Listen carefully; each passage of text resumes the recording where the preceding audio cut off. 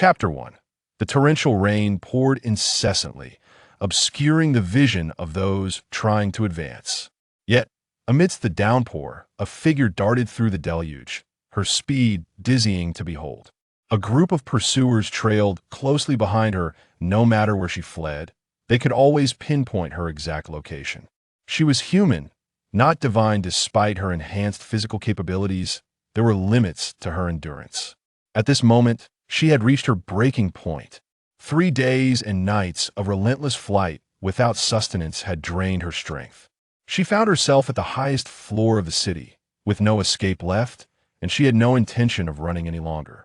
Yuan Tianye was dead, and in this world, there was nothing left for her to cherish.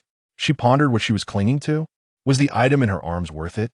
Her pursuers had arrived, yet they dared not take a single step forward. The reason was evident. The target they sought sat perched upon the railing of the building, and with a mere backward tumble, everything would dissolve into nothingness. Overlord Flower, you have nowhere left to run. Be sensible and hand over what you possess. Chen Wanwan's lips curled into a sly smile, her pristine white teeth glimmering as she retorted, "Who says I intend to flee? I'm merely taking my dog for a walk." Since escape was no longer an option, and having already claimed the lives of several of their comrades, she might as well further incite their hatred. Engaging in a bit of verbal sparring before her demise felt rather satisfying. Perhaps she could provoke a few of them to the point of apoplexy? If so, that would be splendid. Overlord Flower, why struggle in vain? With your beauty and prowess, you would thrive among us. Why persist for a corpse? Join us, and you shall live far better. Wealth and power will be at your fingertips. You can revel as you please, free of anyone's scrutiny. They sought to seduce her, yet Chen Wanwan merely chuckled softly. But I enjoy being controlled. I relish being pointed at. Regrettably, the one who pointed at me has been slain by your hands. Wealth and power, anything I desire, I can acquire. Yet him, I cannot even follow him in death. Why? Because of you filthy scoundrels. The group was left speechless by her tirade, for they dared not voice their anger. They feared that she might leap from her perch. Ha ha! I simply adore witnessing your impotence. It's utterly delightful. You clearly wish to execute me, yet you don't dare utter a word. How exhilarating. Raindrops streamed down Chen Wanwan's exquisite cheeks, cascading down her neck into the gutter below. The allure of the rainy night corrupted the gazes of her pursuers. Overlord Flower Chen Wanwan was indeed a stunning enchantress. Alas, her wild spirit rendered her untamable. No, there was one who could have tamed her. Unfortunately, that individual lay dead at their hands. If they could seize her today and obtain the item in her possession, she would become their captive, subject to their whims. The mere thought ignited a fervor within them. They were desperate to capture Chen Wanwan, to witness her agony and struggle. Chen Wanwan retrieved a small box from the tumultuous gutter, examining it closely. At the sight of the box, the crowd stirred. This was the very object of their pursuit. Within reach once obtained, wealth and women would be theirs. Chen Wanwan cast a disdainful glance at the group, turning the box over in her hand. Their anxiety was palpable, fearing she might lose her grip and let it fall. Yet, Chen Wanwan was indifferent, echoes of his words ringing in her ears. Wanwan, this is the culmination of my life's work. Please safeguard it. She regarded him with calmness. Even as he faced death, his heart remained untouched by her. How ironic. She, Chen Wanwan, the renowned Overlord Flower of the underworld, had many admirers, yet this man remained unmoved. His eyes were only for his cold laboratory and the object before her. She asked, "Is it more important than your life?" Without hesitation, he nodded, prompting a smile from Chen Wanwan. She then inquired, "And what of me? Do I hold a place in your heart?" Wanwan, stop this nonsense. Take the item and flee. Time is of the essence. They will soon be upon us. Yuan Tianye. All she desired was a single acknowledgement. Was that too much to ask? Yuan Tianye gazed at the resolute Chen Wanwan and firmly declared, "No. My heart is filled with you. I need no special place. Alas, I shall not live much longer. So forget me, Wanwan." Very well. Everything must have a conclusion. Her love had been inexplicable at the very least. let her realize it was unreciprocated. Receiving such a callous reply, Chen Wanwan furiously abandoned Yuan Tianye, clutching his most treasured possession as she departed. She understood that Yuan Tianye would not survive. Remaining by his side would only allow her to witness his demise. Thus, she resolved to fulfill one last task for him, to protect his most cherished item. Wanwan, if the time comes when you must, open it, echoed Yuan Tianye's admonition. But Chen Wanwan felt no further need to listen. Perched on the rooftop, Chen Wanwan gazed at the item in her grasp, smiling. If she could not accompany you in death, then it was only fitting to take your most important possession along with her. With that, Chen Wanwan smiled and leaned backward, her face serene. Perhaps death was the ultimate liberation. Don't get below. This wretched woman. Curse away. I fear not death. Why would I fear your insults? Her body plummeted rapidly downward. Yet, inexplicably, Chen Wanwan recalled Yuan Tianye's words. Should I open it? If she was to die alongside him, perhaps she ought to take a look. Chen Wanwan opened the item she held. A flash of brilliance erupted, causing her to reflexively close her eyes. Simultaneously, a bolt of lightning struck her. Damn it! I wasn't slain by those pursuing me, nor did I fall to my death instead. I was ultimately struck by lightning. Yuan Tianye, did you have to drag me down even in death? What in the world is this most important item of yours? Unbeknownst to her, after she fell unconscious, her body vanished from midair. Her pursuers scoured the entire building, finding not a trace of her. As those above failed to locate Chen Wanwan, they grew suspicious of the group that had pursued both her and Yuan Tianye. They began to subject them to brutal interrogations, vowing to extract from them any information regarding Yuan Tianye's research. Until the last person took their last breath, they could not elicit a shred of useful information. All they knew was that after Chen Wanwan's leap, she vanished without a trace. Not even a scrap remained. She disappeared inexplicably. The whereabouts of the infamous Overlord Flower became a mystery. Some claimed she had turned over a new leaf, pampered by a wealthy patron. Others suggested she had caught the eye of a powerful figure and had become his prized possession. There was also a theory that she had eloped with the scientific prodigy Yuan Tianye. Those in the underworld knew of Chen Wanwan's admiration for him. This explanation gained the most traction, for it was not only Chen Wanwan who went missing. Yuan Tianye had vanished as well. Regardless of the speculations, Overlord Flower, Chen Wanwan, ceased to exist. Her legend lived on only in the memories of a few who longed for her beauty. After all, what is unattainable is forever worth remembering. Chen Wanwan remained their eternal Overlord Flower in their hearts. Chen Wanwan regained consciousness amidst a cacophony of indistinct chatter, utterly bewildered by her surroundings. However, it was evident that a crowd had gathered around her, speaking in tongues she could not comprehend. Despite her proficiency in several languages, these were foreign to her. She attempted to move her body. Splendid, she was not bound. Next, she assessed her physical state for any injuries. Excellent, though somewhat numb. Everything seemed intact. But this was puzzling. She distinctly remembered not dying from a fall, but being struck by lightning. Could this odd sensation be a remnant of that strike? As Chen Wanwan stirred, the group surrounding her resumed their animated discussions, growing increasingly fervent. She cautiously opened her eyes to discern her situation, only to exclaim in disbelief, "What the hell?" The sight before her left the seasoned Overlord Flower utterly flabbergasted, blinding her with its absurdity. What in the world was happening? Was it truly necessary to be this shocking? No, she could not bear to look any longer. If she continued, she might develop an eye condition. Chen Wanwan promptly closed her eyes, the scene too dazzling for her to behold. Even a formidable figure like the Overlord Flower had her fears should those around her discover this. They would surely mock her mercilessly.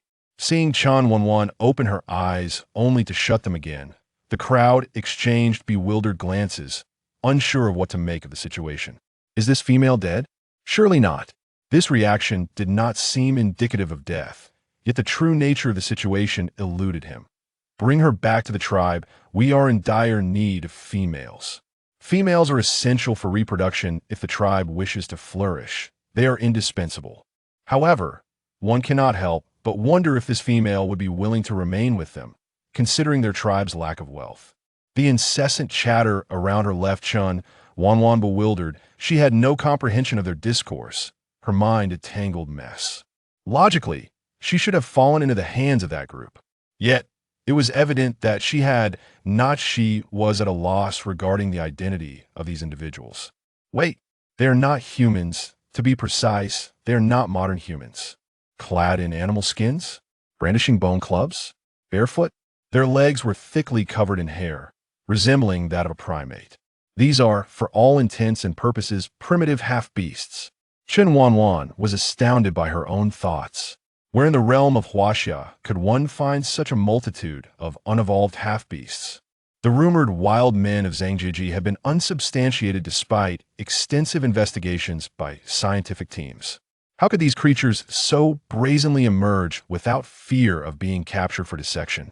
Moreover, the place where her misfortune befell her was devoid of deep mountains or old forests. How could half-beasts possibly exist? No, that does not make sense. Half-beasts could not possibly exist in the modern era. How then had she arrived here? Wait a moment. The object? The item Yuan Tianye had given her. What was the radiant light she saw in the end? What was Yuan Tianye truly researching? The very thing those people were willing to kill him for must be significant. But the question remains, what exactly is it? Chen Wanwan's heart cried out in despair. Yuan Tianye, do not perish just yet. Come forth and elucidate this entire situation for me. A roar, a beastly cry interrupted Chen Wanwan's lament, and she sprang to her feet in alarm. The half-beasts, already trembling from the roar, were utterly terrified. One among them glanced at Chen Wanwan and calmly urged, quickly, take her away from here. Move swiftly, our hunting expedition has gone awry. We have encountered a saber-toothed tiger. This creature is ferocious. We cannot confront it, Hedon. Let us hasten back to the tribe. We must protect this female. The female is the foundation of the tribe. Each one is a vital guardian. The tribesmen urged Xiao, make a decision swiftly. If we delay, that beast will arrive, and it will be too late.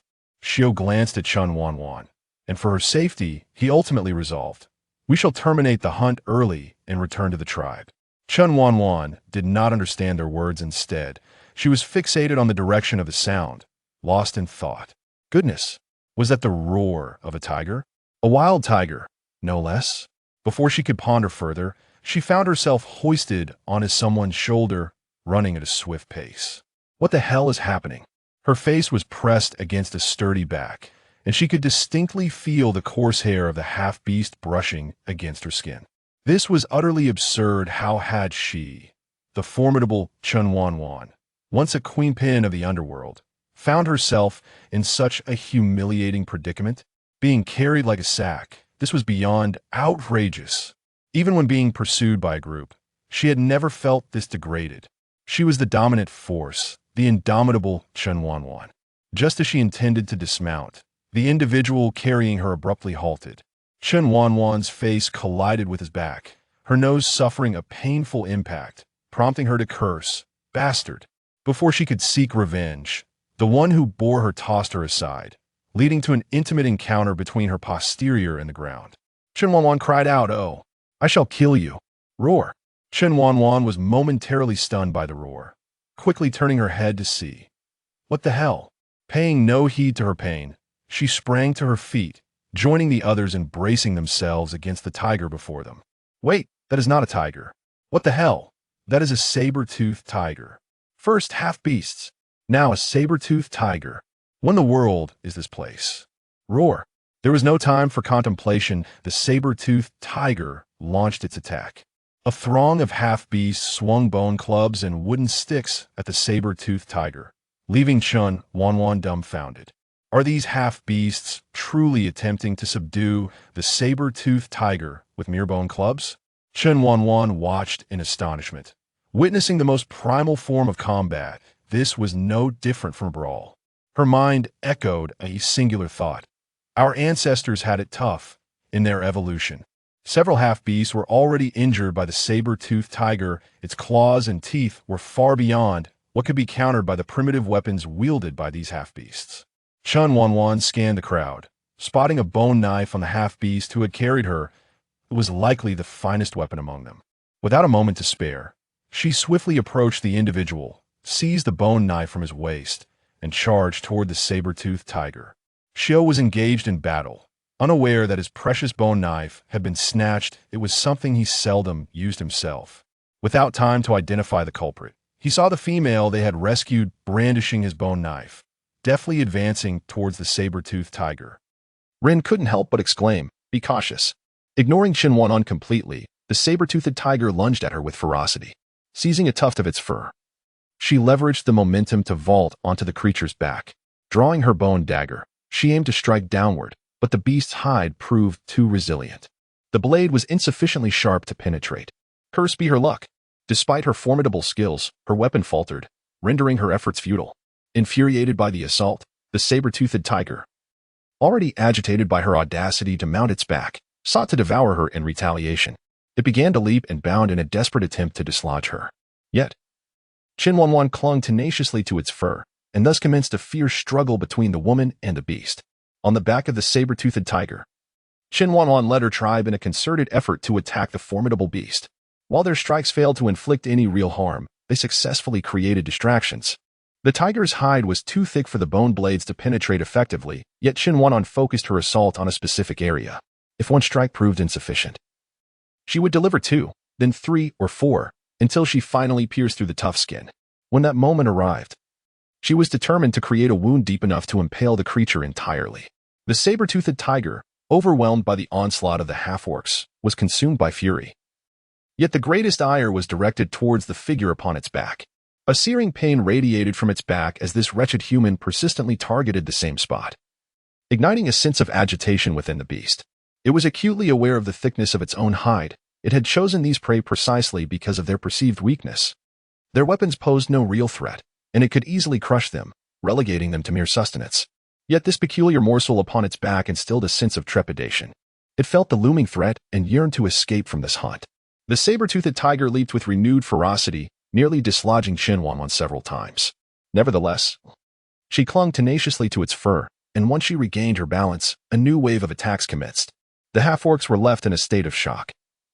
They had never witnessed such a formidable warrior among their kind, especially one who was female. Imagining themselves in her place, they feared they would have long since perished. Yet this female not only rode the tiger but also inflicted injuries upon it. What an extraordinary being she was. "Xiao, from where did this creature emerge?" Niano inquired, sidling up to Xiao while continuing to assault the saber-toothed tiger. Xiao, equally astonished by Chen Wanwan's prowess, found himself reevaluating his perceptions of females, who he had always considered to be frail. A moment's inattention could spell doom, yet this female commanded his respect. As he gazed upon Chen Wanwan, a newfound fervor ignited in his eyes. Previously indifferent to females, he now contemplated the possibility of seeking her as a mate. API call failed with status code 429. Error. Code. For 29. Message. Resource has been exhausted, e.g. check quota. Status. Resource exhausted. Chen Wanwan plunged the bone dagger into the wound of the saber-toothed tiger, gripping its fur with one hand while the other twisted the blade within its flesh. The creature howled in agony and fled with increased speed, leaving behind a group of astonished half-orcs. Had they given up?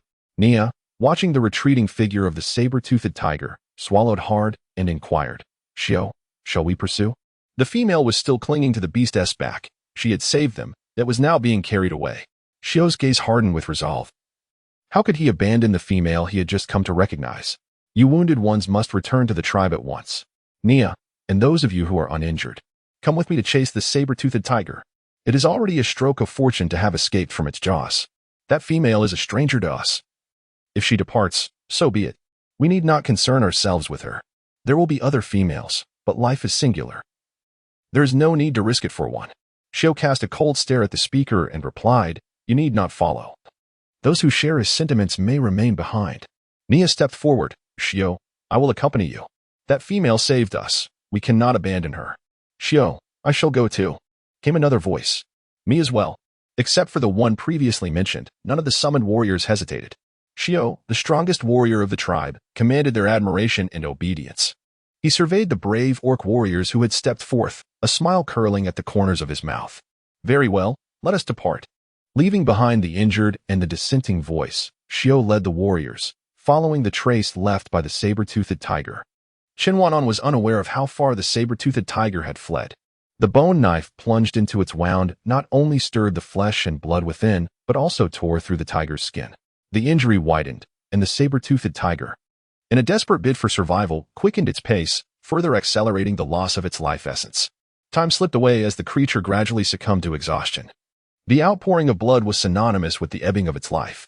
In its moment of weakness, it sought the most vulnerable of prey, only to encounter the harbinger of death, Chen Wanwan, ultimately costing it its life. As the saber-toothed tiger collapsed, Chen Wanwan too fell to the ground, her vigilant gaze fixed upon the beast. Noticing its labored breaths, she felt a wave of relief wash over her. Only when the creature ceased to breathe did she allow herself to collapse, exclaiming, how utterly exhausting, while lying down to regain her strength. Chen Wanwan was oblivious to the blood trickling from the gash inflicted by a branch. This crimson stream coursed down her arm, and as it reached her wrist, it was entirely absorbed by the bracelet she wore. The Nanospace system was activating. What is this? The Nanospace system initiated at 50%. Chen Wanwan, disregarding her fatigue, immediately sprang up, her gaze vigilant as she surveyed her surroundings. All that surrounded her were the carcass of a saber-toothed tiger and dense foliage. From whence had that sound originated? Nanospace system activation at 100%. The voice echoed once more. And Chen Wanwan finally ascertained that it emanated from her own body. How could there be a sound from within her? Surely, she was merely exhausted and hallucinating. Ding. Nanospace system successfully activated. What? This was no auditory illusion. It truly existed. May I inquire if Wanwan is bound? Yuan Tianye? Had he not perished? How could his voice be manifesting from within her? May I inquire if Wanwan is bound? Bound. She was eager to unravel the mystery behind all this. Finding successful. And then? Chen Wanwan suppressed the tumultuous emotion swirling within her and awaited in silence. Wanwan's nanospace system officially generated. Shall Wanwan activate? Chen Wanwan took a moment to steady her racing heart and calmly declared, activate. No sooner had she uttered those words than she found herself transported to a familiar setting. A villa that was all too recognizable. It was the very place she had shared with Yuan Tianye. Could it be that she had returned once more? Chen Wanwan hurriedly ran to the entrance of the villa, pushed open the grand door, and made her way directly to Yuan Tianye's laboratory, familiar with every step. Upon entering the laboratory, she found it utterly devoid of his presence. With a wry smile, she sank to the floor beside the door, pondering, Yuan Tianye. Is this what you have dedicated yourself to? What purpose does this serve for me? All I yearn for is to see you. Even if your heart does not hold me. After indulging in her solitary melancholy for a while, Chen Wanwan rose to her feet, only to notice a neatly arranged letter resting on the pristine laboratory table. Was this letter left for her by Yuan Tianye? With eager anticipation, she approached and picked it up. For my beloved Wanwan. As Chen Wanwan reached this point, the woman who had never shed a tear found herself weeping for the first time. Yuan Tianye, you deceitful scoundrel. You clearly hold me in your heart. Yet you insist on convincing me that you do not. How could you treat me this way? Alas, she could no longer seek him out. He was gone. There would never again be a Yuan Tianye in this world. She had cast him aside. The man she had cherished for so many years was lost to her, merely because he had deceived her into believing she did not exist in his heart. She should not have departed. What harm was there in accompanying him into oblivion? With a heart heavy with sorrow, Chen Wanwan opened the letter left for her by Yuan Tianye. Wanwan, I always knew that one day this would be of use to you. You possess a strong will, refusing to concede in any matter.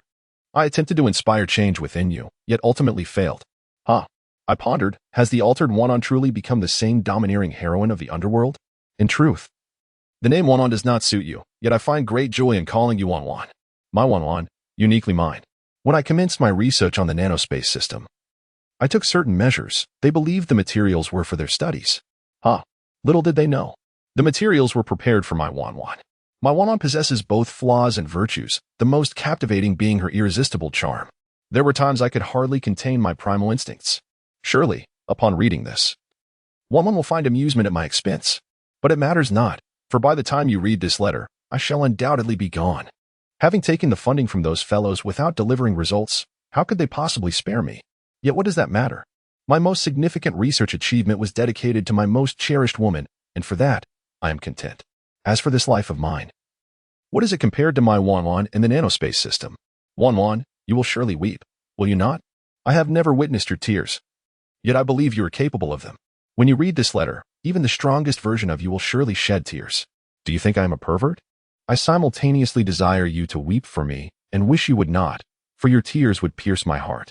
Wanwan has hinted to me on more than one occasion, and I comprehend her words. Yet, Wanwan, I cannot provide you with happiness. I am engrossed in research, inept at communication, and my life is devoid of excitement. None of this is acceptable to you. You might say you could adapt to my ways for my sake, but truly, there is no need. My Wanwan cannot fulfill the role of a virtuous wife, nor can I be a good husband or even a decent father. Wanwan, this is indeed for the best. I have accomplished my life's greatest research. Do you know? When I managed to fit our entire villa into the Nanospace system, I was so exhilarated that I nearly stopped breathing. Wanwan, can you fathom that feeling? I was overwhelmed with joy. I had succeeded. Do you realize, Wanwan?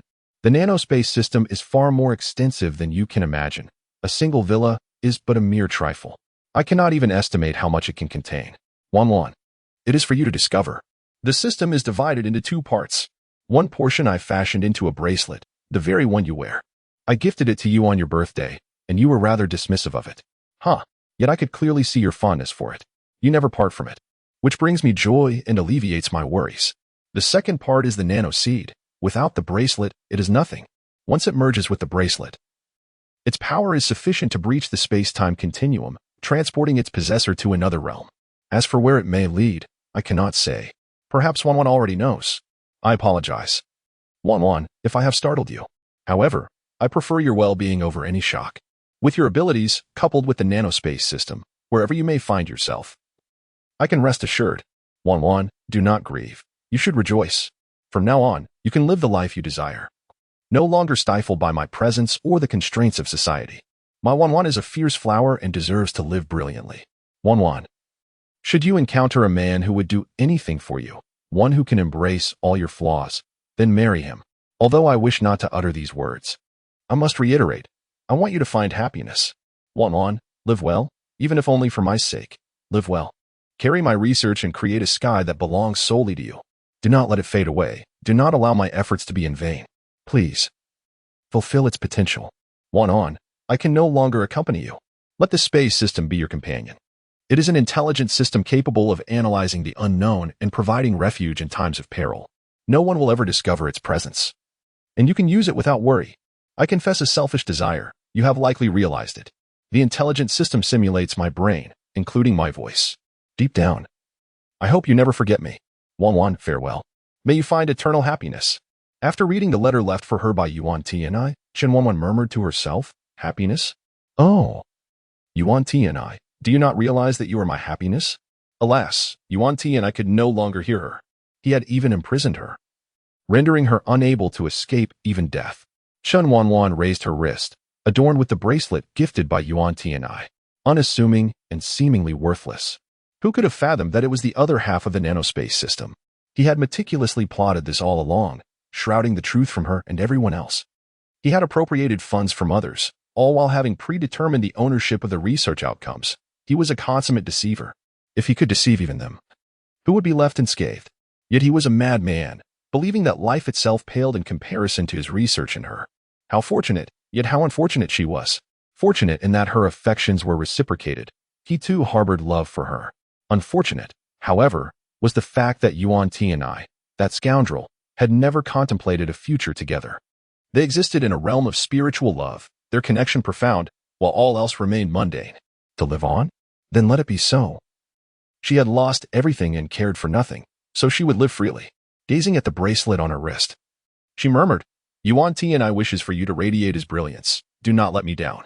Now, let us bear witness to the awe-inspiring revelations of this ancient era. API call failed with status code 429. Error. Code 429. Message. Resource has been exhausted, e.g. check quota. Status. Resource exhausted. Chen Wanwan licked her parched lips and grinned. Are the beasts of the savage world ready for battle? Here comes the fierce Chen Wanwan. With my heart sealed and unafraid of death, allow me, Chen Wanwan, to witness the primal existence of the beastly realm. Chen Wanwan rummaged through her room and discovered a medical kit. After taking a shower, she tended to her wounds. Changing into clean clothes, her hunger became unbearable. She drank a bag of glucose solution, which barely sufficed. She decided to venture outside to bring the saber-toothed tiger into her space for skinning and to roast some meat. Wanwan, an unidentified creature is approaching. Unidentified creature? You do not know what it is? Did Yuan Tianye not say you are an intelligent system? Wanwan. Should I activate intelligent recognition? Activate. Half-beasts, living 20,000 years ago. They have just recently learned to walk upright and belong to a transitional phase between man and beast. 20,000 years ago? That is quite a long time. Can you see the situation outside? I cannot. Then are you still an intelligent system? An intelligent system is not an all-encompassing system. The system was indeed modeled after Yuan Tianye's brain, which was quite infuriating. Forget it. Relying on it is less dependable than relying on myself. They are merely a group of half-beasts wielding bone clubs and wooden sticks like wild men. What is there to fear? If worst comes to worst, I can just hide again. The half-beasts finally tracked down the corpse of the saber-toothed tiger. But only its remains were left, with no sign of Chen Wanwan. Shou Lingyan commanded, search the area for her presence. The half-beasts dispersed to look around, even examining the saber-toothed tiger closely. After a while, the half-beasts returned with their findings. Xiao, we have searched the surroundings and have not seen that female. Xiao, the saber-toothed tiger's back has been pierced. That is the fatal wound. Xiao, we have yet to taste saber-toothed tiger meat. Should we take it back? Xiao, where do you think that female has gone? Xiao raised his hand to silence the others, unwilling to accept the situation. He searched the area once more, confirming Chen Wanwan's absence before returning. With her gone, he could do nothing but reluctantly order, take it back. The half-beasts joyfully went to collect their spoils. Although this prize was not won by them, it did not diminish their excitement. The saber-toothed tiger had never been a creature they dared to confront. They only sought to evade it. If evasion was impossible, they would inevitably become its prey. They could hardly fathom the day they might feast on saber-toothed tiger meat. Could this be considered a form of revenge? Chen Wanwan appeared atop a tree, observing the orcs joyfully transporting her spoils. She called out, "Hey, did you obtain my belongings with my consent?" The sudden voice startled the orcs, causing them to scatter and gather around Xiao, vigilantly scanning their surroundings. As soon as Chen Wanwan spoke, Xiao had already fixed his gaze upon her. Looking at Chen Wanwan perched upon the tree, his eyes sparkled with an astonishing brilliance. This fervent gaze was impossible for Chen Wanwan to overlook. Following his line of sight, she discovered an orc staring intently at her. Chen Wanwan furrowed her brow. Sensing this gaze, which was rife with a predatory intensity, was he harboring desires for her? Chen Wanwan let out a cold laugh. Indeed. Men are creatures that think solely with their lower halves, even if they are half-beasts. However, his plans are likely to come to naught. As there are countless men who admire her, Chen Wanwan, in the presence of a half-beast is of no concern to her. Are you all right? Xiao couldn't help but express his concern for Chen Wanwan. Upon closer inspection, he noticed that her attire had changed. In this desolate wilderness, where could she have acquired new clothing? There was no sign of dirt on her. Had she bathed? The style of her garments was peculiar, not resembling the animal hides commonly worn by their kind. Who exactly was she? Could she be a female who escaped from a large tribe? Chen Wanwan furrowed her brow. The linguistic barrier rendering communication impossible, a veritable cacophony of unintelligible sounds. Nai drew closer to Xiao, inquiring, "Xiao, what is that female muttering about?" "I'm uncertain. I can't comprehend her speech.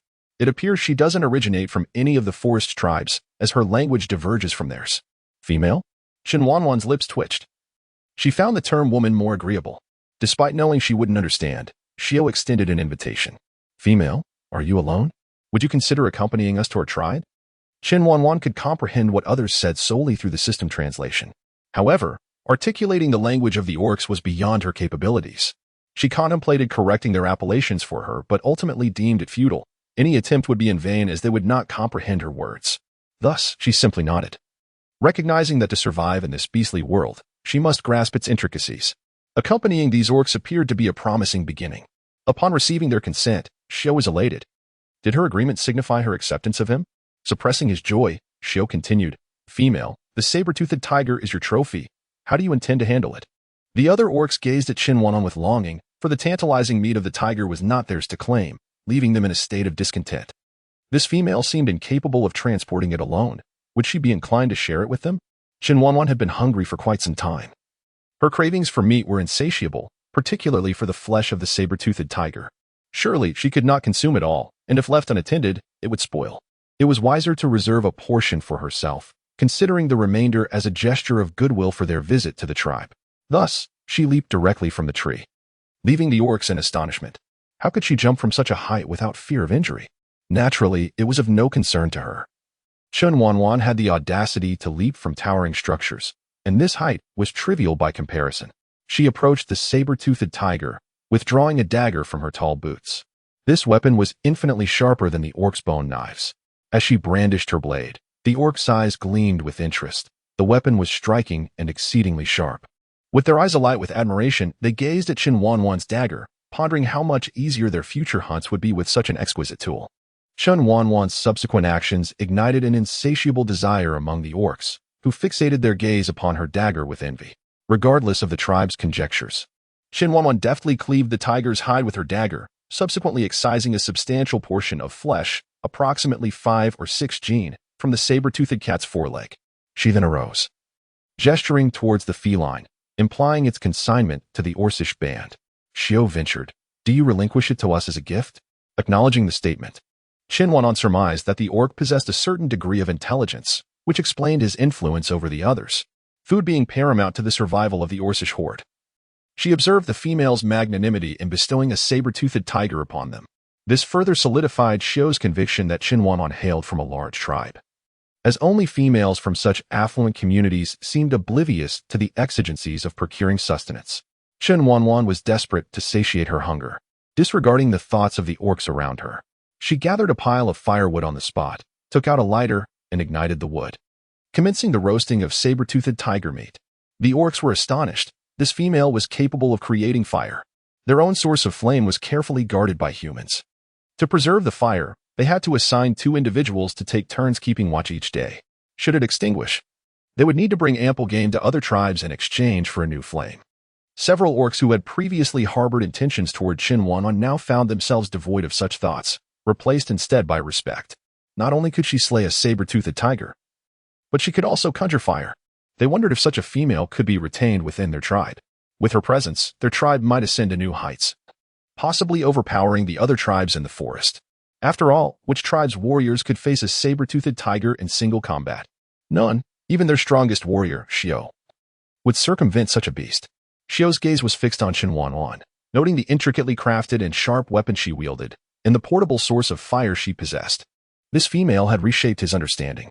Even more astonishing was that, whether it was weaponry or fire, it vanished right before their eyes, while others remained oblivious. He perceived it clearly. In the mere blink of an eye, the items disappeared. Furthermore, apart from the exquisite weapon she had unveiled moments ago, there seemed to be no other place on her person to conceal such objects. Could it be that she returned them there? Xiao scrutinized Chen Wanwan's boots, pondering whether those items might indeed be hidden within. Chen Wanwan cast a sidelong glance at the orc closest to her, noticing him intently gazing at her boots. Amused, she inquired, "Do you fancy my boots?" Then, Ru pointed at Chen Wanwan's boots and asked, "Is your weapon kept here?" Chen Wanwan rolled her eyes. Indeed. It was like speaking to a brick wall. The orc was not enamored with her boots, but rather suspected that she concealed weapons within them. Nevertheless, she was disinclined to respond. After all, whatever she said would be lost on him. Alas, it presented quite the conundrum. Regardless, a basic level of communication was essential. Thus, she resolved to learn another language, a task that seemed far more manageable. With the assistance of her translation system, she could swiftly grasp the nuances of their language by observing their lip movements and utilizing the translation device. This was certainly simpler than her previous endeavors of mastering the tongues of various nations. The roasted beast meat in her hands began to release an enticing aroma. The orcs could not help but swallow hard. Saber-toothed tiger meat. They had never tasted such delicacies, and after trailing Chen Wanwan for so long, they were quite famished. Chen Wanwan attempted to tear a piece of meat and place it in her mouth, only to promptly spit it out, exclaiming in frustration, "Darn it. I forgot to add seasoning." The orcs, observing this peculiar behavior, were left in a state of confusion. Could it be that saber-toothed tiger meat was truly unpalatable? Before they could ponder further, they witnessed Chen Wanwan producing several exquisite bottles and jars, which seemed to contain something intriguing. Their curiosity did not lie in the nature of these items. Instead, they were eager to discern from whence she had procured such an assortment. Surely, the footwear adorning her feet could not accommodate all these objects. In other words, even if it were possible, would it not be uncomfortable for her to walk? The orcs collectively turned their gaze towards Chen Wanwan's boots, filled with an inquisitive desire to uncover what else might be concealed within. Chen Wanwan delicately sprinkled her desired condiments over the saber-toothed tiger meat, and with a swift motion of her hand, The bottles and jars vanished from sight. At this moment, the orcs were no longer composed. Nia swallowed hard and nudged Xiao with his hand, inquiring, "Did you see that?" Xiao nodded. He had indeed witnessed the astonishing spectacle. Those items simply disappeared. Xiao affirmed, "I saw it." The orcs echoed, "We saw it too." Yet, what did it matter that they had seen it? While they seemingly comprehended the words spoken, the language of the other party eluded their understanding. This raised a question. Whether the other party would respond was one matter, but whether they could grasp the reply was quite another. The corners of Chen Wanwan's lips tilted upward slightly. She found this group of orcs quite amusing. The saber-toothed tiger meat, enhanced with seasonings, emanated such an enticing aroma that the orcs couldn't resist drawing nearer. Chen Wanwan inhaled deeply. This was the aroma that true barbecue should possess. Turning her gaze towards the approaching orc, she raised the piece of beast meat in her hand and inquired, "Would you like to taste?" The food provided them with a common topic, prompting the orcs to nod fervently, exclaiming, "Yes, we want to eat." A smile graced the corners of Chen Wanwan's lips. See, they had already learned 2 words. Observing their enthusiasm, she pointed to the saber-toothed tiger meat nearby and stated, "If you wish to eat, you'll have to roast it yourselves." As for the meat in her possession, that was her sustenance, and she would not share it. "Xiao, what does he mean?" Nia watched Chen Wanwan savoring the saber-toothed tiger meat, swallowing hard. It looked utterly delicious. Xiao speculated, "She means that if you want to eat, you must do it yourselves." Nia glanced at Xiao, astonished. "You can understand her?" "Just a guess." After uttering this, Xiao approached Chen Wanwan and asked, "May I borrow your knife?" Chen Wanwan glanced at the orc. Setting aside his thick fur, the orc was rather handsome. He had a robust physique, a tall stature, and his bare torso revealed a set of impressive 8-pack abs. His muscles were well-defined, yet not overly bulky. His deep-set eyes radiated a wildness, complemented by a prominent nose and sensuous thin lips, features that she could appreciate, albeit only from a distance. With a swift motion, a dagger reappeared in Chen Wanwan's hand, and the sight of it left Xiao utterly astonished. It seemed to materialize out of thin air. Where had she concealed it? Handing the dagger to the orc, Chen Wanwan resumed her feast of beast meat. After a prolonged period of hunger, she deemed it essential to reward her own appetite. As for whether the orc would abscond with the dagger, she harbored no concerns. Not only had she brought all her weapons, but a single dagger held little value for her. Even if it were of importance, she was entirely capable of reclaiming it through her own prowess. Thus she lent it without hesitation. Once the dagger was in his possession, Xiao examined it repeatedly, growing increasingly fond of it. This weapon far surpassed the bone knife he had cherished for so long. It was lighter than the stone knife and sharper than the bone knife. With it in hand, hunting would no longer pose a challenge. Alas, it did not belong to him. It was the possession of that female, and he had yet to develop a penchant for seizing female belongings. Regardless of its quality, he would not yield to greed. He adhered to his principles. Nia dashed over to Xiao, her excitement palpable. "Xiao, did she lend you the weapon? Show me. Is it heavy?" Xiao raised the dagger above his head, and since Nia was shorter, she jumped several times, only to be evaded by him. After a few unsuccessful attempts, Nia implored, "Xiao, don't be so stingy. I just want to take a look. It's not like anything will happen." Xiao shot her a sidelong glance and replied, "This is something she has lent me for use. I have no authority to pass it on to you. If you wish to see it, go ask her. Don't block my way. I need to go cut some meat."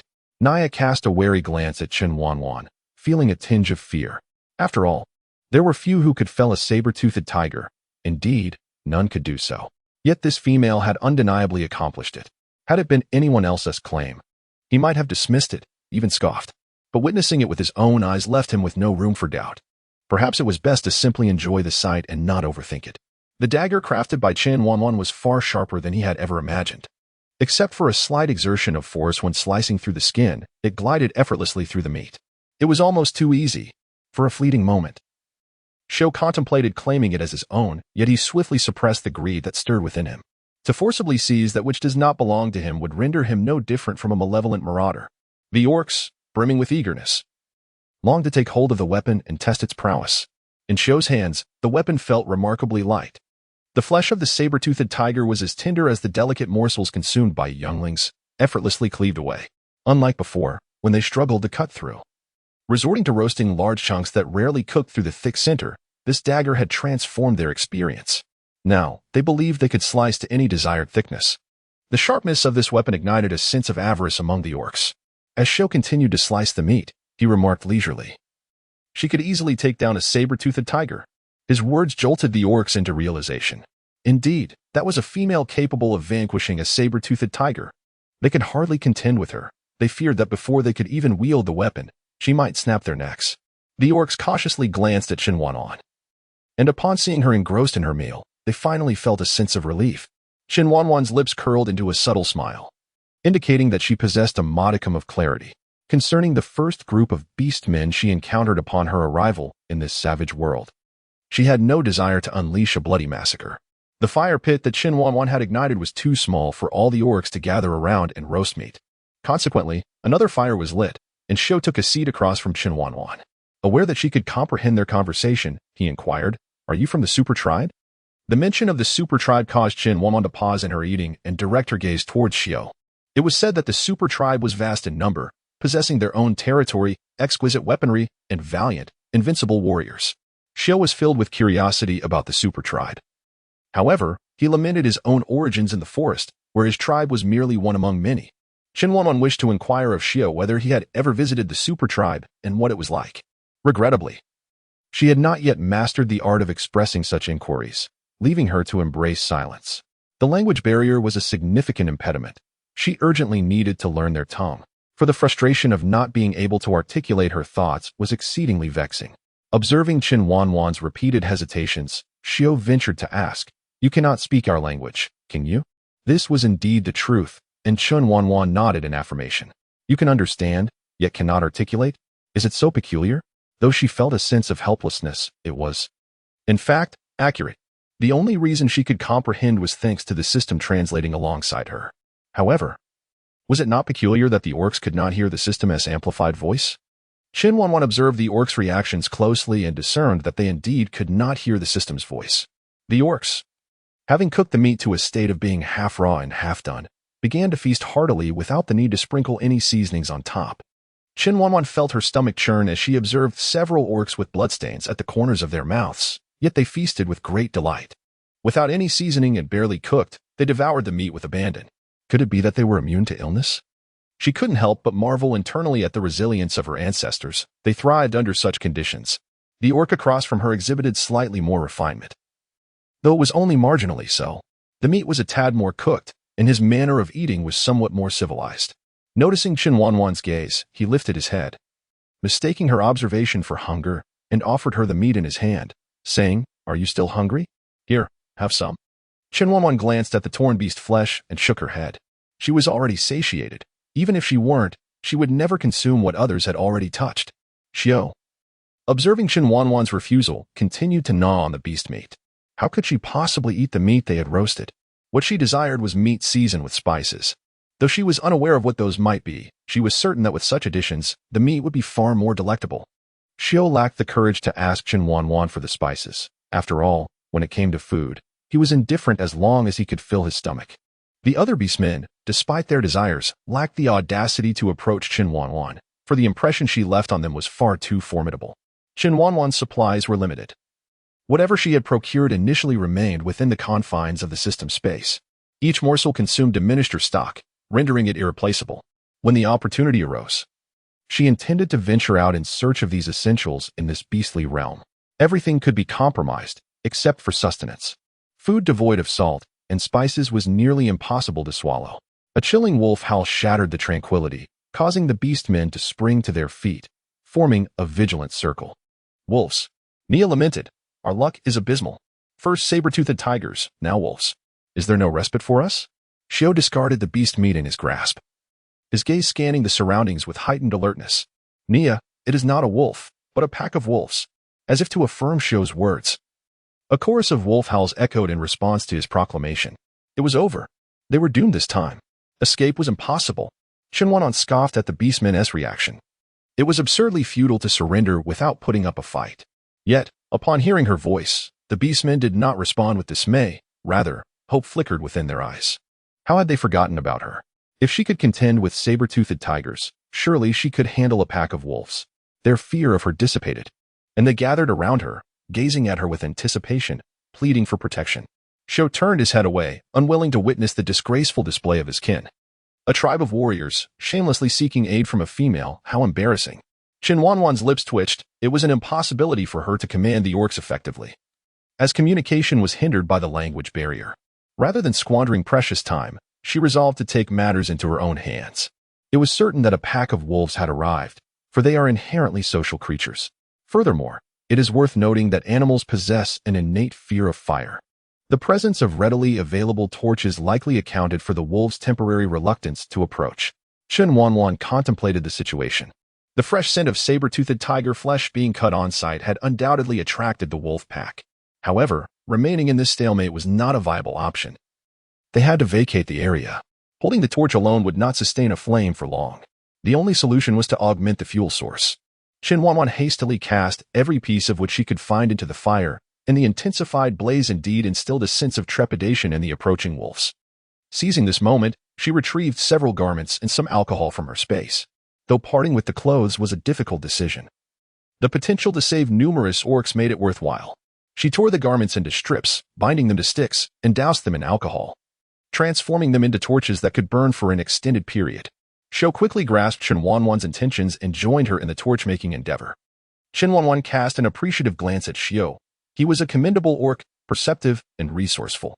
Sensing her approval, Xiao's spirits lifted, and he urged his kin, those who resemble her should act swiftly. Upon hearing Xiao's words, Nia and the others eagerly joined in, and with more hands at work. The torches were fashioned in no time. API call failed with status code 429, error, code, for 29, message, resource has been exhausted, e.g. check quota. Status, resource exhausted. Chen Wanwan could neither respond to them nor was she inclined to do so. This matter was beyond explanation, and there was no need for elucidation. After crafting the torch, Chen Wanwan dipped it into the flames, and in an instant, the flames enveloped the torch. The intensity of the fire left the orcs astonished. Had they not known that fire could be quite painful, they would have been tempted to reach out and touch it. Chen Wanwan inquired, "Which direction is your tribe headed?" Only after posing the question did she realize that these individuals could not comprehend her words, and she lamented. Curse language barrier. Xiao speculated and asked, "Are you suggesting that we take the initiative?"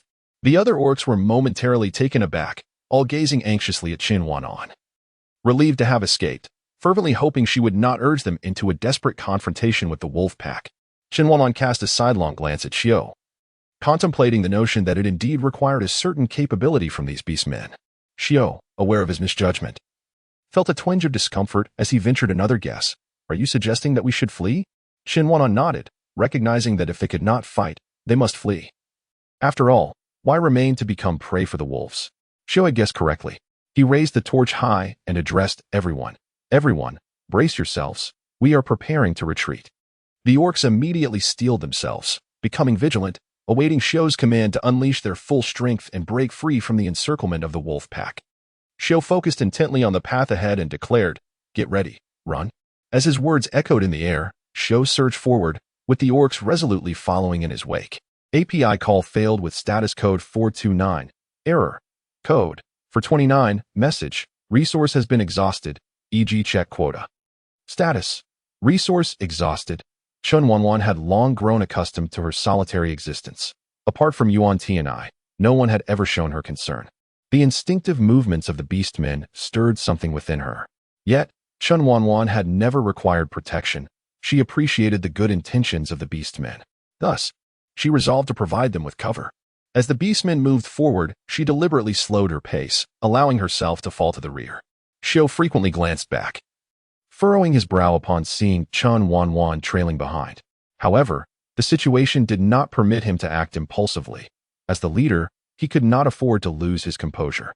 The beastmen brandished torches, and the wolf pack, intimidated, hesitated to advance. But the sight of fleeing prey ignited their instincts, and they could no longer hold back. With a commanding growl, the Wolf King signaled the pack to attack. Massive wolves, resembling the size of cattle, emerged into the beastmen's sight.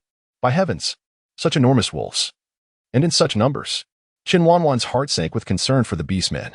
They were far too weak to contend with such formidable adversaries. The weapons in their hands could only serve to mildly irritate the wolves.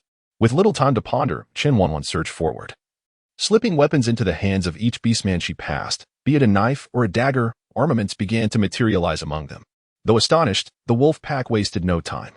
The battle had commenced, and without sufficient speed, the unarmed beastmen began to suffer injuries. Even those armed with weapons and torches could only feebly deter the wolves. Chen Wanwan embarked on her wolf-slaying endeavor, wielding a 1-meter-long steel blade that gleamed coldly as it sliced through the wolves with the ease of chopping vegetables. Blood sprayed onto her face and clothes, staining her freshly donned attire in an instant. Paying no mind to her ruined garments, Chen Wanwan transformed into a ferocious warrior. She darted through the fray, lending assistance wherever danger lurked, delivering fatal blows. The wolf pack was relentless, and the beastmen began to falter.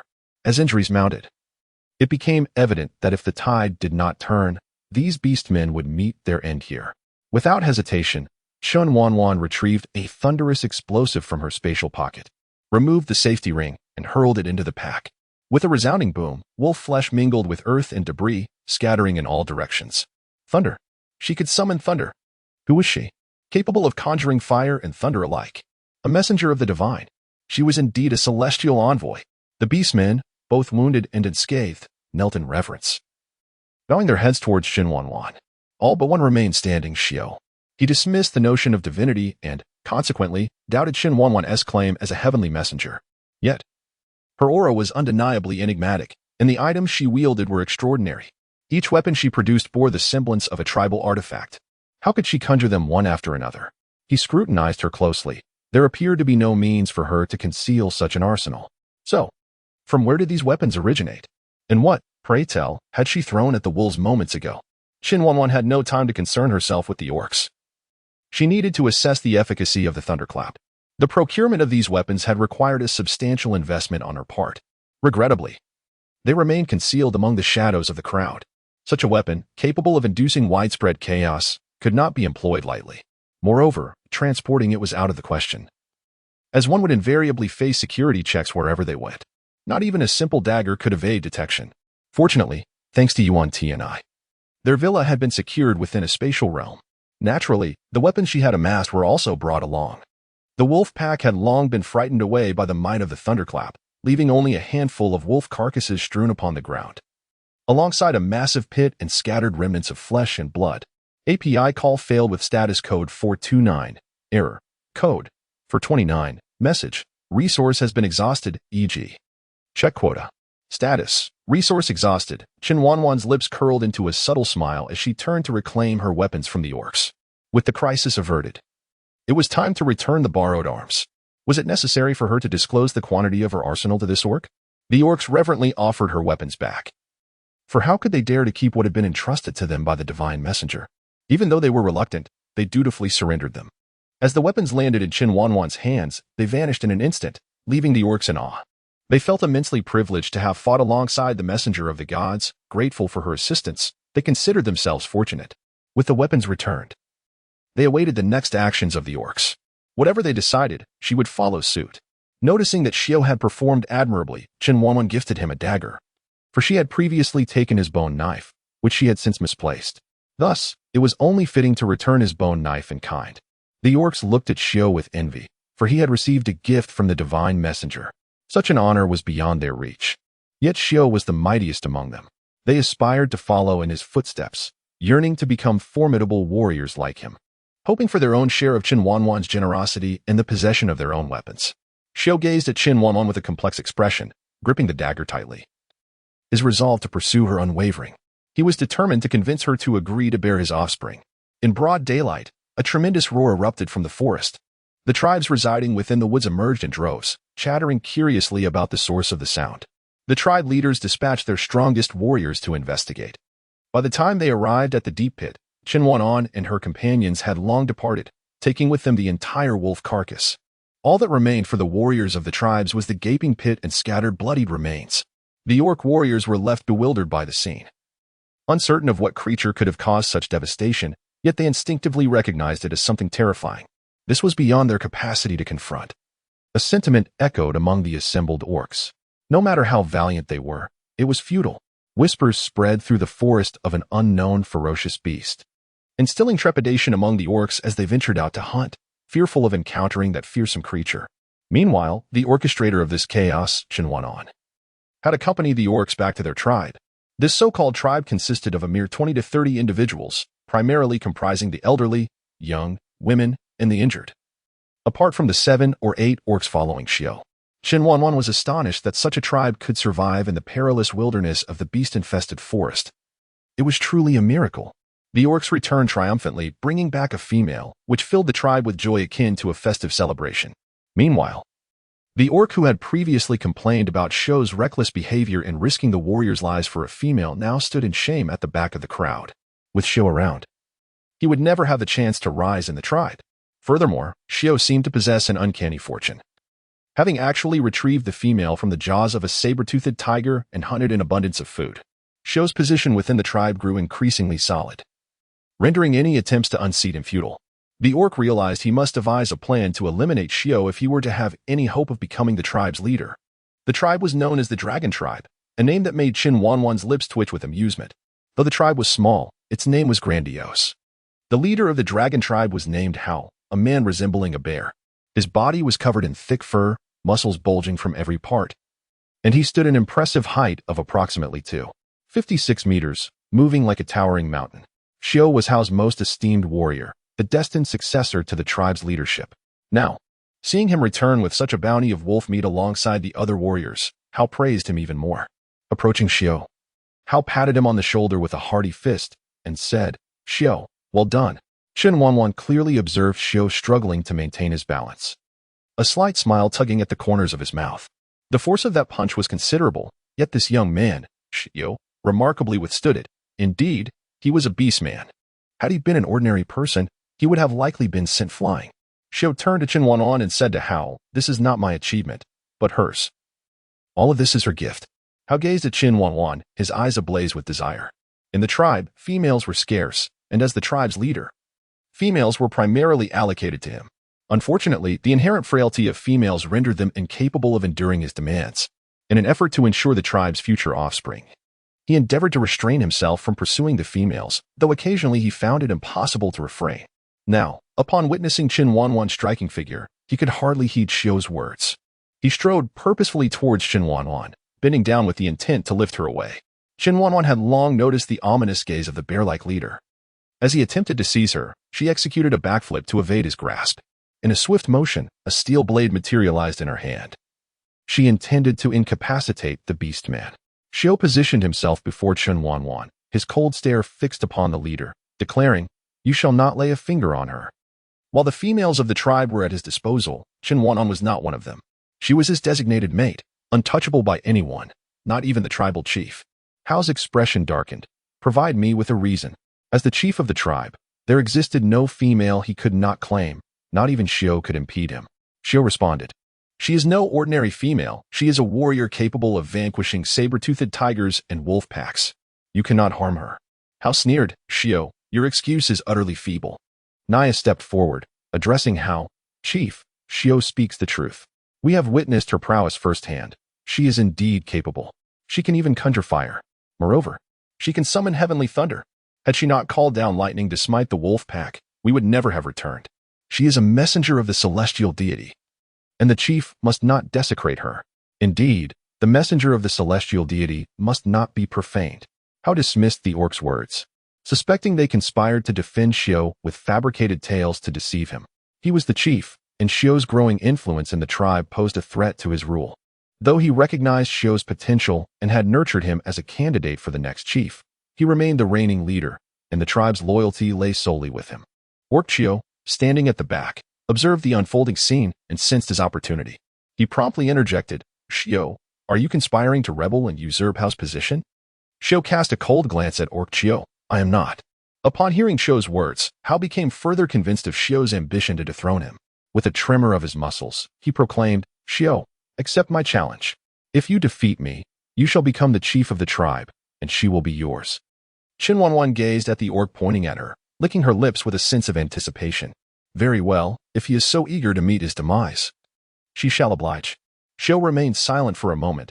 He had no intention of usurping Hao's position, yet for Chen Wanwan's sake, he was willing to accept Hao's challenge. "I accept," he began, but was abruptly pushed aside by Chen Wanwan. Shouldering her steel blade, she strode confidently to stand before Chief Hao.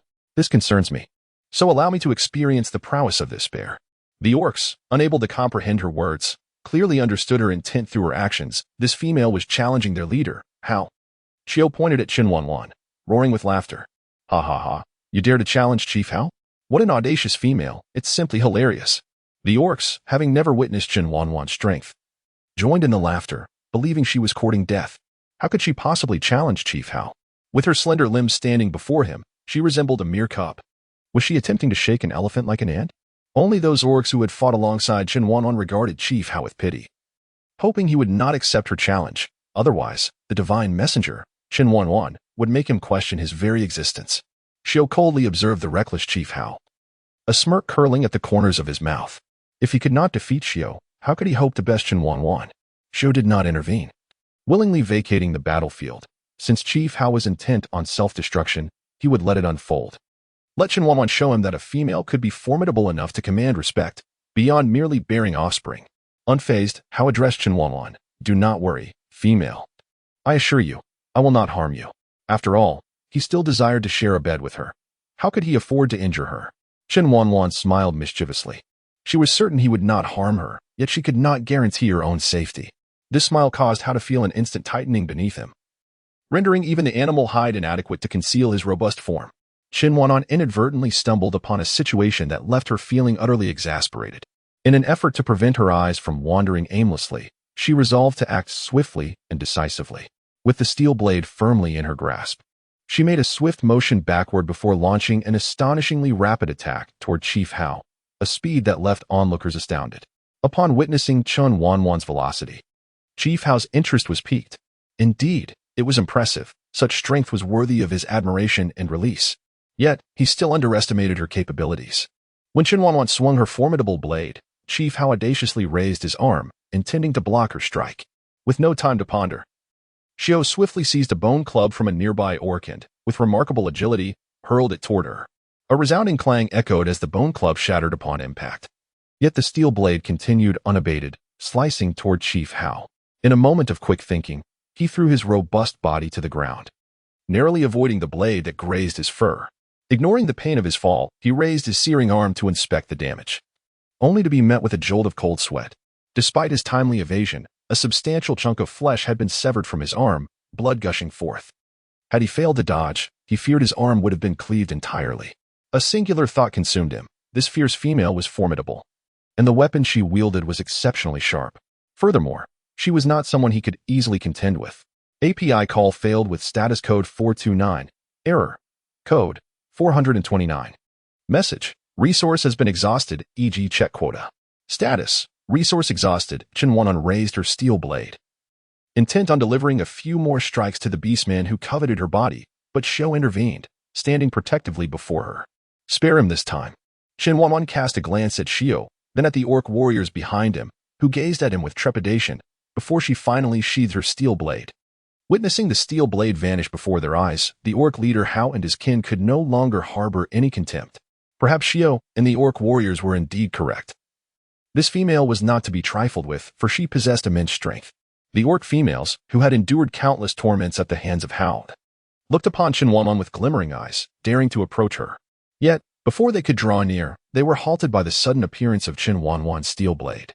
With a frigid gaze, she regarded the female orcs, for she despised the presence of strangers encroaching upon her space, even if they were of the same gender. The trembling female orc stammered, Please don't misunderstand. We mean you no harm." The other two, equally anxious, added, "We merely admire you, and wish to be in your company. Yes, you are formidable. We hold you in great esteem. May we seek your protection?" Though the females were valued by their tribe, they simultaneously bore the burden of their reproductive duties. To bear offspring for the tribe was their purpose for existence. Moreover, they were also expected to fulfill the demands of the orcs. Regardless of their desires, this was the reality they had to confront. API call failed with status code 429. Error. Code 429. Message. Resource has been exhausted, e.g. check quota. Status. Resource exhausted. Chen Wanwan surveyed her surroundings, discovering that there were only 3 women in the entire tribe. She could easily envision the harsh lives these 3 female orcs led to appease their male counterparts. Surviving among a horde of orcs required formidable strength, and these women certainly possessed it. A pang of sympathy stirred within Chen Wanwan for their plight. Yet, she refrained from drawing closer, knowing she could not protect them. The uncertainties of tomorrow weighed heavily on her. She was merely a transient in this world. The timing of her departure remained uncertain, and the prospect of safeguarding them was utterly impossible. She sheathed her steel blade. And as the female orcs assumed her silence signified acquiescence, she turned and made her way towards a grand tree. With ease, she ascended the trunk and reclined upon its sturdy branch, closing her eyes to rest. The opinions of the orcs were of no concern to her. Their judgments were theirs alone. Upon returning to leader Xiao Jiang out of the cave, he encountered this scene. He recognized that Chen Wanwan felt no sense of belonging to their tribe. Perhaps her thoughts were perpetually occupied with the idea of escape. It became imperative for him to devise a strategy to retain her presence, a daunting task indeed. As Xiao approached, the 3 female orcs immediately gathered around him, eager for his attention. He was their first choice for assistance and the one they wished to serve. Regrettably, he was unlike the other orcs. He refused to allow them to share his bed, nor would he permit them near his treehouse. However, he was the most considerate among the orcs, offering them protection that dissuaded others from bullying them. Xiao, who is she? Can we stay with her? They clamored. Xiao, she is so formidable. Can she protect us? Xiao, she appears reluctant to remain in our tribe. Xiao rubbed his temples, occasionally wishing to disregard the incessant chatter of the females. Their incessant prattle was rather irksome. Yet, the tribe's development hinged on the presence of females, and theirs was the tribe most efficient in them, with only 3 females. It was a wonder they had survived at all, let alone the prospect of raising offspring. The orcs had physical desires that he could thwart only temporarily. He could not be present at all times. His only recourse was to caution the orcs to exercise restraint, lest they inadvertently extinguish the lives of the few females. For a tribe devoid of females could not endure. With a throbbing headache, he addressed the females, "Do not disturb her. She understands our speech, but cannot respond in our language. She will not answer your inquiries. She does not belong to the forest? Where did she come from? Will she leave? Enough." Xiao raised his voice, exasperation creeping in as he had no desire to scold the females, yet their incessant noise was overwhelming. Realizing his displeasure, the female orcs fell silent, refraining from further questions. Xiao's stern expression commanded authority as he instructed, "Return to your dwelling. Ask no further questions that do not concern you." The female orcs obediently retreated, for Xiao's words held the same weight as those of their leader. They were bound to heed his commands. Chen Wanwan was not truly asleep. She lay on the tree, feigning slumber. Opening one eye to survey the situation below, she resumed her reverie. Xiao approached, halting beneath her perch, and gazed up at Chen Wanwan, saying, "I am aware that you are not asleep. My treehouse is relatively clean and tidy. Would you care to rest there? Sleeping here is rather uncomfortable, what with the abundance of mosquitoes and the wind. Be cautious not to catch a chill." Chen Wanwan rose to her feet and turned to Xiao, inquiring, "You have offered me your treehouse for slumber. Where shall you rest?"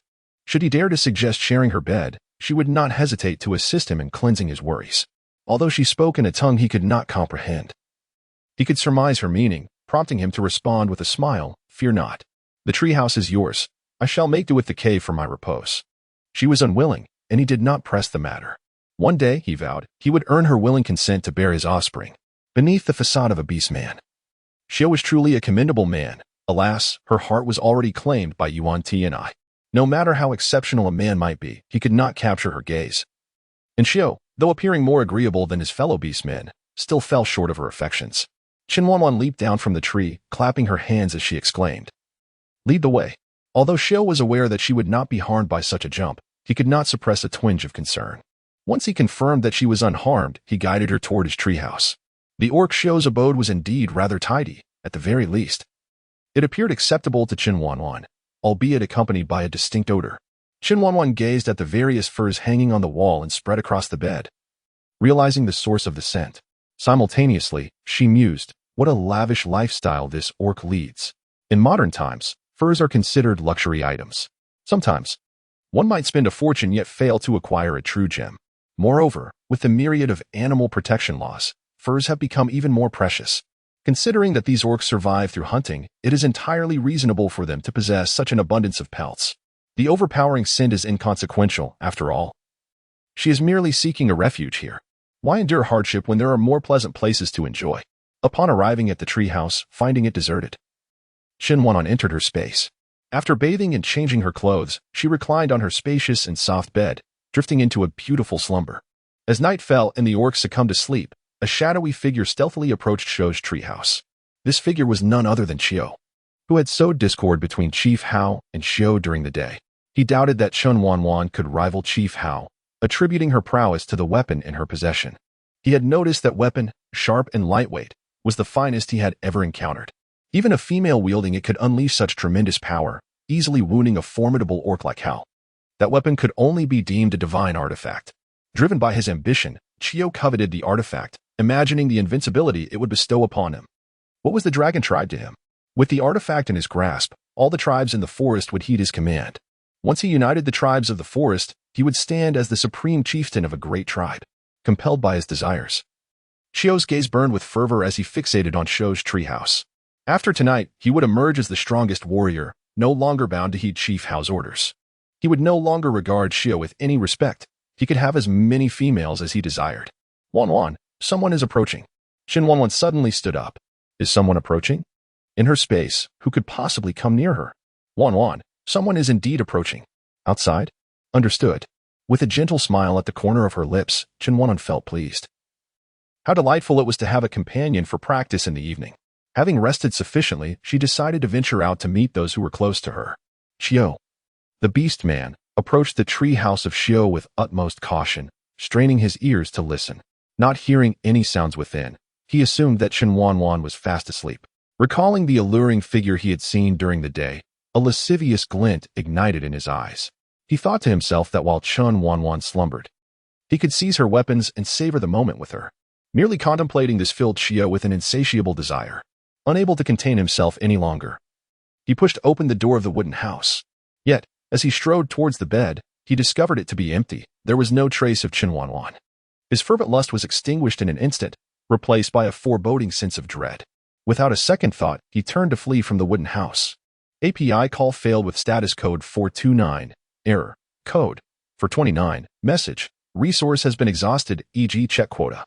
Status. Resource exhausted. Chen Wanwan deftly sidestepped the punch thrown by the orc Chiyo, swiftly retaliating with a kick that struck him squarely. The orc's back slammed against the wooden cabin, and despite the pain, he sprang back to his feet, resuming his assault on Chen Wanwan. The orc, with his reckless and savage approach, lacked any semblance of strategy, making it exceedingly simple for Chen Wanwan to evade him. However, she had no intention of dispatching him so readily. Instead, she began to toy with the orc. As he lunged at her, she effortlessly dodged his strikes, responding with a kick or a punch of her own. The cabin echoed with the sounds of their scuffle, yet there were no cries of distress. Chiyo had taken it upon himself to trouble Chen Wanwan. Should he call out, the vigilant Chiyo would surely hear him, sealing his fate. Their relationship was already strained, and he was loath to let others witness his current disheveled state. If the other orcs were to see him, he would lose all semblance of honor within the tribe. Alone in the wilderness, he feared venturing out by himself. Chen Wanwan's lips curled into a slight smile. Splendid, quite adept at enduring. I see. She relished the notion of a free human punching back.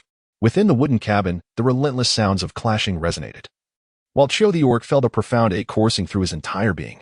Chen Wanwan, having had her fill of play, suddenly found herself wielding a dagger.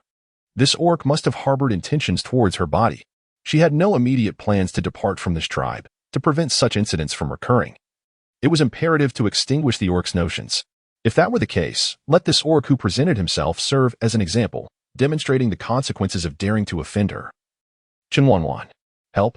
Ah. The anguished cries echoed throughout the dragon tribe, rousing the orcs, who hastily armed themselves and rushed from their dwellings. Chiyo was the first to reach his wooden hut. He could clearly hear the sounds emanating from within. Upon witnessing the chaotic scene inside, he could not contain the fury igniting within him. Chiyo, explain yourself. Chiyo lay in agony on the ground, clutching his loins, blood seeping through his fingers. What was there to explain? Was any justification truly necessary? Chen Wanwan, holding a bloody dagger, leaned against the wooden cabin and said, "Allow me to explain." Chiyo turned around to see Chen Wanwan unscathed, toying with the dagger stained with crimson. Glancing at the weapon in her hand, and then at the agonized Chiyo orc sprawled on the ground, he instantly comprehended the grim situation. Unconsciously, he took a step back, instinctively tightening his legs, overwhelmed by an indescribable shock. How ruthless!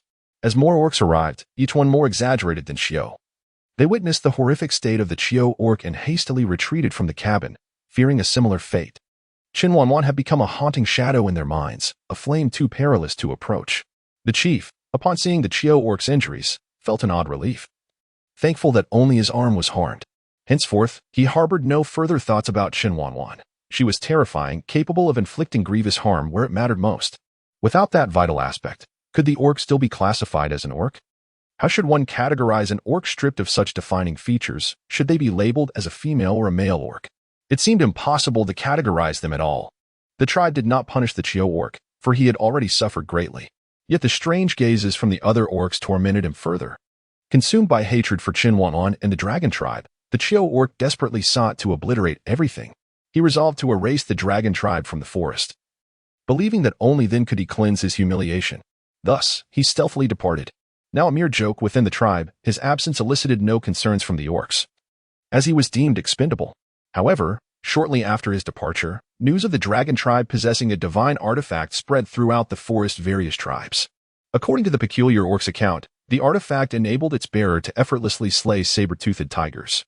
It was also said that the recent commotion was caused by an orc wielding this artifact, a female orc, described as more beautiful than any other. She could conjure fire and summon thunder. The deep pit was attributed to her call of lightning. The orcs of the forest began to stir restlessly. Although the claims seemed exaggerated, what if they held a kernel of truth? Who wouldn't desire a divine artifact and a female of such prowess? Orcs are inherently warlike. Those who do not engage in battle are not worthy of the title. Of course, aside from females, who were primarily responsible for breeding and cooking, combat was the domain of the male orcs. The dragon tribe braced for tribal warfare, with the first to arrive being the tiger tribe, not far from their territory. The tiger tribe's chief, accompanied by his warriors, boldly blocked the dragon tribe's exit. Chief Hao, along with Shio, met them despite being unaware of the situation. Recognizing that the tiger tribe bore ill intentions, with a somber expression, Chief Hao inquired, "Tiger Chief, what brings you and your warriors to my territory?" The tiger chief boisterously replied, "We've heard that your tribe has acquired a female and a divine artifact. Let us witness it." Exchanging glances with Shio, Chief Hao pondered how such news had spread. Remembering the recently departed Shio orc, they surmised that the traitor had betrayed them. Chen Wanwan should have dealt with him directly to prevent further calamity. Chief Hao responded, "Tiger Chief, you must be mistaken. Our tribe possesses no such artifact. Even if they did possess one, it would be the females, and any who coveted her weapon would face dire consequences." The Tiger Chief, believing the dragon tribe aimed to hoard the artifact, retorted, "Chief Hao, do not conceal the truth. The orc Chiyo spoke of it himself. Could he possibly be wrong?" Gritting their teeth, Chief Hao and the orcs realized that indeed, it was that worthless traitor who had sold them out. Trouble was brewing, and it was aimed directly at the weapon in Chen Wanwan's grasp. This turmoil had arisen because of her. There was no way she would hide away, such was not her nature. Chen Wanwan emerged from the crowd, wielding her steel blade. "Are you looking for this?" she inquired. API call failed with status code 429. Error. Code 429. Message. Resource has been exhausted, e.g. check quota. Status. Resource exhausted. Chen Wanwan strode forth with the poise of a queen, her solitary figure wielding a blade, becoming the most exquisite sight. The leader of the tiger tribe and the orcs were all fixated on Chen Wanwan, their gazes brimming with avarice and desire, which ignited a profound fury within Shio. The overwhelming intent for battle was unleashed without reservation, and even Chen Wanwan could distinctly sense it, prompting her to cast a glance at Shio. In that singular moment, Shio's battle intent vanished entirely. He flashed a broad grin at Chen Wanwan, his expression tinged with a hint of supplication. API call failed with status code 429. Error. Code 429. Message. Resource has been exhausted, e.g. check quota. Status. Resource exhausted upon realizing her arrival in this beastly world. Chen Wanwan could not help but twitch the corners of her mouth. How audacious was the leader of the tiger tribe to presume that their coarse fare could entice her. Shio stepped forward, shielding Chen Wanwan behind him, declaring, "You need not concern yourselves with her sustenance.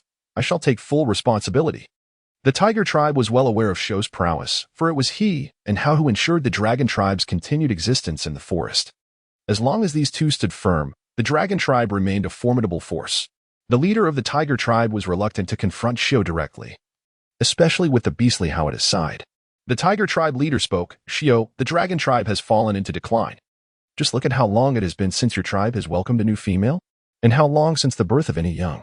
He continued, "Bring this female to our tiger tribe. I assure you, should you present her to us, the position of second in command will be yours."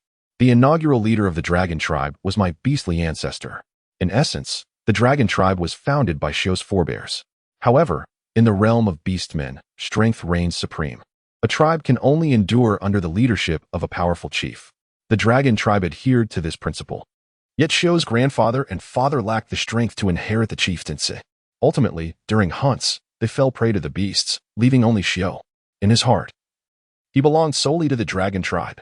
Chen Wanwan did not expect that the beastmen possessed such a strong sense of tribal belonging. This quality, indeed, is worthy of respect. Those who easily abandon their roots, akin to fickle reeds swaying in the wind, tend to be unlikable. Are you coming, female? The refusal from Xiao was entirely reasonable. And the tiger chief was not surprised. Their aim was Chen Wanwan. All the beastmen awaited her response for whether she chose to stay or leave. The dragon tribe could not impede her decision. Meanwhile, the members of the tiger tribe merely awaited her choice, hoping to effortlessly seize Chen Wanwan. After all, if she consented, they would not need to resort to force. The esteemed lady found the members of the dragon tribe somewhat agreeable and had no immediate intention of departing. If they wished to take her weapons and her along, they would first have to defeat her. The beastmen stared at Chen Wanwan in bewilderment, chattering away in a manner that was utterly incomprehensible to them. Chief, is she from the outside? We cannot understand a word she says. Can we bring her back to communicate? One beastman gazed at Chen Wanwan with gleaming eyes, exclaiming, no need for communication. If she can sleep, that is sufficient. Surely, the artifact she bore upon her shoulder must be extraordinary. It appeared remarkably sharp. Chief, shall we seize it? Chen Wanwan's lips continued to twitch, momentarily forgetting that these orcs could not comprehend her words. However, it mattered little. She could still understand their speech. Upon hearing that the tiger tribe intended to seize Chen Wanwan, Chief Hao and the members of the dragon tribe cast sympathetic glances towards the intruders. How desperate must they be to court death? Did they truly believe she was within their grasp? Did they not fear the consequences? Yet, they would not offer any warnings. How dare they attempt to abduct someone from their dragon tribe, as if they were easy prey? How dare they? With a commanding shout from the tiger tribe leader, the orcs surged forward, rushing towards Chen Wanwan. Chen Wanwan, filled with fervor for battle, licked her lips and realized she had developed a fondness for this beastly realm. Frequent skirmishes and instances of torment created an atmosphere that was undeniably lively. The presence of colossal beasts added an exhilarating thrill to her experiences. Xiao positioned himself protectively in front of Chen Wanwan, repelling any approaching beastmen, determined to prevent them from getting close to her. This, however, significantly frustrated Chen Wanwan, who was eager to engage in combat. She kicked Xiao aside and exclaimed, "Step aside, you're in the way." Xiao, helplessly watching as Chen Wanwan unleashed her fury upon others, felt an unusual sense of impotence. It was indeed a challenge to pursue a formidable female. Chen Wanwan, an unstoppable force, incited cries of astonishment wherever she went, showcasing the formidable prowess of what the orcs of the tiger tribe deemed a divine artifact. She further demonstrated her fierce and agile nature, wielding a gleaming steel blade that rendered the orc warriors akin to lambs awaiting slaughter. The tiger chief, witnessing his warriors fall one after another, was overwhelmed with regret and heartache.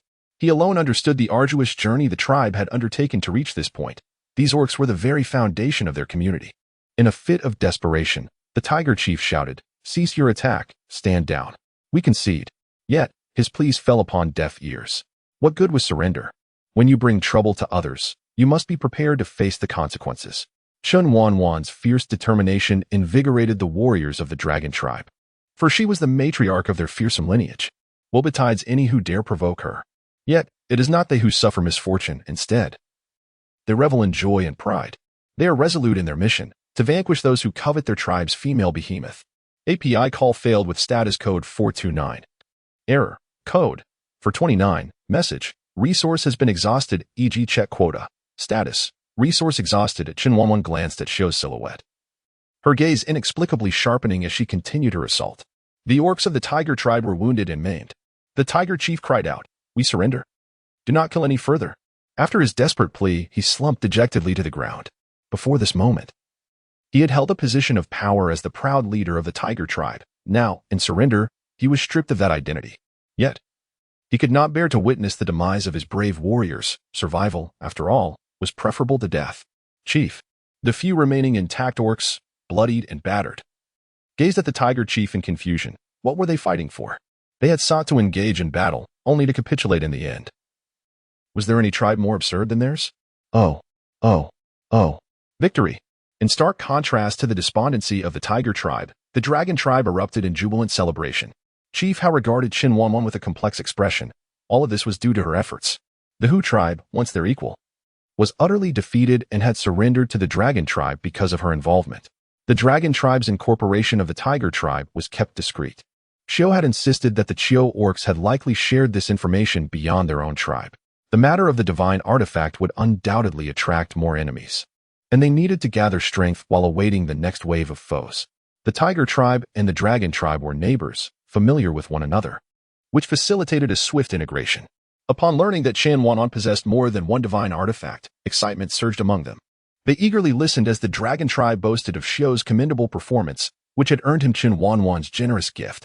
Xiu became the first orc, aside from Chen Wanwan, to possess such a divine artifact, driving the orcs of the Tiger tribe into a frenzy. They too aspired to impress her in hopes of receiving her favor.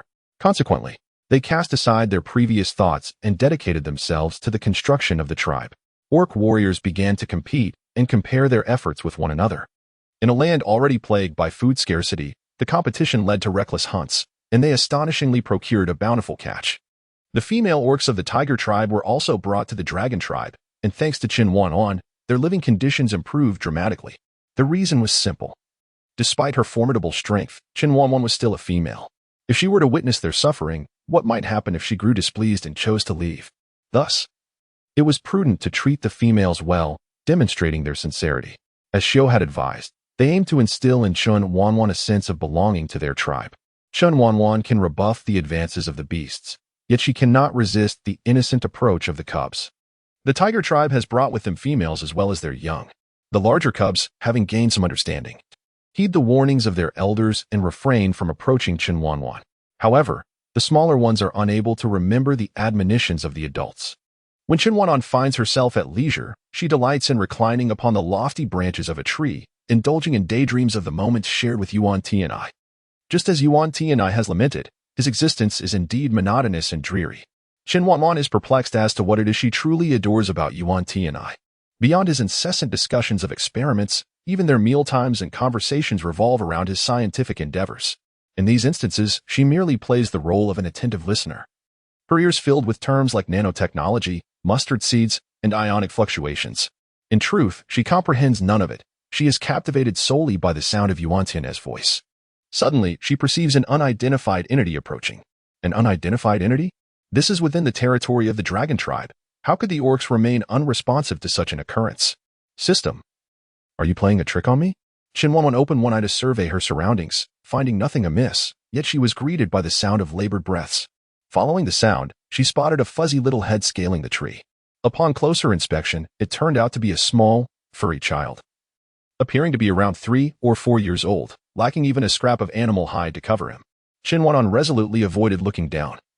Although the little one was still young, his features were unmistakable. The child continued his earnest ascent. Demonstrating remarkable agility for his age, such prowess in climbing at such a tender age suggested he would surely become quite the adept climber as he grew. Did his guardians not worry about the possibility of him falling? Chen Wanwan watched the little one intently, ready to lend a hand should he lose his grip. Unbeknownst to him, Chen Wanwan had already awakened, and he was merely curious about what the most formidable female, as described by his mother, looked like. The tree seemed far too tall, exhausting him. As a beastman warrior, he would never admit to fatigue. If the females could ascend with ease, so too could he. Chen Wanwan observed the little arms and legs, surprisingly strong. She was intrigued to see what he intended to do. Suddenly, a cry pierced the air. Without a moment's hesitation, Chen Wanwan leaped from the tree, catching the falling cub just in time. It turned out that the cub's mother had arrived. Alarmed by the sight of her offspring climbing the tree, and let out a terrified scream. Startled by the sound, the little cub fell from its perch. Had it not been for Chen Wanwan's timely intervention, the outcome could have been dire. The tree was quite tall. The tiny creature lay nestled in Chen Wanwan's embrace, staring blankly at her, feeling the warmth and sweetness of her presence. The she-beast, initially frozen in fear, was torn between gratitude and hesitation. Knowing that the tribe's folk advised against approaching Chen Wanwan, as she preferred solitude. Yet, she felt an overwhelming sense of gratitude for the woman who had saved her child and yearned to take her baby back into her arms. Chen Wanwan wished to return the child to the female orc, yet she found herself unable to detach the little one clinging to her like an octopus. She contemplated casting him away, but the mere thought of harming such a fragile being filled her with dread. for he was so small that a single toss could spell his demise. Though not a virtuous person, she could not bring herself to inflict harm upon an innocent child. Come down. The infant grasped at Chen Wanwan's garment, shaking his head in refusal. He did not want to leave, for he found comfort and joy in this place. API call failed with status code 429, error, code, for 29, message, resource has been exhausted, e.g. check quota, status, resource exhausted at Chen Wanwan's hand. Poised to cast away the embarrassment, halted as curiosity enveloped her gaze upon the small, furry bundle in her arms. It was rather astonishing that this infant seemed to harbor affection for her. Yet, the sight of a bare, helpless baby unsettled her, conjuring distressing memories. As Xiao approached, without a moment's hesitation, she flung the child in his direction, exclaiming, "Catch!" The female beast man, witnessing Chen Wanwan's genuine act of tossing the child, gasped in horror. Manchuo. Caught off guard, Manchuo was flung into Xiao's firm embrace in an instant. Xiao, gripping Manchuo, brought him to his mother's side and thrust him into her arms, commanding, "Take care of the cub." The female beast man nodded urgently, disregarding the child's protests as she carried him away. From that moment on, she vowed to prevent any further contact between the child and Chen Wanwan. It was simply terrifying that she could so carelessly throw the baby, had Xiao not caught him. The consequences were too dreadful to contemplate. With the little furball result, Chen Wanwan exhaled in relief. Holding the child for merely a brief moment had proven to be more exhausting than engaging in a brawl. Yuan Tianye was indeed correct. She was clearly unfit for the role of a virtuous wife and nurturing mother. The thought of children was utterly daunting. Xiao turned to Chen Wanwan, inquiring, "Do you not like cubs?" Chen Wanwan pondered deeply, uncertain of how to respond to him. At times, when she beheld the soft, delicate little bundles, they would indeed stir a tenderness within her heart, yet that was the extent of it. Noticing Chen Wanwan's silence, Xiao pressed on with his inquiry. Then, if you were to bear your own offspring, would you find joy in it? API call failed with status code 429, error, code, for 129. Message, resource has been exhausted, e.g. check quota. Status, resource exhausted. Chen Wanwan shuddered at the mere thought. It was better not to commit any sins. The idea of having a child with Yuan Tianye seemed utterly tragic. Xiao felt somewhat foolish as he spoke to himself, wishing for a genuine exchange with Chen Wanwan. Yearning to converse freely with her. "Allow me to teach you our language," he suggested. "I know you can comprehend it, but expressing yourself must be quite inconvenient, isn't it?" Xiao's proposal stirred a flicker of interest in Chen Wanwan. She indeed wished to learn the language of the beast men, but the pace of her learning was exasperatingly slow. Among the beast men, Xiao appeared considerably more agreeable, so she decided to accept his offer of instruction. Having come to this conclusion, Chen Wanwan nodded at Xiao. He was elated. This meant they would have more opportunities to interact. As the strongest warrior of the dragon tribe, he was determined to win Chen Wanwan's heart, persuading her to be with him and bear his offspring. Chen Wanwan was fervently eager to master the language of beasts, entirely oblivious to the fact that the true intention behind her tutor's guidance was not merely to impart knowledge, but rather to cultivate a deeper bond and the prospect of future offspring. With her earnest desire to learn and his willingness to teach, the duo began to make their presence felt within the dragon tribe. The pursuit of knowledge was abundant, encompassing everything from towering trees to the tiniest blades of grass. Moreover, a plethora of tools, names of individuals, and various aspects of tribal life served as rich material for their studies. Chen Wanwan not only acquired a new language but also became acquainted with various orcs, both great and small within the tribe, including the little creature that perpetually sought refuge in her embrace. His name was actually Ming Tua. However, Ming Tua found it impossible to approach Chen Wanwan, as each attempt was thwarted by Xiao, who would cast him away. What a jest! Ming Tua had never even nestled in her arms. So how could this little cub dare to seize the opportunity first? Feeling bullied by Xiao, Ming Tua sought solace from the female orc, who expressed her support for Xiao's actions, affirming that they were justified. She insisted that Ming Tua should not be allowed near Chen Wanwan, for she would surely cast him aside. The young orc, Ming Tua, felt utterly wronged. Xiao was not acting in his best interest, so why did no one believe him? Very well, if no one believed him, so be it. He would eventually grow up, and when he became a valiant warrior, stronger than Xiao, he would have his turn to cast him away.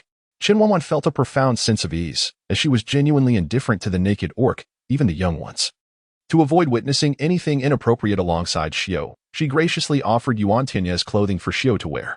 Naturally, the garments were brand new and had never been worn by Yuan Tianye, all purchased by her. since they had moved into a villa. She had taken care of Yuan Tianye's daily needs, and his room was filled with countless unworn outfits, available for every season. Now, it seemed that Xiao would benefit from them instead. Xiao, being considerably taller than Yuan Tianye, found the clothes somewhat inadequate in size. While Yuan Tianye stood at a respectable height of 182 centimeters, Xiao towered at nearly 2 meters. Although the clothing was indeed short, it was far superior to the crude animal hides that left little to the imagination. Thus, she no longer had to worry about encountering sights she preferred to avoid.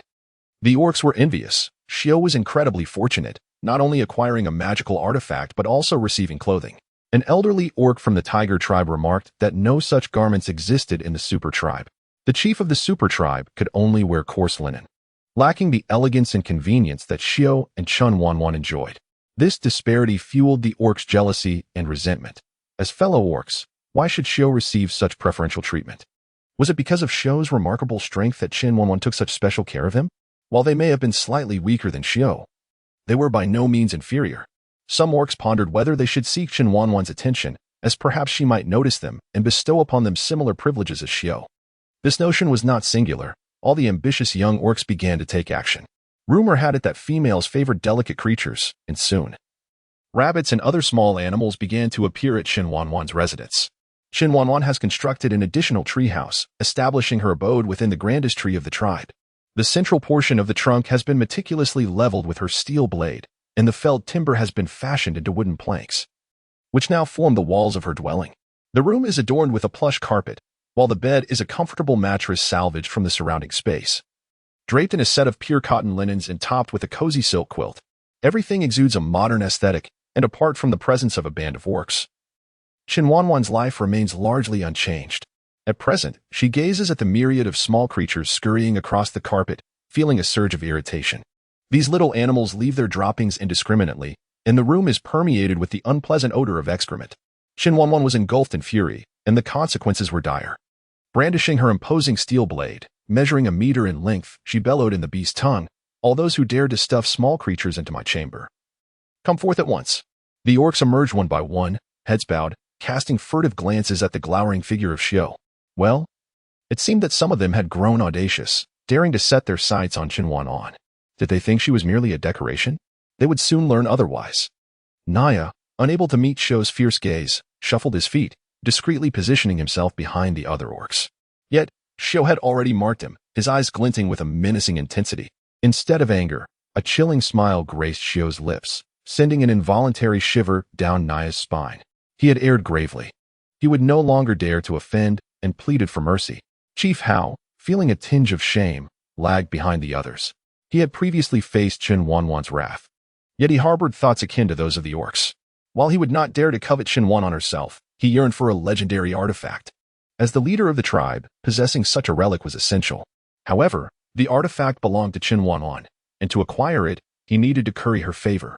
He dared not resort to brute force. Chen Wanwan was far too formidable, and he could not hope to match her strength. Chief Hao felt a sense of humiliation as he smiled broadly at Chen Wanwan, his furry visage betraying a shameful flush. Chen Wanwan found it utterly unimaginable how that vibrant red hue emanated from the thick tresses of hair, yet she undeniably beheld it. Eventually, Xiao Manchuo emerged as well. Unlike the other beastmen, who kept their heads bowed, he strode forth with his head held high and chest out. API call failed with status code 429. Error. Code 429. Message. Resource has been exhausted, e.g. check quota. Status. Resource exhausted. API call failed with status code 429. Error. Code 429. Message. Resource has been exhausted, e.g. check quota. Status. Resource exhausted. Chen Wanwan has mastered the language of beasts, a fact known to both Xiao and Ming Tua. He particularly enjoys calling her Wanwan, as he finds it exceptionally melodious. Chen Wanwan, filled with curiosity, inquired, "What gift did you deliver to my dwelling?" The orcs were equally intrigued about the nature of the present from Ming-Chuo. The little creatures were elusive, and while capturing them was feasible, locating Ming-Chuo proved to be quite the challenge. Moreover, Chen Wanwan's treehouse was not low. How could he, being so diminutive, manage to ascend it? Standing tall with pride, Ming-Chuo declared, "A golden-hued little snake. Impressive, isn't it? I must tell you, that snake is truly splendid." The orcs gazed at Ming-Chuo in utter bewilderment. He had actually caught a snake, and placed it in Chen Wanwan's treehouse. Chen Wanwan gazed at Manchuo with a perplexed expression. The orc mother cautiously positioned herself in front of Manchuo, shielding him with her body to prevent Chen Wanwan from erupting and casting Manchuo out once more. Upon witnessing her demeanor, Chen Wanwan chose not to dwell upon it. Her thoughts lingered on whether the snake still resided within the treehouse. Unknown to many, Chen Wanwan harbored a profound affection for snakes. By sheer happenstance, Ming Tua had indeed gifted her the perfect present. The revelation that it was a golden-hued serpent only intensified her eagerness to behold it. She could not allow the creature to escape. That would be a regrettable loss. Without a moment's hesitation to reprimand the beasts, Chen Wanwan ascended to her treehouse. As she surveyed the disarray of her abode, she yanked off the carpet and bed linens, gathering the small creatures and tossing them down, exclaiming, "Ensure these are cleaned thoroughly, or I shall flay your skins." The beasts trembled and hurriedly scurried towards the discarded items. The small animals, dazed from their tumble, were startled into fleeing at the sight of the approaching horde. The orcs hastily endeavored to catch them, unwilling to squander the opportunity. As Chen Wanwan would not tolerate any failure, especially with the females awaiting their offerings. In this era, approaching females mandated their consent, a newly established rule. It was said that Chen Wanwan despised brash warriors towards females, with the Chiao orc serving as a prime example, to avoid becoming like the Chiao orc. The others resolved to treat females with gentleness. The mere thought of the Chiao orc tightened their stomachs. Cherish their modesty, respect the females, and keep a safe distance from Chen Wanwan. Henceforth, they vowed never to provoke her again, at least not until they had grown formidable enough to withstand her wrath. Amidst the chaos of the dragon tribe, where the cries of animal capture echoed, Chen Wanwan rummaged through her treehouse in search of the serpent gifted by Ming Tua. Xiao climbed up and remarked, "If you're afraid, we could always construct another treehouse. Stop your rambling and assist me in finding the snake." Chen Wanwan retorted. Xiao, assuming she wished to hastily dispose of it, promptly joined in the search. They scoured every corner of the treehouse, leaving no stone unturned. Save for the space beneath Chen Wanwan's bed. Having grown accustomed to her sudden unveilings, Xiao felt no surprise at her revealing the large bed. API call failed with status code 429. Error. Code. 429. Message. Resource has been exhausted, e.g. check quota. Status. Resource exhausted. Chen Wanwan placed her palm upon the bed, and in an instant, the 2-meter-long expanse vanished into thin air. Despite having witnessed this phenomenon countless times, Xiao remained utterly astonished by this display of prowess. It was neither a knife nor an array of bottles and jars. It was a vast bed. Xiao could only watch in wide-eyed disbelief as it disappeared before her very eyes. Does Chen Wanwan possess magical hands? At long last. "I have found you, little creature." Before I could even calm my racing heart, the voice of Chen Wanwan echoed in my ears. Turning towards the sound, I was startled, my eyes widening in shock. I dared not utter a single sound, fearing that it might startle the snake in Chen Wanwan's grasp, potentially leading it to bite her. In stark contrast, Chen Wanwan seemed utterly unfazed, carefully examining the little snake in her hands. That was indeed a triangular venomous snake. I couldn't believe that she lacked such basic knowledge. Was she truly not afraid of being bitten by that serpent? API call failed with status code 429. Error. Code. 429. Message. Resource has been exhausted, e.g. check quota. Status. Resource exhausted. API call failed with status code 429. Error. Code. 429. Message. Resource has been exhausted, e.g. check quota. Status. Resource exhausted. API call failed with status code 429. Error. Code. 429. Message. Resource has been exhausted, e.g. check quota. Status. Resource exhausted. Chen Wanwan nodded. Was it not obvious? If one does not nurture it, what purpose is there in confining it? Xiao swallowed hard, recalling who had said that females fear snakes. He glanced at Chen Wanwan, momentarily forgetting how she differed from other females. Xiao observed the snake in the cage, then looked at Chen Wanwan, who gazed intently at the little serpent with delight. Silently, he retracted his fearful gaze. If Chen Wanwan was unafraid, he too must not show fear, even if it were a venomous snake. His father had once said that to win the affection of a female, one must endeavor to touch her heart, embrace her interests, cherish what she loves.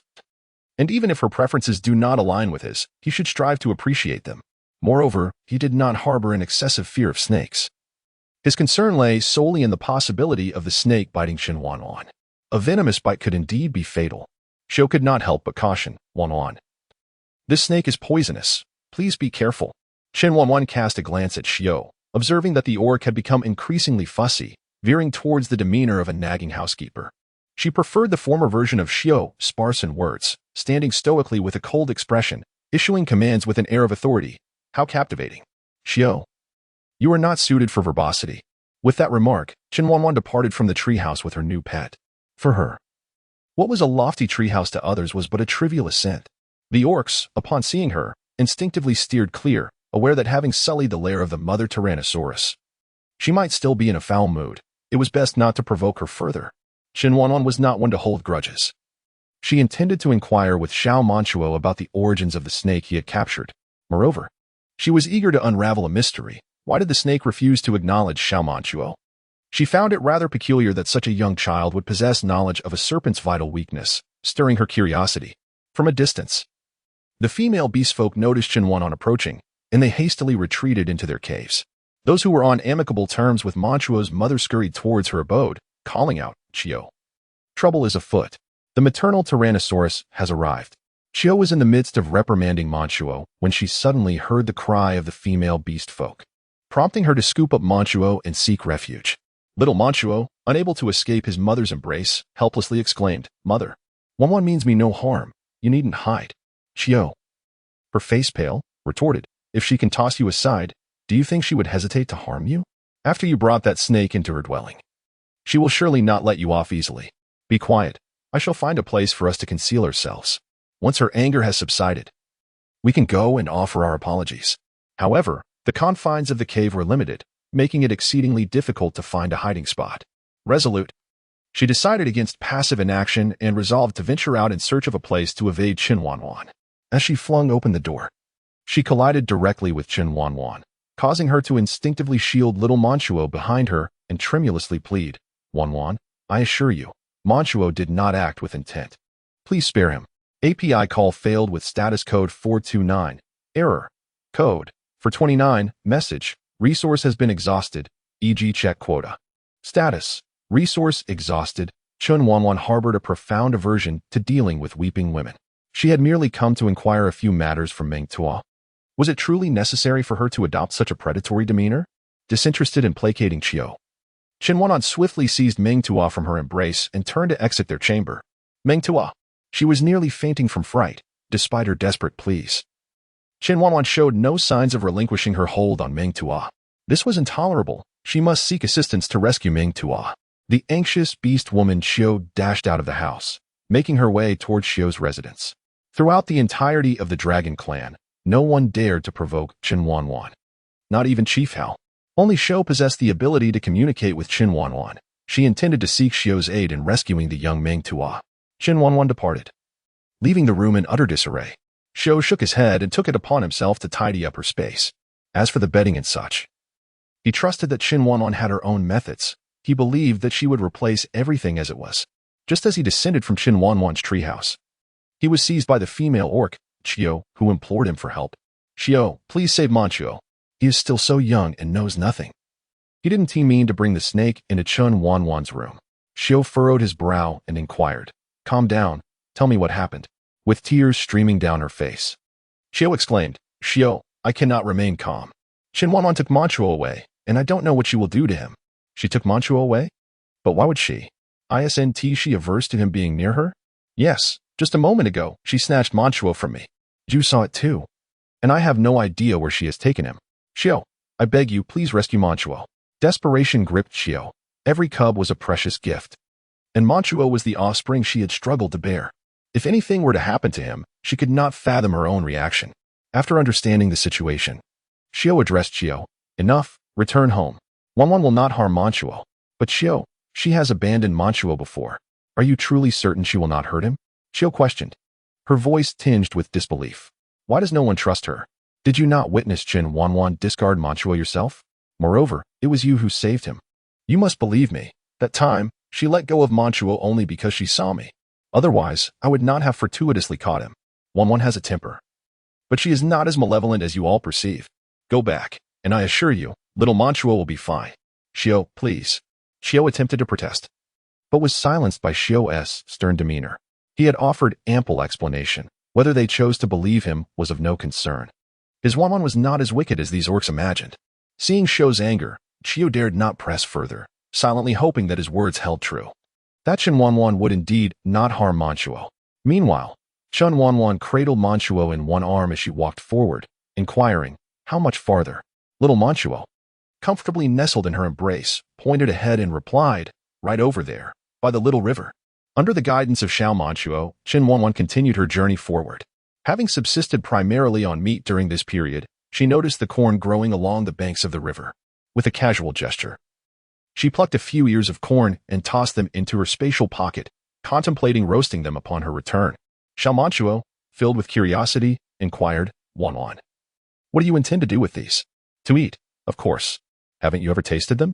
Chen Wanwan glanced at the little one nestled in her arms.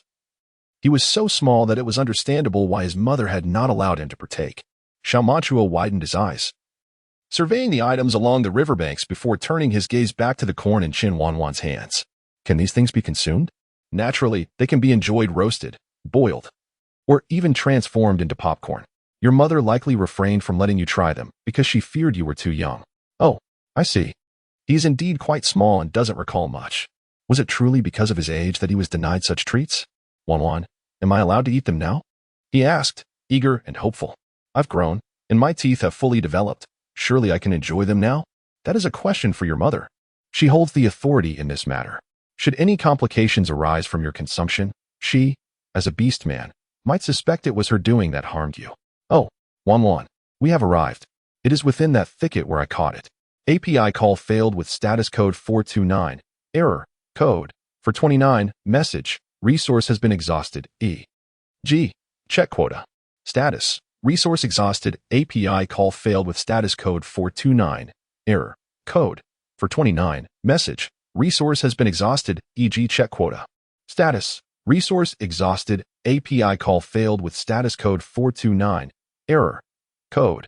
For 29. Message. Resource has been exhausted. E.g. check quota. Status. Resource exhausted. API call failed with status code 429. Error. Code. For 29. Message. Resource has been exhausted. E.g. check quota. Status. Resource exhausted. Chen Wanwan inquired gently, "Could you take me to see them?" Little Ming Tua joyfully wrapped his arms around Chen Wanwan's neck and planted a kiss on her cheek. "Wanwan, I knew you were different from the females in the tribe. You truly are unafraid of them. Let me tell you, they are all my friends. They do whatever I ask, so obedient." The innocent child, with his naive vet and vivacity, remained blissfully unaware of how sensational his words were. He was simply elated to have found a kindred spirit and eagerly wished to share his little secret with Chen Wanwan. API call failed with status code 429. Error. Code. For 29. Message. Resource has been exhausted. E.g. check quota. Status. Resource exhausted. API call failed with status code 429. Error. Code. For 29. Message. Resource has been exhausted. E.g. check quota. Status. Resource exhausted. Chen Wanwan pondered that Ming Tua must possess an innate ability to communicate with beasts. The dragon tribe was fortunate, for this child was originally a cub of the tiger tribe, and now he belonged to the dragon tribe. It was not difficult to envision the remarkable individual he would become as he matured. Chen Wanwan decided to test this hypothesis by encouraging Ming Tua to interact with slightly larger animals. Without hesitation, while Ming Tua was joyfully playing with his friends, Chen Wanwan turned to gather a few chickens and rabbits from the surroundings. Upon her return, Ming Tua, sitting at the cave entrance and feeling dejected, cried out, "Wanwan, I thought you, like them, considered me a monster and would ignore me." API call failed with status code 429. Error. Code. For 129. Message. Resource has been exhausted. E.g. check quota. Status. Resource exhausted. Chen Wanwan held a rabbit and a pheasant in her hands, initially intending to comfort the little creature. However, before she could offer any solace, it joyfully ran over, pointing at the wild rabbit and pheasant in her grasp. Exclaiming with delight, "Wanwan, did you catch these? You are so amazing." API call failed with status code 429. Error. Code. For 29. Message. Resource has been exhausted. E.g. check quota. Status. Resource exhausted. API call failed with status code 429. Error. Code. For 29. Message. Resource has been exhausted. E.g. check quota. Status. Resource exhausted. Chen Wanwan continued, "Let me see if you can befriend them too." Little Ming Tua was uncertain whether he could establish a friendship with the mountain chicken and wild rabbit, as he had always associated with smaller creatures. Nevertheless, Since Wanwan had requested it, he resolved to give it a try. Ming Tua cautiously approached the wild rabbit and mountain chicken, which, already frightened, struggled even more at his approach. Little Ming Tua earnestly spoke to the wild rabbit and mountain chicken. Be good. Do not be afraid. Will you be my friend? API call failed with status code 429. Error. Code. For 29. Message. Resource has been exhausted, e.g. check quota. Status. Resource exhausted. API call failed with status code 429. Error. Code.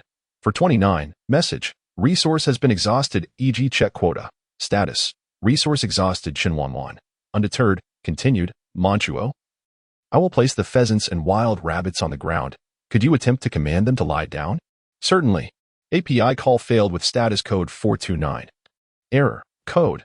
For 29. Message. Resource has been exhausted, e.g. check quota. Status. Resource exhausted. API call failed with status code 429. Error. Code. For 29. Message. Resource has been exhausted, e.g. check quota. Status. Resource exhausted. Chen Wanwan pondered for a moment, reflecting on the weeping Chiomama, and shook her head, saying, Your mother is too timid, mentioning it would only frighten her further. So let us keep it a secret for now. Ming Tua continued to inquire, What about Xiao? Will they not speak of it either? Chen Wanwan pondered deeply. As the future leader of the Long tribe, there was no one she could keep this matter from, especially not him. Furthermore, whether Xiao Ming Tu could grow up safely depended on the protection of Xiao. Thus, it was imperative that Xiao be informed. Chen Wanwan nodded and said, Xiao can speak, but others cannot. Is there something you wish to convey to me? Just then, Xiao stumbled upon the two and, intrigued by this statement, inquired further. However, upon observing Chen Wanwan cradling Ming Tua, his expression darkened instantly. This mischievous child had once again sought refuge with Wanwan, a privilege he had never experienced himself. Xiao felt a twinge of jealousy towards Ming Tua and, without a second thought, reached out to take the child from Chen Wanwan's arms. Little Ming Tua offered no resistance, nestling obediently in Xiao's embrace. It was not that he lacked the will to resist. Rather, he understood the futility of opposing Xiao, having lost every time he tried. He resolved that one day, when he grew stronger than Xiao, he would have his revenge. Ming Tua, take Xiao to meet your friends. She believed that witnessing them firsthand would be far more impactful than mere words, and she hoped that Xiao would maintain his composure during the encounter. Your friends? Aside from the cubs of our tribe, have you befriended those from other tribes? At just 3 or 4 years old, Ming Tua could only claim friends among the tribe's younglings. If Chen Wanwan allowed him to show Xiao as friends, they must be from outside their tribe. Curiosity piqued. He wondered what kind of companions a tiny being like him could possibly have. My friends are not merely those who play in the mud. Ming Tua looked down upon the tribe's children, who seemed to do little more than play with dirt and complain to the beast women. Xiao found amusement in Ming Tuo's disdain for others, noting that even as a young child, he had begun to judge those around him. Truly a little rascal. Very well then. Lead me to meet your remarkable friends. Perched in Xiao's arms, the diminutive Ming Tua felt as if he were atop a grand summit. His perspective significantly broadened. In truth, he relished being carried by Xiao, as it instilled in him a sense of accomplishment. He rode upon the mightiest warrior of the tribe. Who else could claim such an honor? Ming Tua pointed towards a cave in the distance, exclaiming, Xiao, my friends are inside that cave. Xiao glanced over. It was not too far. Although the entrance was somewhat low, he would have to stoop to enter, indicating that Ming Tuo's friends were likely not very tall. Chen Wanwan refrained from entering, for she harbored a distaste for the writhing multitude of snakes, insects, and vermin that appeared rather repulsive. Instead, she opted to remain outside, tending to her pet snake. As there were ample wild chickens and rabbits available, as Chen Wanwan had envisioned, upon witnessing the cave teeming with serpents and pests, the usually composed Xiao was rendered anxious. This was the company of Ming Tua. Were his companions truly so peculiar? Xiao, come out quickly. It seems there is trouble in the tribe, Chen Wanwan declared. Hastening toward the village, Xiao swiftly grasped Ming Tua, but after a moment's consideration, he set him down once more. Ming Tua, it appears something has transpired in the tribe. Remain here until we return for you. Remember, should we not return, do not venture outside the cave. If strangers approach, summon your friends for protection. Do you understand? Xiao, may I accompany you? Ming Tua sensed the gravity of the situation and wished to stay with Xiao. Feeling a twinge of fear, Ming Tua, you are still young. Accompanying us would only become a burden. If you wish to assist, you must first grow stronger. Xiao acknowledged the severity of his words, yet they resonated with truth. They existed in a realm fraught with peril, where even children must learn the art of survival. API call failed with status code 429. Error. Code. For 29. Message. Resource has been exhausted, e.g. check quota. Status. Resource exhausted. As Chen Wanwan approached the tribe, the cacophony of battle cries and the clamor of conflict engulfed her.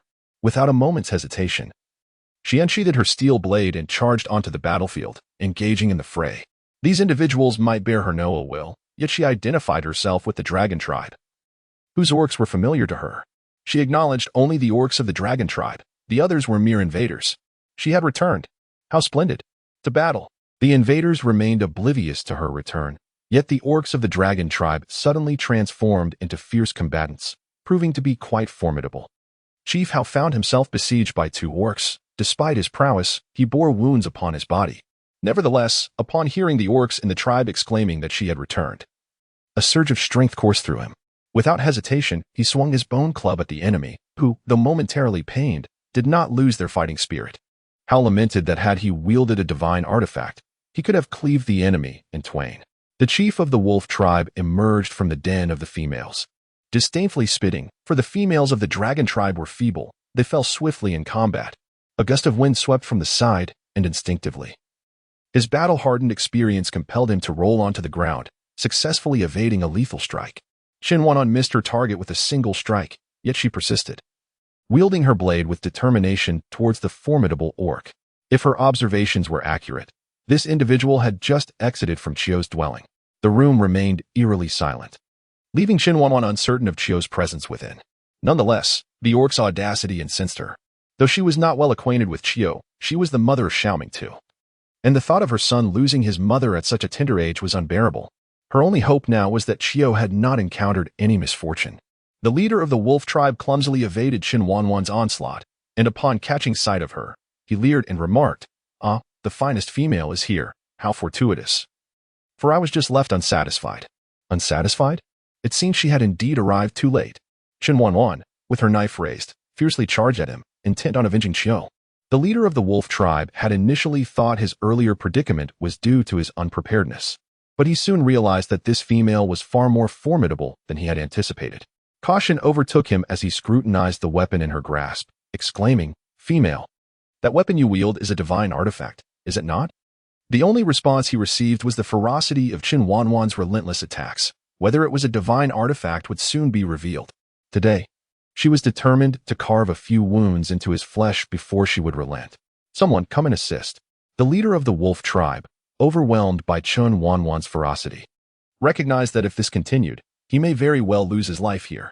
The wolf tribe outnumbered the dragon tribe, and had it not been for the dragon tribe's incorporation of the tiger tribe, they would have already faced annihilation. Despite being encircled by 3 or 4 orcs, Chen Wanwan remained unyielding, proving difficult to subdue. The orcs, in their brutishness, attacked without strategy, inadvertently granting her precious moments to breathe. Yet, exhaustion was inevitable. The dragon tribe's warriors, observing the fray, were filled with urgency, yet powerless to intervene as they struggled for their own survival. The wolf tribe's tactics were despicable, resorting to sheer numbers when they could not overpower her. One dragon tribe warrior was forced to contend with 2 or even 3 adversaries simultaneously. Each combatant was left in a state of disarray, their bodies marred with wounds. Vari API call failed with status code 429. Error. Code 429. Message. Resource has been exhausted, e.g. check quota. Status. Resource exhausted. API call failed with status code 429. Error. Code 429. Message. Resource has been exhausted, e.g. check quota. Status. Resource exhausted. As Chen Wanwan fought, she keenly observed that this method was futile. In the chaotic melee, throwing the thunderous bomb would inevitably harm the dragon tribe. This was a strategy that would inflict 1,000 points of damage on the enemy while costing herself 800. She was reluctant to resort to it. She pondered whether she could detonate it on herself. Of course, she was not seeking her own demise. Rather, she intended to throw the thunderous bomb and promptly retreat into the spatial realm to conceal herself. API call failed with status code 429. Error. Code 429. Message. Resource has been exhausted, e.g. check quota. Status. Resource exhausted. Suddenly, a mysterious object appeared in Chen Wanwan's hand, momentarily stunning her assailants. Was she attempting to bribe them with this item? Only those who had previously fought alongside Chen Wanwan against the wolf pack, such as Nia and others, understood its true nature. This was Tianlei, a call to summon heavenly thunder. Nia and her companions began to retreat, aware that the force of the thunder was overwhelmingly powerful, and it was prudent to keep their distance for safety. The orcs of the wolf tribe, perplexed by the situation, mistakenly believed that the dragon tribe was afraid. Their faces were adorned with expressions of triumph, convinced that victory in this battle was assured for the wolf tribe. A few individuals, eager to curry favor with their tribal leader, even turned back to join in the assault against Chen Wanwan. API call failed with status code 429. Error. Code. For 29. Message. Resource has been exhausted, e.g. check quota. Status. Resource exhausted. Chen Wanwan removed her wristband and hurled the thunder bomb into the crowd. Seizing the moment while their attention was diverted, she swiftly turned and entered the spatial realm.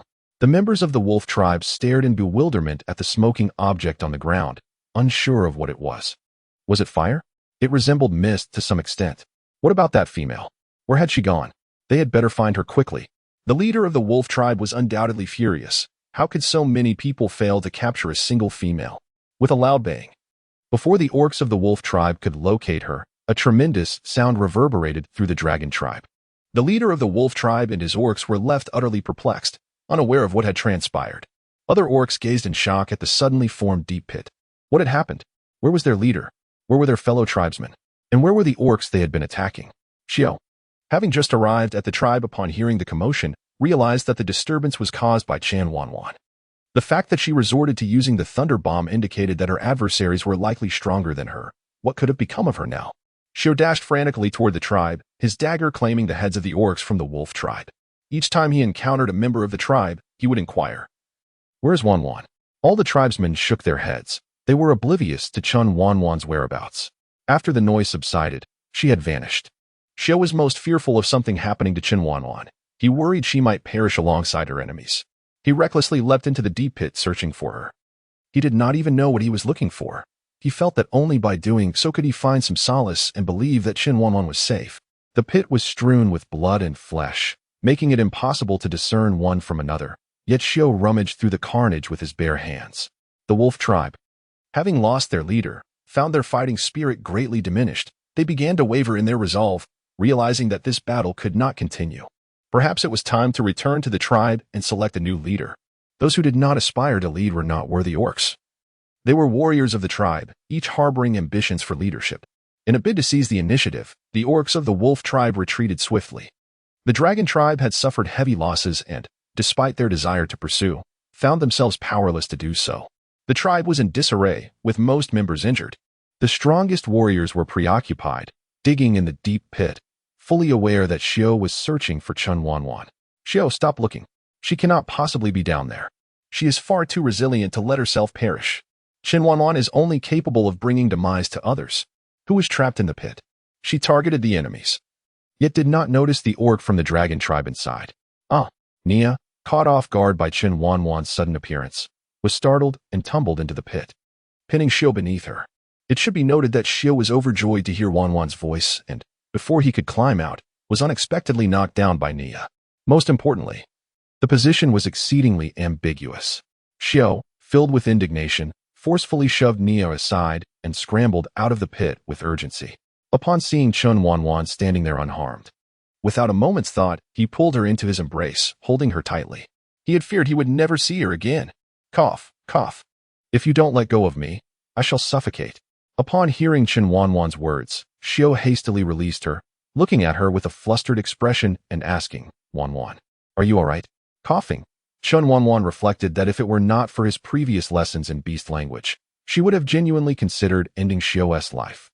The near strangulation was one thing, but how dare he embrace her with hands that had been digging up corpses? Darn it, this garment was ruined once again. With each piece of clothing she lost, she could not possibly end up wearing beast skins. The mere thought of it filled her with disdain.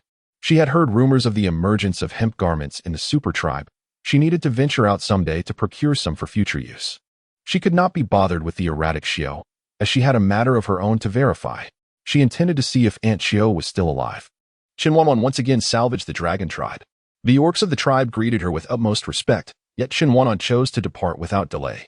The orcs, however, were unfazed. They had long grown accustomed to her demeanor, which was the very essence of the familiar Chen Wanwan. When the tribe faced an attack, the females would retreat into the caves, remaining hidden. Once the danger had passed, the females emerged from their shelters to assist in restoring order to the ravaged tribe. Chen Wanwan glanced around, but the only thing absent was Autumn, and her heart was already filled with calculations. Yet, she wished to confirm her suspicions, hoping that she was merely overthinking. Mother. Upon hearing the voice of Ming Tua, Chen Wanwan hastened into the cave of Chiao, where she beheld the small figure of Ming Tua nestled against Chiao, gently shaking her. Mother, do not slumber any longer, awaken. The tender voice implored softly, evoking a profound sense of sorrow within Chen Wanwan.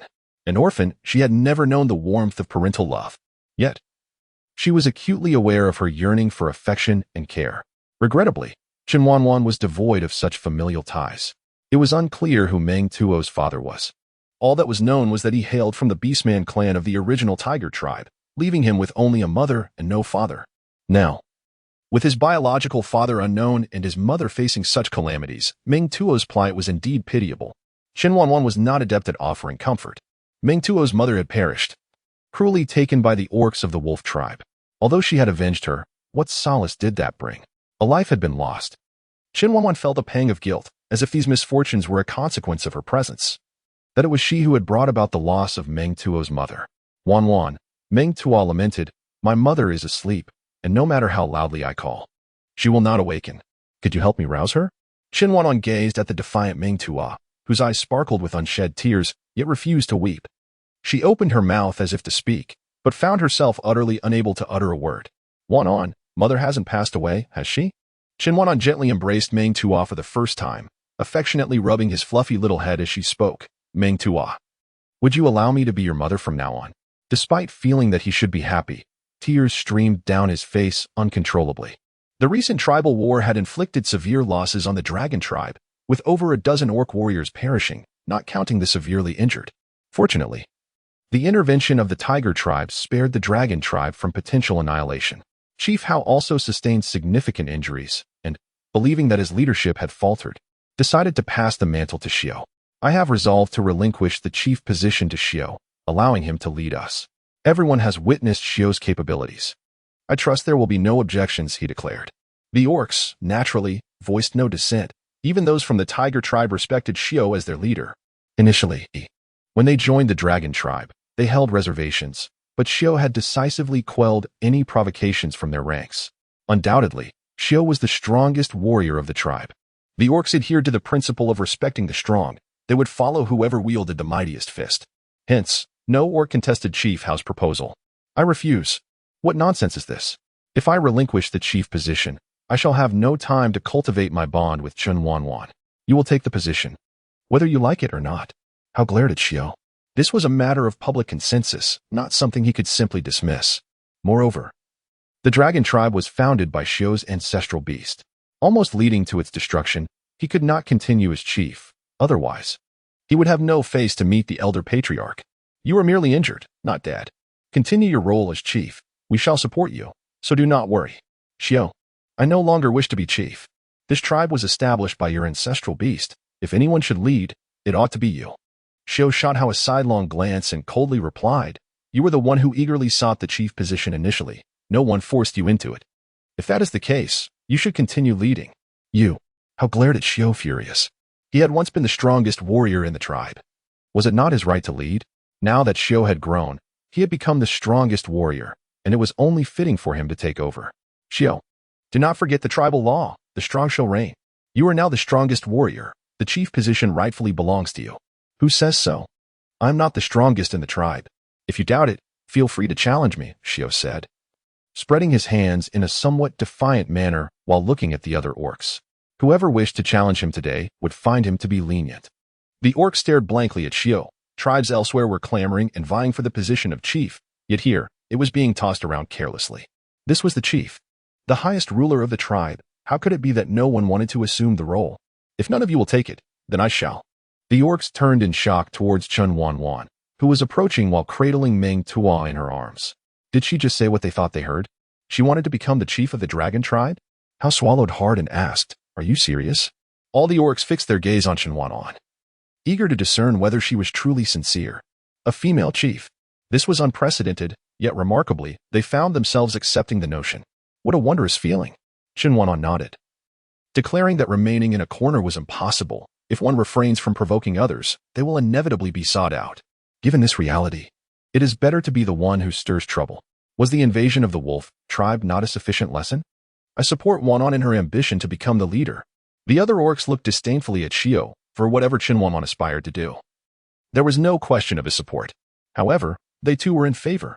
Having a leader endowed with a divine artifact, one capable of conjuring fire and summoning thunder, would be a privilege for the tribe. What matter if she is female? As long as this female possesses enough strength, they will heed her command. The orcs thumped their chests with one hand, chanting loudly, "Leader, leader, leader." From this moment forth, the history of the dragon tribe was irrevocably altered, as the female cradling her offspring was poised to lead them into a new chapter. API call failed with status code 429. Error. Code 429. Message. Resource has been exhausted, e.g. check quota. Status. Resource exhausted. API call failed with status code 429. Error. Code 429. Message. Resource has been exhausted, e.g. check quota. Status. Resource exhausted, upon being appointed the chieftain of the tribe. Chen Wanwan's foremost task was to establish a stronghold for the community. The scattered settlements were exceedingly precarious, as both humans and beasts could launch an attack on the tribe with alarming ease. Chen Wanwan tasked the orcs with selecting the 5 strongest warriors of their tribe. Although the purpose behind her request remained a mystery, they complied with her command and nominated the 5 mightiest champions. Xiao undoubtedly secured a place among them, despite his injuries. Hao's prowess rendered him a capable leader, making him no less formidable. The former chief of the tiger tribe, Man Yo, was also included.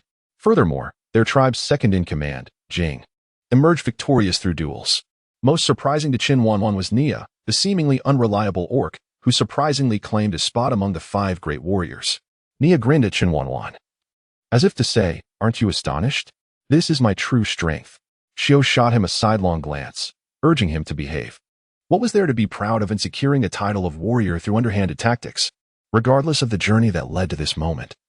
The mere presence of those before Chen Wanwan signifies their formidable capabilities. With a flick of her wrist, for weapons materialize in her hands, a blade, a sword, a dagger, and a spiked club. The gaze of Hao fixates upon the spiked club, unable to divert his attention, his mind consumed by its formidable presence. The others too gaze at the weapons in Chen Wanwan's grasp with illuminated eyes. What could this signify? Surely, such weapons are not merely for display. Could it be as they suspect? You are the mightiest warriors of the tribe. I bestow upon each of you a weapon and will divide the tribe into 5 teams. Each of you shall lead a team, commencing today with specialized training in rotation, to ensure a steady supply of food for the tribe. For teams will train while one team ventures out to hunt. You will alternate in this manner. However, prior to this, you have a task, to establish the tribe anew. I require our first line of defense to withstand enemy incursions, even if just for a moment, granting us adequate time to respond to any surprise attacks. Moreover, I demand the construction of a watchtower, enabling the orcs stationed atop to survey the surrounding area of the tribe. We must be psychologically prepared for any unforeseen events. We cannot afford to wait until the enemy arrives at our doorstep to react. The orcs, somewhat bewildered, find the logic in Chen Wanwan's words both compelling and impressive. Yet, what precisely is training? What is a watchtower? Xiao raises his hand and pounds his chest, proclaiming, "We shall obey the leader's directives. We shall obey the leader's directives." It matters not if they comprehend. Mere obedience suffices, for following Xiao's lead is invariably the correct path. Chen Wanwan nodded in satisfaction. Well, as long as they understand obedience. After all, it is unrealistic to expect these semi-evolved orcs to comprehend immediately. What do the orcs possess in abundance? Certainly, it is their strength. Their raw power left Chen Wanwan in awe. The ease with which they lifted stones weighing several hundred jin was remarkable, making the construction of a tall wall a task of utmost simplicity. Chen Wanwan discovered clay, and with the addition of massive stones, she constructed a robust and towering protective wall for the tribe. The orcs merely lacked a capable leader, and Chen Wanwan was perfectly suited for the role. As long as she articulated her vision and set forth her demands, the orcs would diligently follow her guidance. Within a mere fortnight, the tribe erected a fortified wall along the riverbank. Henceforth, Any assault by beasts would first necessitate crossing the river, followed by breaching the city gates. As for the means to traverse the river, Chen Wanwan had already commissioned the construction of a suspension bridge. It could be lowered for the passage of her kin, while remaining elevated at other times. With the wall completed, Chen Wanwan surveyed the desolate tribe and issued commands to establish dwellings. Residing in caves and treehouses was not a sustainable solution. Humans ought to live in houses befitting their nature. Thus, 2 groups were assigned to construct the village, while another 2 undertook specialized training under Chen Wanwan's directives, and 1 group ventured out to hunt. Under her leadership, the dragon tribe flourished at an astonishing pace, with stone houses rising from the earth. This development brought immense joy to the females of the tribe, as Chen Wanwan decreed that the newly constructed stone houses would prioritize accommodation for the females and children.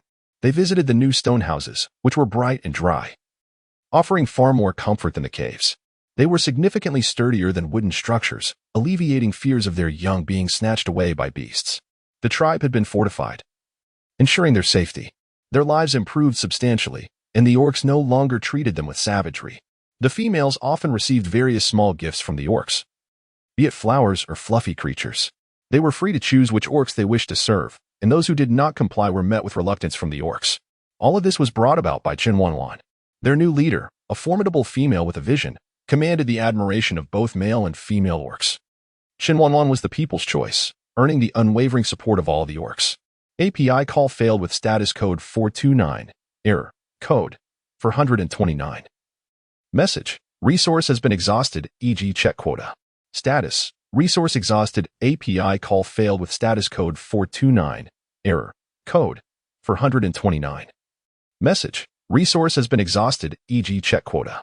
Status. Resource exhausted. Chen Wanwan could only nod in response. Do these orcs not possess the capacity for reasoning? If both mountain rats and birds are edible, it stands to reason that humans are as well. Yet, they remain oblivious. Who can be blamed for that? Perhaps it is merely a consequence of their incomplete evolution. Wanwan, what are those things called? Corn. After a moment's contemplation, Chen Wanwan continued.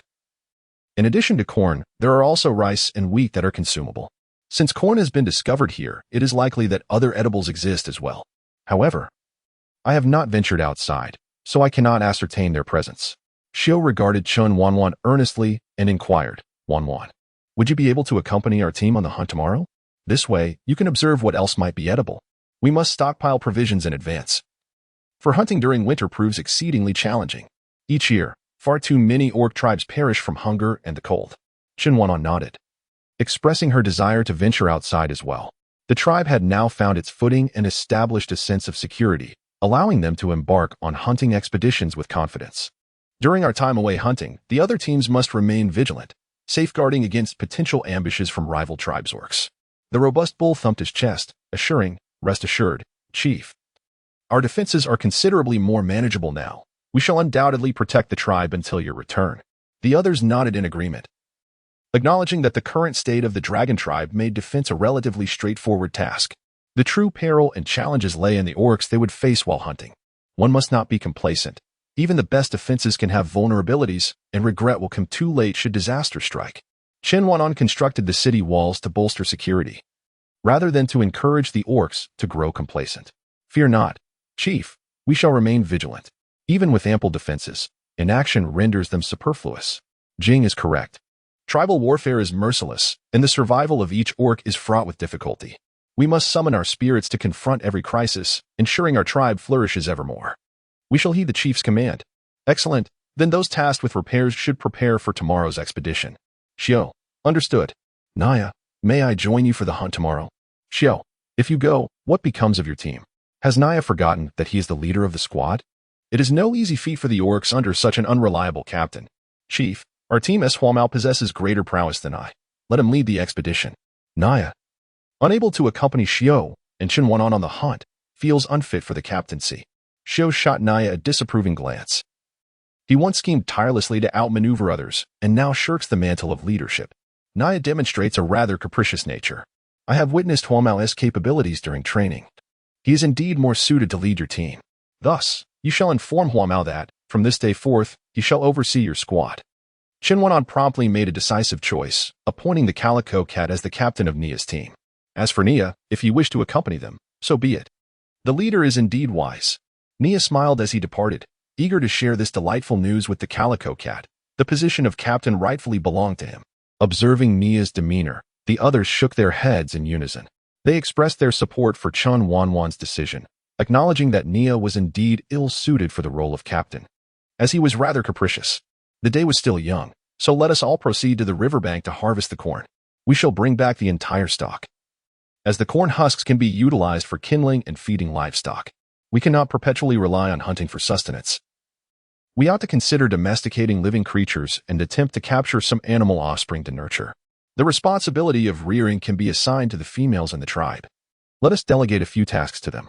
The tribe belongs to everyone, and both males and females should contribute their share. Xiao, with concern, inquired Wanwan. Are they capable given their frailty? Nobody is inherently weak, Xiao. As the females grow stronger, it will not concern you. Just like her, she was not born strong. It was through arduous efforts that she became the fierce Black Path Flower. For now, she will train the male orcs of the tribe, and once the tribe is secure, she will focus on training a cohort of formidable females. She intends to demonstrate to these orcs that females are not merely for procreation. They possess a fierce side as well. Apart from Chen Wanwan, Xiao found it hard to believe that any female could cultivate such strength. They often wept at the slightest provocation, making it difficult to envision them as powerful beings. To Xiao's surprise, the females exhibited great enthusiasm for the opportunity to assist and actively cooperated. Chen Wanwan instructed them to peel the corn husks, reserving 3 or 4 husks, and then to braid the corn as one would weave hair. The corn, arranged in neat strands by the females, was entrusted to the male orcs, who hung it from the beams of the stone dwellings. This method not only allowed the corn to dry, but also served to preserve it, preventing spoilage due to moisture. Although the orcs were unfamiliar with how to consume this crop, their enthusiasm for storing food remained undeterred. With the strength of many combined and the innate might of the orcs, the corn along both banks of the river was cleared in less than half a day. The tribe was filled with piles of corn stalks and ears, which did not require Chen Wanwan's direct involvement. Otherwise, the tribal leader would be excessively burdened. Her role was solely to devise strategies and direct the efforts. Drying the corn necessitated the use of winnowing baskets or large containers, humble yet essential tools for the tribe. Chen Wanwan is not omnipotent. There are certain things beyond her capability. She retrieved paper and pen from her spatial realm, attempting to sketch a basket in a dustpan. Wanwan. What is this? After several days of silence, Ming Tua could no longer contain his curiosity and posed a question to Chen Wanwan. He had been intrigued more than once by her seemingly magical ability to produce various items, and upon witnessing her conjure yet another peculiar object, he could not resist approaching her. Time serves as a balm for wounds, and after a period of silence, Ming Tua finally spoke, as she feared he might suffer from pent-up emotions. However, she was not adept at caring for children, nor was she skilled in providing psychological guidance. All she could do was ignite his curiosity with an array of novel objects, helping him to navigate the sorrow of losing his mother.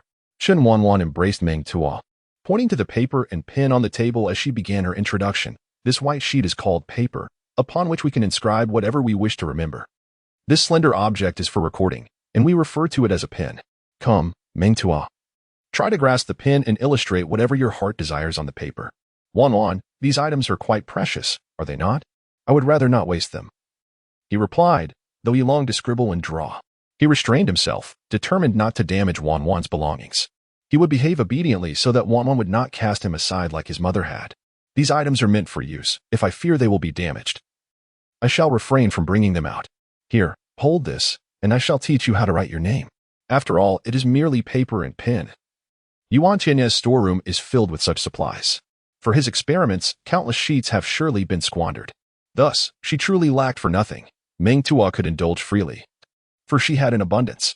The Ming Tua hesitated. He could not resist Chen Wanwan's allure when she promised to teach him how to write his own name. What would Ming Tua look like when inscribed? Successfully captivating him, Chen Wanwan smiled gently, taking Ming Tua's small hand and saying, "Look, the character Ming is written like this."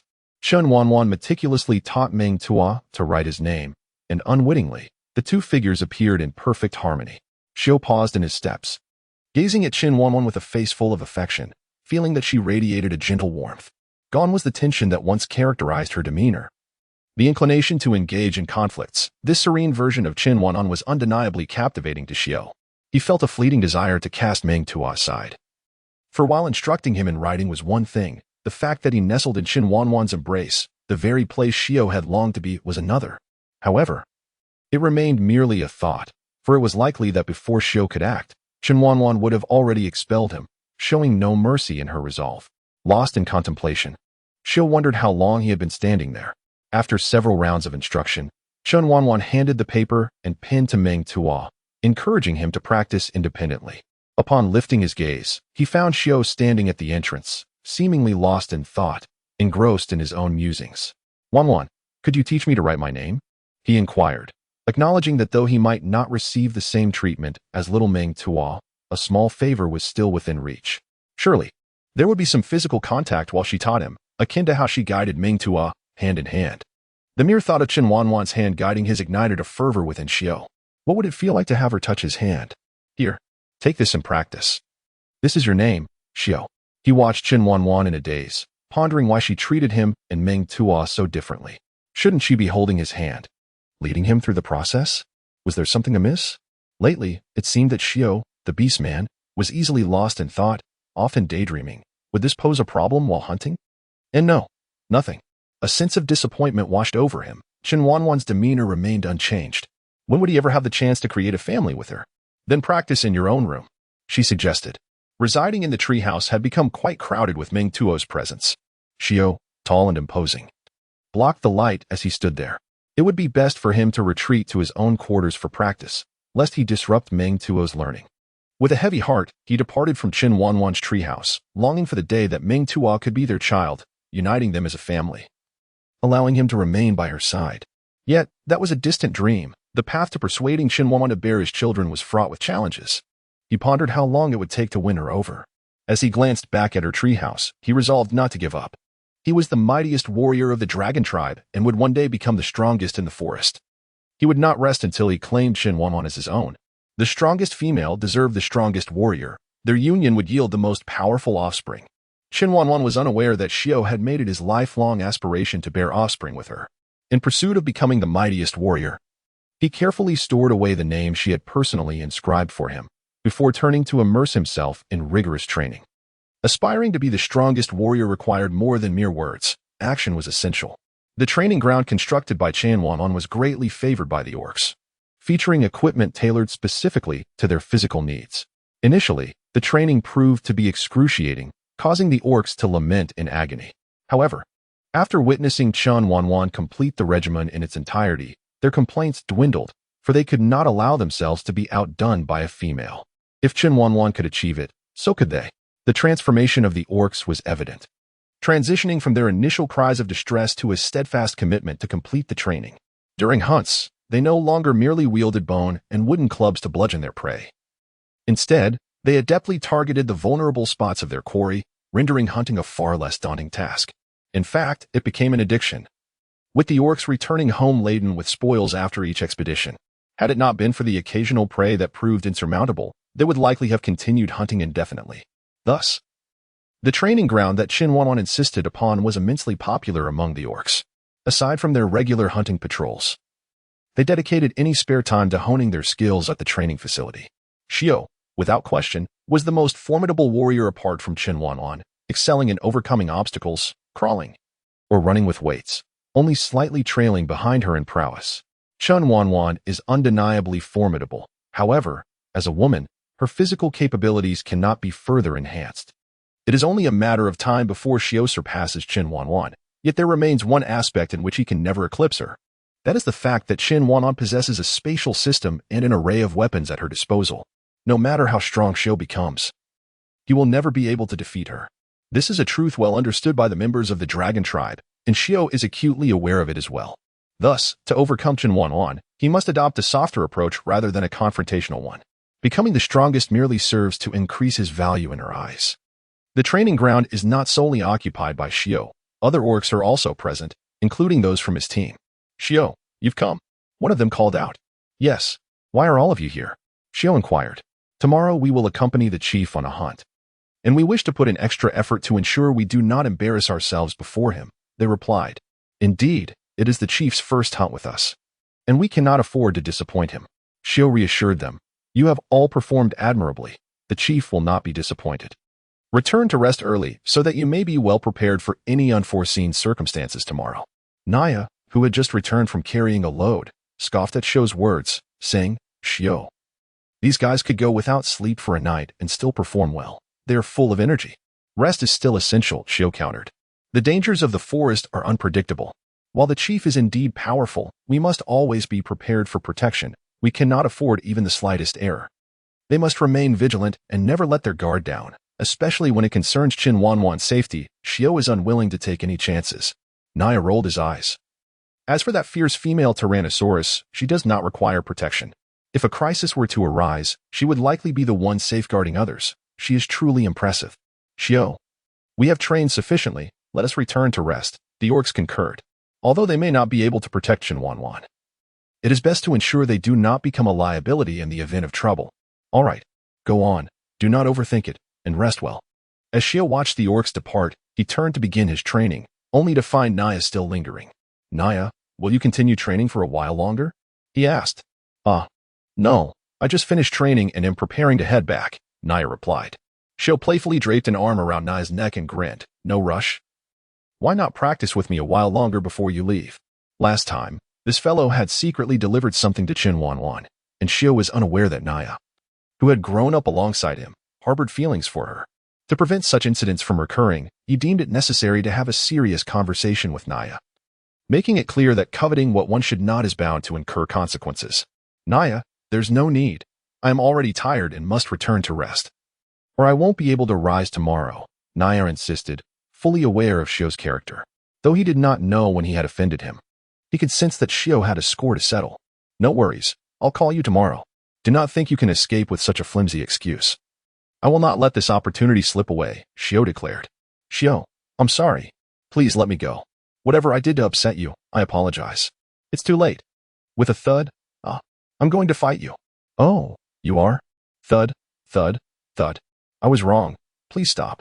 I swear I won't do it again. Chief, help. The training ground echoed with Naya's cries and the sound of fists striking flesh. Naya wished to call for Chen Wanwan's assistance, but that was impossible. At that moment, she was in her treehouse, sketching designs for winnowing baskets and sieves, occasionally glancing up at Ming Tua to offer him guidance, all in a tranquil and pleasing atmosphere. Ming Tua felt somewhat shameful. He simultaneously wished for his mother to be alive and desired to be with Chen Wanwan. Her absence left him heartbroken. Yet since she had moved in, he found no fault in his situation. He felt a twinge of guilt towards his mother, as if he had betrayed her. Being with Wanwan was truly delightful. She taught him to write and shared profound insights with him. Ming Tua believed these lessons were valuable, though he struggled to comprehend them. He made an effort to retain them in his mind. At night, although he could not sleep beside Wanwan, simply being in the same room brought him a sense of security. Unlike before, when his mother's room would suddenly be invaded by others at odd hours, disrupting his sleep.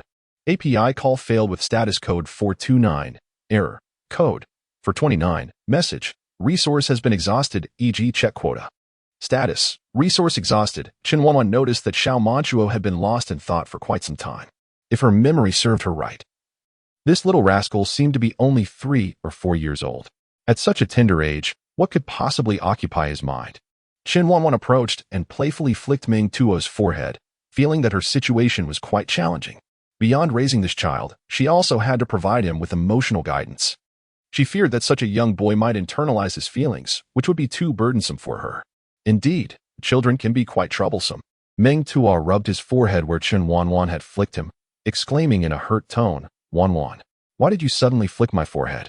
That hurt. He quickly composed himself, determined to embody a strong young man rather than a delicate little puppy. The thought of being soft and cute was endearing, yet it made her want to pinch his cheeks. Oh. Ming Tua immediately straightened up, resolute in his desire not to be seen as a little puppy as his mother had called him. He had seen stray dogs, and they were quite ugly and fierce. Now tell me, what were you just thinking about? Wanwan, can I not say? He feared that Chen Wanwan might look down on him for betraying his mother so soon. If you don't want to share, then you need not. No one will force you. However, one thing is certain, do not bottle up your feelings. You can find a tree, or speak to a wall, or confide in your friends. As long as it helps you express yourself, it's all right. You are still young. You should cry when you feel like crying and laugh when you feel like laughing, understand? Wanwan, I understand. Ming Tua could sense Chen Wanwan's concern. Though her approach was not particularly gentle, he felt it nonetheless. Within the dragon tribe, she was the only person he could trust and rely upon. He would heed her words. For whatever she said, he would listen. API call failed with status code 429. Error. Code. For 29. Message. Resource has been exhausted. G. Check quota. Status. Resource exhausted. Chen Wanwan gently rubbed her brow, realizing her tone had been somewhat harsh. The child might not be able to handle it. She pondered how to cope without a gentle disposition. Manchuo, although you cannot accompany me on the hunt, you can still protect the tribe. May I entrust you with a task? Manchuo looked up at Chen Wanwan with surprise. Could he truly be entrusted with a mission? Chen Wanwan smiled, unable to comprehend the thoughts of the little one, who appeared quite honored by the task she had assigned him. Gather your friends and have them lie in ambush beneath the tribal protective wall. Should any foes invade, do not hesitate. Let your friends unleash their bites upon them. However, one thing must be clear. They must not harm the members of the dragon tribe. Can you manage that? The harsh reality of tribal survival necessitated that this child learn to wield his gifts early. The notion of killing was merely a matter of time. Yet, in the grand scheme of life and death, what did it truly matter? Everything was for the sake of survival. Compassion had no place here. Rest assured, with me around, I shall not allow any evildoers to breach our tribe. His friends were formidable, and the friends of his friends numbered even more. If anyone dared to approach, he would command them to attack those villains. Indeed, I always knew that Ming Tua was the best. This was the Ming Tua she wished to see, a 3- or 4-year-old little one, for whom depth of thought truly seemed ill-suited. Ming Tua puffed out his small chest, proud that his mother, Chen Wanwan, was the leader of the dragon tribe. He too must not fall behind. He needed to grow formidable. All right, little hero. Now obediently go to bed. Only children who sleep early, rise early, and eat well can grow tall and strong. Ming Tua obediently climbed into bed, his foremost desire to grow taller. Since Wanwan had said so, it must surely be true. Sleep well, grow tall. The following morning, the hunting team was assembled, eagerly awaiting Chen Wanwan's command to set forth. API call failed with status code 429. Error. Code. For 29. Message. Resource has been exhausted, e.g. check quota. Status. Resource exhausted. API call failed with status code 429. Error. Code. For 29. Message. Resource has been exhausted, e.g. check quota. Status. Resource exhausted. Chen Wanwan found herself increasingly vexed by the incessant buzzing of bothersome mosquitoes. In a decisive motion, she retrieved a bottle of mosquito repellent spray and generously applied it to herself.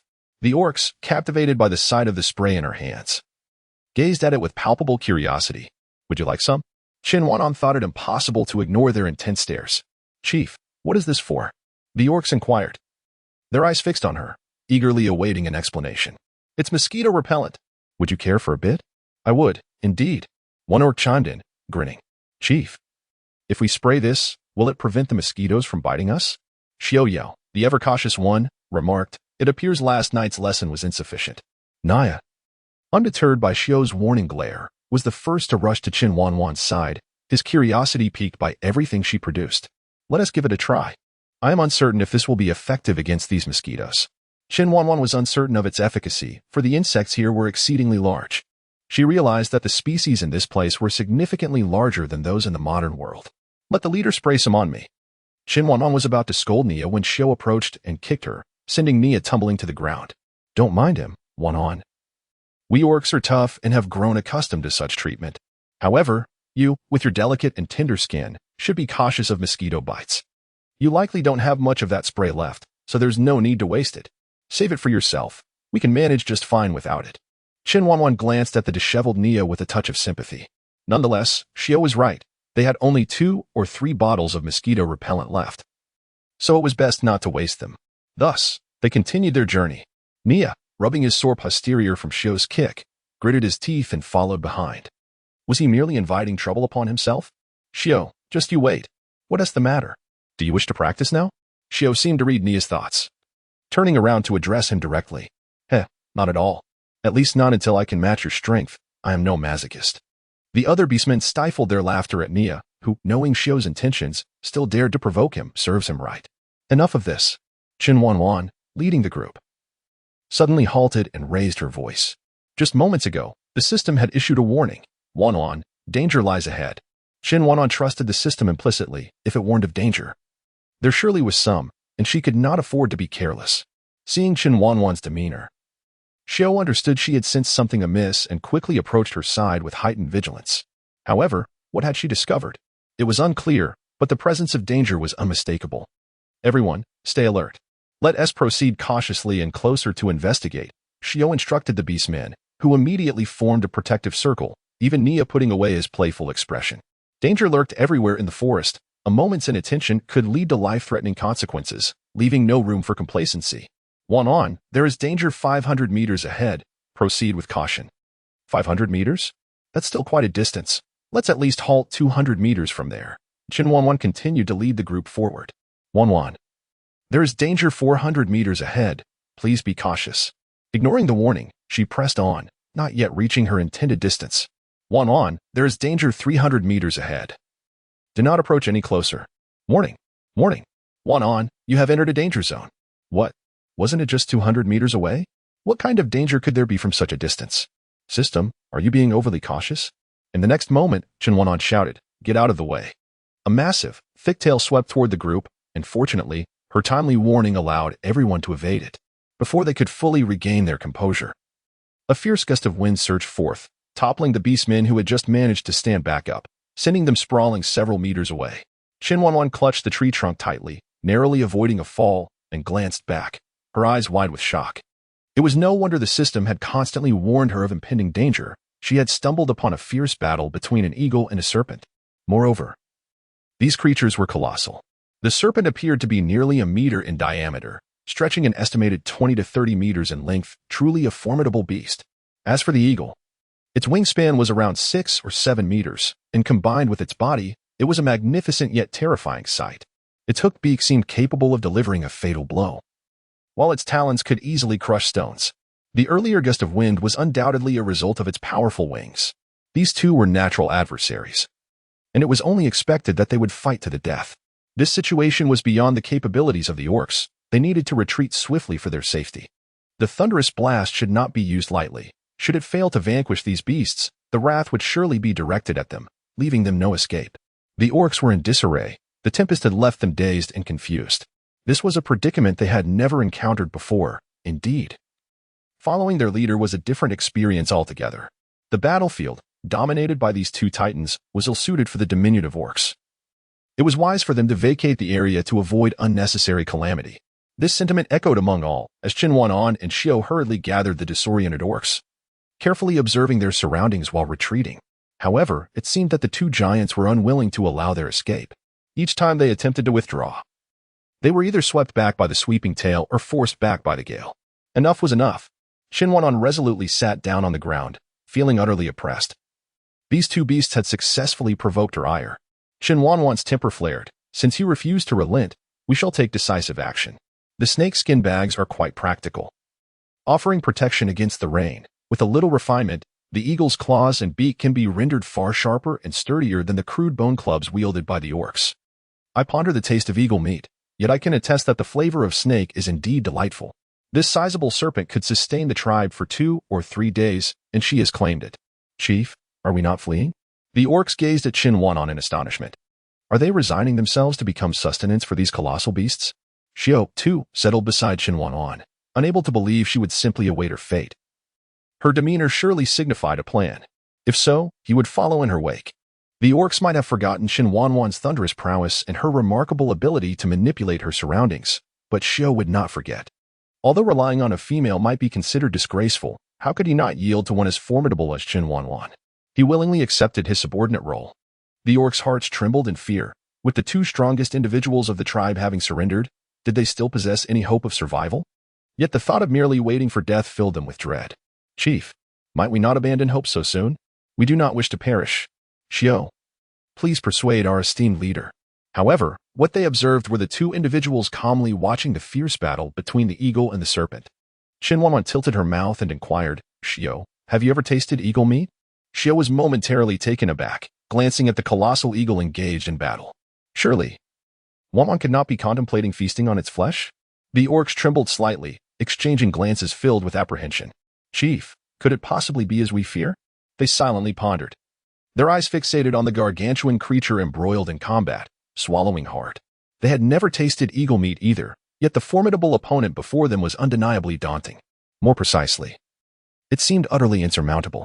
Chief, might you reconsider? Perhaps eagle meat is not as delightful as one might imagine. With a sly smile, Chen Wanwan remarked. When the clam and the snipe quarrel, it is the fisherman who benefits. Let us wait for them to inflict mutual destruction before we focus our efforts on the remaining adversary. There is no need to seek suitable prey, for these two will suffice. The orcs blinked in agreement, acknowledging the wisdom in their leader's words. However, could they truly contend with one of these colossal beasts? The battle between the eagle and the serpent spanned a radius of 500 meters, placing Chen Wanwan and her companions perilously close to the fray, making them vulnerable to attack. Yet, with Chen Wanwan, an extraordinary anomaly among them, the situation took an unexpected turn when the massive serpent hurled a boulder towards the eagle. The eagle, in a remarkable display of agility, fanned its enormous wings to deflect the boulder, sending it hurtling toward their position. The orcs were taken aback. Was fate truly so cruel? Was there no escape from this impending doom? Unable to bear the thought of being crushed into a pulp, the orcs hastily closed their eyes, bracing for the arrival of death. A thunderous crash echoed, but the anticipated pain did not arrive. Instead, they heard Chen Wanwan's voice exclaiming, "Well done." When the orcs opened their eyes, they found themselves enveloped by a massive object, while the battle between the eagle and the serpent raged on outside. It was evident that this object had been conjured by Chen Wanwan. Curiosity piqued. The orcs reached out to touch it. It felt cold to the touch, devoid of any extraordinary qualities. It bore a resemblance to their leader's weapon. Could it be another divine artifact? Was this also a creation of Yuan Tianye's research? Just as they faced the brink of life and death, and as Chen Wanwan contemplated transporting the orcs into a safe space, the system's voice resonated in her ears. Wanwan, do you wish to activate the protective shield? Without a moment's hesitation, Chen Wanwan declared, activate. Simultaneously, she drew closer to the orcs, prepared to usher them into her space should the protective shield prove ineffective. Fortunately, the shield demonstrated remarkable strength, successfully intercepting the boulder and sparing everyone from a grim fate. Wanwan, the protective shield is not omnipotent. It can only withstand a weight of 10 tons. Exceeding this limit may lead to its catastrophic failure, so use it judiciously. 10 tons? That should suffice. Must I be reminded to activate it each time? The previous moment was exceedingly perilous. Had I faltered even slightly, we would have met our doom. Wanwan had the capability to issue commands directly, which provided an additional layer of security and facilitated her actions. Yuan Tianye, you truly are a genius. Wanwan, who is the system? And who is Yuan Tianye? Much of what Chen Wanwan uttered eluded his understanding. Yet he was particularly intrigued by these two names. What connection did they share with Chen Wanwan? Were they perhaps the most significant individuals in her life? Chen Wanwan cast a sidelong glance at Xiao and remarked, "They are the ones who saved your lives." She was reluctant to elaborate further, as her own mood was far from pleasant. It was only now that she realized the stark contrast between herself and Yuan Tianye. Her affection was outwardly expressed, evident to all who beheld her, while Yuan Tianye's love lay concealed, as he preferred to act silently behind the scenes. Much like the Nanospace system, much like the protective shield, Xiao yearned to pursue the matter further, but Chen Wanwan's gaze remained fixed on the battle outside, indicating her disinterest in continuing the discourse. Reluctantly, Xiao was compelled to abandon his inquiries. He had a foreboding feeling that the two individuals mentioned by Chen Wanwan held significant importance for her, surpassing that of anyone else. The protective shield successfully thwarted the flying debris stirred up by the colossal giants, leaving the orcs in a state of trepidation. On several occasions, when massive boulders and trees came crashing down towards them, they instinctively shielded their heads in fear. However, they had grossly underestimated the formidable strength of the shield.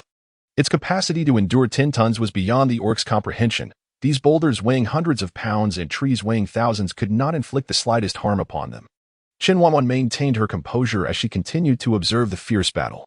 At present, it appeared that the giant eagle held the upper hand, soaring majestically above. The serpent found itself at a disadvantage, relying solely on its tail and constricting abilities. In contrast, the giant eagle possessed sharp beak and talons, each strike inflicting damage upon the colossal snake. Should the serpent fail to act decisively, it would likely succumb to the formidable eagle. This outcome was far from what Chen Wanwan desired, for the eagle seemed unscathed and brimming with fighting spirit. Such a situation was dire. This version of the giant eagle was not something they could contend with. If the serpent were to be defeated, Chen Wanwan would have to contemplate how to lead the orcs to safety rather than pursue the eagle. Ultimately, the giant snake could not prevail. As the eagle pinned it beneath its claws, raising its head in a triumphant declaration of victory. Chen Wanwan shook her head, lamenting the fact that she would not have the opportunity to savor the taste of eagle mate. The piercing cry of the giant eagle caused Chen Wanwan to look up. And in the next moment, she couldn't help but exclaim, "What on earth?" API call failed with status code 429. Error. Code 429. Message. Resource has been exhausted, e.g. check quota. Status. Resource exhausted. API call failed with status code 429. Error. Code 429. Message. Resource has been exhausted, e.g. check quota. Status. Resource exhausted. Chen Wanwan's lips twitched uncontrollably. Indeed, none were foolish. This creature even knew how to roll to extinguish the flames, yet the colossal serpent seemed unwilling to grant it the opportunity to douse the fire. The massive tail had ensnared the great eagle's neck, and the agony of its life combined with the searing pain compelled the eagle to forego its efforts to quell the flames. Its fierce talons plunged into the serpent's body, eliciting a pained response as the serpent coiled around the eagle, engaging in a tumultuous struggle. Chen Wanwan's lips curled into a slight smile. Fortune favored her, as she had not anticipated that the final strike from the colossal eagle would pierce the serpent's vital point. It was time to collect the spoils. The orcs stared blankly at Chen Wanwan, pondering what the spoils were. However, they understood that preparations were underway to deal with the two gigantic beasts. Could they not wait a moment longer? It seemed as though the creatures were still engaged in combat, and they appeared rather fearsome. Chen Wanwan paid no heed to the expressions of the orcs as the movements of the two colossal beasts grew increasingly subdued. Seizing the opportunity, she commanded the system. Deactivate the shield. With unwavering resolve, she was the first to dash towards the two giants as the protective barrier withdrew. Shoair followed closely behind without uttering a word, while Nia glanced at her weapon, gritted her teeth, and joined the fray as well. The orcs, watching in astonishment as the trio entered the battle, exchanged glances at their crude clubs and bone weapons. Swallowing hard, they decided against joining, fearing they might only hinder their comrades. Their meager armaments would likely only serve to tickle the titans. Should they provoke the giant's wrath, the consequences could be dire. Chen Wanwan harbored a deep-seated fear of the colossal serpent. Her initial target for retribution was indeed the immense creature itself. With unwavering resolve, she thrust her steel blade towards the precise location where the giant eagle had penetrated, striking down without a moment's hesitation. Chen Wanwan was momentarily taken aback. Was that how snakes sounded? Regardless, it was best to conclude this matter swiftly. Drawing her steel blade, she struck once more, but alas, her aim was off this time as the colossal snake, entwined with the gigantic eagle, evaded her second assault. Xiao opted to target the eagle instead, for its eyes were its Achilles heel, already scorched by the flames of the serpent. With visibility compromised, Xiao seized the opportunity, plunging his dagger directly into the eagle's eye while it wrestled with the snake. The eagle let out a heart-wrenching cry. One eye was lost, and the other was clouded, its body seared by fire. It realized that survival was no longer an option. Even if it miraculously escaped, living would be impossible. The giant eagle relinquished its chance for survival, now solely intent on dragging the serpent down with it, while also savoring the thought of devouring the foe that had ambushed it as a final meal. With renewed vigor, the eagle's talons struck fiercely, and due to Chen Wanwan's opportunistic strike, they pierced straight through the serpent's flesh. The serpent let out a pained roar, having been outmaneuvered by the eagle, only to be betrayed by an unseen adversary lurking in the shadows. It feared that survival was beyond its grasp, thus, if fate decreed it, they would all perish together. Chen Wanwan gazed at the colossal serpent, which could even alter its vocalizations. Astonishing. How ruthless. She had always known the giant serpent was extraordinary. It intended to annihilate them completely. With a swift motion, it directed its serpentine head and unleashed a torrent of flames, encircling them in a fiery embrace, seemingly intent on incinerating them alive. The flames began to spread, and the giant serpent and the colossal eagle were the first to bear the brunt of the inferno. The eagle, in particular, was rendered as mere fodder for the flames, its feathers serving as kindling. The mighty creature struggled as the merciless fire consumed its plumage and flesh, and the last remaining eye began to dim. Thus, the once dominant ruler of the skies faced its demise. Xiao, Nia, come here. Chen Wanwan called urgently, sprinting towards the two. The only viable option was to retreat to the spatial realm for safety. The serpent writhed in agony from the searing flames. It had always been the one to burn others, and now it was experiencing the torment firsthand. Its thrashing created obstacles for the three as they ran. At long last, Xiao and Nia reached Chen Wanwan's side. "Ha, Wanwan, enter," Xiao exclaimed, intending to inquire about her well-being, but was instantly transported to an entirely different realm. left in a state of bewilderment. They had been amidst the flames just moments before. Finally, they were free from the scorching heat. Chen Wanwan collapsed onto the ground, inhaling deeply, grateful for the fresh air. The oppressive smoke and heat had suffocated her, and now she could finally breathe freely. Xiao quickly regained his composure, surveying the vast, desolate landscape that surrounded them, devoid of any signs of life. In the distance, a building loomed. Was it indeed a dwelling? It bore an uncanny resemblance to Chen Wanwan's aesthetic. Was this her abode? Nia, overwhelmed by the sudden shift in circumstances, fainted. The abrupt transition from a life-and-death struggle to this serene sanctuary was too much to bear. Such an overwhelming experience, indeed. Chen Wanwan cast a disdainful glance at Nia, thinking her resilience was abysmally weak, akin to a frail chick.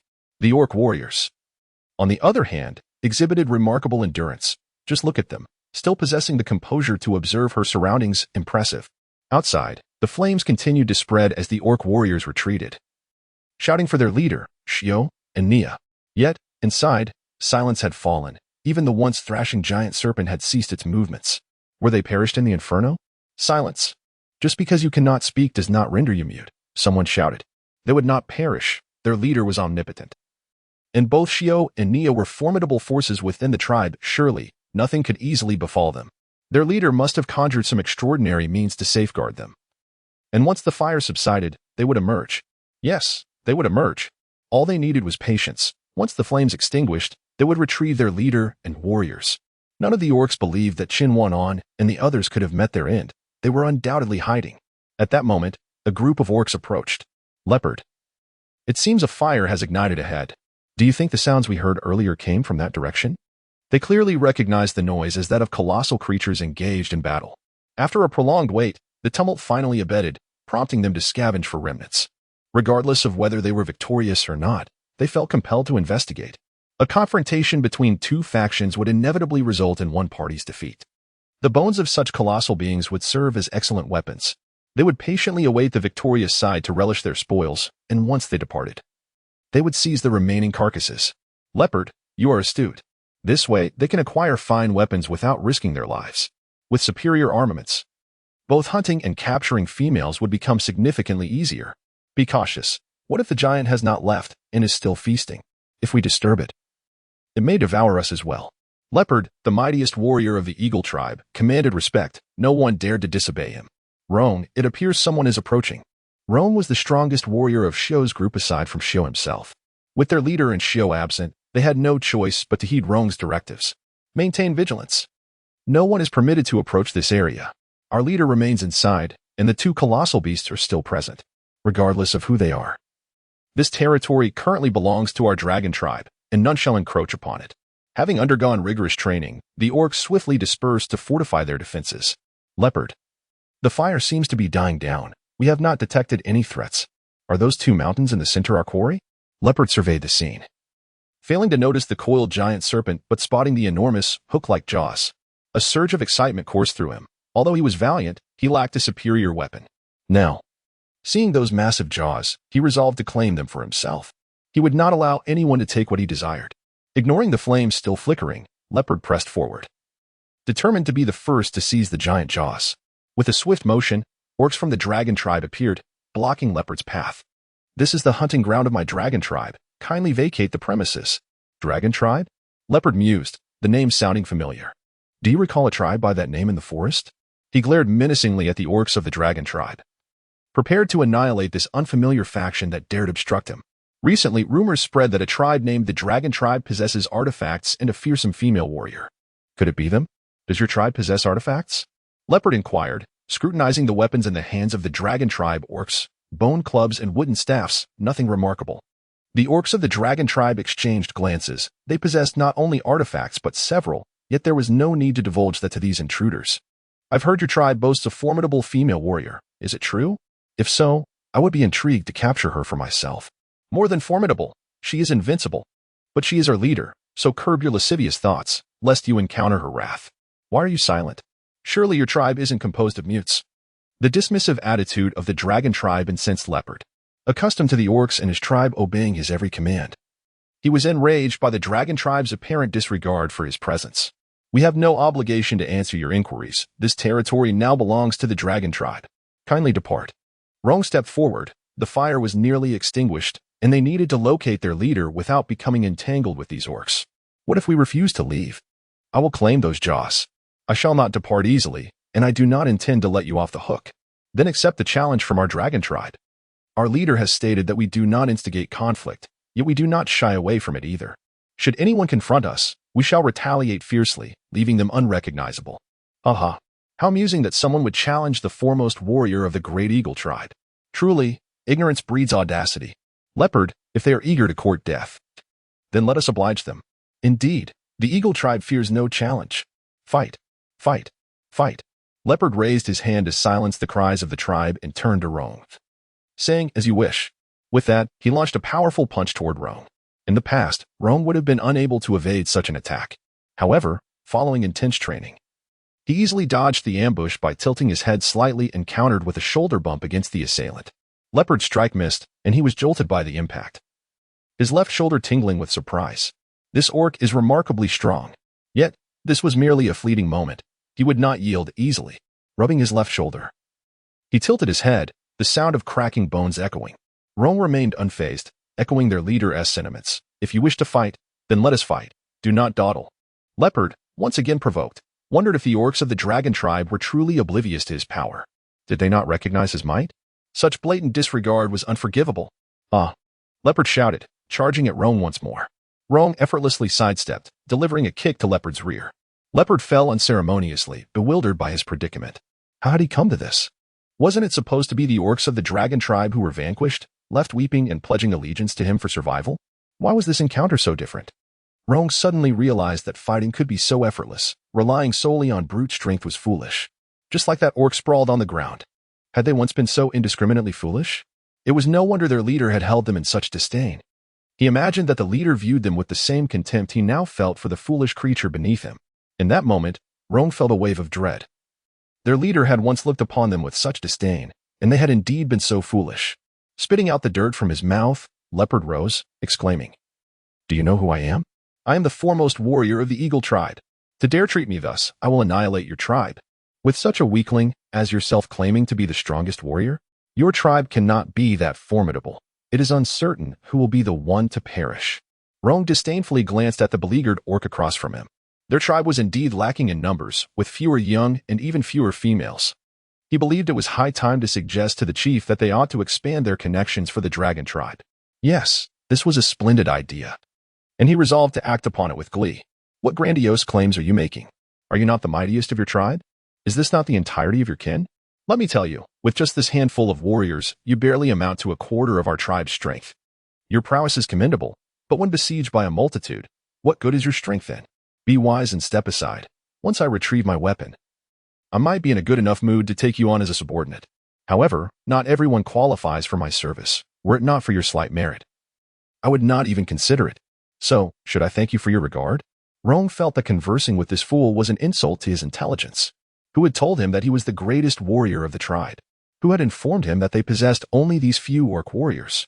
No need for that. Obey me, and I shall ensure you are well fed and have females to sleep with. See, this is the treatment you would receive under my command. A privilege sought after by many in the tribe. Cast them out. The fire had nearly extinguished, and they had no time to waste with idle chatter. Alas, how ungrateful you are. After a cacophony of sounds, the orcs of the eagle tribe found themselves huddled together. By unfortunate coincidence, Leopard was at the very bottom of the pile. He could no longer lament the strength of the dragon tribe orcs. He was crushed. The remnants of last night's meal had been expelled from him. When had the orcs of the forest become so formidable? Roan had resolved the matter. The orcs discovered they possessed an abundance of strength. What had been insurmountable foes in the past were now easily defeated.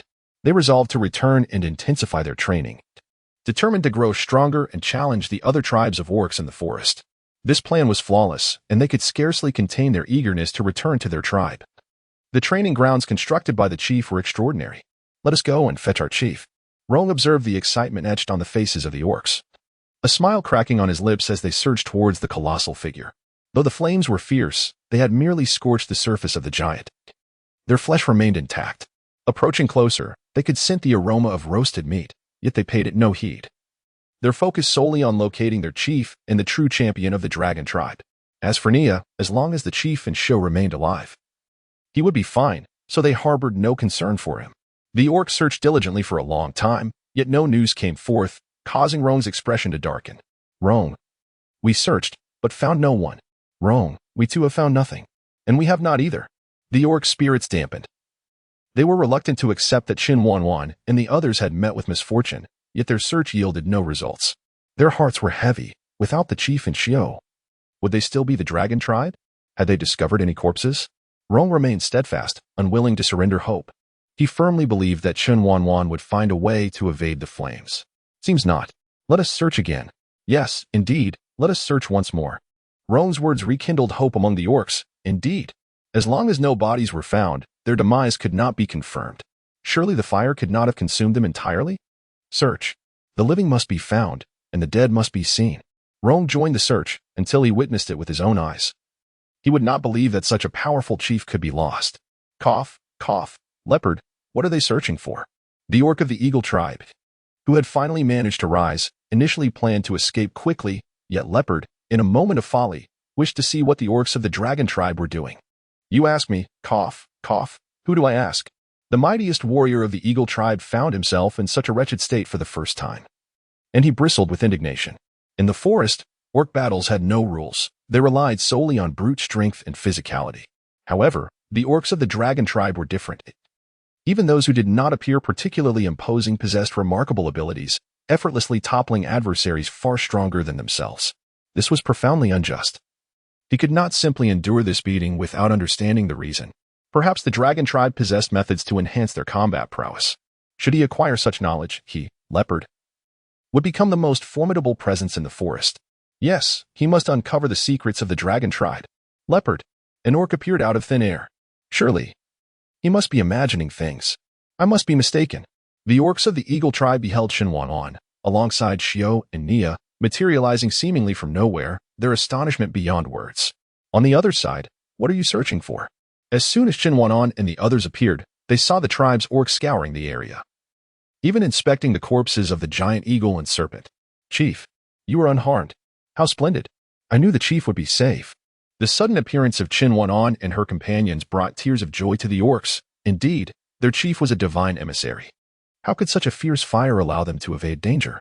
The very spot where they now stood had been searched thoroughly. There was no place to conceal oneself. They had appeared out of thin air. Powerful chief. Chen Wanwan gazed at the orcs, who were weeping and laughing in jubilation, somewhat bewildered. Were they not supposed to be rejoicing at their safety? Well, as long as all is well, let us gather our spoils. Xiao discerned the reason for the orcs' emotional turmoil. They had feared for their safety. Had it not been for Chen Wanwan, they might have indeed faced dire consequences. Yet with her presence, they were unharmed. Nia, you are safe. How wonderful. An orc rushed forward and embraced Nia, feeling that while they could not hug the chief or Xiao, it was permissible to confirm that this was not a dream by holding Nia. Oh, to his astonishment, Nia fainted in his arms. The orc stared blankly at Nia, as if he had not applied much force. How could Nia have fainted? Only Chen Wanwan and Xiao comprehended that Nia had succumbed to shock. From the battleground engulfed in flames to the stark emptiness of the system space, awakening from a state of near unconsciousness only to be thrust back into reality was an overwhelming contrast that few could readily accept. Nia exemplified this. Her experience affirmed Xiao's extraordinary strength. Beyond mere capability, her psychological resilience left Chen Wanwan in awe. Had Xiao been born in modern times, his achievements would undoubtedly be remarkable. Chen Wanwan gazed at the charred remains of the two colossal beasts, feeling a twinge of regret. The snakeskin was undoubtedly ruined, rendering any thoughts of crafting bags from it futile. As for the eagle meat, she was uncertain whether it had been scorched, after all their efforts. She needed to sift through and sample the unburned portions. The beastmen were preparing to dismantle the two giants before transporting them back to the tribe. The task seemed daunting, as it would likely take several trips to complete. This hunting expedition had yielded an abundant harvest. These two titanic creatures would provide sustenance for their tribe for several days. A testament to the bounty gained from accompanying the chief. They could already envision the envious gazes of their fellow beastmen upon their return to the tribe. What a delightful prospect. Previously, they would have been unable to process such immense prey, but times had changed. They now possessed a divine artifact that rendered the task effortless. With a single stroke, they could cut wherever they pleased. Nia had fainted, and his weapon had fallen into Rong's hands. Rong had long yearned for a divine artifact, dreaming of the day he could wield one.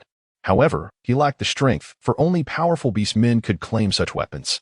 He trained diligently, yet now, he was prematurely savoring the sharpness of the artifact, which was truly remarkable. Rome glanced at Nia, pondering his inadequacy, and wondered if he might challenge him to take over his divine weapon. Yes, that was a splendid idea. He resolved to issue a challenge to Nia upon his awakening. The divine artifact ought to belong to the worthy. Only the formidable beastmen should wield such a keen weapon. Rome, what are you doing? Chen Wanwan approached to slice the eagle meat and noticed Rome using Nia's knife to carve the meat, with several pieces already cut. Chief, the serpent and eagle are simply too massive. We might struggle to carry them back. Therefore, I thought it prudent to cut them into smaller portions for easier transport. Rome looked at Chen Wanwan with great respect, explaining the rationale behind his actions. The giants were simply too enormous to be brought back to the tribe without such measures. Chen Wanwan envisioned the orcs racing through the forest, their arms burdened with bloodied, lean flesh, and the scene was steeped in a haunting quality. Moreover, the meat was chopped into pieces, a practice that was hardly sanitary. She understood that the orcs would be indifferent to such matters. Yet she found it impossible to overlook them. After all, she too would partake in this sustenance, and it was prudent to maintain a certain standard. Thus, the responsibility of hunting should rest with her, serving as a perfect opportunity to test the capacity of her spatial abilities. Was it indeed, as Yuan Tianye had claimed, that it could accommodate so much? It seemed likely, especially with the villa standing prominently nearby. There was no need for such complexity. The cut portions could simply be handed over to the orcs for roasting. The remainder could be left to her discretion. Understood, Chief. Rome responded, unconditionally obedient to Chen Wanwan's directives. Though uncertain of her methods, he had faith that she would find a solution. You all, gather around. After working tirelessly for so long, you must be hungry. Take this eagle meat and prepare it for roasting. Eagle meat. They had never tasted such delicacy before, thanks to the chief's generosity. Today they were fortunate enough to enjoy it, and not just any ordinary eagle meat. The orcs approached eagerly to carry the eagle meat, their spirits soaring.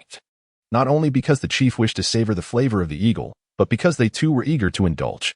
Chen Wanwan carefully cut a piece from the area where the banyan had been severed, weighing approximately 3 to 4 pounds, sufficient for her needs.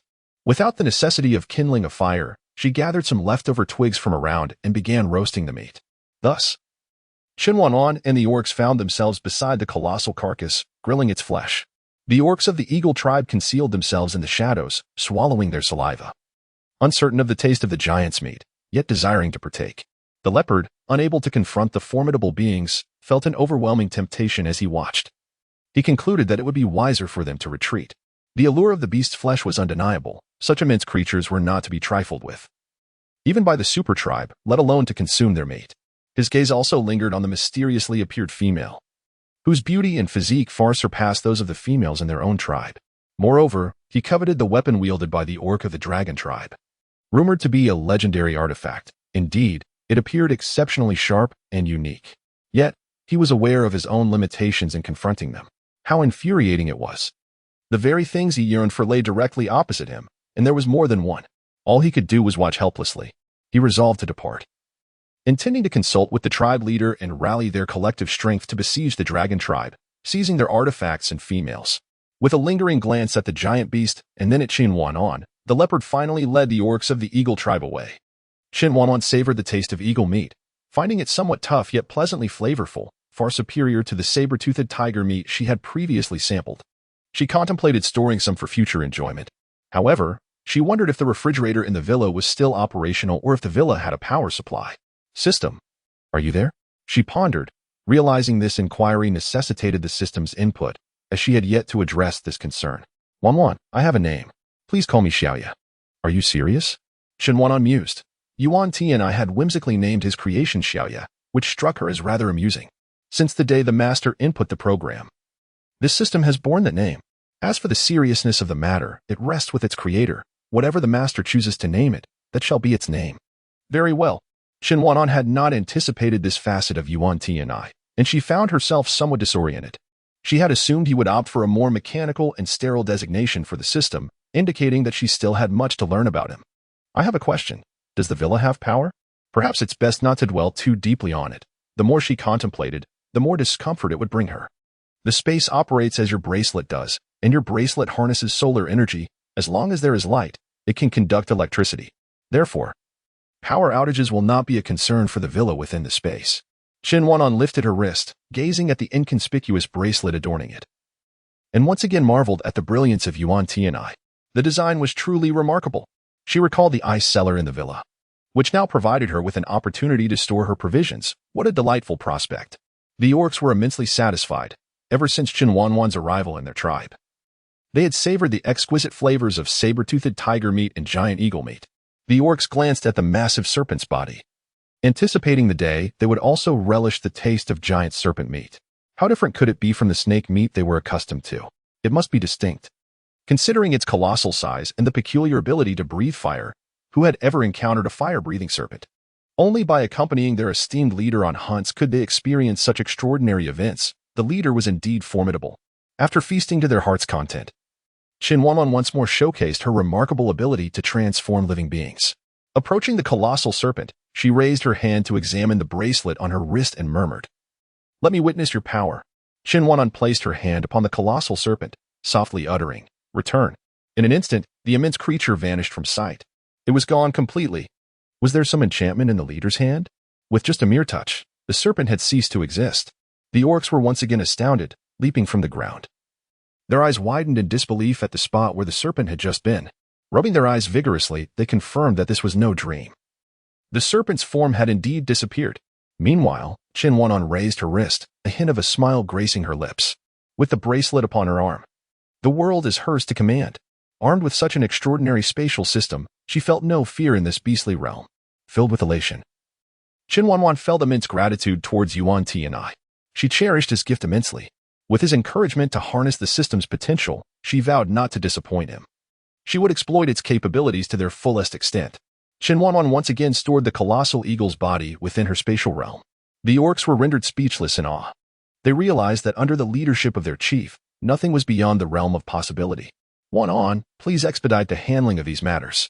Chen Wanwan was astonished. Do these things affect you? Wanwan, I have a cleanliness obsession. What?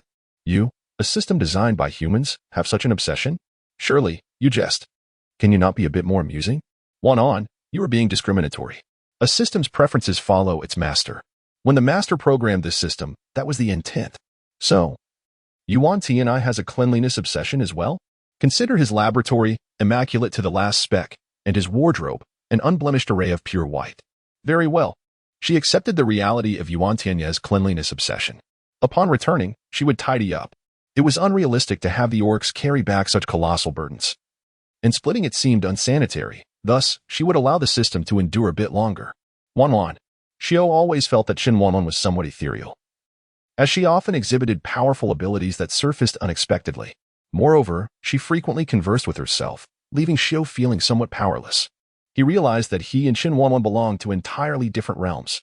Yet, he genuinely did not wish to remain so distant from her. They were already in the same world. Could he not attempt to integrate into her existence?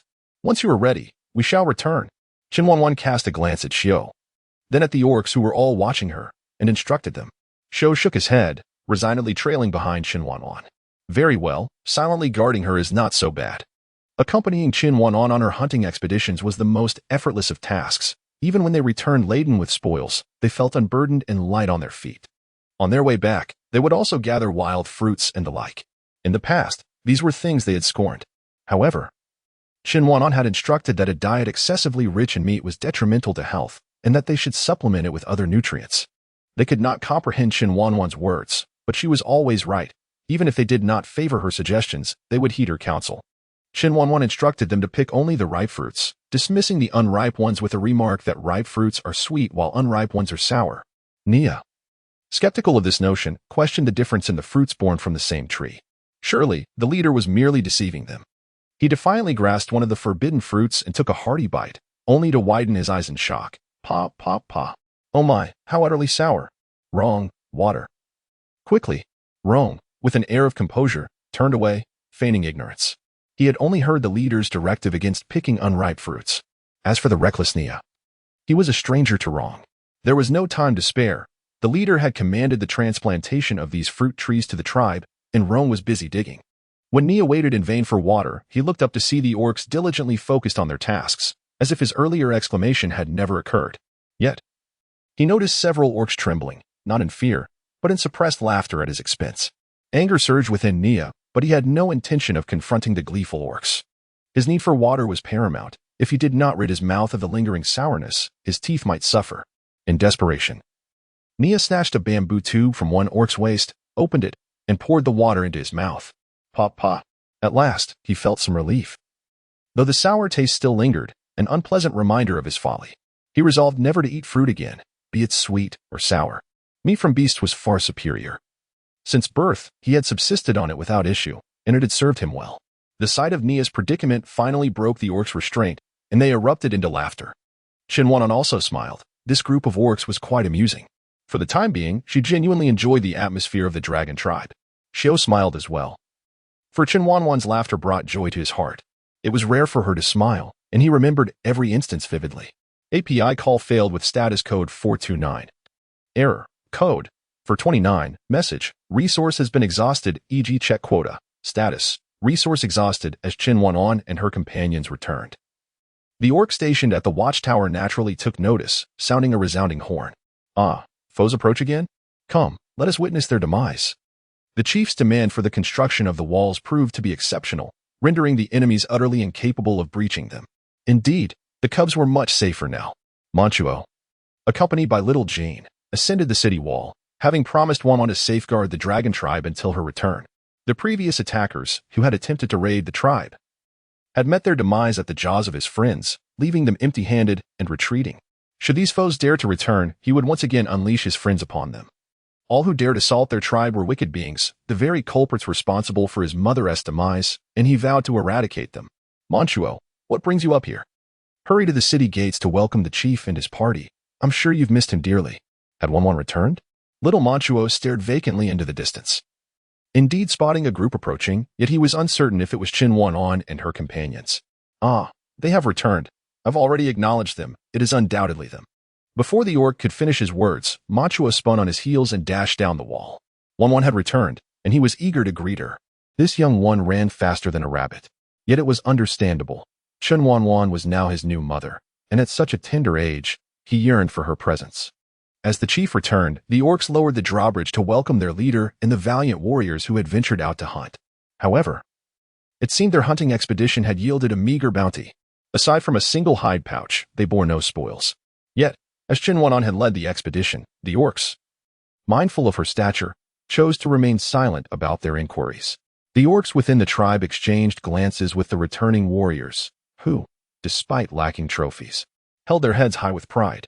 Their absence of game did not imply a lack of success. On the contrary, their achievements surpassed any previous outing. Though they had not personally captured the prey, they were united as a team, and that was their glory. They awaited the ecstatic gasps of the tribe, envisioning a splendid scene, full of anticipation. Chief, warriors, welcome home.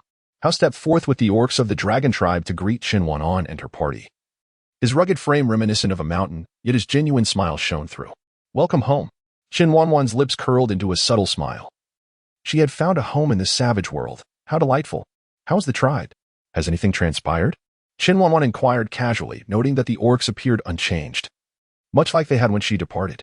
Chief, your decision was truly sagacious. Thanks to the fortifications of the walls and the river as a barrier, shortly after your departure, other tribes' orcs attempted to raid us. Yet, they only crossed the river and, for reasons unknown, collapsed beneath the walls. It was as if for everyone that came, another fell. They had no recourse and retreated, leaving our warriors untested.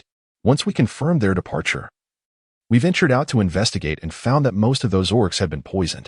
We remained perplexed as to how they were bitten.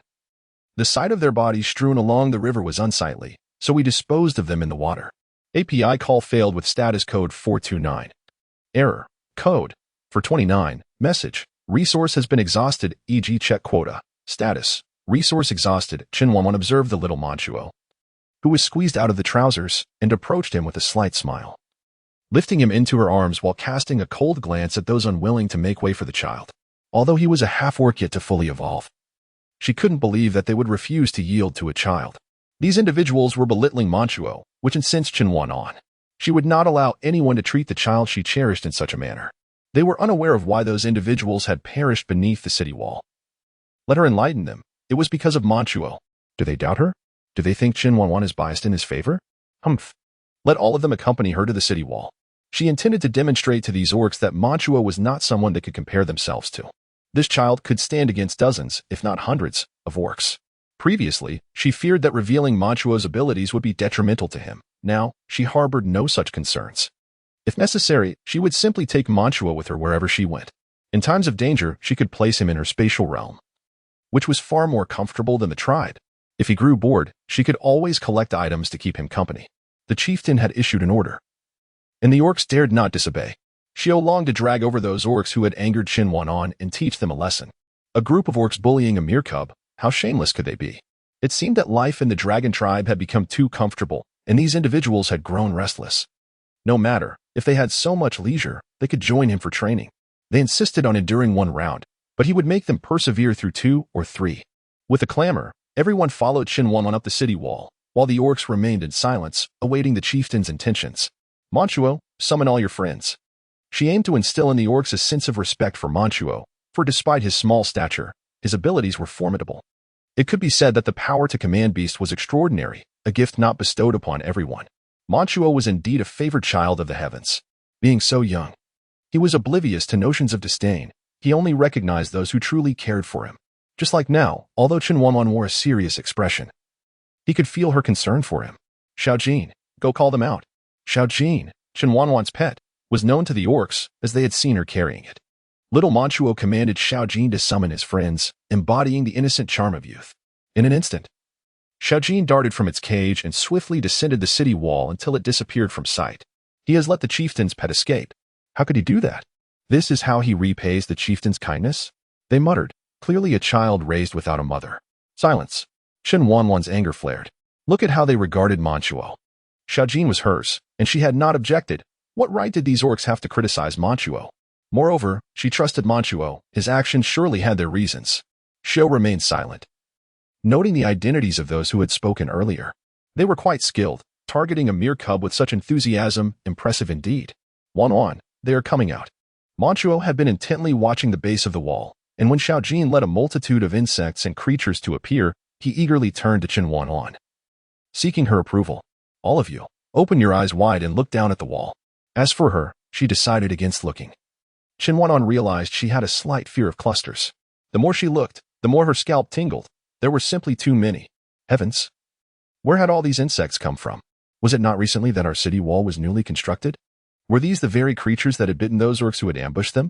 Why had they not bitten them?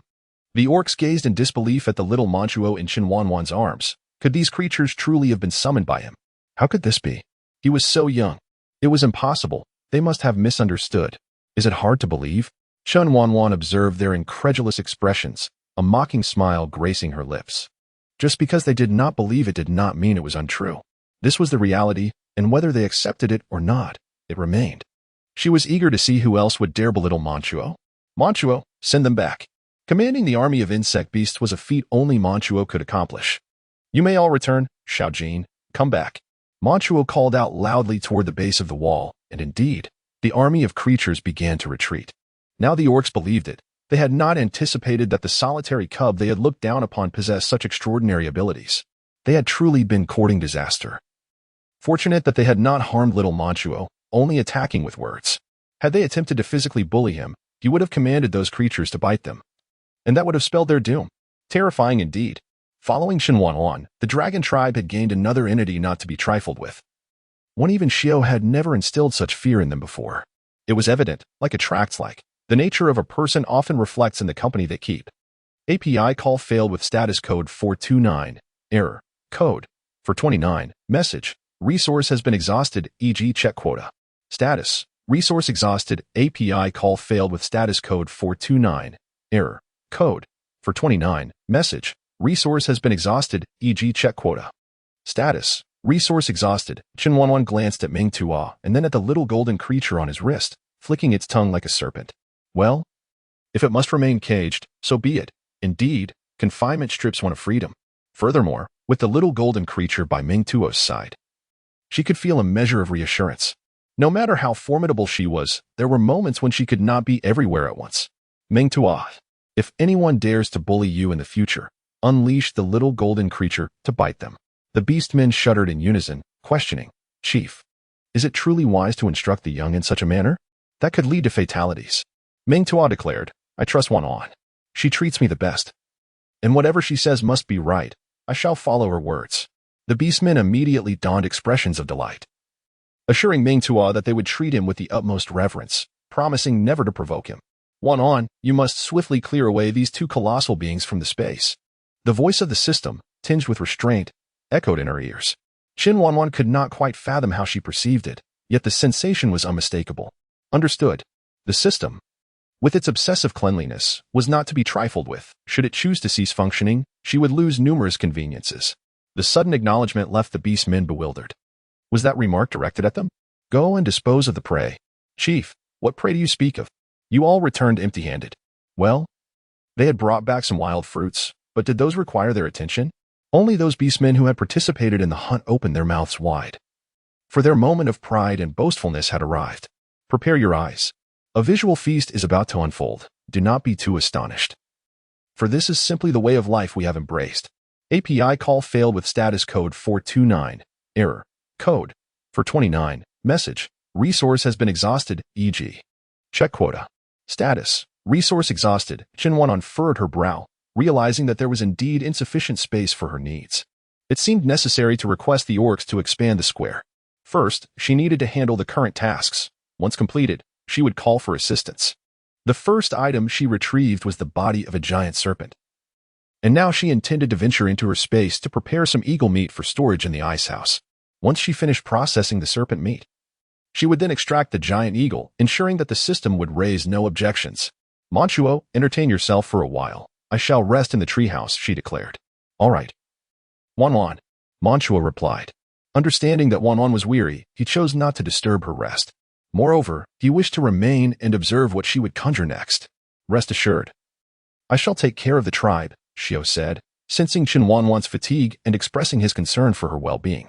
API call failed with status code 429. Error. Code.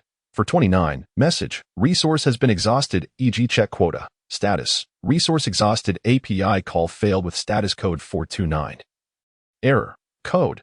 For 29. Message. Resource has been exhausted, e.g. check quota. Status. Resource exhausted. Chen Wanwan is invincible. They are filled with regret. Why were they not the ones accompanying Chen Wanwan on her hunting expedition? They missed this extraordinary spectacle. No narration could compare to witnessing it firsthand. Yet, unwilling to overlook any detail, they continued to question the orcs. Chen Wanwan had departed, and even if she were present, they would not dare to inquire of her. It was well known among the orcs of the dragon tribe that Xiao spoke little. Left behind was Nia, who had participated in the battle. Now the target of the orc's onslaught. Nia reveled in the attention, feeling as though he were a star surrounded by admirers, a sensation he found immensely pleasurable. Rong stood alongside the orcs who had ventured out for the hunt, observing Nia's self-satisfied demeanor, his tail nearly aloft in arrogance. How could he be so brazen? Had he not been faint with fear not long ago? Was he that the glory of the leader in Xiao? Why did it seem to him that Nia was the true protagonist of this tale? Those endowed with capability often shunned the spotlight, yet he thrived on ostentation. A twinge of envy stirred within him. He too enjoyed making a display, but he had not participated this time. Well, this was his due. He had indeed charged into the fray. This was a fact, albeit his contributions were minimal, yet Nia displayed no cowardice. For that alone, he earned their respect. Though they were somewhat averse to Nia's brashness, they had to concede that his courage was commendable. Once the commotion subsided, it was time to process the spoils. A task relegated to the orcs possessing the divine artifacts. They were responsible for the butchery, while the other orcs took on the duty of receiving the meat. With cornstalk serving as the ideal resting place for the beastly flesh. The flesh of the giant serpent was dissected and apart from the bones. The orcs extracted a substance from the serpent's back that even the divine weapons could not sever. The orcs had never encountered such a thing before. Their past meals had consisted solely of smaller snakes, which bore none of this. Perhaps the leader would recognize it. They would set it aside for her examination. Manyo directly stowed the item away, pondering its potential utility. Show me what you found. Chen Wanwan said as she approached after processing the hawk meat she wished to preserve, intrigued by the orc's curiosity. For you, Chief. Manyo promptly presented the item to Chen Wanwan with respect, eager to discern its nature, confident the leader could enlighten them. Where did you find this? Chen Wanwan inquired. Eyeing the pale, bloodied object in Manyo's grasp, already forming some conjectures in her mind. extracted from the giant serpent-s body. Even divine weapons could not cleave it. Serpent sinew, Chen Wanwan affirmed, astonished to discover that the giant serpent possessed such sinew. How many years had this serpent lived? No wonder it could spew fire and wield cunning. What a pity. One could only wonder if, given more time, it might have learned to speak or even take on human form. Chen Wanwan shook her head, realizing her thoughts had wandered into the realm of impossibility. Such occurrences belonged solely to myth. Yet, she remained uncertain about the object in her possession, deciding it best to cleanse it and store it away. Perhaps it would prove useful in the future. The orcs' admiration for Chen Wanwan grew exponentially, and they felt fortunate to have such an all-knowing leader in their dragon tribe. Suddenly, a horn blared, causing Chen Wanwan and all the orcs of the dragon tribe to turn their gaze towards the city gates. Who would dare provoke them now? With the entire tribe present, it seemed they were courting danger. Chief, a group of orcs is approaching, numbering approximately 20 to 30, reported an orc from the battlements. They were unconcerned. Such a small group posed no threat to the current strength of the dragon tribe. Let us observe from the walls while the others continue to process the game. A mere 20 or 30 do not warrant a full mobilization. The sooner we handle this meat, the better, leaving it will only attract pests. On the city walls, Chen Wanwan surveyed the scene, noting the approaching group of 20 to 30. Among them were men, women, even children and elders. They did not appear to be troublemakers but rather a migrating tribe. She lacked clarity on their circumstances and could only await their proximity to gather more information. Should they be willing, she considered the possibility of offering them refuge. The dragon tribe was in dire need of more inhabitants, particularly women and children, as children represented the future and women were essential for the tribe's continuity. While women might appear delicate, their importance was undeniable. The propagation of future generations was paramount, and Chen Wanwan was inclined to welcome any woman into their fold. With their tribe's skewed gender ratio, she aspired to attract more women and subsequently allocate partners to the orc males. She wished to prevent interbreeding, if circumstances permitted.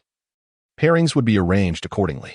Esteemed leaders of the tribe, we are the camel tribe, migrating from the grasslands, and we seek your assistance. The leader of the camel tribe, an elderly orc, was a rarity. Typically, tribes required robust leaders to flourish. Elderly orcs were usually relegated to the care of the young, engaging in tasks within their limited capacity. When food was distributed, they received meager portions due to their inability to hunt or reproduce like the females. Though harsh, such was the survival code in the orc world. Fortunately, the dragon tribe did not adhere to such a doctrine, for Chen Wanwan treated all orcs equally. Open the gates and let them in. Chen Wanwan felt elated. It seemed the dragon tribe would soon increase in numbers. On the opposite riverbank, Father, do you think they will help us? Asked a young girl, clutching the arm of an elder with concern. Their home had been seized, and the remaining members had barely escaped, thanks to the valiant efforts of their tribal warriors. They had initially thought the wolf packs of the grasslands were terrifying, only to discover that the forest beasts were far more formidable. Originally, they had escaped with 50 to 60 orcs, but now only 20 remained. Without finding sanctuary, they faced certain death. Their leader had perished in battle, leaving a void in leadership. The elder, despite his age, had been reluctantly thrust into the position, as none other possessed the capability to lead. In such a tribe, what purpose did a leader serve? Merely a source of psychological reassurance for the others. As the elder had once been a valiant warrior, child, we must leave our fate to the heavens. The old leader gazed at the towering walls, a sight unlike any he had witnessed even on the grasslands. Their defenses were exceptional, complemented by a river that would thwart any beast attacks. He knew little of the city's interior, but based on its fortifications alone, it was an impressive tribe. Surviving in a beast-ridden forest indicated strength and resilience. Behind them, the cries of children pierced the air, alongside the groans of injured orcs and the sighs of those who had lost hope for survival. Mother, I am so hungry. Be patient, it will be fine soon. Brother, my arm hurts so much. If this tribe did not offer refuge, they would surely meet their demise. They were living beings in need of salvation. The city walls remained silent, and the elderly leader closed his weary eyes. It appeared the tribe was unwilling to take them in. Their fate seemed sealed. Let us go. The old leader and his companions turned at the sound of a heavy wooden board descending from the walls. Father, what is that? The elder glanced at the board, then at the river, his dim eyes sparkling with joy. Child, that is our hope for survival, he uttered, tears of excitement brimming in his eyes. Have they agreed to shelter us? The girl asked, her voice filled with eagerness, seeking affirmation from her father. The old leader, though uncertain, resolved that should this tribe offer them refuge, he would accept any conditions. Even if they were to reject the elderly or the injured, he would not hesitate to comply. As the drawbridge lowered, Just as the old orc had surmised, it reaffirmed his belief that this tribe was exceptional. Their defensive walls and the design of the drawbridge showcased their strength and wisdom. With a creaking sound, the gates of the dragon tribe slowly opened, revealing a formidable procession of towering, majestic orcs. Such warriors were unmatched, even by those of the mightiest tribes. The orcs of the camel tribe gazed reverently at the approaching warriors, wishing they could join their ranks. "Our chief invites you inside." Rong, under Chen Wanwan's orders, led the way to welcome the newcomers. However, the fervent gazes of the orcs unnerved him. Once upon a time, they had shared a similar fervor. But they had been fortunate to encounter the formidable leader Chen Wanwan. Clearly, these newcomers were not as fortunate. They appeared to be in dire straits, consisting mainly of the elderly, weak, and injured. Their journey here must have been fraught with hardship. "Thank you, esteemed ones, for coming to receive us. We are deeply grateful for your great leader's willingness to meet us. Let us proceed." Rong's expression twitched slightly at the sight of the old orc on the verge of tears, prompting him to look away. Words of gratitude should be directed to the chief, as he was merely following orders to escort them in. The girl's eyes remained fixed on Rong. He was the most imposing orc she had ever seen, and his gaze held neither malice nor disdain. He regarded them with respect, showing no interest in their females, including her. As she gazed at him, her heart raced with an unfamiliar sensation. The intensity of his gaze was impossible to ignore, drawing her attention to the female orc accompanying the elderly leader. She was quite attractive, in Rong's estimation. Then there was nothing more. Rong simply stepped aside, allowing the orcs to pass. The young girl blushed deeply, for he had looked at her. The old orc gently patted the girl's hand, leading her across the swaying bridge first. It felt slightly bouncy, a curious sensation. Yet she feared falling. However, the bridge held firm until everyone had crossed, remaining intact as the orcs secured it high against the towering city walls. Masterfully crafted. This was the old orc's assessment of the bridge and the walls. Only upon entering the dragon tribe did he realize the extent of his ignorance. The stone-paved path was smooth and even beneath their feet. Square buildings, mirroring the walls, dotted the area surrounding the tribe. He observed orcs coming and going. Was this where they resided? Evidently, the orcs of this tribe did not dwell in caves or tree houses. The village was abundant with orc meat, appearing freshly butchered. How many beasts must have been hunted to yield such a bounty? The camel's tribe orcs gazed at the meat with eager eyes, their hunger palpable. They longed for sustenance. "Mother, there is orc meat. I want to eat." "Me too. I am so hungry." The elder orcs lowered their heads, equally famished, their stomachs audibly protesting. Rong found it difficult to overstep Chen Wanwan's decisions. Although reluctant, he resolutely guided them forward, his gaze unwavering. Chen Wanwan waited for these individuals by the square. Growing increasingly bored, she drew forth a dagger, attempting to shape the beak of an eagle into a curved blade. Surprisingly, it proved rather resilient. Her dagger, forged from high-quality steel, was undeniably sharp, yet each attempt only yielded a minuscule amount. "Wanwan, allow me," Xiao interjected, unable to bear the sight any longer. While she was undoubtedly skilled, her hands were rather petite. He possessed greater strength, making him far more suited for this task. He would undoubtedly find it much easier to accomplish than she could. Chen Wanwan glanced at the eagle's beak in her hand and then at Xiao, directly handing the beak to him. "Please shave the curved hook here as thin as possible to ensure its sharpness. As for the back, shape it into a handle for easier grip." "Chief, the person has been brought here," Rong announced, leading the individual over and reporting directly to Chen Wanwan. Chen Wanwan turned around and felt that it was truly remarkable for these individuals to still be alive. They were uniformly frail, elderly, sickly, or disabled, with not a single formidable-looking beastman among them. However, there were 7 or 8 women and 4 or 5 younglings present. Indeed, with the addition of these women to the dragon tribe, the prospect of new births in the coming year seemed promising for their tribe. "Respected leader, the camel tribe is willing to submit to your tribe. We shall comply with any demands you may have." An elderly beastman bowed deeply, expressing their sincerity, eager to accept any conditions in exchange for their continued presence. Cough, cough, cough. "That's not right. This is our leader." Rong had to interject, reminding the old beastman that he had bowed to the wrong person. It was Chen Wanwan who was the chief of the tribe. The beastmen of the camel tribe all believed that Xiao was the leader, given his imposing stature and inherent aloofness that commanded respect. However, the beastman who had escorted them stated that he was not a beastman. It was the woman beside him who held that role. Was he jesting? This individual was female. Their tribe was led by a female? How could that possibly be? Chen Wanwan's lips curled into a slight smile as she observed the astonished expressions of the orcs. Whether they believed it or not, she was undeniably formidable. She was the leader of the dragon tribe. You are the leader? The girl was taken aback, shifting her gaze from Rong to Chen Wanwan. Unlike them, whose skin bore a generally darker, wheat-like hue, Chen Wanwan's complexion was fair and appeared remarkably tender. Chen Wanwan was the most stunning female she had ever encountered, and to her astonishment, she was the leader of this tribe, an incredible revelation.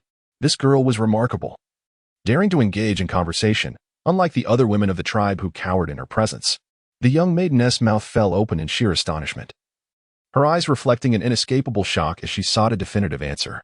She had met the esteemed leader. The elderly orc felt somewhat embarrassed, having mistakenly misidentified the leader. It turned out that this young woman was indeed the chief of the tribe. It was no wonder he had been confused. There had never been a precedent for a female leader. The tribe was permeated with peculiarities. A female leader was simply difficult to accept. Mother, I am so hungry. When can I eat? The little cub was oblivious to the matter of leadership. His overwhelming hunger took precedence, and all he desired was food. Could you refrain from mentioning hunger? Every time it is brought up, our stomachs cannot help but grumble, which is quite embarrassing. Take them down to eat. However, do not serve them roasted meat directly. Their digestive systems are too fragile to handle it all at once. Have the females crush the corn and mix it with small pieces of meat to cook for them, ensuring it is thoroughly cooked. Yes, chief. Well then, esteemed leader. If you wish to stay, you may do so, but remember this. By staying, you become a part of the dragon tribe, and from now on, you must not engage in any acts of betrayal against it. Chen Wanwan interrupted the old orc's words directly, stating that while she could offer them shelter, certain conditions must be clear. Thank you, esteemed leader, for your hospitality. Henceforth, we shall be orcs of the dragon tribe, and the camel tribe shall cease to exist.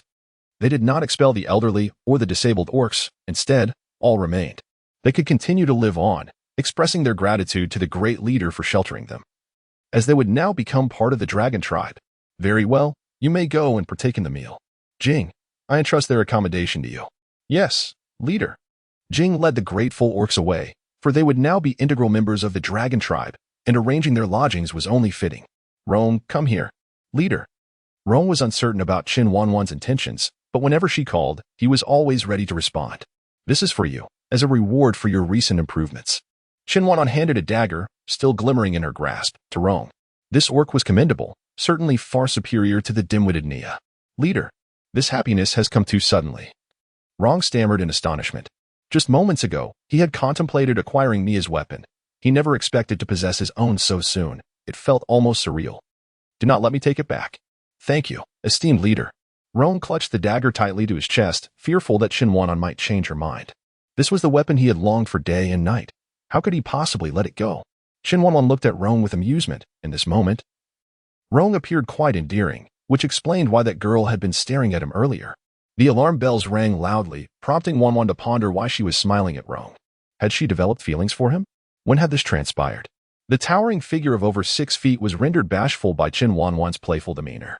It was only when he sensed an unusual atmosphere around him that he noticed the peculiar gaze from Xiao directed at him, gripping the dagger in his hand.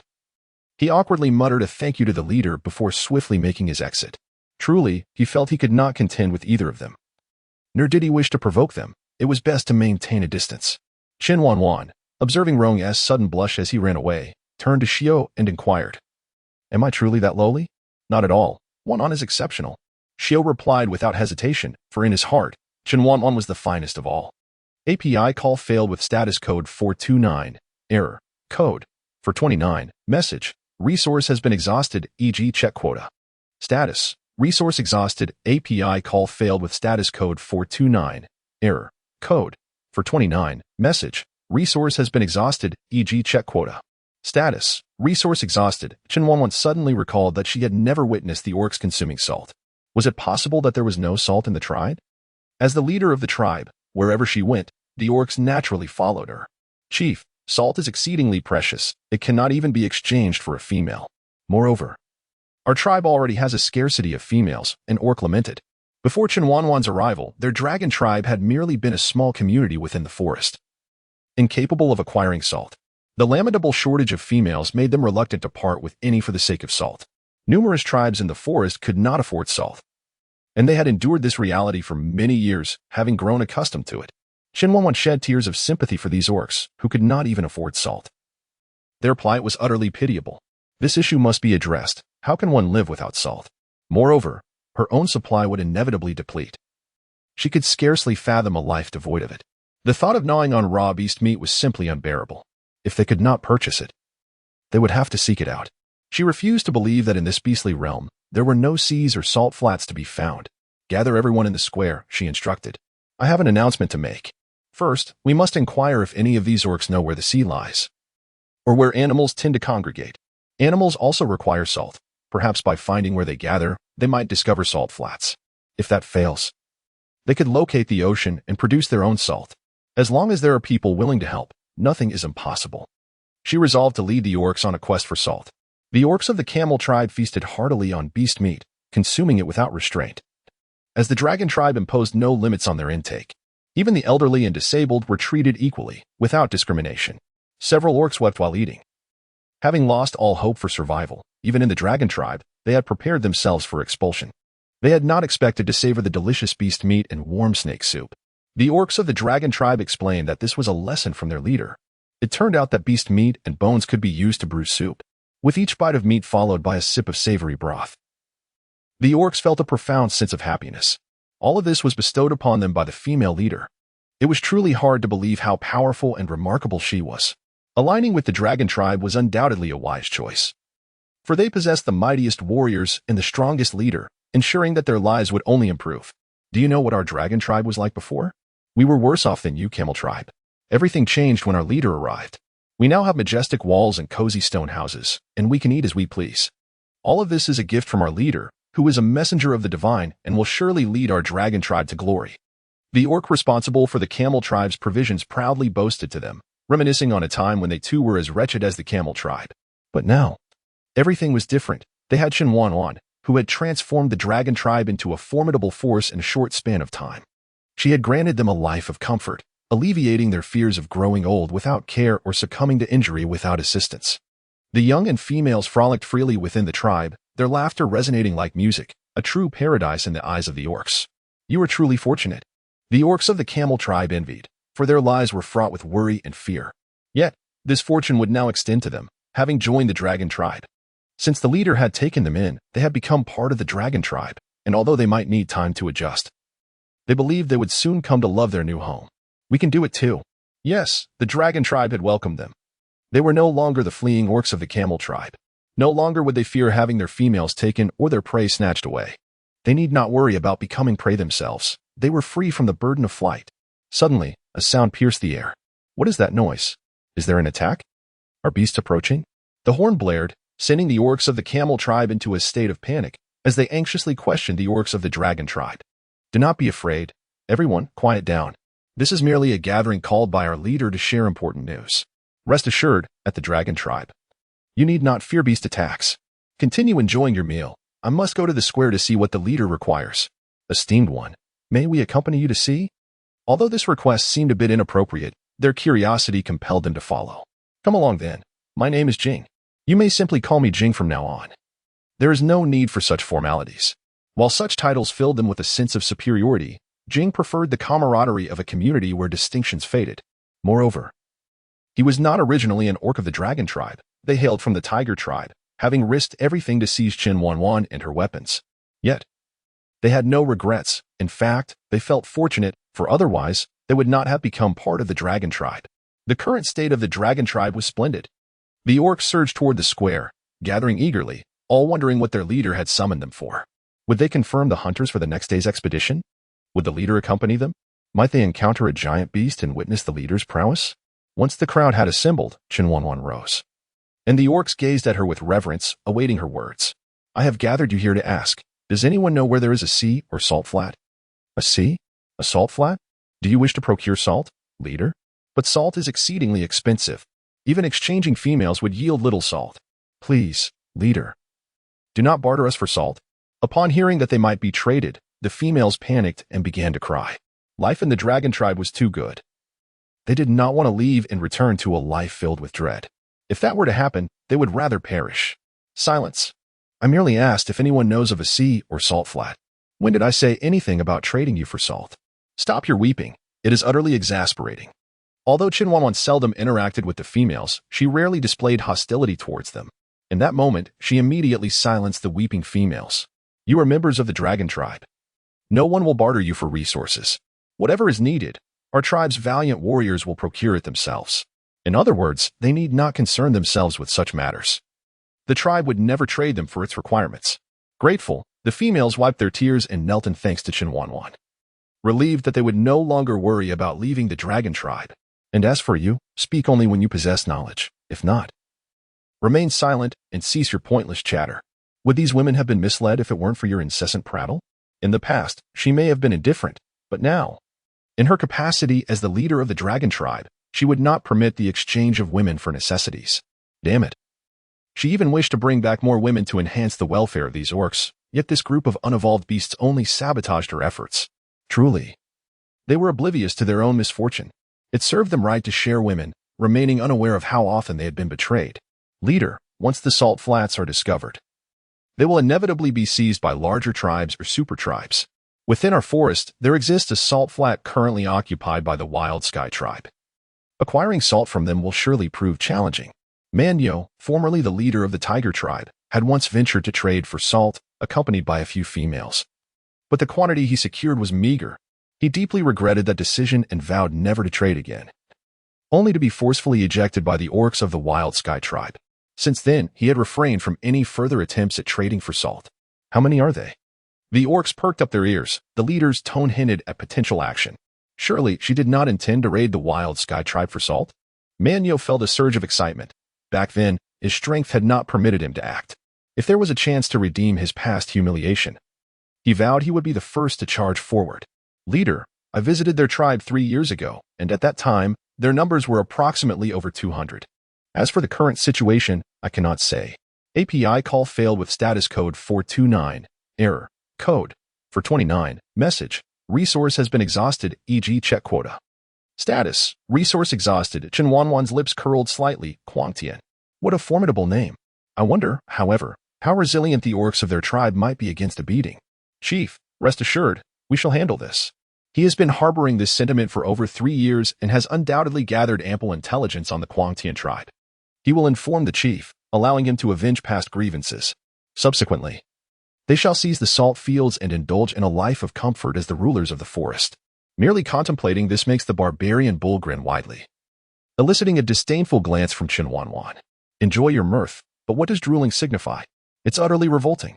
Hey. The barbarian bull promptly reined in his unbecoming demeanor. Esteemed chief, are you still in search of the sea? Inquired an elderly orc from the camel tribe, who happened to know its whereabouts. Do you truly know where it is? Chen Wanwan regarded the seasoned orc, who had recently joined the Long tribe, recognizing his wealth of experience. Indeed. If you journey northward across the grasslands for half a day's travel, you shall behold the sea, which the orcs refer to as the Boundless Arrow Sea. It earned this name because no one knows where it leads at the other end. It is vast and expansive, and its depths remain a mystery.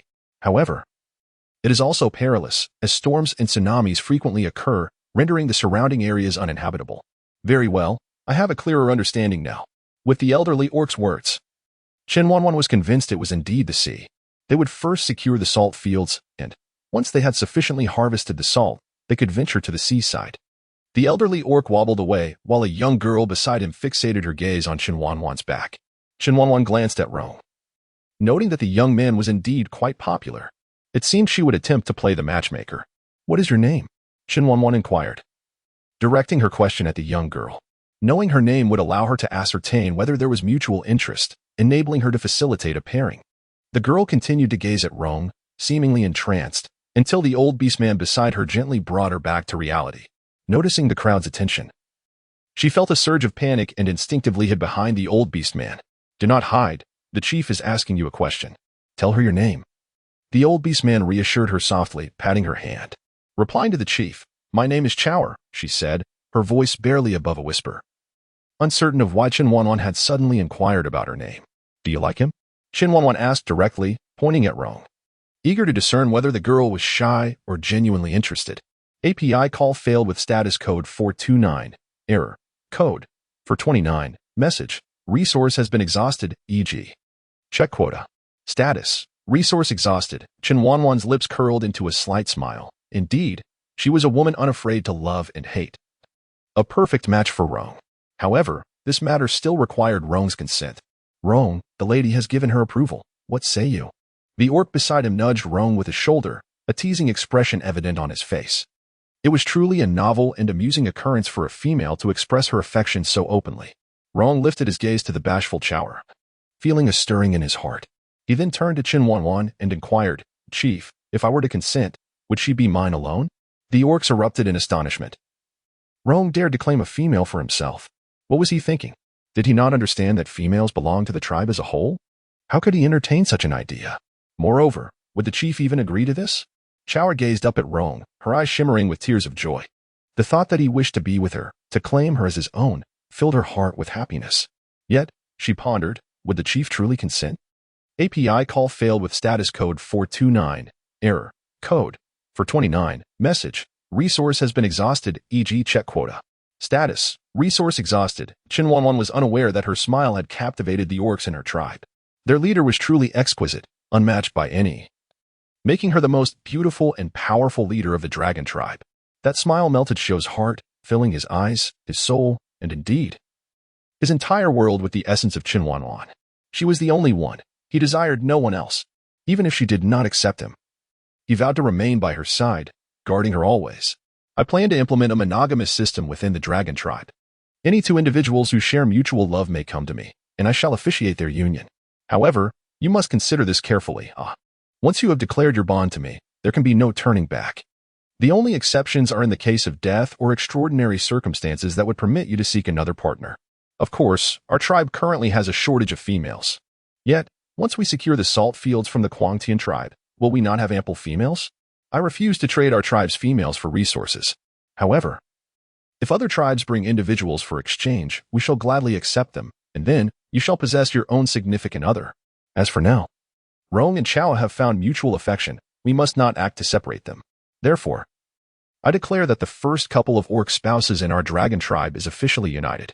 The orcs erupted in cheers, gathering around Rong and Chow, who were blushing yet unable to conceal their love and happiness. Thank you, leader, Rong exclaimed, raising his right hand to his chest in a respectful salute to Chen Wanwan, expressing gratitude for granting him a partner of his own. Thank you, leader, Chow echoed, also expressing her thanks for the fulfillment of her wish. Indeed, she regarded Chen Wanwan as an admirable leader, her benefactor who had helped her discover happiness. You two share a mutual affection. I merely facilitated your union, so there is no need for gratitude. Today, your marriage is a joyous occasion for the dragon tribe. Let us host a bonfire party this evening, allowing everyone to rejoice and celebrate. The food is prepared, and I shall generously contribute seasonings to teach you how to create delectable dishes. The orcs cheered with excitement, having longed for the leader's offerings. They were pleasantly surprised by her generosity today, eagerly anticipating the evening's festivities. Chen Wanwan was in exceptionally high spirits, having personally orchestrated the union of a pair of lovers, which brought her immense joy. It was this happiness that inspired her to share her precious seasonings with the orcs. It is worth noting that her seasonings were used sparingly, as she typically reserved them for herself. However, today was a special occasion, and in celebration of her delight, she decided to add a touch more flair. The orcs of the camel tribe were unaware of the reason behind the jubilance of the dragon tribe orcs. Yet they felt elated nonetheless, as the warriors of the dragon tribe had united with their females. This signified that they could indeed integrate into the dragon tribe, rather than being seen as outsiders. The elder orc shed tears of joy, and gazing upon his daughter's radiant smile, he felt that even death would hold no regrets for him. His greatest concern had always been for his daughter, fearing she would be treated as mere merchandise, exchanged at will, or forced to serve various orcs. Now, everything felt perfect. The dragon tribe was their final sanctuary, and they no longer had to wander, but could finally settle down. Nightfall soon descended, and the dragon tribe ignited a magnificent bonfire, casting its glow across the entire square. As orcs of all genders gathered around the fire, singing and dancing in celebration, Chen Wanwan did not comprehend the meaning behind their songs. Yet it did not hinder her from sensing their joy. Everything was delightful, except for the rather revealing fabric of their attire, which occasionally drew her gaze towards inappropriate sights. Thus, Chen Wanwan devoted herself to the role of a conductor, guiding the orcs in grilling meat and preparing snake soup. The enticing aroma of the food wafted through every corner of the dragon tribe, causing the orcs to pause and unconsciously gravitate towards the barbecue rack and the pot of soup. The pot was an enormous one that Chen Wanwan had retrieved from her space, while the bowls and chopsticks were crafted by her instructions, made of wood. The orcs were unfamiliar with the use of chopsticks. Many held them merely as decorative items, and some even found them cumbersome and chose not to use them. They preferred to grasp food directly with their hands. However, Chen Wanwan skillfully wielded the wooden chopsticks, dipping them into the bubbling pot to retrieve snake meat without hesitation, which sparked curiosity among the orcs. They realized that such an operation was impossible with bare hands, and wooden chopsticks could indeed be utilized in this manner, alleviating their fear of burns. The first to master the use of chopsticks was Xiao, whose keen comprehension allowed him to mimic Chen Wanwan's technique, successfully retrieving snake meat from the pot. Indeed, without the risk of burns, he enjoyed a second piece of snake meat, which, seasoned to perfection, was simply exquisite. This was the first time Xiao had tasted meat so delectable in his life. It was undeniably delightful. How could it be so delicious? The orc swallowed hard, gazing at Xiao, captivated by the rich aroma. Surely, it must be delicious. Why not try for themselves? Xiao glanced at the orcs and continued to scoop a generous portion of meat into his bowl, retreating to savor the feast in solitude. Chen Wanwan served a bowl of food to Ming Tua and prepared one for herself before leading him to the dining area of the tribe. The trio resembled a harmonious family, yet none of them paid much attention to this resemblance. The beastmen clumsily attempted to grasp chopsticks, awkwardly fishing for snake meat from the pot. Despite the challenge, the moment they savored the delectable snake meat, all efforts felt worthwhile. Sighs of contentment echoed throughout the tribe, particularly among the camel tribe, who felt as though they had been transported from the depths of hell to the heights of paradise. Beyond merely finding a place to rest, they filled their bellies and indulged in exquisite cuisine. Life in the dragon tribe was indeed blissful. The beastmen found the situation almost surreal, fearing that upon awakening, it would all reveal itself as a mere dream. They fervently wished for it to be reality. Outside the tribe, the tantalizing aromas wafting from the howling dragon tribe attracted a horde of wild beasts that roared from across the river. Beast attack! The beasts are coming! What should we do?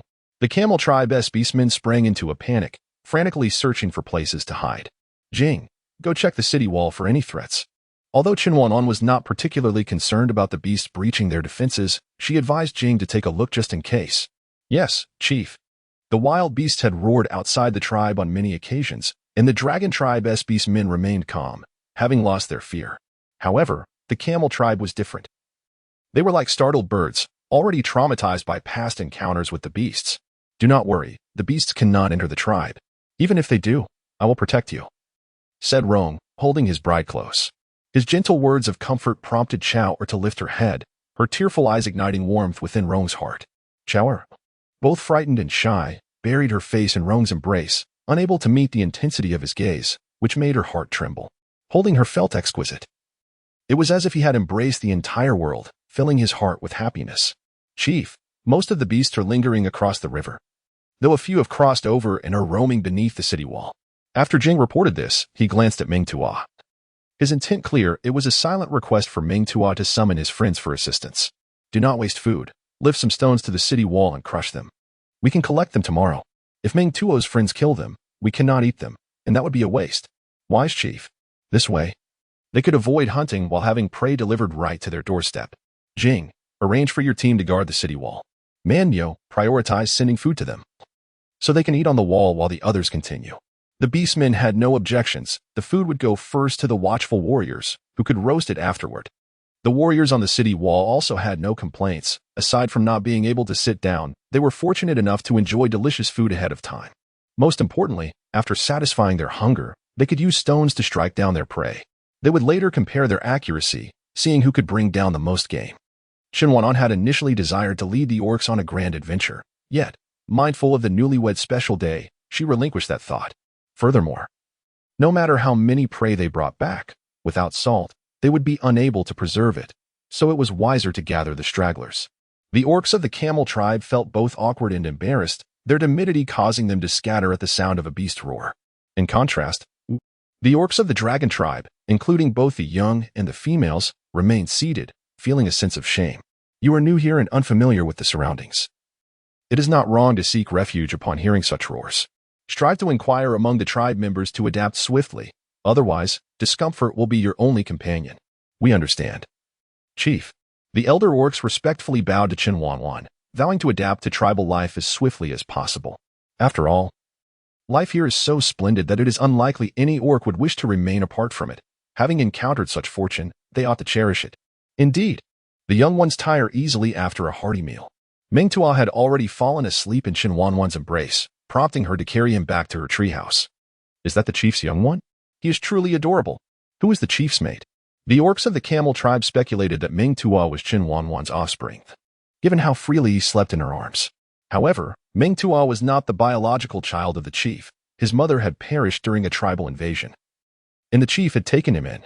Ming Tua was fortunate to have lost his orc mother only to be adopted by Chen Wanwan. While it was true that Ming Tua was charming, it would be wise to treat him with respect in the future. Provoking him could lead to trouble, for his friends were quite fierce and venomous, capable of inflicting mortal wounds. Indeed, they replied, aware that Ming Tua was now under the chief's care, and they dared not show him disrespect, lest they incur the chief's displeasure and be banished. Xiao felt a tinge of frustration. He disliked hearing others claim Ming Tua as Chen Wanwan's child, as he believed only he should father her children. Xiao was tempted to cast Ming Tua from Chen Wanwan's treehouse. The dragon tribe was vast, with ample space to dwell, so why cling to Chen Wanwan? Alas, his words fell on deaf ears as Chen Wanwan doted on Ming Tua. He could no longer simply toss that stubborn child away or bring him to reside with him. Now, that child possessed extraordinary abilities, and he found it impossible to contend with the likes of Xiao Jin, as the mightiest warrior of the tribe. It was infuriating that he could not best a mere child. Observing the newlyweds in their embrace, Xiao downed the last of his snake soup in a fit of discontent. Pondering when he might hold Chen Wanwan in his arms, gazing up at the star-studded sky, he felt an overwhelming sense of longing, as if a long journey still lay ahead. As the females and young ones drifted off to sleep, the orcs remained restless, excitement preventing them from slumber. Their shouts echoing from the city walls. Jing, your aim is impeccable. Just moments ago, a tiger attempted to leap onto the wall, only to be struck midair by a stone weighing over 100 pounds, falling to its demise below. I just dispatched a leopard. Why do you not commend me? Nia glanced at Hao, feeling slighted. Shouldn't I receive praise? Get lost. If it weren't for Min Yo supplementing with a stone, that leopard would have nearly made it here. Nia retorted, questioning who gave him the audacity to claim credit, his face a portrait of boldness. If Man Yo hadn't supplemented, I would have taken it down myself. Nia insisted, unyielding. If that leopard dared to approach, I would slice off its head. Prove it without your weapon, Hao countered, confronting Nia directly. Indeed. Not long after life improved, Nia began to boast, just as the chief had predicted. Right, show your prowess without your weapon. The chief has informed us that this is not a divine artifact, but merely a weapon forged from steel. Should the tribe discover a mine, everyone will possess a weapon. For now, our arms are limited, bestowed only upon the mightiest warriors, for only they can wield them effectively. Nia's shadow danced about. During their last duel, he had resorted to underhanded tactics to win. It was fair to say his acquisition of weapons was less than honorable, causing the orcs to harbor some resentment. You are simply envious of my weapon. Come, since I cannot sleep tonight, I shall accept your challenges. He had sensed discontent brewing among the others. They mistook his prowess for arrogance. He would demonstrate to these inflated egos that he was not to be underestimated. Most orcs were still single, and witnessing Rong's embrace of female stirred feelings of envy among them, leaving them restless. Now, with Nia's proclamation, they stirred with excitement. Who wouldn't desire the weapons gifted by the chief? Nia, you had better not regret this. Should you lose, your weapon will belong to us. Do not dare to play tricks afterwards. I speak the truth. All of you without weapons may challenge me. If you win, my blade is yours. If you fail, it simply means you lack strength and do not deserve a weapon. The chief was right. Weapons could only reach their full potential in the hands of the mightiest orc warriors. Very well, one group shall keep an eye out for beasts crossing the river. Should any come, they must not be allowed to escape. Another group will gather stones. The supply on the walls is dwindling, while others will take turns challenging Nia in the square. This plan seemed quite reasonable, and the orcs felt it was feasible, so they set about their tasks. Xiao furrowed his brow. Nia was bound to suffer. One challenge after another would surely exhaust him. Send 5 individuals to challenge Nia. The rest shall follow Hao's orders. Too many participants will not count as a victory if he collapses from exhaustion. Nia paused, realizing his arrogance. Indeed, if everyone came to challenge him, he would eventually tire. Right, only 5 shall come. He acknowledged the wisdom of his brother. Had Xiao not reminded him, his weapon might have been lost. Xiao was correct, and the orcs had no grounds to dispute it, so they began to organize themselves.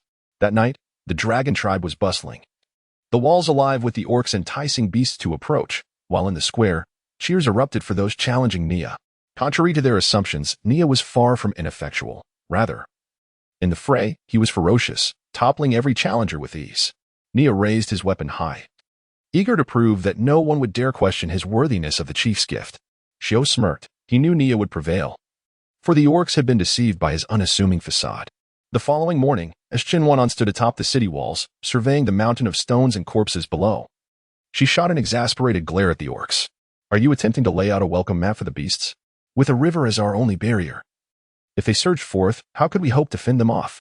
The orcs had awaited the chief's praise, yet the reality was not as they had envisioned. Turning to one another, they recognized the truth of the chief's words. They lowered their heads in regret, having prioritized the hunt without considering the broader implications. How thoughtless. You have labored throughout the night, and your efforts are acknowledged. Open the gates to retrieve the spoils, and then rest. We will not venture out to hunt today. Throughout the night, the cacophony of battle cries reached her ears. She could perceive the efforts of the orcs, who merely viewed matters from a limited perspective. A sentiment that Chen Wanwan could comprehend. Indeed, the orcs had parted their lips in relief, for their leader bore no grudge against them. On the contrary, he expressed concern for their well-being. In stark contrast to the orcs' weariness, the exuberant Rong radiated vitality, his face aglow with an invigorating light.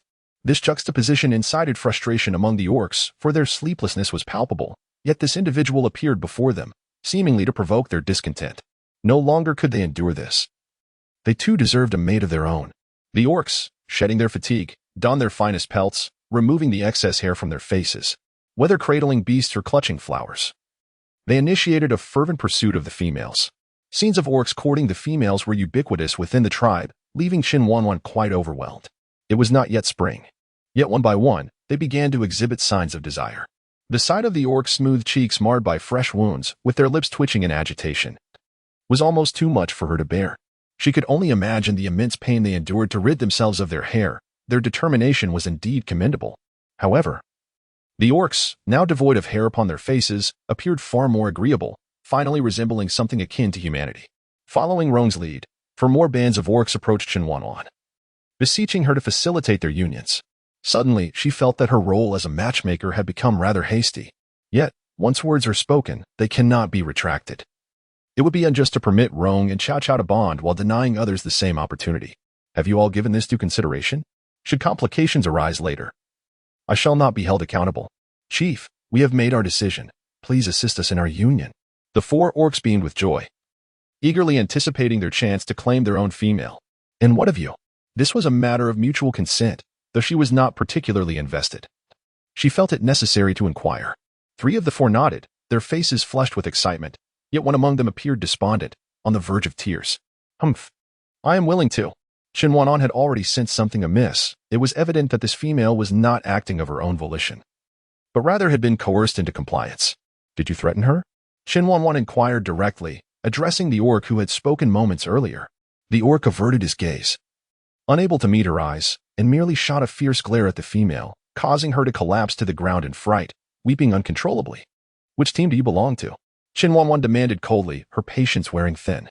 How dare he summon the audacity to threaten a female in her presence? The orc offered no response, instead turning his head defiantly to the side. The leader had stated that as long as they were willing, it was acceptable. He merely employed a slightly excessive method. He believed he had committed no wrongdoing. Very well, you all report to the square at once. I shall have a word with your captain about his management methods. Chen Wanwan was visibly angered. It was evident that the orc had successfully provoked her. Without waiting for anyone else, she took the lead and walked away. This is all your fault. The orc, noticing her anger, kicked the female lying on the ground. Ah. Woo-woo, she cried, unwilling to endure the harsh treatment. This orc was brutish, frequently resorting to physicality whenever she expressed even the slightest discontent. If she were to be bound to him, how would she survive? She did not wish to be his mate. She refused. You are being unreasonable. Indeed. How can you strike someone? The 3 females, witnessing the orc's aggression towards their companion, immediately chastised him in outrage. Shut your mouth. I like it. And what can you do about it? Females are merely playthings for us orcs. What's wrong with hitting her? Try being rude to Bai or War. The 3 orcs positioned their partners behind them, glaring fiercely at the one who had been aggressive. The female on the ground cried even louder. Observing the protective stance of the others towards their mates, in stark contrast to her own situation, how could she agree to pair with such a brute? Stop crying. or I'll beat you to death." The orc, already infuriated, was further agitated by her sobs. "You have quite the arrogance." How entered the scene. Sent to escort the individuals to the square, only to find one of his team members berating a female.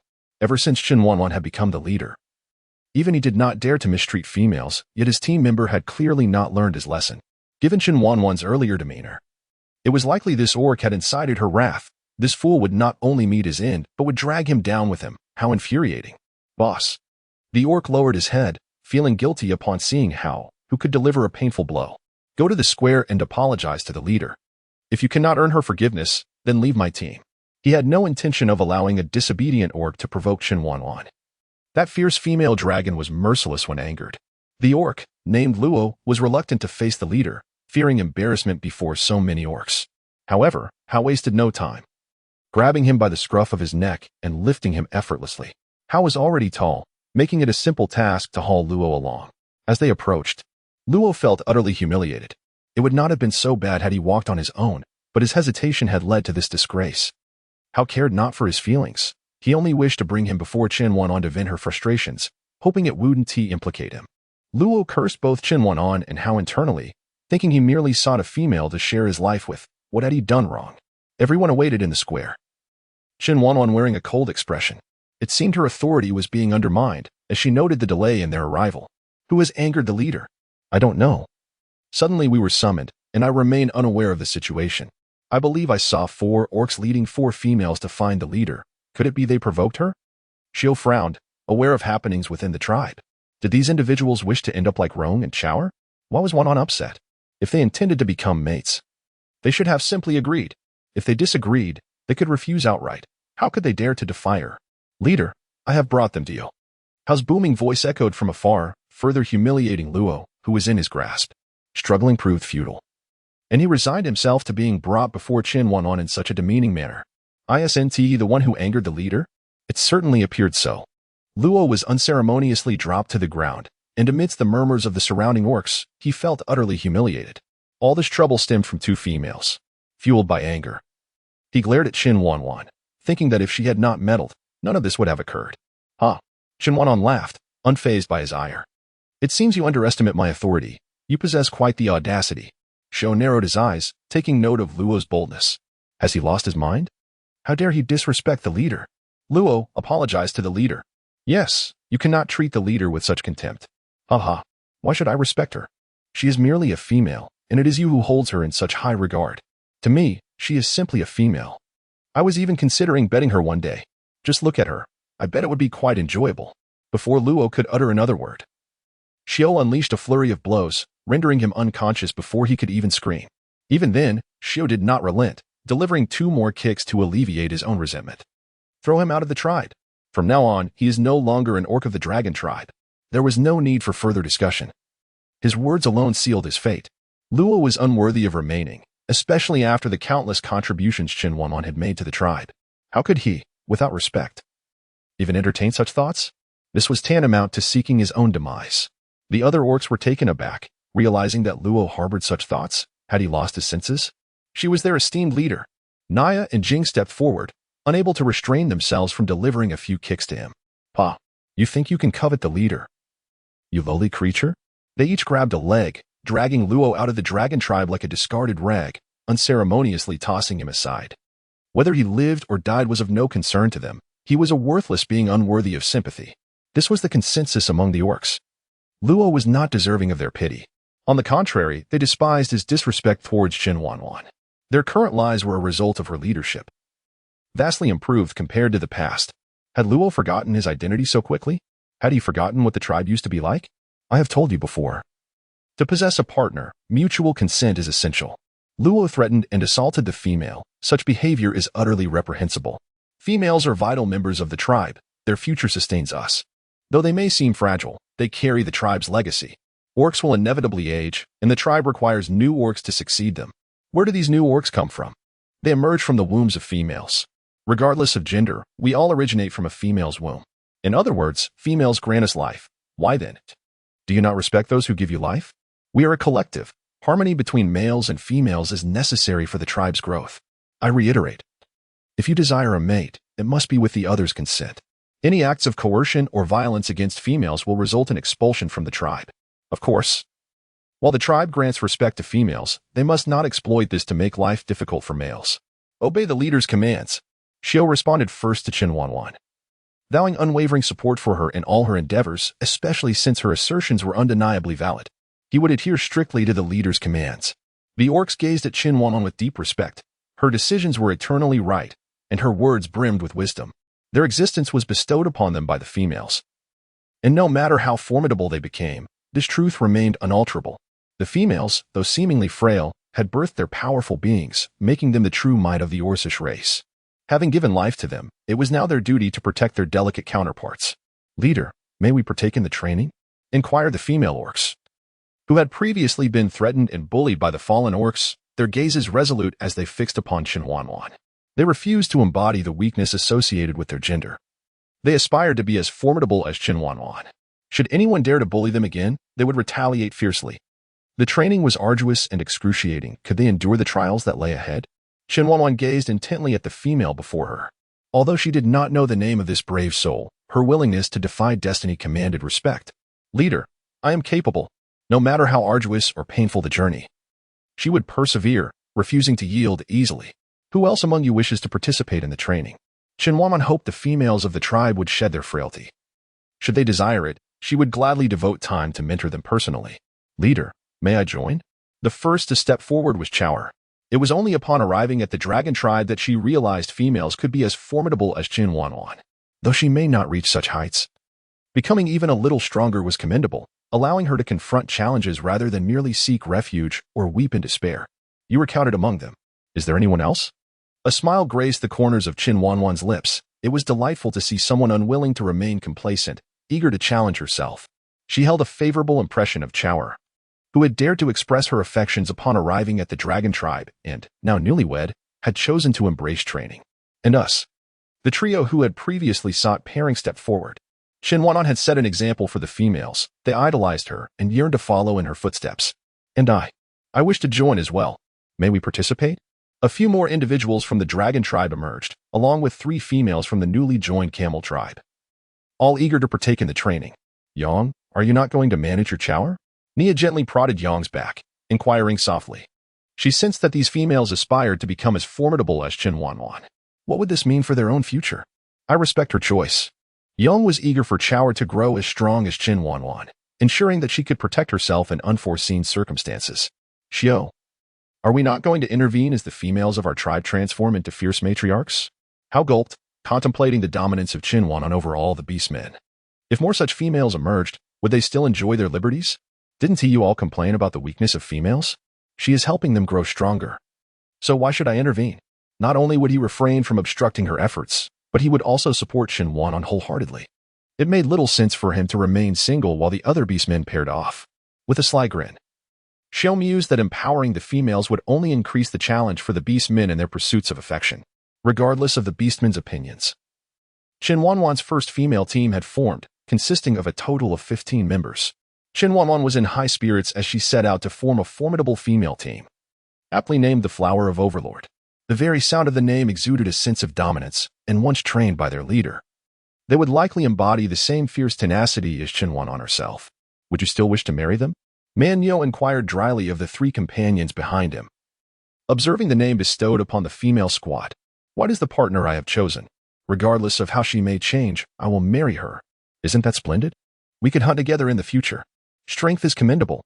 Only strong offspring can emerge from strong parents." Man Yo praised their thoughts, contemplating whether he should also seek a companion. "What do you think of the literary lady from the camel tribe?" Jing boldly asked, seizing the moment to secure one of them lest it become too late. "Snow, accompanying Wen, is also quite admirable, I have decided." Huang Mao chimed in, gesturing toward Snow, as he harbored intentions of pursuing her. What is her name again? I have taken a fancy to her, so no one else can compete." Nia exclaimed anxiously, realizing that if all the females were chosen, he would be left single and hurriedly sought to claim one for himself. "You don't even know her name. Yet you claim to fancy her? Off you go." Hao kicked at Nia, who hadn't even approached a single female. "Who said so? I just couldn't recall it at the moment. Her name is Jin Yao, I remember."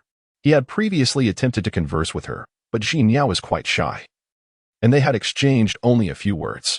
It matters not whom you fancy. You must first win their approval, or your efforts are in vain. Xiao interjected, dousing their enthusiasm. He felt it imperative to remind the females that they should not be too easily swayed when selecting partners. The more readily one is obtained, the less one appreciates it. These fellows were destined for trouble, and he looked forward to the unfolding drama. From this day forth, your task is to follow my training. Set aside all other matters for now. Yes, leader. From this moment, they would no longer be seen as the weaker sex. They would diligently follow their leader's training until they were capable of accompanying the beastmen on hunts. Excellent. Now, turn right. Our destination is the training ground.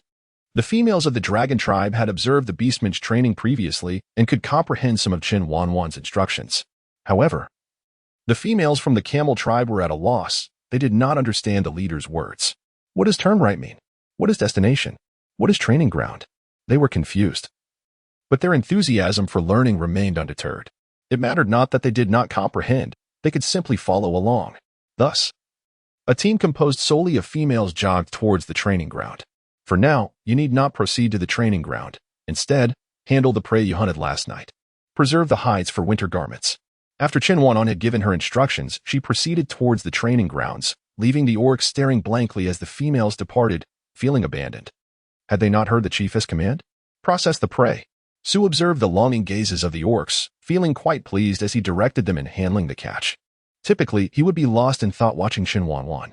But today, he finally had company, and the feeling was rather delightful. Su was Chen Wanwan's loyal follower. He adhered to her every word, and the orcs reluctantly bowed their heads to process the prey. There was no choice. They had to obey Chen Wanwan's orders. Su's fists were too formidable for them to resist. They cursed Su silently for never being able to win over Chen Wanwan. Otherwise, if the two united, they would surely be doomed. Naturally, such thoughts were best kept to oneself, for to voice them would be disastrous. The dragon tribe was bustling with activity, training, and processing prey. While the cubs frolicked joyfully within the tribe, everything seemed so beautiful and harmonious. Outside the tribe, Luo, who had been cast out, finally regained his senses. He surveyed his surroundings and the high walls of the tribe, feeling a surge of fear. Alone outside, he was vulnerable to wild beasts. He realized he had made a grave mistake in leaving the dragon tribe. Exhausted, he crawled towards the tribe, but a river, which usually separated the beast from the other tribal orcs, lay before him. Without a bridge, he found himself utterly stranded. I was wrong. Let me return. No one heeded Luo's cries. The orcs on the wall regarded him with cold disdain. You were arrogant. You disrespected the chief. You deserve this. None of the orcs felt sympathy for Luo. All of this was his own doing. The dragon tribe had no need for such an orc. Su had already exiled him. With the chief's tacit approval, the dragon tribe could not accommodate Luo. He would have to seek refuge elsewhere. Who are you? Help. Luo was lamenting his fate when he was suddenly surrounded by several orcs. Before he could cry for help, they covered his mouth and dragged him away.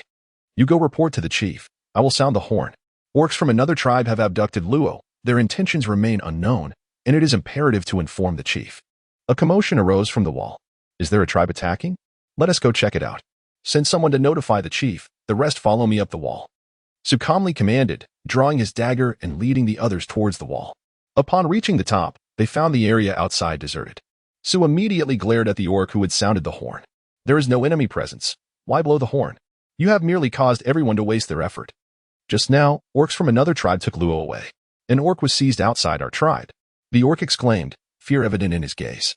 Had he erred? You few. Follow me outside to investigate. The rest remain on guard. If they are brazen enough to appear around our tribe, they surely have ulterior motives. He needed to venture out to ascertain the situation. If indeed there were orcs lurking nearby, they would need to heighten their vigilance. When Chen Wanwan arrived, Xiao had already ventured out of the city with the orcs to assess the situation. After clarifying the matter, he felt reassured and waited atop the city wall for Xiao and the others to return. Before long, Xiao returned with the orcs. Indeed, there were signs of trampling in the nearby woods, indicating a considerable number of individuals had passed through. When we arrived, however, the area was deserted. Xiao's expression darkened. It was evident that someone was scheming against their tribe. Now that they had taken Luo, it was likely they intended to extract information about the tribe from him.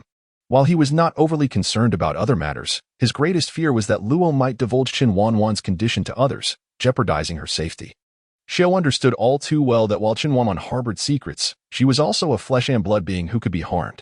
with enemies lurking in the shadows. They were at a disadvantage, lacking information about their adversaries. Thus, it was imperative for the tribal orcs to remain vigilant and enhance their patrols.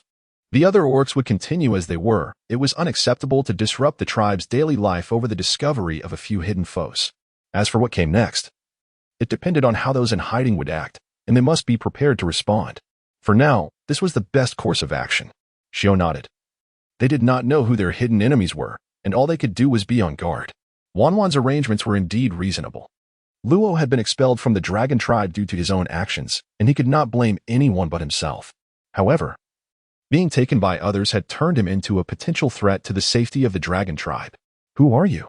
Why have you captured me? The unknown was eternally terrifying, and Luo was filled with dread about his current predicament. He had no idea who had taken him or what their intentions were. He felt like a prey confined by the tribe, constantly facing the threat of slaughter. Regret overwhelmed him. He lamented provoking Chen Wanwan for the sake of a female. A reckless act born of impulse. Are you the orc captured from the dragon tribe? A group approached, the leader pointing at Luo as he inquired. Isn't it said that the orcs of the dragon tribe are formidable, capable of defeating multiple foes? Yet here stands a pitiful creature, weeping and sniffling. Is this what constitutes strength? Chief, let us test his mettle. The onlookers regarded Luo with a thirst for challenge. Who are you? Why have you captured me? Luo looked up at the pointing orcs, his voice tinged with panic. I ask you, are you an orc of the dragon tribe? The leader sought to ascertain Luo's identity, unwilling to engage in futile endeavors. If he were not from the dragon tribe, he would be dealt with swiftly. I am indeed an orc of the dragon tribe. Let me assure you, our chieftain is immensely powerful. She can slay saber-toothed tigers and hunt down wolf packs. Just yesterday, she took down 2 colossal beasts, a giant eagle and a fire-breathing serpent, creatures we orcs would typically flee from. Yet our chieftain vanquished them all. And our warriors are equally formidable. Every time we venture out to hunt, we return with as much prey as we desire. You must release me at once. If our chieftain and the orc warriors discover my absence, they will undoubtedly come searching. At that moment, Luo fully acknowledged Chen Wanwan's might and the changes among the tribe, all of which were undeniably attributed to her.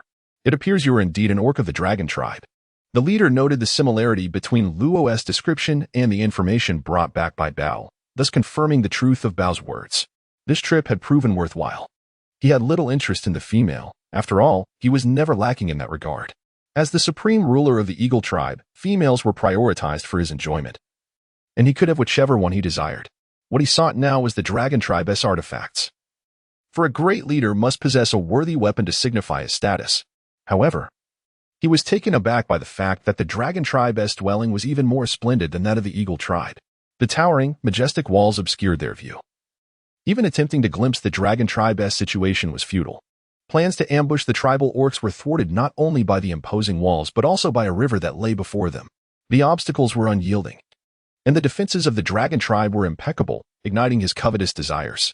The great eagle tribe also required such a place to establish a home. Following the artifacts, the allure of the dragon tribe's residents intensified his greed. Capturing the dragon tribe had become the objective of his journey.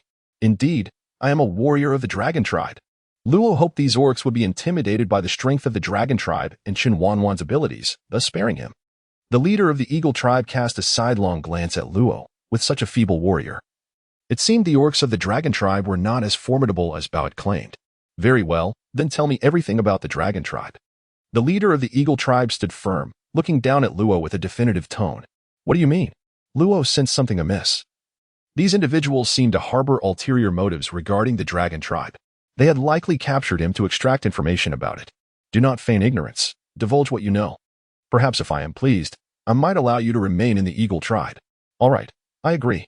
Luo, recently cast aside by the dragon tribe, was at a loss for where to go. The leader of the eagle tribe was taken aback by Luo's prompt agreement. Could there be some hidden scheme? Let me remind you, deceiving the esteemed leader of the eagle tribe comes with consequences. So think carefully, do not attempt any tricks. I won't. I assure you that I speak only the truth. The leader of the eagle tribe regarded the orc confined in the cage with a mix of confusion and skepticism. Such eagerness to betray his own tribe was unwarranted. The great eagle tribe had no need for such a creature. Very well, speak. There was no commitment made. He would deal with Luo after acquiring the information he sought. Our chieftain of the dragon tribe is named Chen Wanwan. Luo, unaware of the peril he was courting, spoke freely, revealing everything he knew and more. Your chieftain is truly a female? The leader of the eagle tribe became somewhat agitated upon hearing Luo's words. Such a fierce female might be an anomaly. Absolutely. Chen Wanwan is indeed a female, though her deeds may lead one to doubt it. Perhaps the esteemed leader of the eagle tribe was in need of a powerful eagle queen. The leader began to take an interest in the female chieftain of the dragon tribe. What? You cannot harbor intentions towards her. Chen Wanwan is not someone to be trifled with. Even a powerful orc like Xiao can do no more than silently protect her. He vividly recalled the tragic fate of the orc who dared to covet her. Luo felt a shiver run down his spine, drenched in cold sweat. Goodness. He had foolishly provoked Chen Wanwan. Fortunately, Xiao had thoroughly beaten him and expelled him from the tribe. Otherwise, he might have lost a piece of himself by now. The esteemed leader of the eagle tribe will act as he sees fit and does not require your orders. This pathetic orc was unworthy of issuing commands. He was merely their captive. You cannot entertain thoughts of her. She will slay you. She might even go so far as to sever your, well, let us just say, others have suffered her wrath. She cut off his tongue. The loathsome orc, akin to a mere dog, was a source of incessant annoyance with his grating voice. You cannot treat me this way. He protested, merely cautioning Chen Wanwan against provoking him, without uttering anything further. Moreover, they had vowed to provide him shelter, for which he had betrayed the dragon tribe and Chen Wanwan herself. The wretched creature found himself at the mercy of others. Having his tongue severed with a dull bone knife, the blade insufficiently sharp, requiring several attempts before finally severing a small piece. Despite losing a portion of his tongue, he still attempted to mumble accusations of their treachery, but alas, his words were rendered unintelligible. Nonetheless, the orcs of the eagle tribe speculated on his meaning, undoubtedly believing him to be cursing them. Perhaps we should simply break his neck. The leader of the eagle tribe, already irritated by the orcs' incessant noise, found it intolerable that he continued to be unruly even after the mutilation. In that case, let us end it swiftly and see if he can still buzz around my ears like a bothersome fly. The orc gazed in terror at the leader, realizing not only their betrayal but also their intent to kill him. With a decisive crack, silence enveloped the world as the leader nodded with satisfaction at the sight of the orc's wide-eyed, lifeless form. This is how it should have been from the very start. Had I done so, I would not have endured such incessant disturbances, and my mood would have remained unspoiled. The unfortunate orc had believed he had found refuge, betraying the dragon tribe without hesitation, only to meet a grim fate, eyes forever open in death, until his last breath. He remained clueless about his transgressions. Leader, can his words be trusted? It seems he may have exaggerated. Surely no female can wield such power. Not even their leader possesses such might. Perhaps there was a kernel of truth. That female must possess some skill to have attained the position of tribe leader. Yet to surpass him was inconceivable. Orcs had a penchant for embellishment, much like leopards. Appearing out of thin air? What nonsense! Since his birth, he had never heard of an orc manifesting from nothingness. And now, he sought to gather a band of individuals to corroborate his claims, but he was no fool. Those individuals were merely sycophants, inclined to echo whatever he proclaimed. The leopard might possess some ability, but he was aware that the creature coveted his leadership position, and he would not grant him that opportunity. Once he acquired the artifact and returned with the captives of the dragon tribe, he would relish in the sight of the leopard's shame when he dared to challenge his authority. Leader, what shall we do next? The walls of the dragon tribe are insurmountably high. Our orcs who cannot swim cannot cross the river. Among their ranks, fewer than 10 could navigate the waters. And even if they crossed, it would not suffice to withstand the enemy's onslaught. What the orcs could conceive, the eagle leader could certainly anticipate. After much contemplation, he realized that the strategies applicable to other tribes proved ineffective against the dragon tribe. They will inevitably venture out to hunt. We shall wait for that moment. For when they emerge, it shall be our opportunity to strike. Wise leader. The chief of the eagle tribe shot a sidelong glance at his subordinate. Dismissing the praise as mere flattery, it was a desperate plan born of necessity. The defenses of the dragon tribe were so formidable that he found himself at a loss, grappling with a sense of frustration. While they thrived within their walls, he and his tribe were left to fend off mosquitoes and guard against wild beasts. It was truly an exasperating predicament. Such thoughts were best kept to himself. He was the exalted leader of the tribe, deserving of their respect and admiration. That would bolster his sense of superiority, as the mighty leader of the eagle tribe should look down upon the weaker orcs of the forest. Opportunity soon presented itself. As Man Yo and his companions set out to gather intelligence on the savage Sky tribe, they had scarcely reached the suspension bridge when orcs charged toward them. Kill. Beat him up. Man Yo and his comrades were momentarily taken aback, only to realize they had been ambushed. The hidden mice have grown bold to confront us. We shall not be polite. They had anticipated a longer wait for the enemy to reveal themselves, yet they could not resist the urge to charge forth. Clearly unable to contain their impatience. With a proud bearing, the leader of the Eagle tribe, flanked by his valiant orc warriors, surged onto the suspension bridge. Having endured days of mosquito bites, finally seizing an opportunity, he was determined to conquer the dragon tribe, avenging the indignity of being left outside. Exposed to insects for 2 days. Spare me. Do not throw me into the river. I cannot swim. Leader, run for your life. The leader of the Eagle tribe was jolted awake, turning to flee, realizing with dread that what Leopard had said was true. The orcs of the dragon tribe were indeed formidable. He had brought the elite of the Eagle tribe, each one exceptionally skilled, yet before the orcs of the dragon tribe, they crumbled effortlessly. In mere moments, they were all subdued, the encounter so swift and decisive that they had no time to mount any resistance. The Eagle leader's sole desire was to escape, to retreat far from the dragon tribe and never provoke them again. He had heard whispers of a first warrior named Xiao. He wondered if that was the leader he had just encountered. There were also rumors of a fierce and powerful female leader, yet to reveal herself. If she emerged, he feared he would have no chance of escape. Surely she must be as imposing and unattractive as a wild ape. What if she took a liking to him and sought to make him her mate? That was a terrifying prospect. He wished to avoid becoming the consort of a female ape. So he ran. Chen Wanwan stood atop the city wall, her arm raised as she smiled mischievously and said, "Once you come, you might as well stay." Instantly, her sniper rifle was aimed at the leader of the Eagle tribe. With a wicked grin, she applied pressure to the trigger, and with a resounding bang, the leader of the Eagle tribe fell to the ground. The target was struck true. The orcs behind her were left in a state of astonishment. From such a distance, their leader had been taken down by this device in her hands. The orcs of the Eagle tribe were bewildered, wondering how their leader, who had been running so well, suddenly collapsed on the ground. "Leader, run. Leader. They are closing in fast. If you don't flee now, it will be too late." With a cough of blood, the leader of the Eagle tribe succumbed to unconsciousness. Given another chance, he would undoubtedly keep his distance from the dragon tribe and never provoke them. Capture them. Manyo, leading the orcs, pursued, though he did not comprehend what had befallen the Eagle tribe. Nevertheless, this turn of events was far more convenient. Thus, the orcs of the Eagle tribe, who had come to attack the dragon tribe, along with their leader, faced total annihilation. The shot fired by Chen Wanwan did not claim the life of the Eagle chief. He merely succumbed to unconsciousness. They were subsequently brought before her. The orcs of the dragon tribe encircled them, revealing that these were the very individuals who had caused their undue anxiety for 2 days. "Chief, this fellow appears to be the leader of these people." Manyo disdainfully pointed at the Eagle chief lying on the ground. "So weak, yet he claims to be a leader. Utterly pathetic. If he is not dead, douse him with water." With so many lurking in the shadows, now attacking them, it was imperative to ascertain their intentions. Splash. A basin of icy water was thrown over the Eagle chief, rousing him from his stupor. Feeling the chill seeping into his bones ignited his ire. He hadn't realized that his garments were soaked. It dawned on him that he was no longer in his tribe, but rather had become a captive of another.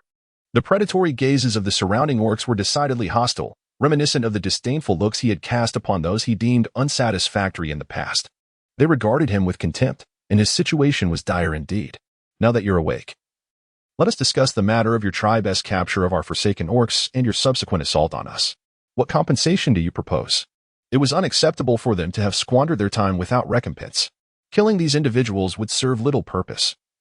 It would be far more beneficial to leverage them for something of value. The Eagle tribe chief, upon hearing this voice, lifted his gaze to find a stunning female observing him with cold indifference. So, this was the leader of the dragon tribe? She was nothing like he had imagined. Such a beautiful and powerful female, he would gladly submit to her if it meant becoming her man. Having already fallen into her clutches, he resolved to yield to her authority. "Esteemed chief, I am willing to become your man. I shall bring my tribe to join yours, ensuring they heed your commands." Just as the Eagle chief attempted to articulate further, Xiao had already seized him and delivered a series of blows. Now a captive, he still dared to covet Chen Wanwan. With such an inferior tribe, if she so desired, he could easily return with 10 or 8 of them. Even he would not dare to claim the title of Chen Wanwan's man. Where did this fool find his confidence and audacity? Chen Wanwan's lips twitched as she observed the increasingly violent demeanor of Xiao. However, it was evident that the orc was in dire need of discipline. It was time to remind him of his place. He was no longer the exalted leader, but rather a captive of their tribe. And captives ought to exhibit the demeanor befitting their status. As for the potential of inflicting injury or even death, She regretted to inform that she was devoid of any maternal compassion. They had been assaulted, thus it was only fitting that they retaliate without mercy. Strike, strike fiercely. Vanquish him. The Eagle Chief, who had just been rudely awakened, found himself once again rendered unconscious by Xiu's blows. The orcs of the Eagle tribe huddled on the ground, trembling in fear. The brutality of the Dragon tribe was palpable. Witnessing their leader's torment was a stark reminder of their own vulnerability. It was wise for them to remain submissive, lest they become the next victims of abuse. Having knocked out the Eagle Chief, Xiu wiped the blood and flesh from his knuckles with a look of disdain. Upon turning to face the others who were all watching him, he flashed a broad smile revealing his white teeth, causing the orcs to shudder. This version of Xiu was truly terrifying. Chen Wanwan cast a sidelong glance at Xiu, her smile flamboyant and conspicuous. Did she not realize that her current appearance might frighten children? Submit or be beaten, choose one. Ignoring the violent Xiu, she turned to the trembling orcs on the ground and declared, submit. The orcs scrambled to express their submission, for survival in the forest was paramount, and in such circumstances, yielding was the only option. Disperse them and assign them to your teams for training and supervision. Excellent. Another batch of orcs had joined the Dragon tribe, enhancing their collective strength. Yes, Chief. The 5 great orc warriors grinned widely, their numbers swelling, a testament to the expansion of the Dragon tribe. They felt confident that under their leader's guidance, the Dragon tribe would evolve into a super tribe, rivaling the glory of their former leadership. As the 5 great orc warriors of the Dragon tribe, they would stand at the pinnacle, looking down upon the orcs beneath them. The chief of the Eagle tribe had been released by the Dragon tribe, left in a state of despair after being unceremoniously cast out by Xiu. No orc had suffered a fate as tragic as the Eagle chiefs. He had sought to join the Dragon tribe only to be rebuffed for being too weak. The Eagle chief felt a profound wound, both physically and emotionally. Even if he was weak, was he not stronger than the orcs he had brought with him? The Dragon tribe was infuriating. They accepted his subordinates yet dismissed him as inadequate and cast him aside. What kind of chief was he without any loyal followers? Moreover, given his injuries, his very survival was in question. The Dragon tribe had gone too far. Roaring in frustration, the Eagle chief could no longer afford to blame the Dragon tribe. Despite his sorrowful plight, he still clung to life, gritting his teeth against the pain. He struggled to rise and move forward, his figure a pitiful sight. Thus, he had inadvertently offended Xiu? The orcs watching him depart from the city wall swallowed hard. Was this the price of offending Xiu?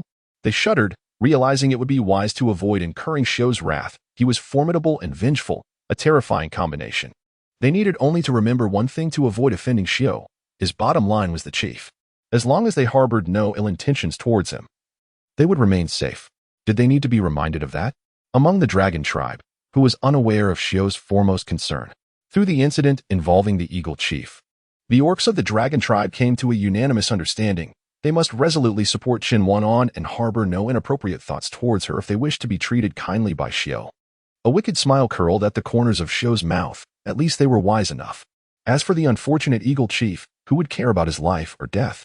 Anyone seeking trouble with others must be prepared to face the consequences, unless one possessed the strength and confidence to trample others beneath their feet. It was wiser to remain within their own territory, just like their leader, Chen Wanwan, who was powerful enough to set her sights on the salt fields of the Mad Sky tribe. Once they had thoroughly assessed the Mad Sky tribe, she would lead them to eliminate it and seize its salt fields.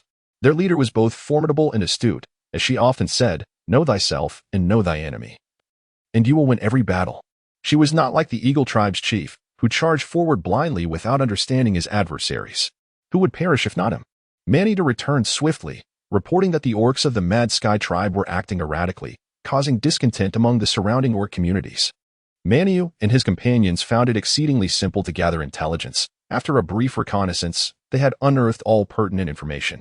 Chief, we have confirmed that the Mad Sky tribe numbers between 300 and 350. However, they have traded salt for a considerable number of weapons from external tribes. I have observed them discreetly. Their weaponry is inferior to ours, yet they have the advantage of quantity. With over half of their orcs armed, this puts us at a disadvantage. This aspect troubled Manu, for they were acutely aware of the power of weaponry. Though inferior in quality, the sheer number of their weapons posed a challenge. Within their tribe, only a few captains possessed weapons, the rest continued to wield bone clubs and knives. Notably, the 2 colossal skeletons they had hunted last time had yielded a batch of usable bone implements. As for iron tools, It was unexpected that someone had already discovered iron ore and could forge iron tools in this era. Your subordinates do have weapons. Ready-made ones have arrived. Chen Wanwan's lips curled into a sly grin. She had been worried about the poor equipment of the orcs in her tribe, and now a solution presented itself. Chief, is it as I think? Mania rubbed his hands together, excitement bubbling within him. The chief was truly remarkable. He had been preoccupied with the fact that others had weapons.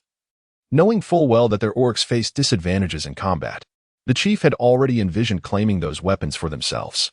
Indeed, Chen Wanwan was worthy of her leadership role. Select your strongest 10 orc warriors from each team. The rest will remain to guard the tribe.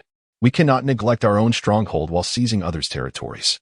If our base is taken while we are away, where shall we lament our loss? Yes, Chief. Excitement surged through them as they anticipated action. The thought of the salt and weapons of the Mad Sky tribe ignited their spirits. It was a rare opportunity to follow their leader into action, especially with such a significant mission at hand. If successful, the dragon tribe would undergo tremendous transformation. This battle held immense significance, and the orcs were eager to participate. However, the chief had stipulated that each team would only require 10 of their strongest members. Competing for the title of the 10 strongest orcs in each team was not merely a matter of participating in the battle. It would also establish their future standing within their respective teams. On a larger scale, it could influence their status within the dragon tribe itself, prompting fierce competition among the orcs. Their contests were genuinely brutal, leading Chen Wanwan to eventually call for a halt. Enough. Do not harm your own kind. You are all members of the dragon tribe, not enemies. Save that ferocity for when you face real foes. I will not stand in your way then. But against your companions, you must exercise restraint. While participating in tribal battles is vital, safeguarding our home is equally important. This is where our roots lie. Regardless of our achievements elsewhere, we will always return here. If we focus solely on fighting ahead and return to find our home occupied by others, what meaning does our struggle hold? Understood? If so, continue the competition. If not, we will cancel it, and your captains will select the participants. Chief, we understand. But please do not cancel the contest. I wish to test my recent progress. Chief, I too wish to gauge my abilities. Please allow us to continue. We promise not to inflict fatal injuries, focusing instead on assessing our own strength. The crowd exclaimed, Leader, please allow us to continue the competition. Very well. Let the contest proceed.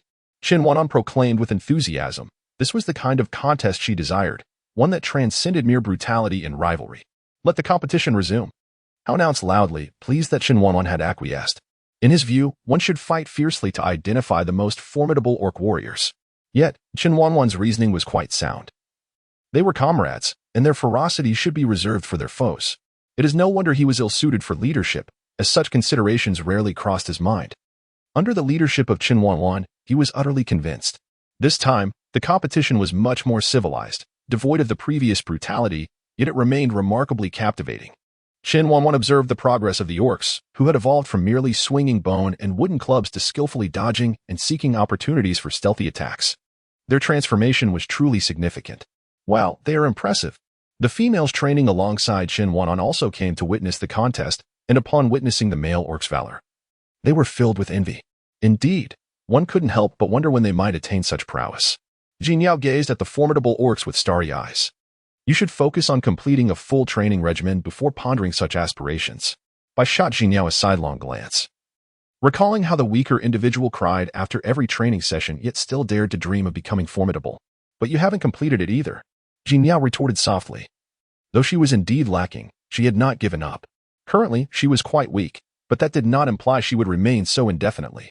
As the leader proclaimed, perseverance is key. As long as she does not surrender, success will eventually come. Just give me 2 more days, and I will surely accomplish it. By asserted with unwavering determination, her gaze fixed on one of the orcs in the arena. That was the orc who had proposed to her, and he had revealed his strength to her. True to his words, by following him, he would protect her. However, she yearned to be as formidable as he was. If only she could have a bit more time, they could hunt together in the future. Just a little more time, and I can achieve it too. Jin Yao lacked Bai's confidence, but she firmly believed that with additional time, she could succeed. Bai, however, was disinterested in Jin Yao's aspirations. Her heart and mind were entirely occupied by that valiant and powerful orc, her man. Chen Wanwan's lips curled into a subtle smile. She had deliberately brought the females to witness the competition, instilling in them a fervent determination to train. The outcome appeared promising. Even the weakest among them, the knowledge-seeking bird, had fortified her resolve. It seemed that her flower warriors would be inspired to train diligently after today. She eagerly anticipated the day when their training would bear fruit. A day when the savage beast men of this untamed world would witness that females too could stand proudly against the world. They were not merely vessels for reproduction. They could equally shoulder the responsibility of the tribe's growth and prosperity. After an agonizing 2 days and nights of anticipation, the beast men finally arrived at the day of departure. They donned their gear, spirits high, awaiting Chen Wanwan's command to charge forth towards the direction of the frenzied Sky Tribe. There lay the coveted salt, the sought-after weapons, and perhaps even their destined life partners. Females, as integral to the propagation of offspring, were a protected group, regardless of their tribe. The conflicts between tribes would not extend to the females. Their allegiance always belonged to the victors. This meant that in this tribal conflict, should they emerge victorious, they would gain not only salt and weapons, but also female beast men. This tribal battle held immense significance, promising a monumental leap for the dragon tribe upon victory. As for defeat, it was a notion they had never entertained. This was a battle where only victory was acceptable. Failure was not an option. Prepared and resolute, the remaining beast warrior awaited, with steadfast faith, the tribe's triumphant return. Chen Wanwan gazed upon the orc warriors, who were more prepared than herself, and issued the command to embark. No amount of idle chatter could rival the significance of returning victorious. This was her inaugural venture, leading the orcs to seize another's territory. Though it seemed somewhat unscrupulous, it was a necessary undertaking. The dragon tribe's aspiration for growth demanded conquest. Moreover, this was indeed a brutal world where might dictated truth. Her arduous training of the orcs was not intended for them to languish idly. Yes, Chief, the orcs exclaimed with fervor. Their journey was about to commence, and they were poised for tribal warfare. The gates of the dragon tribe creaked open, and the drawbridge descended slowly, its clattering echoing like a farewell to the valiant warriors. The orc warriors surged onto the bridge, eager to be the first to step beyond their homeland. Though it bore little significance, they relished the competition. Wanwan, do you feel fear? Xiao inquired, trailing beside Chen Wanwan, captivated by the enthusiasm of the warriors, his own spirit aflame. The orcs were innately combative. It was inconceivable to expect them to accept a mundane existence. Yet Chen Wanwan was different. As a female, she harbored a natural inclination for a peaceful life. There is no place for fear in my lexicon. In the era of cold weapons, what terror could compare to the shockwaves of firearms? She dismissed the notion. If she was untroubled by those perils, how could she quail at primal combat? The answer was resolutely no. Then Wanwan, let us unify the forest. Xiao's ambition shone unabashedly in his eyes. He had long harbored a dream of consolidating the forest, of ensuring that all orcs within it bowed to the dragon tribe. Before he could set this plan into motion, Chen Wanwan arrived. If he could conquer this vast, boundless forest alongside her, it would be the pinnacle of his life's achievements. Xiao, your vision is somewhat limited, Chen Wanwan replied with a subtle smile. What is conquering the forest? If we are to undertake this, let us aim higher. She yearned to discover the true extent of this world. Xiao's gaze burned with fervor, fixated on Chen Wanwan. If that were the case, even if she never agreed to be with him, conquering the world together would suffice. Wanwan, let us conquer the world. With utmost willingness. The two exchanged smiles. A moment of mutual respect and admiration, united by their shared ambition and confidence to dominate the world. Approximately 200 meters from the Confronting tribe, Chen Wanwan and her contingent halted. Their assembly comprised a total of 56 orcs, with 10 warriors per team, alongside 5 formidable orc champions and 1 Chen Wanwan. The numbers of the Confronting tribe outnumbered them by 6 or 7-fold. Yet, none of the orcs felt fear. Chen Wanwan retrieved a pair of binoculars from her space, capturing the scene of the Confronting tribe in its entirety. Chen Wanwan's lips twitched. These orcs were indeed quite uninhibited. In broad daylight, they were engaging in a wild battle right in the open, with onlookers nearby. It was utterly shocking. Moreover, she noticed that the orcs stationed outside the tribe were actually asleep. How audacious they were, exhibiting not the slightest sense of vigilance. As Chen Wanwan cast her gaze upon the weapons wielded by those individuals, her lips quivered once more. What she beheld could hardly be deemed weaponry, but rather mere iron blocks. Yet, iron blocks could indeed serve as instruments of destruction. In comparison to stones, they possessed a far greater potential to inflict fatal harm upon both man and beast. Her observations revealed that the entire Confronting tribe was but a disarray of scattered fragments. If there had been any lingering hesitations before, they had now dissipated entirely. Swiftly approaching the Confronting tribe, it was imperative to act decisively. Given the splendid opportunity presented to them, Any failure to seize it would render them utterly incompetent. With a flurry of movement, figures darted forth, their speed surpassing that of their usual training. This individual had never exhibited such swiftness in the past. It appeared he had held back some of his prowess. A contest of who could fell more orcs ensued, each challenger equally emboldened. As for Xiao, he had no interest in participating in this level of combat. He had procured a telescope from Chen Wanwan and was now observing the unfolding skirmish. Undoubtedly, the orcs of the Confronting tribe were no match for them. With just a few swift strikes, their warriors easily dispatched the orcs. An ambush. Help! Save us! Inform the chief. We are under attack. Chaos erupted within the Confronting tribe as orcs scattered in disarray, females cried out in despair, and the young wailed incessantly.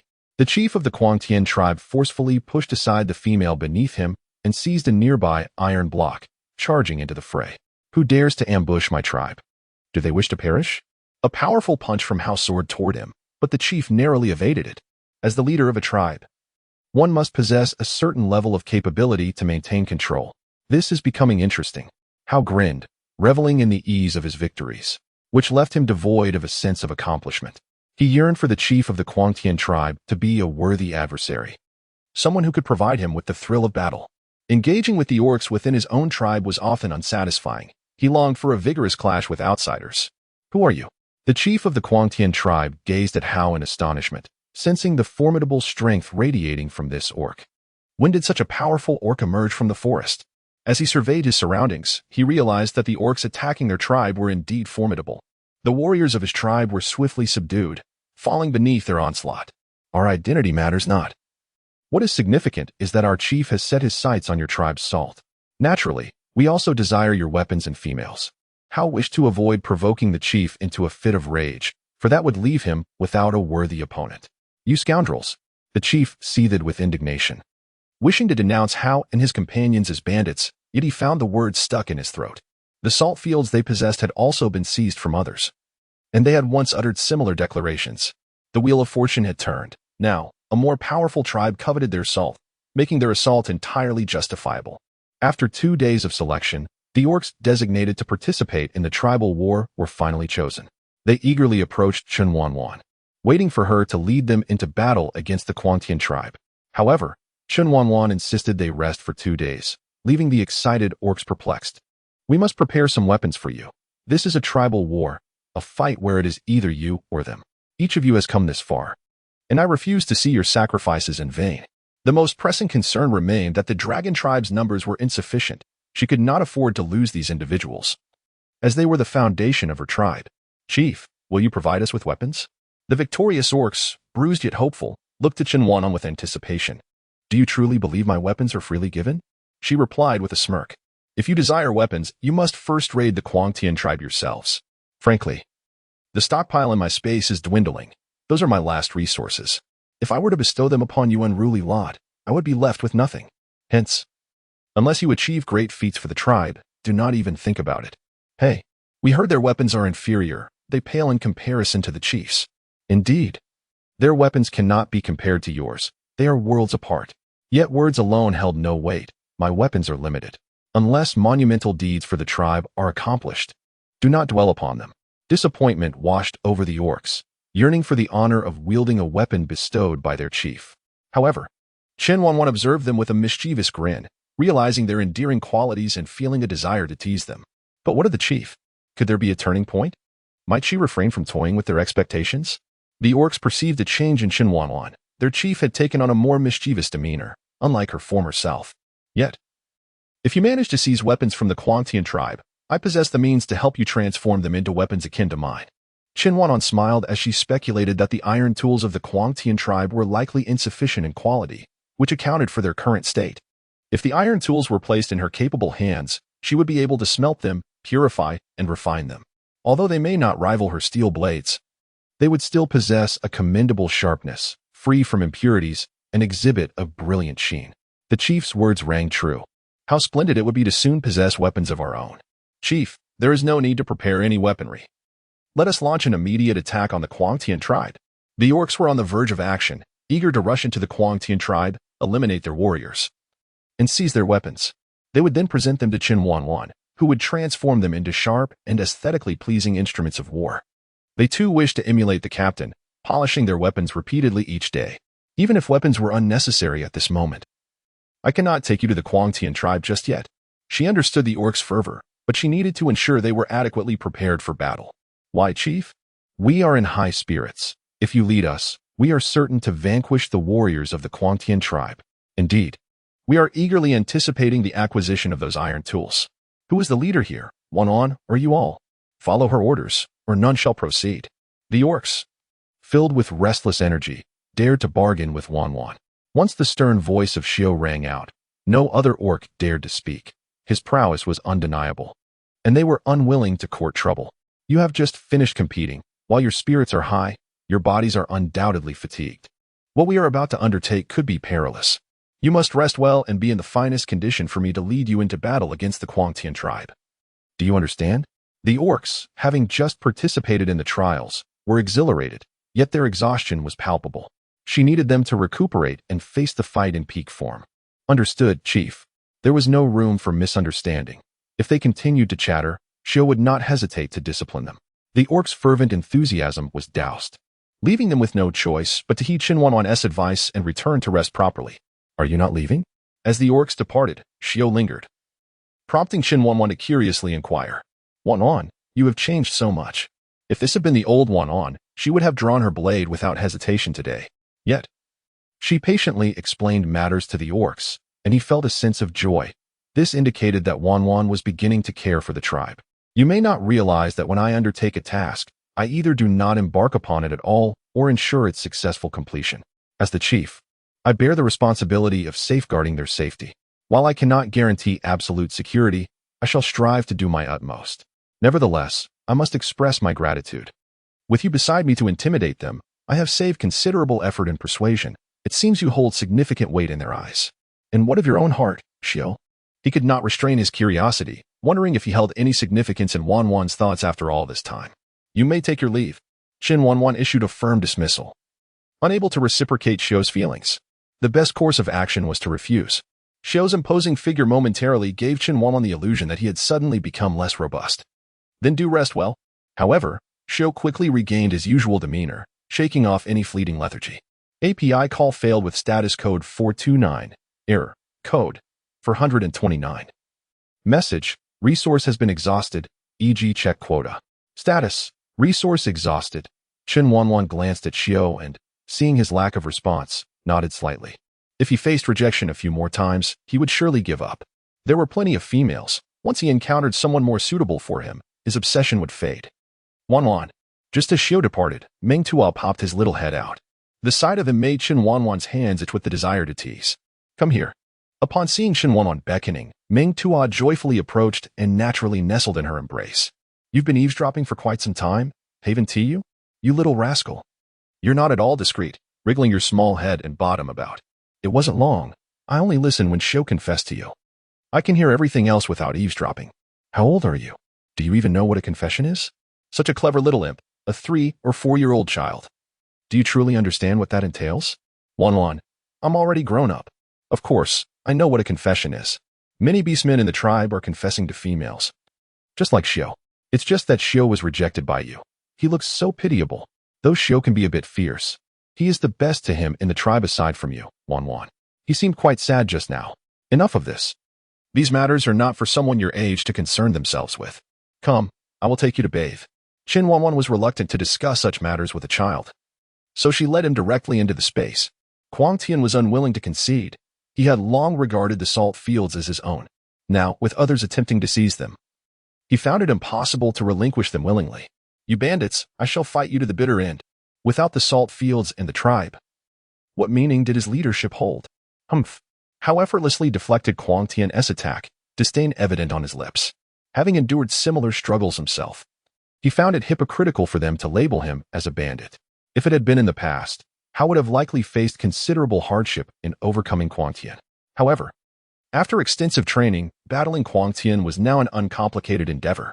Prepare to claim the spoils. Chen Wanwan's crimson lips parted. At this juncture, victory was an inevitable conclusion. The orcs of the Confronting tribe found themselves encircled by the orcs of the dragon tribe, utterly devoid of any spirit to resist. These orcs were overwhelmingly formidable. leaving no room for counterattacks. Even those who once stood shoulder to shoulder with Quang Tian were no match for them. "May I join your ranks?" Quang Tian gazed at Manu, recalling this orc who had once visited their tribe to trade for salt. Back then, he had been weak, easily bullied, and they had taken the females he brought while offering him only a meager amount of salt. He had no choice but to endure and depart in silence. But now he had grown strong, and even he was no longer a rival. "To join our dragon tribe, you must first win our leader's approval. Given your current weakness, I am uncertain if our esteemed leader will take notice of you." Manu relished the moment, taking pleasure in witnessing the once high-standing second-in-command of the Quang Tian tribe being looked down upon. "Ah, how utterly delightful this is. Manu, temper yourself. Should our leader accept them, they could become one of us. He does not seem to be a benevolent individual, so be wary of potential retaliation in the future." Jing could hardly bear to watch.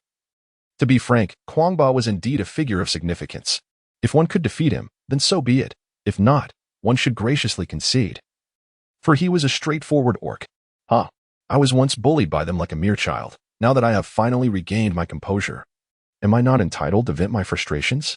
The anger had long since dissipated. It was merely a matter of indulgence. After all, the Quang Tian tribe held a considerable position within the forest. Only the dragon tribe could hold them beneath their feet, and thankfully they had joined the dragon tribe. Otherwise, this opportunity to gloat would not have arisen. Jing rolled his eyes, disinterested in Manu's smug demeanor. What satisfaction was there in bullying those incapable of retaliation? He preferred to engage with orcs who could fight back, as that brought a sense of accomplishment. As for these individuals, it would be best to wait until they had grown stronger before seeking a duel.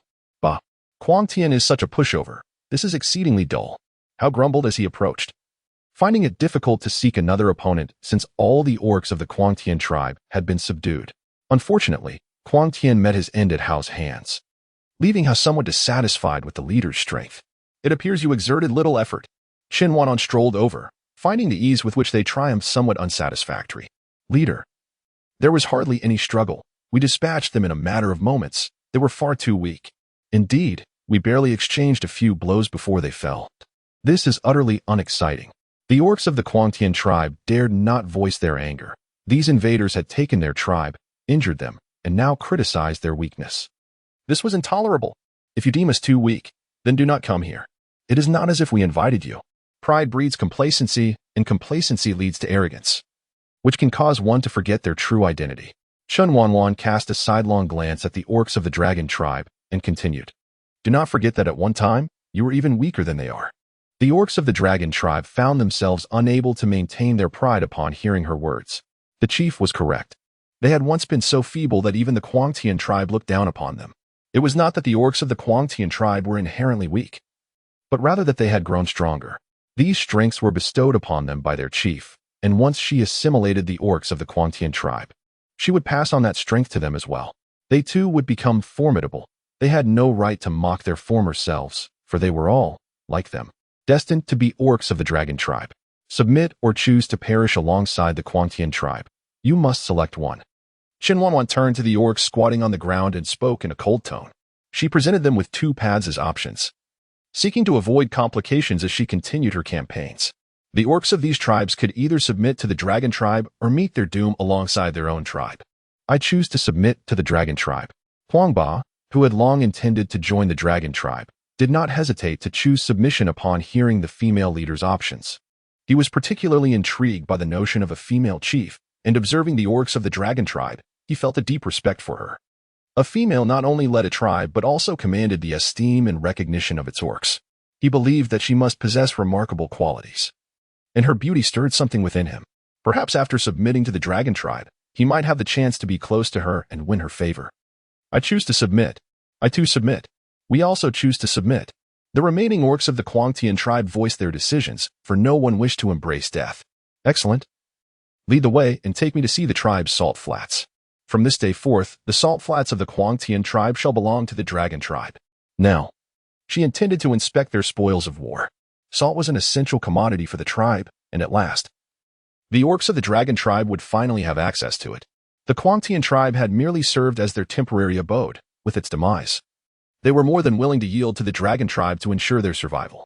The new chief wished to see the salt flats, and the orcs eagerly led the way, providing an overview of the condition of the Quang Tian tribe's salt flats. So, you have no means to exploit the salt flats? Chen Wanwan was taken aback to learn that the Tianye tribe, despite guarding the salt flats, could only extract a small portion, due to outdated extraction tools. They were incapable of large-scale salt production. Their efforts were limited to striking the salt blocks with stones and iron tools. Yet, these implements could only strike the salt exposed on the surface. They had no means to access the salt buried deep within. Chen Wanwan's lips curled into a slight smile. This truly was a windfall for the dragon tribe. While others found themselves hindered, she faced no such obstacles and could extract resources as she pleased. She recalled the electric drill within her space. Once the switch was activated, she could bore through mountains with ease. If that proved insufficient, a single thunderous explosive could create a gaping pit. Merely collecting the salt blocks shattered by the explosions would suffice for their needs. Moreover, Chen Wanwan aspired to trade salt for more women, ensuring a balanced gender ratio within the dragon tribe. The Crazy Sky tribe, renowned for its dominance, had how many females? At present, the dragon tribe was in dire need of women, and she hoped for an increase in the female population from the Crazy Sky tribe. The leader estimated there were around 56 females. As the second-in-command of the Crazy Sky tribe, he was undoubtedly well informed about the tribe's circumstances. Chen Wanwan looked up at the sky, reflecting on the scarcity of females. After conquering the Tianye tribe, the number of male orcs who pledged their allegiance exceeded 200. Yet the females were a mere 56. Truly, the balance of nature favored the male. Ba, which tribe in the forest boasts the highest female population? Chen Wanwan contemplated the possibility of equalizing the gender ratio within the dragon tribe, but the females were indeed too few. Perhaps abduction was the solution. If she could ascertain which tribe had a larger female contingent, she could lead a raid, making the endeavor both efficient and expedient. In the forest tribes, females were undeniably scarce. Conversely, the tribes beyond the forest brimmed with them. During an excursion with the Tianye chief to exchange weapons, she witnessed numerous tribes engaged in the slave trade, with a considerable number of females available. Utilizing salt, they not only procured weapons but also secured 5 females. Should the chief desire more females, he could simply venture outside to negotiate. As for the females within the forest tribes, it would be best for the chief to refrain from harboring ambitions. They were already pitiable, and if the dragon tribe were to seize their females, it would be a dire fate for them. As for the outside world, Chen Wanwan had yet to explore its wonders. Her experience thus far was confined to the forest. Once she strengthened the dragon tribe and established it as the dominant force in the forest, she would finally be able to lead her orc kin beyond its boundaries. Chief, welcome to our tribe's salt flats. Ba possessed little understanding of the salt flats, but he recognized that their existence enhanced the flavor of beast meat and could be traded for females and other necessities. However, the extraction process proved arduous, with the orcs of their tribe yielding increasingly fewer salt blocks. Beyond satisfying the tribe's immediate needs, accumulating enough to trade for females and other goods would require considerable time and effort. Chen Wanwan gazed into the distance, observing a vast basin, desolate and barren, likely due to its saline composition, which renders it difficult for flora to thrive. The salt flats before her were quite magnificent. The location exploited by the Urquang tribe appeared to extend only a mere 4 or 5 meters. From this perspective, it seemed less like extraction and more akin to merely chiseling away at the edges, leaving the salt flats largely intact. Such an extensive expanse of salt flats raises questions about the subterranean conditions. However, the surface alone seems sufficient for her tribe's exploitation for an extensive duration. Chen Wanwan can employ electric drills and powerful explosives for comprehensive extraction, subsequently purifying the salt through high-temperature boiling to eliminate impurities. Finally, she will dry it to achieve pure salt, which she intends to store entirely within her spatial system. Apart from offering salt in exchange for females to the tribes willing to barter, she plans to lead the orcs out of the forest. They will venture outside to procure not only females but also all the essentials required for the survival of the dragon tribe. As for the present, it appears that the orc members of their tribe have not exerted much effort. With a mischievous smile, Chen Wanwan thought, since these fellows have excess energy to expend, why not put them to work? Everyone, step back 50 meters. She commanded loudly, brandishing a thunderbolt. The orcs of the dragon tribe were all too familiar with that object. The chief's order to retreat 50 meters surely signified some grand endeavor, yet how far exactly was 50 meters? Chief, how far is 50 meters? All eyes turned to Chen Wanwan, eagerly awaiting her clarification on the distance of 50 meters. API call failed with status code 429. Error. Code 429. Message. Resource has been exhausted, e.g. check quota. Status: resource exhausted. Chen Wanwan turned to gauge the distance. Realizing that retreating to the large tree was a safe haven, she pointed at it and instructed everyone to gather behind the tree.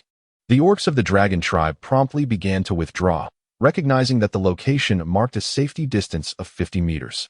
Now they understood. The orcs of the crazy sky tribe, however, were puzzled as to why they should retreat there, yet they complied with their new leader's command without question. Once it was confirmed that all orcs had retreated to safety, Chen Wanwan removed the thunderclap hand ring and tossed it towards the salt mining area of the crazy sky tribe. The protective shield activated. The familiar voice of the system echoed in her ears, momentarily leaving her in a daze. The busyness of the past had made her forget the system and everything related to Yuan Tianye. Hearing his voice again stirred a sense of nostalgia within her. With a resounding bang, the small pit that the crazy sky tribe had been mining for years transformed into a vast chasm, white salt crystals scattering everywhere. The orcs were left utterly astonished. What was that? Was she truly the legendary female capable of summoning thunder? It was indeed real. She had also become the leader of the dragon tribe. The orcs of the crazy sky tribe erupted in excitement. This was the thunder they had heard of. And the legendary female was indeed a reality. Most astonishingly, the salt flats they had struggled to mine were effortlessly obliterated by her. They realized they no longer needed to toil. They could simply gather it. Envy washed over them as they looked at the orcs of the dragon tribe, who had a powerful leader, making their tasks significantly easier. They pondered if they too would become so formidable, now that she was their leader as well. No longer resistant to joining the dragon tribe, the orcs of the crazy sky tribe felt a sense of honor in doing so. With the protective shield retracted, Chen Wanwan's graceful figure was revealed as she smiled at the shattered salt blocks. What are you all waiting for? Come and collect the salt, she commanded. With a plethora of free labor at her disposal, she was disinclined to do the work herself.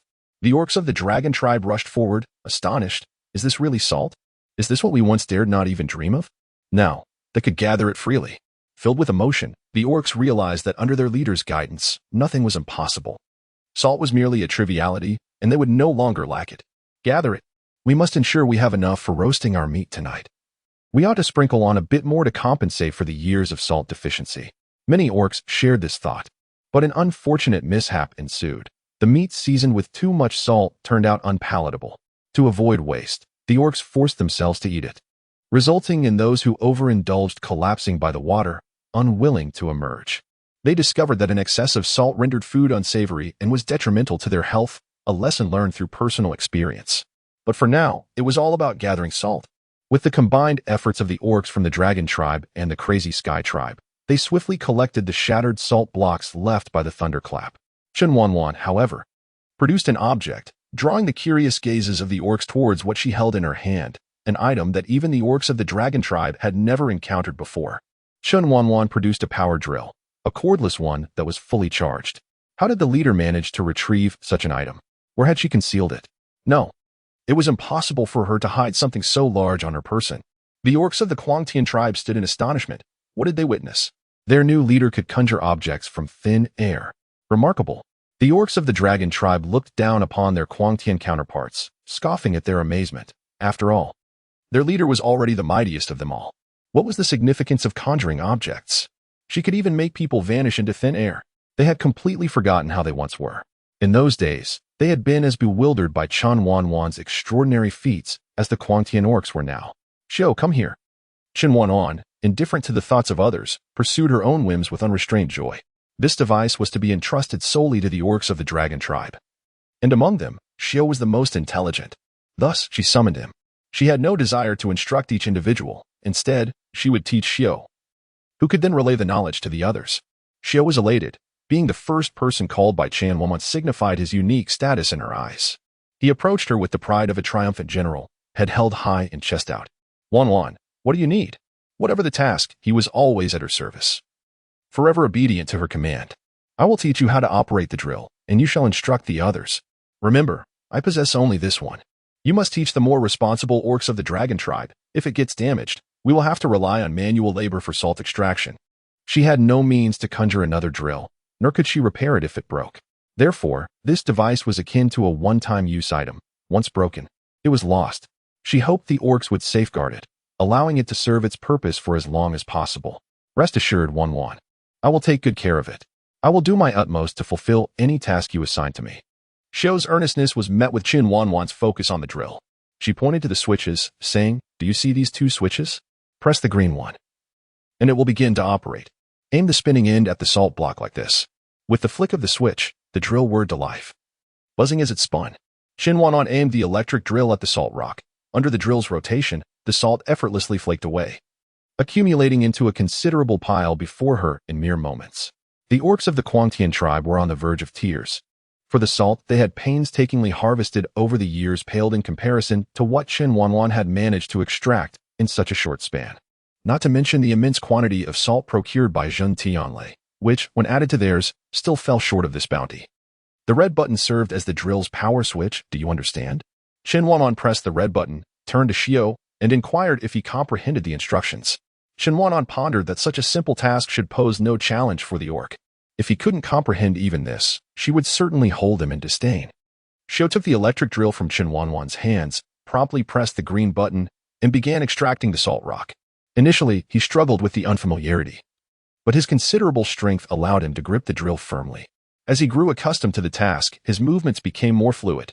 Pressing the red button, he turned to Chen Wanwan and said, "You should rest in the shade of the trees for a while. We shall commence salt collection shortly." This tribal battle had been exceedingly effortless, leaving the pent-up orcs with nowhere to channel their frustrations. Since there was work to be done, it was best to set them into motion. Chen Wanwan nodded, found a tree, and climbed up a few branches, perching herself on a trunk to observe the others as they worked. After a while, seeing that they were adeptly using the electric drill, she reclined against the trunk, closing her eyes to rest. The sound of the drill buzzed in her ears, and the scent of nature filled her nostrils. Everything felt harmonious, and she intended to take a brief respite. The orcs watched as Xiao operated the electric drill to extract salt, each one eager to give it a try. Yet none dared to approach him, fearing discomfort. Xiao's strength overshadowed all the orcs in the tribe, and his authority was second only to Chen Wanwan's. To wield the electric drill, they needed Xiao's willing consent. "Xiao, are you tired? Would you like me to help you?" Nia, unable to contain her impatience, finally spoke up. Chen Wanwan said that only the steady orcs can use the drill, and you are not one of them, she added, for Nia was anything but steady. And Xiao feared he might inadvertently break the drill if she were to try. "Xiao, let me have a go." Hao also could not restrain himself from requesting the drill, the alluring sound of it igniting his curiosity. "Your strength is too great. What if you cannot control it and accidentally damage it?" Xiao declined Hao's request to handle the drill. He had promised Chen Wanwan to ensure its safety, so he must take every precaution to prevent any reckless orcs from mishandling it. Hao and Nia suspected that Xiao wished to monopolize the drill, yet they dared not voice their thoughts, merely watching in silence. "Jing, why don't you give it a try?" Although reluctant to relinquish the drill, Xiao realized that relying solely on himself to extract salt was impractical. He had no choice but to follow Chen Wanwan's instructions and teach the reliable orc how to use it. Jing was known for his steadiness and dependability, making him the first choice for Xiao to instruct on the electric drill. "Me?" Jing was taken aback, having thought Xiao intended to keep the drill to himself. It seemed they had misunderstood him. "If you are unwilling, I can teach someone else." Xiao shot Jing a sidelong glance, aware of what the others were thinking. "Of course I am willing. How could I not be? That is a rare item presented by the chief. No orc here would want to miss the opportunity to try it." Concerning the electric drill, Xiao was determined not to be cavalier. He meticulously demonstrated its operation to Jing.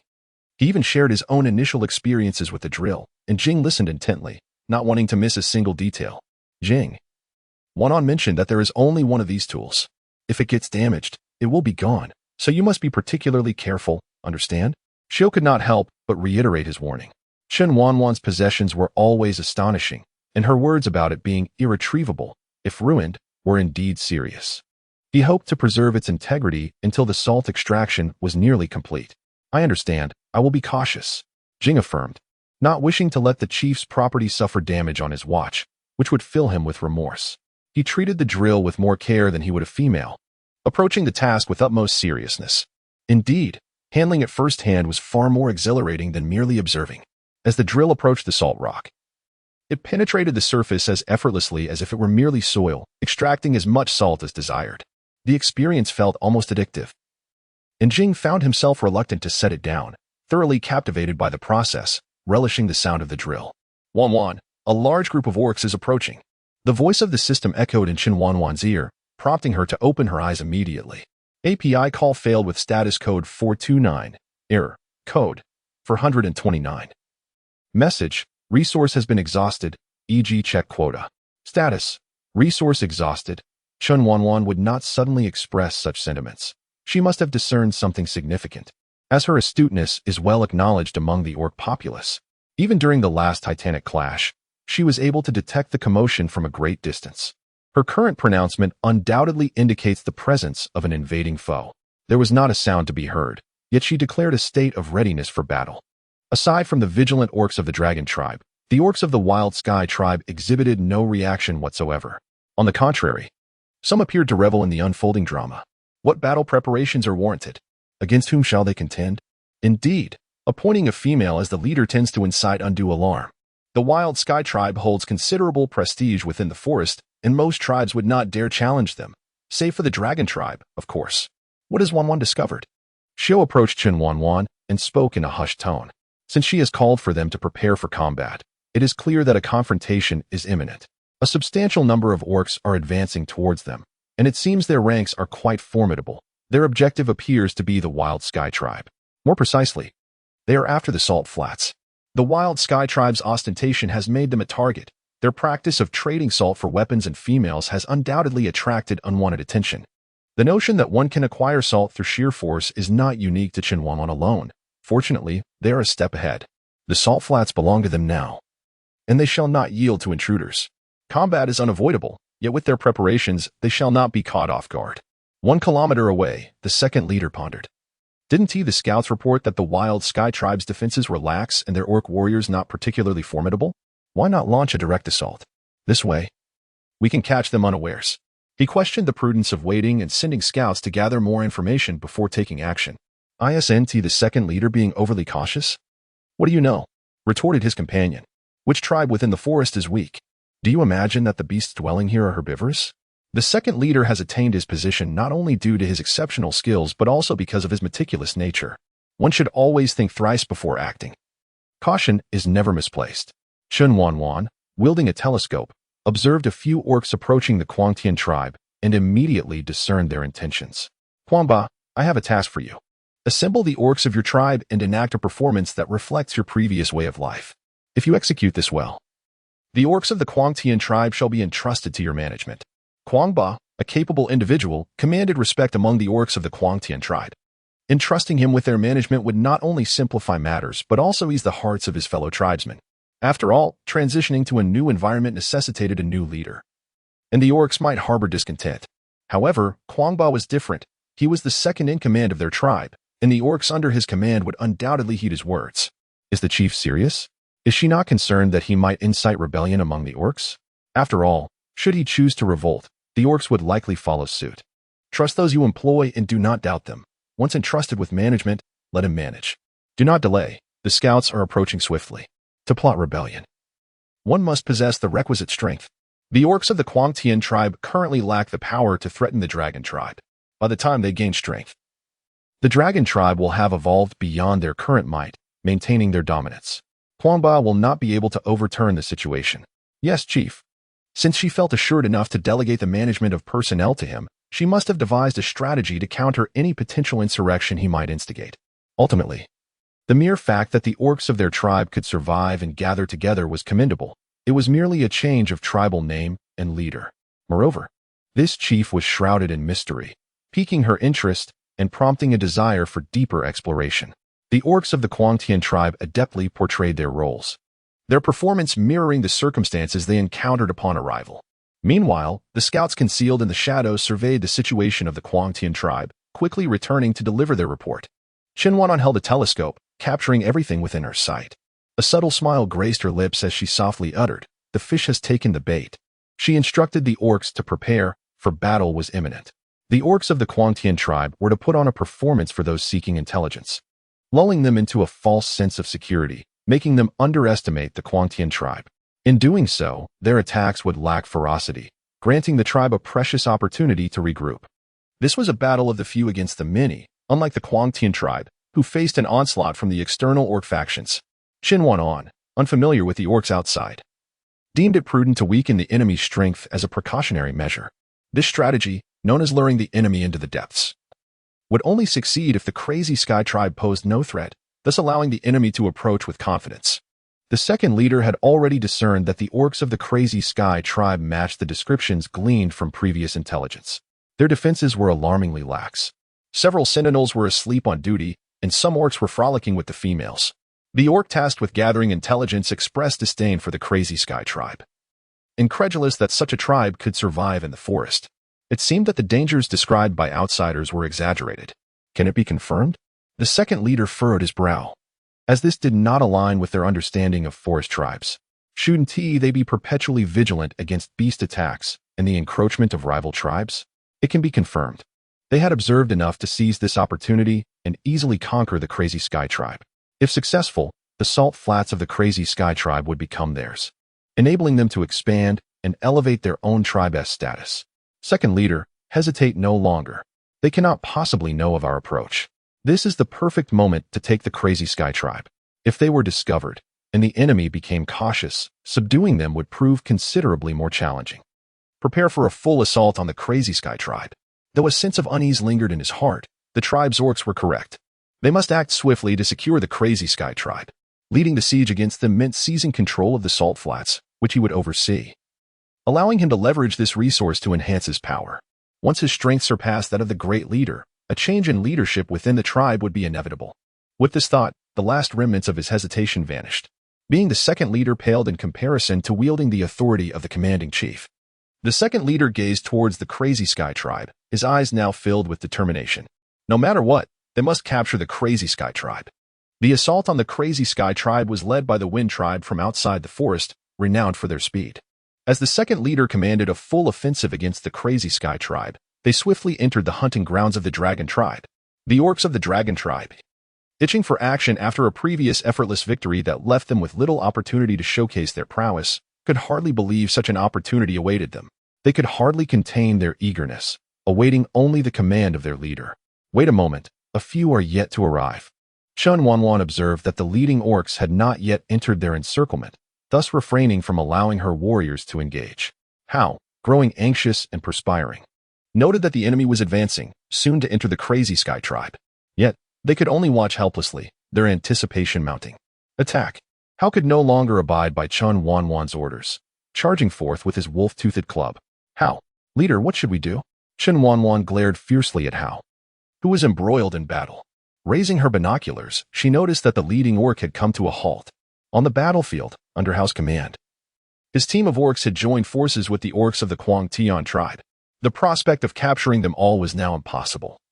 The leading orc had turned tail and fled, disregarding the incoming orcs. Get lost. Fight. It was infuriating. Once this battle concluded, she would ensure that Hao, that impulsive fool, faced her wrath. Calm down, Wanwan. Just a few have run away. It's not the end of the world. Xiao, noticing Chen Wanwan's anger, held back his own desire to fight and stayed by her side to offer comfort. It could have been a clean sweep. Chen Wanwan shot an icy glance at Hao. He could have mitigated much unnecessary trouble, but this fool had ruined it all. With those few who escaped, the situation would undoubtedly be reported, and word of the salt field would spread to more tribes. If other tribes set their sights on the salt fields, they would certainly come prepared. Would they still find it as easy then? Was it not wise to feign weakness before the tiger? How that reckless simpleton truly infuriated her. The imposing orcs of the Wind tribe had fallen for the ploy of the Confronting tribe. Yet, they underestimated the orcs of Confronting. Even when realizing they had been deceived, they dismissed it, thinking them merely a bunch of weaklings that the valiant Wind tribe could easily handle. It was only when they faced real blades and spears that they understood their folly. The orcs of the Dragon tribe were formidable, and their fighting spirit was indomitable. From an initial position of being able to cope, they quickly found themselves retreating, ultimately losing all combat capability in mere moments. The orcs of the Wind tribe recognized something was amiss. They were facing two distinct forces. One group was weak and easily dispatched, while the other was a formidable enemy, capable of effortlessly overpowering them, leaving no room for retaliation. Who are you if you are not orcs of the Confronting tribe? The orcs of the Wind tribe questioned in confusion. Apologies, but the Confronting tribe now belongs to our Dragon tribe, came the reply. You trespass on our territory.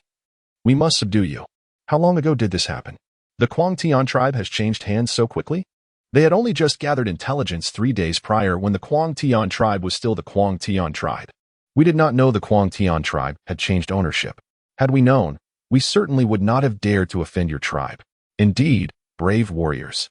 Ignorance is no crime. Now that we are aware this is your territory, we shall not intrude again. These orcs were exceedingly strong. They fought with such ferocity that the Wind tribe orcs found themselves unable to retaliate, their arms still tingling from the blows. If this continued, they feared they might lose their lives here. They had noticed that their second-in-command had not arrived. It seemed they had sensed the danger and fled. Given this, there was no need to engage in a life-and-death struggle with these opponents. This is not your decision to make. Submit to us, and our leader will decide your fate. We surrender. Bang. Refusal of surrender. They had not yet had their fill of combat, so surrender was out of the question.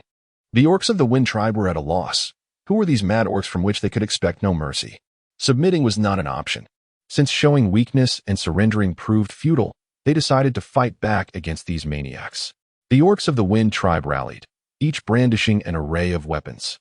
Though not particularly sharp, the blows delivered were still painful, invigorating the orcs of the Dragon tribe even further. Inflicting injury on them gave the fight meaning. A one-sided massacre was utterly dull, robbing them of any sense of victory. The orcs of the Wind tribe were indeed subdued and brought before Chen Wanwan. Yet she felt no joy. Wait, I will make that fool understand the consequences of his impulsiveness. They had triumphed, but unlike her usual self. Chen Wanwan did not loudly demand submission or execution.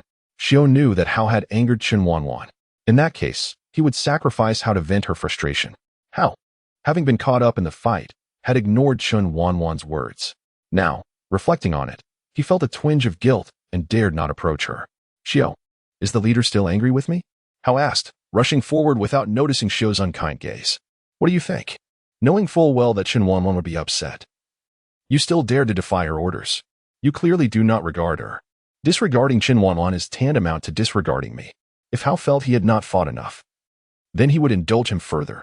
Hey, I realize my mistake now. Xiao, could you plead for me with the leader? If Xiao interceded, surely Chen Wanwan would show him some leniency, right? Sure. But first, let me give you a good thrashing. Having angered Wanwan and expecting help? Hao is overly optimistic.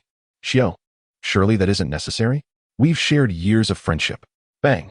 Friendship aside, angering Wanwan is unforgivable. First, let me help her vent. Xiao, you're being excessive. The years of camaraderie meant nothing to him. This scoundrel was truly devoid of humanity. Bang, bang, bang. This is excessive, but worse is yet to come. Enjoy my fists. Xiao, I was wrong. Stop. I promise I'll never ignore Chen Wanwan's orders again. If they're essay next time, I'll hold back and not act impulsively. Refusal to admit fault.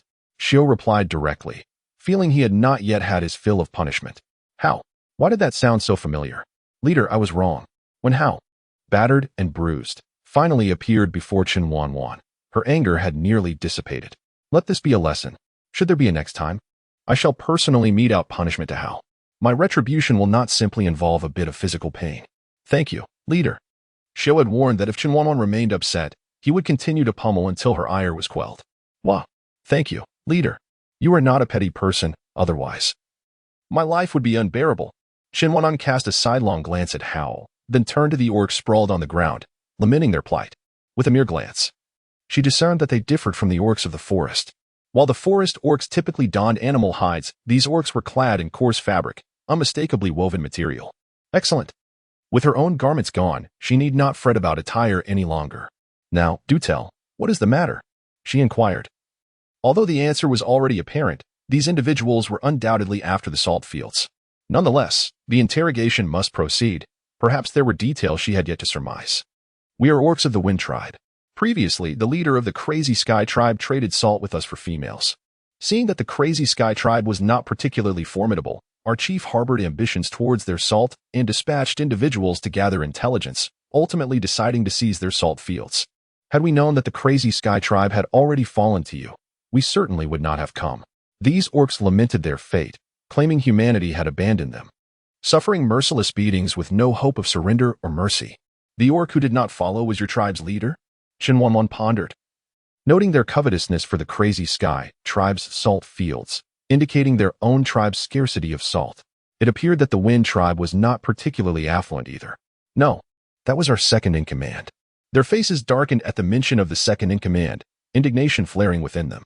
How could he abandon us to our fate and flee with his followers? The second-in-command has proven to be utterly despicable.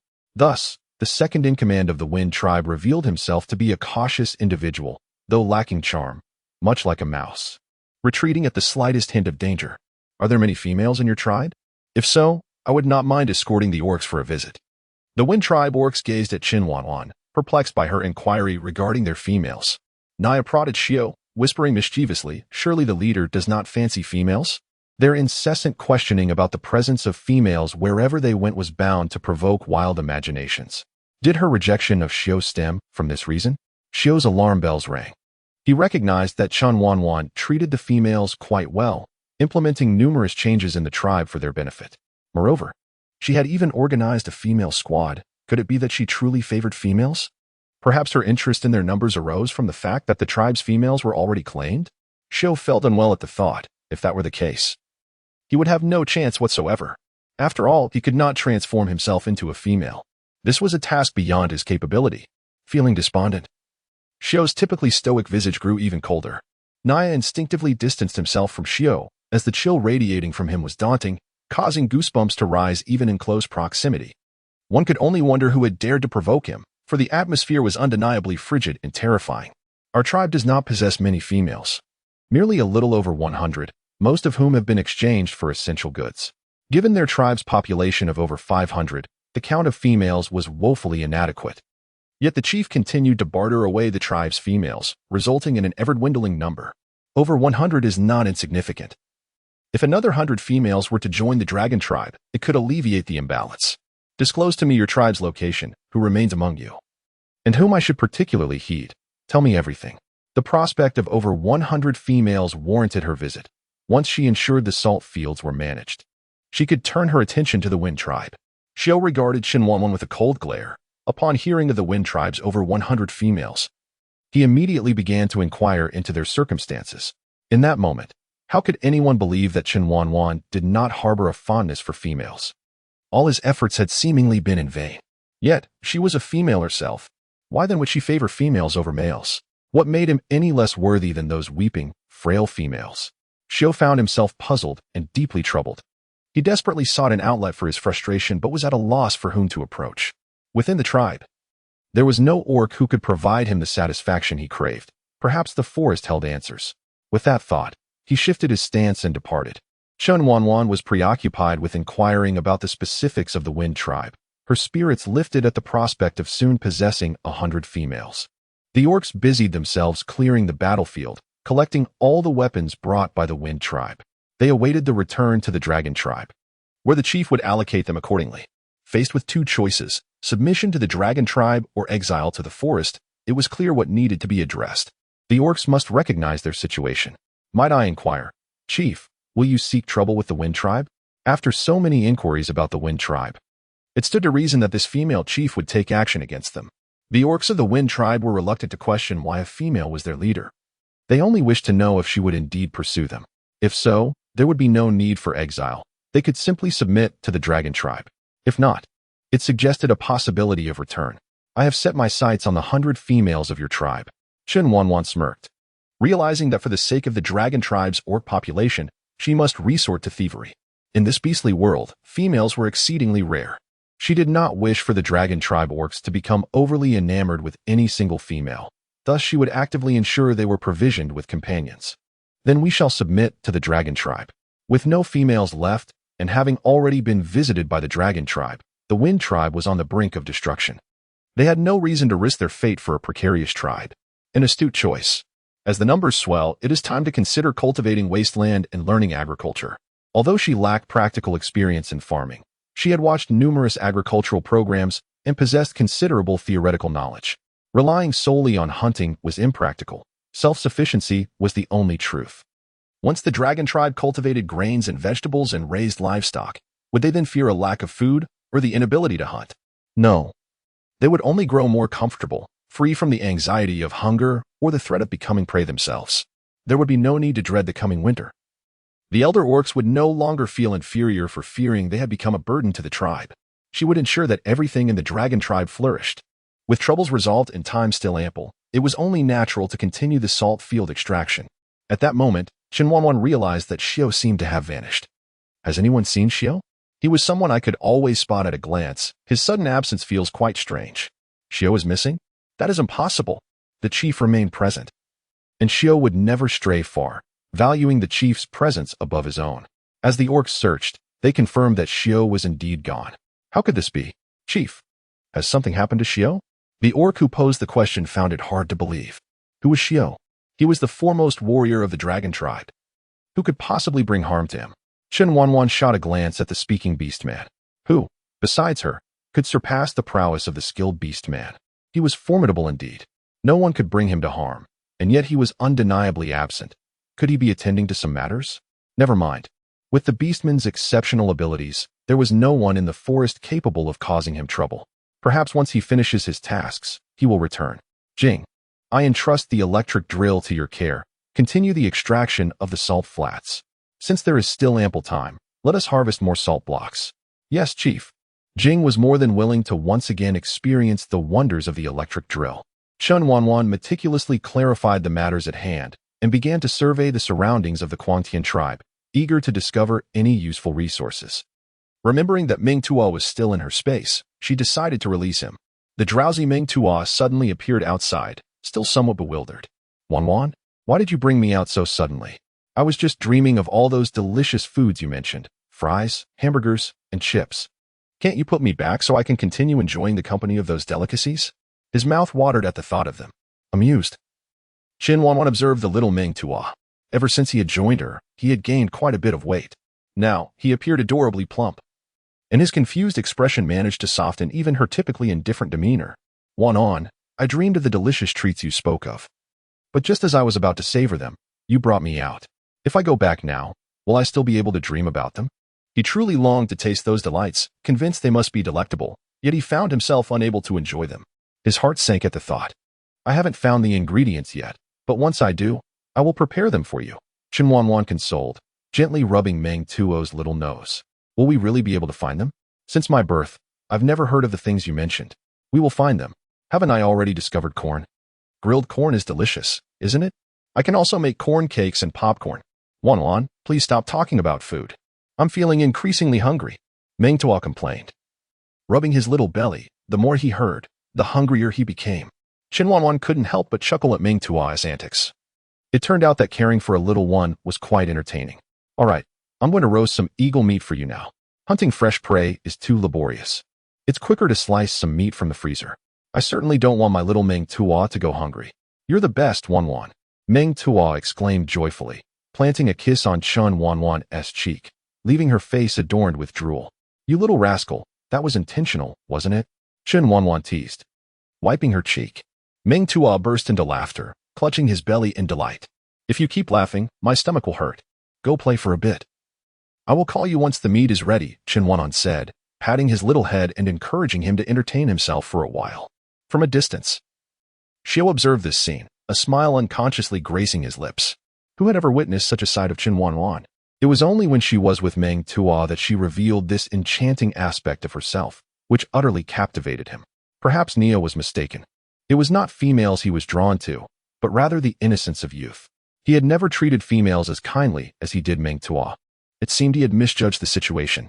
With a self-deprecating smile, Xiao acknowledged that despite the misunderstanding, he had never considered relinquishing his feelings for Chen Wanwan. She seemed to have taken root in his heart, an indelible presence. Glancing down at his bloodied attire, he refrained from approaching her, choosing instead to leave. She would undoubtedly disdain his current state. It would be best to clean up before seeking her out.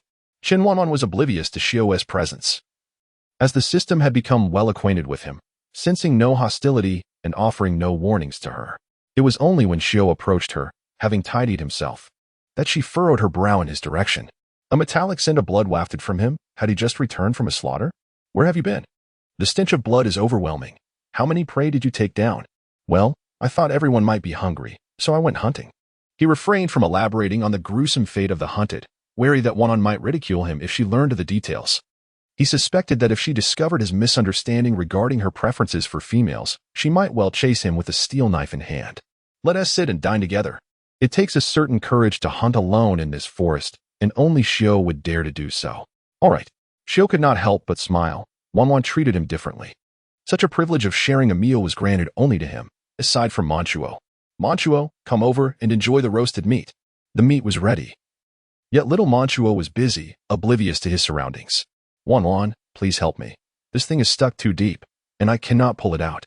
Manchuo struggled for a considerable time, but was unable to dislodge the object, ultimately seeking Chen Wanwan's assistance. Chen Wanwan, feeling helpless, could only walk over, uncertain of what this young man was attempting to extract, as it appeared to be quite a challenging endeavor. "What is it? Let me take a look." As Chen Wanwan approached, Xiao Manchuo was still bent over, exerting himself. "Wanwan, look, it's this." Manchuo, having put forth considerable effort, decided to leave it to Wanwan now that she was present. A potato. Even though Chen Wanwan was typically composed, she could not suppress her exclamation. Just moments ago, Xiao Manchuo had expressed a desire for fries and chips, and unexpectedly, he had found exactly what he wished for. "What happened, Wanwan?" Xiao, hearing Chen Wanwan's exclamation, hurried over, concerned that something might have gone amiss. "Xiao, Manchuo has found a potato. Do you realize that with a potato, even if we fail to hunt any game, we need not fear starvation?" API call failed with status code 429. Error. Code. For 29. Message. Resource has been exhausted, e.g. check quota. Status. Resource exhausted. API call failed with status code 429. Error. Code. For 29. Message. Resource has been exhausted, e.g. check quota. Status. Resource exhausted. Chen Wanwan had made a resolute decision. She would turn over this piece of land and transport the potatoes back to the dragon tribe. Subsequently, she intended to cultivate the barren land, planting an extensive quantity of potatoes. Potatoes are simple to cultivate and yield a high return. The orcs would soon master their cultivation. The maturation period for potatoes spans 3 to 4 months. By planting them now, they might be able to reap 2 harvests before winter's arrival. The orcs would excavate the salt flats, while the remainder would come here to harvest potatoes, extracting as many as possible. Xiao also discerned Chen Wanwan's deep regard for the potatoes. Although he was unaware of their significance, he trusted her judgment. Ming Tua stood by, dazed and bewildered. Sensing that Wanwan had stumbled upon something extraordinary, he could feel her joy and excitement. "Ming Tua, come here." Chen Wanwan steadied her emotions and finally noticed the dazed little Ming Tua standing aside. "Wanwan." Ming Tua obediently approached her, unsure of why she had summoned him. With a swift motion, Chen Wanwan pulled Ming Tua into her embrace and planted a kiss on his cheek, exclaiming, "Ming Tua has discovered potatoes. You have made a significant contribution." Ming Tua felt somewhat bewildered. This was the first time Chen Wanwan had kissed him, and it reminded him of his mother's affection. However, it was even more delightful than his mother's kisses. Her lips were soft and tender, and the kiss was quite pleasant. He yearned for another. "Could Wanwan kiss me again?" Ming Tua pointed to the other side of his face, hoping for another kiss. As Chen Wanwan leaned in to plant a kiss on Ming Tua's right cheek, having just kissed his left, she found her arms suddenly empty. "Xiao, let me go," she exclaimed, frustrated, just as she was about to reach his face. Xiao had abruptly whisked him away. It was infuriating. "You mustn't. You are already a warrior. How can you nestle in the chief's embrace? Moreover, a warrior should not allow anyone to kiss their face indiscriminately. It was excessively unfair. He had never experienced such treatment, so why should this little cub enjoy it? Having already received 1 kiss, a second was out of the question. A warrior cannot nestle in the chief's embrace. Ming Tua had always aspired to mature into a formidable warrior. Hearing Xiao's words, he ceased his struggles. Realizing that becoming a warrior came with such burdens, he couldn't even rest in Wanwan's arms. Yet, he yearned to be a warrior while also wanting to nestle in Wanwan's embrace. Could he not have both? Have you ever seen a warrior nestled in the chief's embrace? Xiao looked at Ming Tua with a serious demeanor, certain that no beastman warrior would dare to do so. Wanwan would undoubtedly break his neck for it. Ming Tua tilted his head in contemplation and indeed found no example, not even Xiao himself. To become a great warrior was a challenging concept to accept, but he resolved to restrain himself.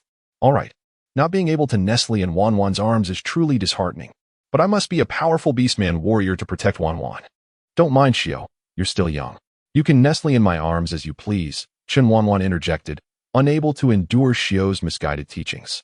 She snatched Ming Tua from Xiao's grasp, shot a glare at him, and then spoke to Ming Tua. "What sort of warrior does a 3- or 4-year-old child need to be? Xiao is misleading the child. They should enjoy a carefree childhood.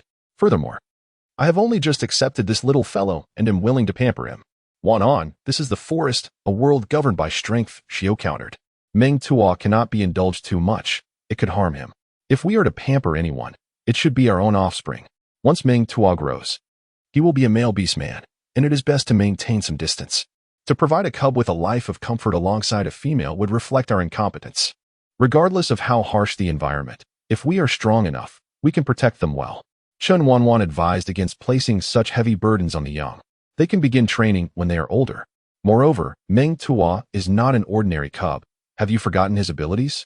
Just look at little Jean, who is inseparable from Ming Tua now. Who could harm him? If he does not harm others, then others should be grateful. Xiao had no words to counter this. Ming Tua seemed destined to vex him. Ironically, he was always shielded by Chen Wanwan, while he himself could not compare. Xiao felt a deep sense of frustration, realizing that he was at a loss when it came to Ming Tua and Chen Wanwan. It seemed all his faults were laid bare, and his situation was incredibly trying. Chen Wanwan, feeling too lazy to concern herself with Xiao, took Ming Tua to the fire pit to enjoy some roasted meat. Xiao shook his head and, with a sense of resignation, walked over to take a seat. Unable to drive away the pesky little brat, he decided to attempt acceptance. For the presence of Ming Tua was an unalterable reality between him and Chen Wanwan. Wanwan, the orcs are eating roasted meat. I'll ensure they're satisfied before I join you, he mentioned, feeling no urgency in the matter. The potatoes Wanwan intended to dig up would remain buried for the time being. All right, understood. With her mood settling, she felt less rushed, opting to first satiate her hunger before attending to work. Wanwan, are potatoes the same as those used for making fries and chips? Ming Tua pondered, recalling that Wanwan had mentioned the need to find potatoes. Indeed, once we unearth these potatoes and return to the dragon tribe, I shall prepare a delightful dish for you. How does that sound? Great. The realization that the discovery he made was indeed edible, one of the delectable things Wanwan had spoken of, filled him with immense joy. Wanwan, can we really eat this potato? Xiao questioned, glancing skeptically at the buried items, struggling to believe they were consumable. Go dig a few up and place them by the fire. Then you shall see, she replied, nostalgia washing over her at the thought of roasted potatoes. Since Xiao harbored doubts, it was the perfect opportunity to demonstrate their edibility while also satisfying her own cravings. Two birds with one stone. Upon hearing Wanwan's words, Xiao wasted no time and began to unearth the potatoes. Trusting Wanwan's judgment, he followed her instructions without question. After digging up 7 or 8 potatoes, he tossed them into the fire, casting a puzzled glance at the flames. Won't they get ruined like this? Xiao, cover the potatoes with charcoal. Do not roast them directly. Otherwise, there won't be much meat left. If they turn to charcoal, how can we eat them? By covering the potatoes with embers. They would steam and cook through the high heat, releasing a delightful aroma. The charred skin, once scraped off, would yield a wonderful flavor. Under normal circumstances, she would never have the chance to savor such delicacies. However, during a past encounter with others, she had stumbled into a bustling market and noticed someone selling roasted potatoes. Drawn inexplicably by the enticing scent, she purchased a few, and upon tasting them, she had fallen in love with the flavor. So fragrant. Chen Wanwan snapped back to reality, noticing little Ming Tua staring longingly at the fire as the aroma of roasted potatoes wafted through the air. Xiao, entranced by the fire, inhaled the enticing scent. Lost in thought, when he had unearthed the potatoes, they bore no aroma. Now, transformed by roasting, they emitted a pleasing fragrance, leaving him curious about their taste. Chen Wanwan used a wooden stick to pry apart the firewood, retrieving the potatoes one by one and gently tapping off the carbon ash from their surfaces. Wanwan, can we eat now? Ming Tua exclaimed, unable to contain his eagerness, his little hands twitching with desire to snatch a potato and take a bite. Oh, you little glutton. We must remove the charred parts first, she replied. Chen Wanwan, too, reminisced about this flavor. Ming Tuo's impatience mirrored her own yearning to indulge in the meal sooner. Chen Wanwan carefully cleaned and peeled the first potato, presenting it to Ming Tua. Without a moment's hesitation, the little one stuffed it into his mouth. Ah, it's so hot. Slow down, be careful. Chen Wanwan cautioned, aware of the child's tender skin. It was no longer hot to her touch. However, once it reached Ming Tua's mouth, he yelped in surprise at the heat. It became evident that raising a child necessitates a heightened awareness. One cannot impose their own standards upon them. I'm fine. This potato is delicious, Ming Tua exclaimed, blowing on it as he took a bite, utterly enamored by its taste. Don't rush, there are plenty more. Chen Wanwan gently wiped the soot-stained face of Ming Tua, speaking softly. Wanwan, this is for you. Xiao imitated Chen Wanwan, offering a freshly peeled potato to her. Chen Wanwan glanced at Xiao and reached out to take the potato he handed her, feeling an inexplicable pang of sorrow. Having grown accustomed to managing everything on her own, she realized that no one had ever done anything for her, aside from the system space on her wrist, which Yuan Tianye had created for her without her knowledge. There had been no gestures of kindness directed towards her. As Chen Wanwan ate her potatoes, she casually glanced up at Xiao, who was intently peeling the skin off a potato. Although it was a rather mundane task, he managed to infuse it with a touch of elegance. API call failed with status code 429. Error. Code. For 29. Message. Resource has been exhausted, e.g. check quota. Status. Resource exhausted. Chen Wanwan felt a shiver in her heart and swiftly averted her gaze. It was indeed rare to encounter an orc like Xiao, who possessed an extraordinary charm. The more she looked at him, the more she felt drawn in, and Chen Wanwan found herself somewhat vexed. She was not the kind of person to be swayed by fleeting attractions. Her heart could only hold one, and that was Yuan Tianye, regardless of his presence or absence. She cherished his memory. Xiao, feeling an inexplicable urge, glanced up at Chen Wanwan. He sensed her gaze upon him, but upon looking up, he noticed she was focused on eating a potato. Perhaps he had misinterpreted her attention. He took a hearty bite of the potato, savoring its flavor. It was quite palatable. Though he preferred roasted meat, this was yet another edible plant. Anything consumable must be brought back to the tribe. The more food they could store, the better, for it would alleviate their concerns as winter approached. How delightful. Chief, what are you all eating? This aroma is so unique. I have never encountered it before. After the orcs had satisfied their hunger, they approached, immediately captivated by the fragrant scent wafting through the air. Certain that the chief and the others were indulging in something delectable. I called you over to dig up this item. You can certainly smell it, the chief remarked, indicating that this particular plant could be cultivated in abundance and served as a food source. Xiao picked up a peeled potato and, in front of the orcs, devoured it with a few swift bites, eliciting a collective yearning among the orcs. Were it not for the fact that they could not overpower Xiao, they would have been unable to resist the urge to pounce on him in frustration. It was utterly outrageous to tempt them with food right before their eyes. Come over. Once we dig up the potatoes, we will toss them into the fire, and you shall soon enjoy them. Chen Wanwan finished the potato in her hand and rose to her feet, leading the orcs to an area where potatoes grew abundantly. Observing these plants, she began to dig along their roots, extracting every fruit she encountered. This was the sustenance we required, potatoes. They can be stored for extended periods and, most importantly, serve as a source of nourishment. We can cultivate potatoes in great quantities. They thrive easily and are resilient. With this, we shall no longer fear the scarcity of food. Leader, such a small thing. Can it truly satiate one's hunger? One orc expressed skepticism. How many must we consume to feel full? With the salt flats established, we can also preserve the beast meat. A stew of beast meat and potatoes, combined, will it not suffice? Besides, we still have corn. Furthermore, winter is still a few months away. During this time, we may discover additional food sources. Having already identified corn and potatoes, what else could be far off? Chen Wanwan firmly believed that other resources certainly existed. Given time, she would uncover them all. When that moment arrives, and the dragon tribe's pastoral industry flourishes, will there be any cause for concern? Leader, we understand. Let us commence our digging. The orcs ceased their chatter. The leader's decisions had never led them astray. They knew little, so they would simply follow the leader's commands. She would not lead them to harm. They would unearth as many as they could, and soon they would recognize its benefits. Presently, with their hunger abated, they regarded the humble potato with disdain.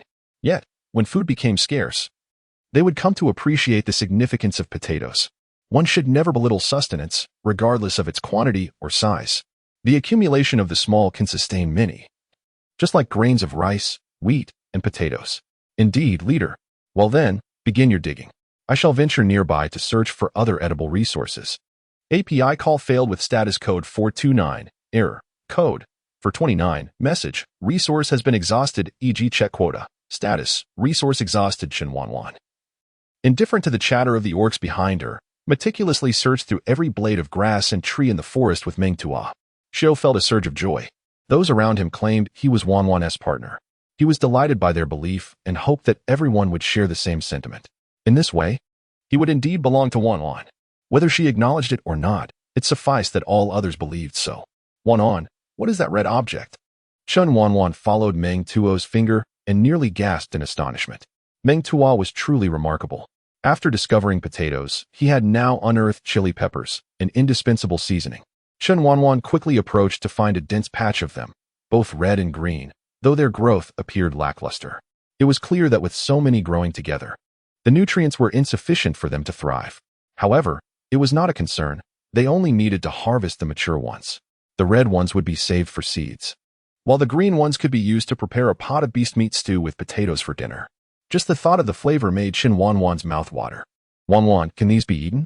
Xiao asked, gazing at the vibrant red objects, speculating whether they were some kind of fruit. Before Chen Wanwan could explain that chili peppers were edible but not typically consumed raw, Xiao had already plucked one and stuffed it into his mouth. He spat it out immediately, his face flushed as he wandered about, exclaiming how spicy it was. He could hardly endure the heat. Desperately seeking something to alleviate the burning sensation, he recalled that sour fruits could counteract spiciness. Without a second thought for Chen Wanwan and Ming Tua, he dashed off to find something to cool his mouth. The sight left both Chen Wanwan and Ming Tua momentarily stunned. Wanwan, what happened to Xiao? He looks so uncomfortable. Could it be that these red things are poisonous and not edible? Huh. He was caught off guard by the chili. Chen Wanwan chuckled. I never expected our stoic Xiao would be so susceptible to spice. It's rather amusing. Can't we eat them? Chen Wanwan mused, finding Xiao's misfortune somewhat amusing and contemplating whether to let him experience a few more mishaps. It's not that they can't be eaten, they simply require preparation. Or else one might end up like Xiao. Chili peppers, essential for culinary delights, could not possibly be inedible. Chen Wanwan felt a surge of joy at their discovery.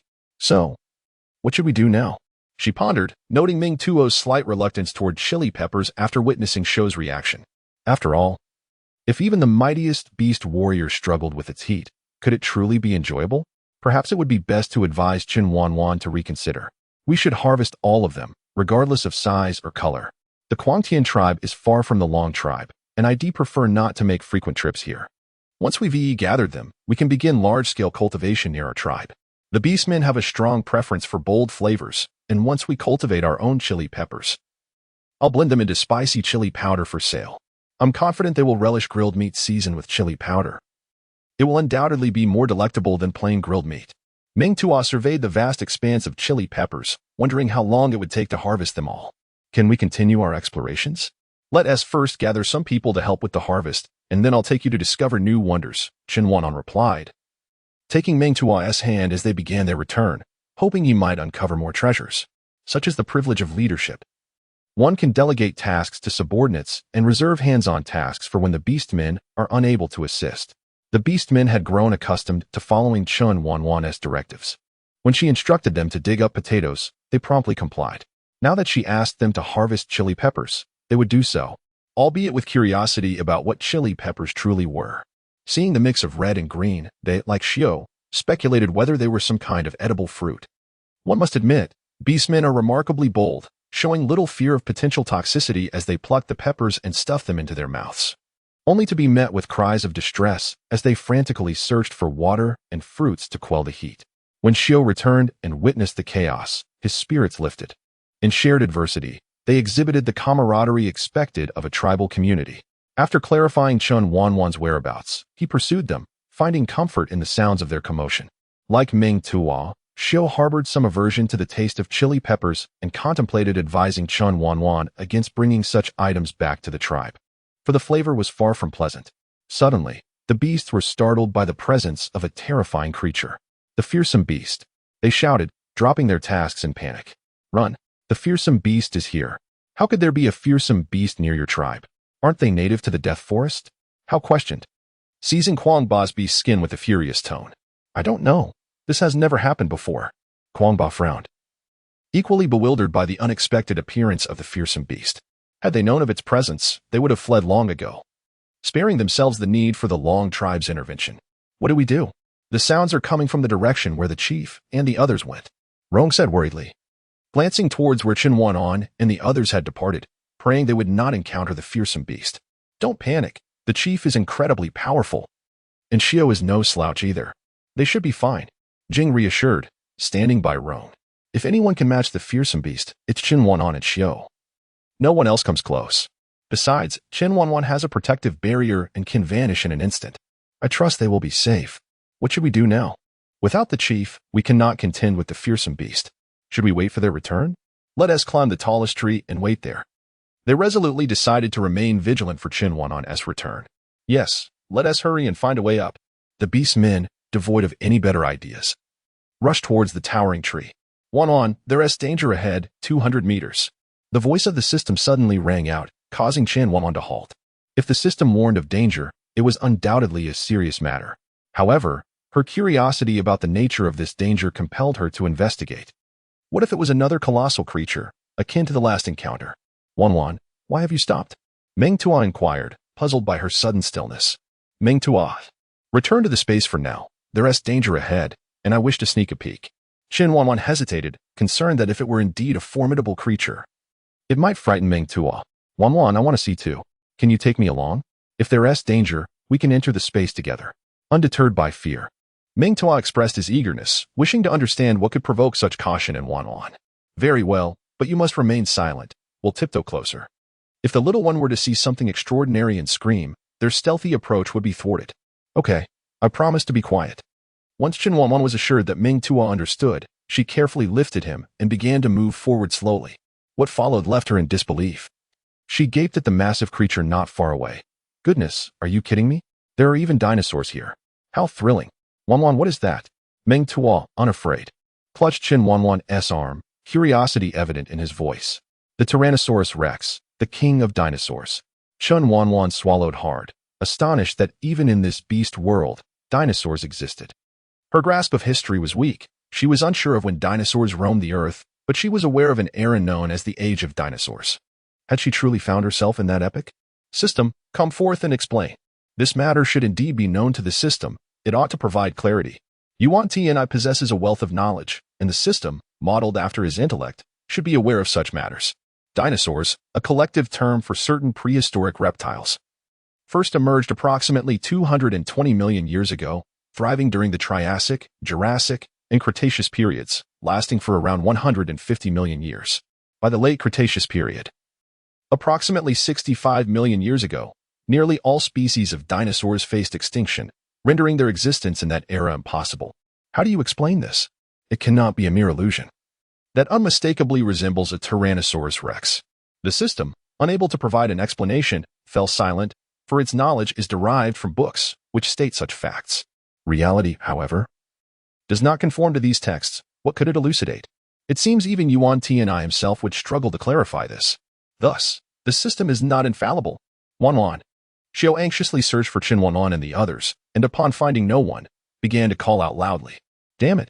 Upon hearing Xiao's voice, Chen Wanwan sensed that something was amiss. They had approached quietly, and Xiao's loud calls would surely attract the Tyrannosaurus Rex. Roar! Indeed, in the next moment, the Tyrannosaurus turned its gaze toward them. Its colossal form crashed upon the ground, akin to an earthquake. Chen Wanwan had no time to ponder. She hurriedly shoved Manchuo into the space. While she wished to join him, she could not neglect the fate of the beast man. Wanwan, call out. Call for help. Chen Wanwan couldn't help but shout. Initially, she could have observed the prehistoric creature up close, but with the beastman's interruption, such an opportunity was lost. Were it not for the fact that she found the beastman somewhat agreeable, she would have truly wished to disregard his well-being. Wanwan, are you all right? Hearing Chen Wanwan's voice, Xiao rushed to her side, scanning the surroundings anxiously. I am fine for now, but who knows what will happen soon. Hurry and run. We can discuss entering the space later. This is a rare opportunity. Let us first take a couple of laps around the Tyrannosaurus. Xiao, have you ever encountered such a creature? As an indigenous inhabitant of the beast world, asking him was far more reliable than consulting the system. I have not seen it, but I have heard of it. My beast ancestor once told me that the terrifying beasts dwell in the death forest, and they cannot leave. It appears your ancestor's words are not trustworthy. The presence of this creature here indicates that it, or they, have found a way out. A deafening roar echoed as Chen Wanwan and Xiao felt as if their eardrums might shatter. The terrifying beast had spotted them and began an unrelenting chase. Xiao fell silent. Indeed, his ancestors' claims were dubious, as evidenced by the reality before them. The terrifying beast had ventured out of the death forest. Xiao, would you care to experience the sensation of riding on the back of a terrifying beast? Despite being pursued by the Tyrannosaurus, Chen Wanwan uttered such audacious words. Xiao ran alongside her, his lips twitching. His Wanwan was indeed fierce. The very name of the terrifying beast instilled fear in all.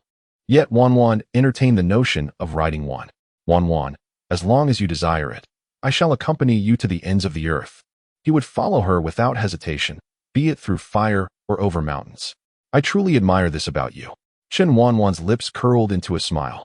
Truth be told, had she not encountered Yuan Tianye first, she might have developed feelings for Xiao. What an honor! To hear Wanwan openly acknowledge her admiration filled Xiao with joy. Even amidst the threat of the terrifying beast trailing them. Xiao, let us flank it and see who can leap onto the terrifying beast's back first. Chen Wanwan proposed excitedly, eager to compete with Xiao for the first ride on the dinosaur's spine.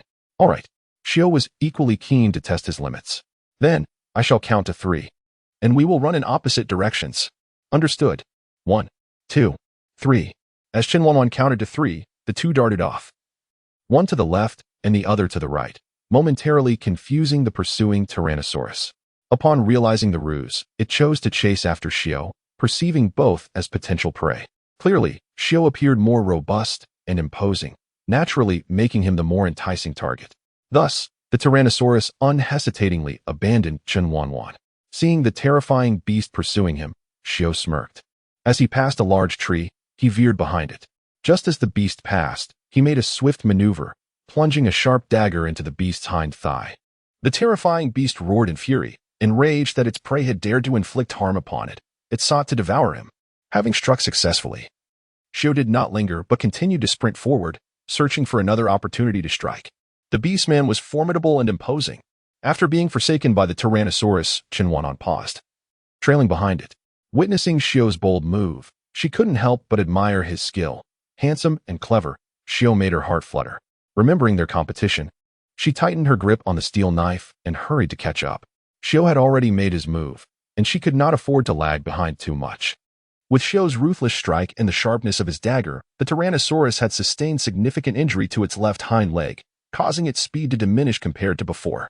Chen Wanwan chose to retreat to the right, creating a symmetrical stance with one foot forward and one back. The Tyrannosaurus Rex was relentlessly pursuing Xiao, intent on avenging itself by devouring him. Unbeknownst to it, Chen Wanwan had followed closely behind, and by the time excruciating pain shot through its right leg, she had already severed a substantial piece of its flesh. With a deafening roar, the Tyrannosaurus disregarded its agony and lunged at Chen Wanwan with its gaping maw. Its razor-sharp teeth shattered the trees and stones that Chen Wanwan had sought refuge behind. Even as its teeth fractured and its mouth filled with blood, it continued its frenzied assault on her without restraint. Goodness, you didn't go this berserk when Xiao was injured. Why the double standard? Chen Wanwan couldn't help but voice her frustration. Despite inflicting harm on the Tyrannosaurus, it seemed to unleash its fury specifically upon her, which felt profoundly unjust. Xiao, poised to deliver a finishing blow, stumbled upon hearing Chen Wanwan's remark, missing the prime opportunity to strike. He looked at her with a mixture of exasperation and affection, exclaiming that this was a life-or-death situation and she ought to take it more seriously.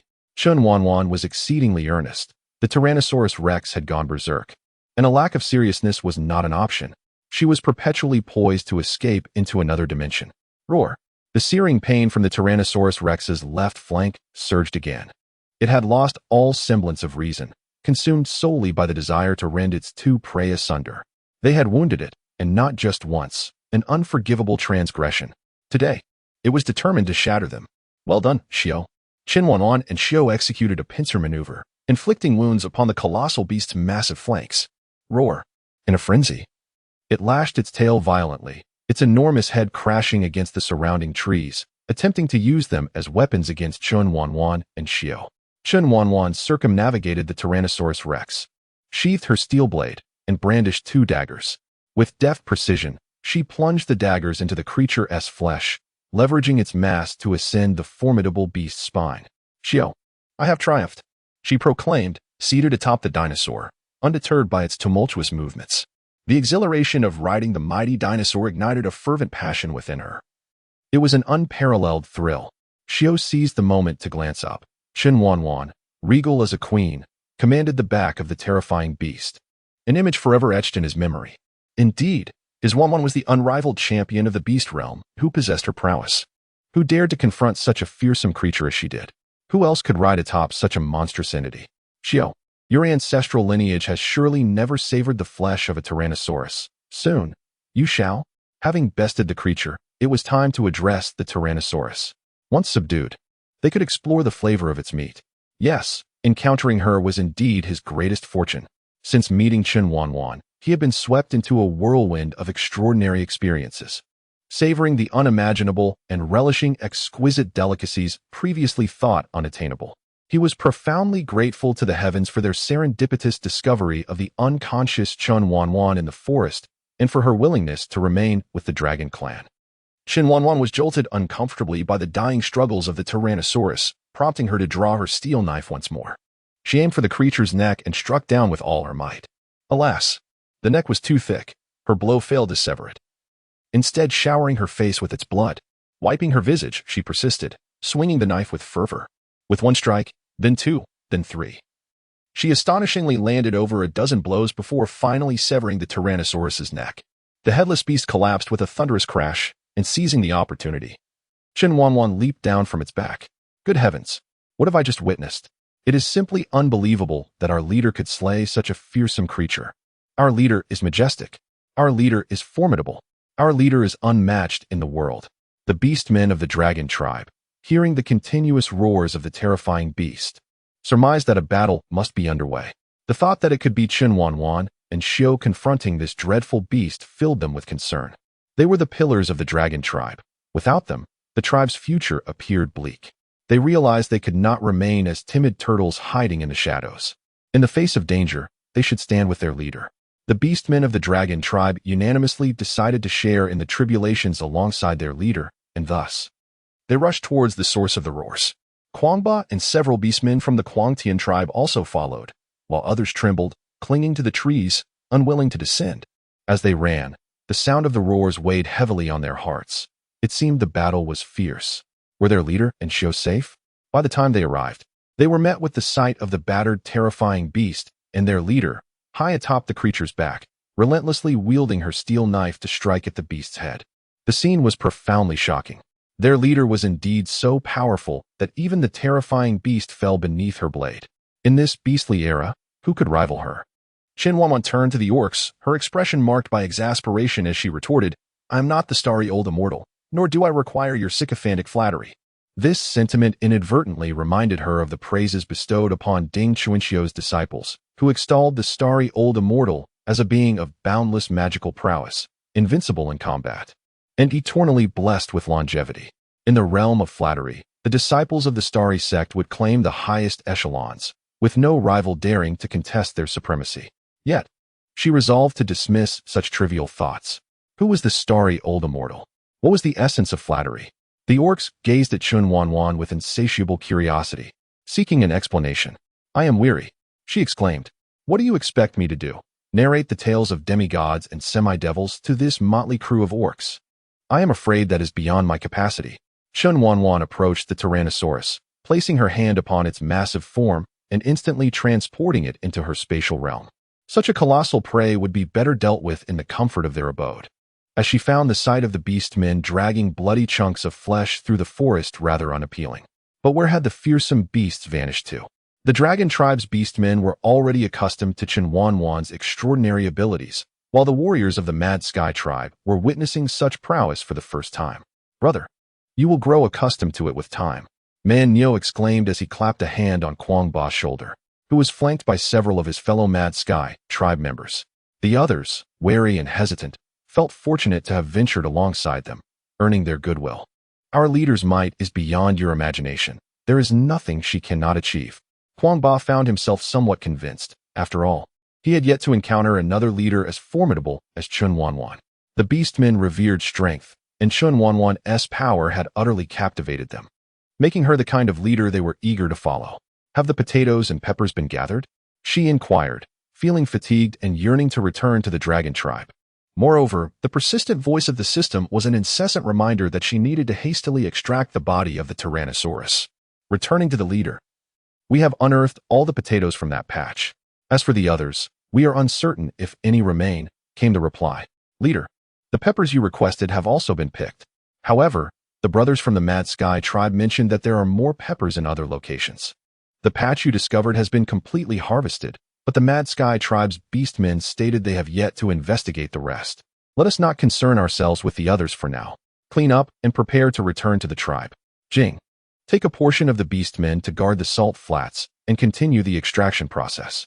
Understood, leader, he affirmed. The salt flats were of utmost importance, and he was determined to safeguard them diligently. The previously harvested salt had formed small mounds, with the beastmen carefully packing it into animal skin bags for storage. Chen Wanwan gathered them all into her space, and the potatoes and peppers were also stored in leather bags. Chen Wanwan gathered everything into her space, ensuring that everyone was prepared and that no belongings needed to be taken. They set forth with unwavering determination towards the dragon tribe. When Chen Wanwan and her companions set forth to the Confronting tribe, they numbered 56. However, upon their return, they were accompanied by 300 to 400 individuals. A throng of people approached the Long tribe, causing the orc sentinels to sound the alarm in fear of an impending attack. The chief had taken the strongest warriors of the Long tribe, and now, confronted with a potential assault, all were hastily positioned atop the city walls, bracing for the worst. They had pledged to their leader to defend the Long tribe resolutely, vowing that no other tribe's orcs would breach their stronghold. Indeed, they displayed remarkable vigilance. It seemed the Long tribe was secure in our absence, devoid of peril. Is this truly the Long tribe? How astonishing it is! The fortifications of the Long tribe are exceptionally formidable. The orcs of the Confronting tribe gazed in awe at the towering walls, densely populated with defenders, their hearts filled with shock.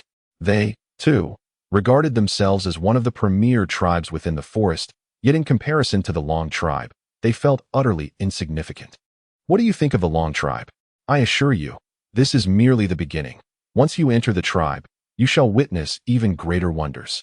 The orcs of the Long tribe brimmed with pride, showcasing their tribe's might to the orcs of the Confronting tribe. They sought to impress upon them that joining the Long tribe was a remarkable fortune. For a tribe as formidable as the Long tribe, the sooner one joins, the better. Should they grow in strength and seek to join later, they would find the terms far less favorable than they are now. As Chen Wanwan and her companions approached, the orcs atop the city walls finally caught sight of them. They joyfully exclaimed that it was not an enemy attack, but rather the return of their leader. They urged the gates to be opened. How shall we proceed? Quangba pondered, gazing at the river. Are we to swim across? Must we endure the hassle of swimming every time we come and go? Patience, my friend. The moment of witnessing a miracle is nigh, Rome declared proudly from the side. Every element of the dragon tribe was wondrous, be it the fortifications, the drawbridge, or the stone dwellings, all masterpieces of their leader. As the drawbridge descended, Quangba and the orcs of the Confronting tribe were utterly convinced. It was indeed an honor to join the dragon tribe. Welcome home, our leader and valiant warriors. The orcs thronged around them, warmly inquiring after their well-being. The harmonious and idyllic atmosphere of the dragon tribe stirred a sense of envy among the orcs from the Confronting tribe, for such scenes had never graced their own tribe. Leader, are these the orcs joining our ranks? They queried. Are they not from the Confronting tribe? They assaulted our tribe and have returned with so many. Surely, they belong to the Confronting tribe. A chorus of curious inquiries arose, yet Chen Wanwan, though not fond of verbosity, found no aversion to the orcs of the dragon tribe. Enough with the questions for now, she interjected. Our leader and warriors must be weary. Let them first partake of some food and rest, and then you may inquire further. Indeed, our leader must be exhausted. Let us return home and allow them to recuperate first. Leader, let us depart. The females have prepared soup and food, eagerly awaiting your return. Very well. Although Chen Wanwan was uncertain why the food had been readied so promptly, the prospect of warm meals upon their return warmed her heart. Wanwan, quickly remove that bloody dinosaur carcass. API call failed with status code 429. Error. Code.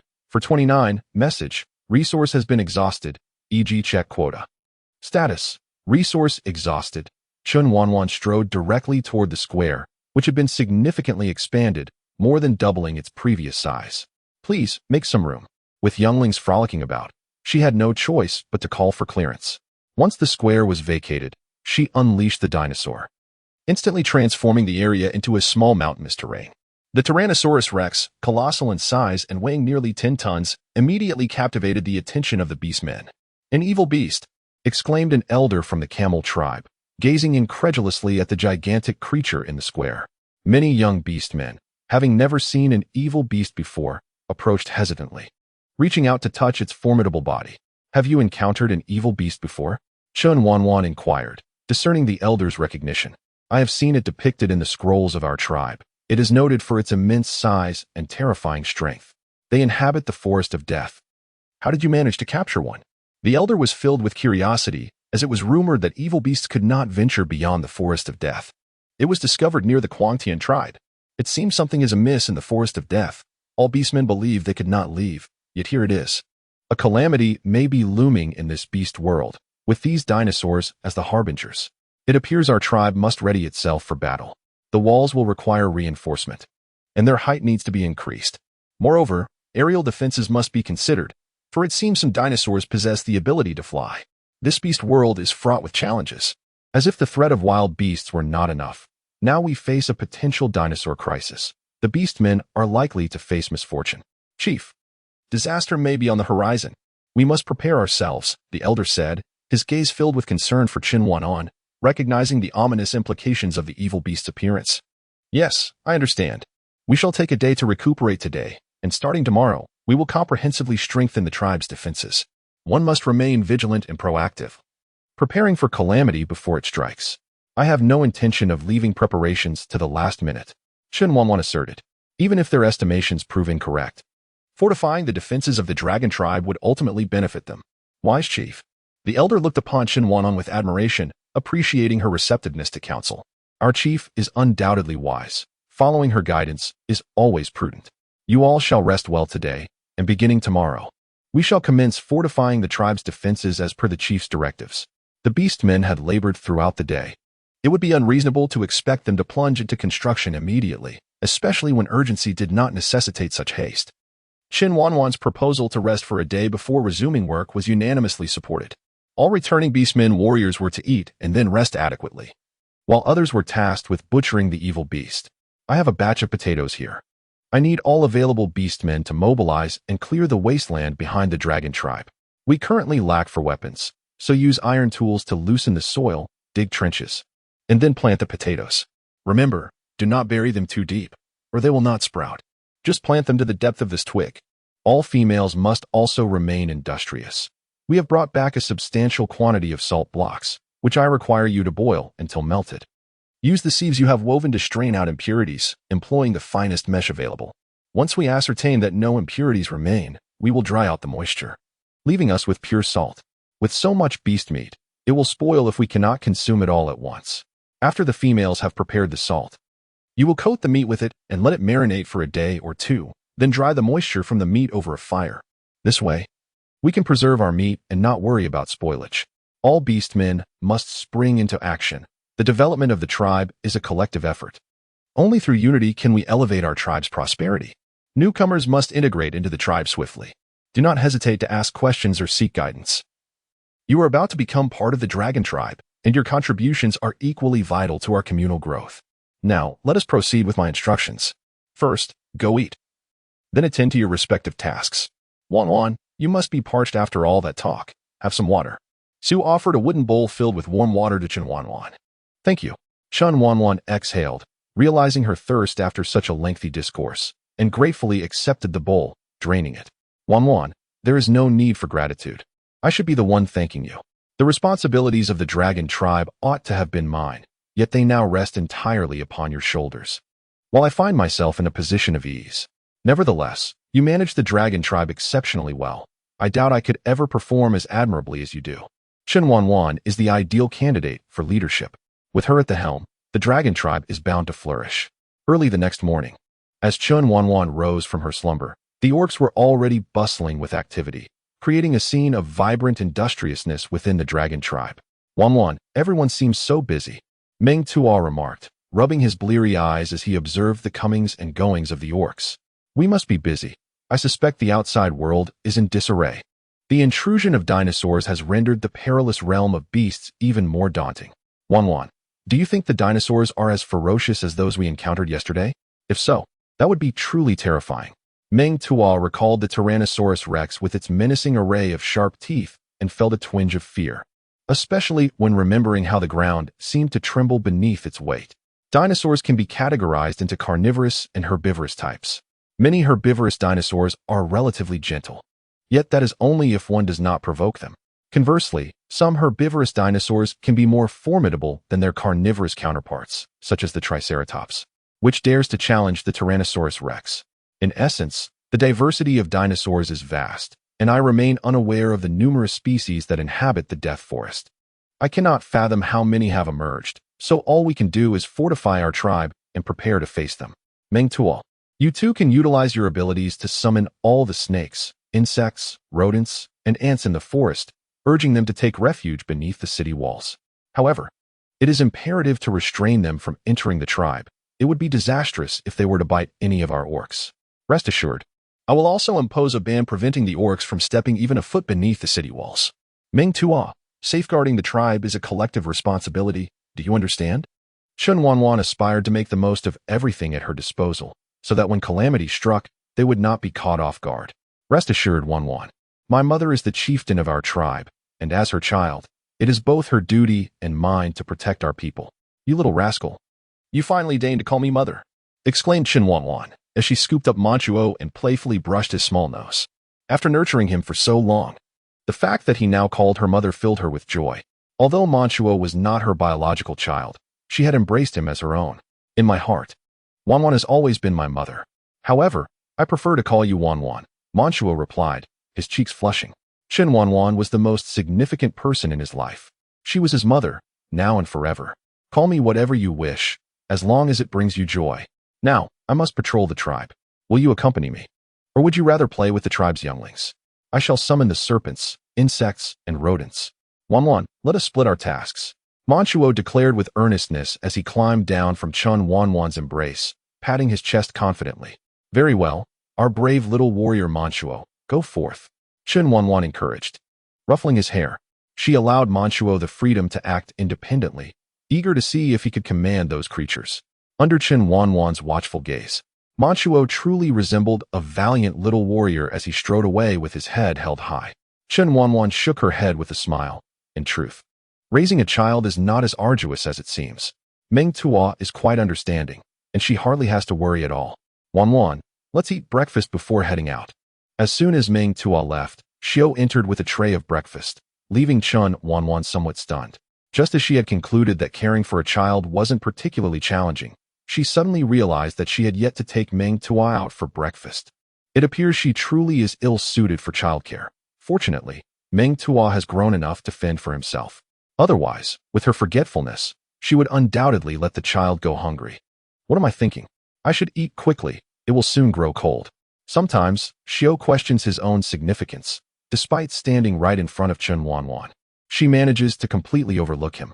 The breakfast Xiao brought consisted of a bowl of creamy soup, a corn cake, and a piece of roasted meat. Chen Wanwan illustrated the form of graphite for the orcs, who, to her surprise, genuinely produced graphite and utilized it to grind corn.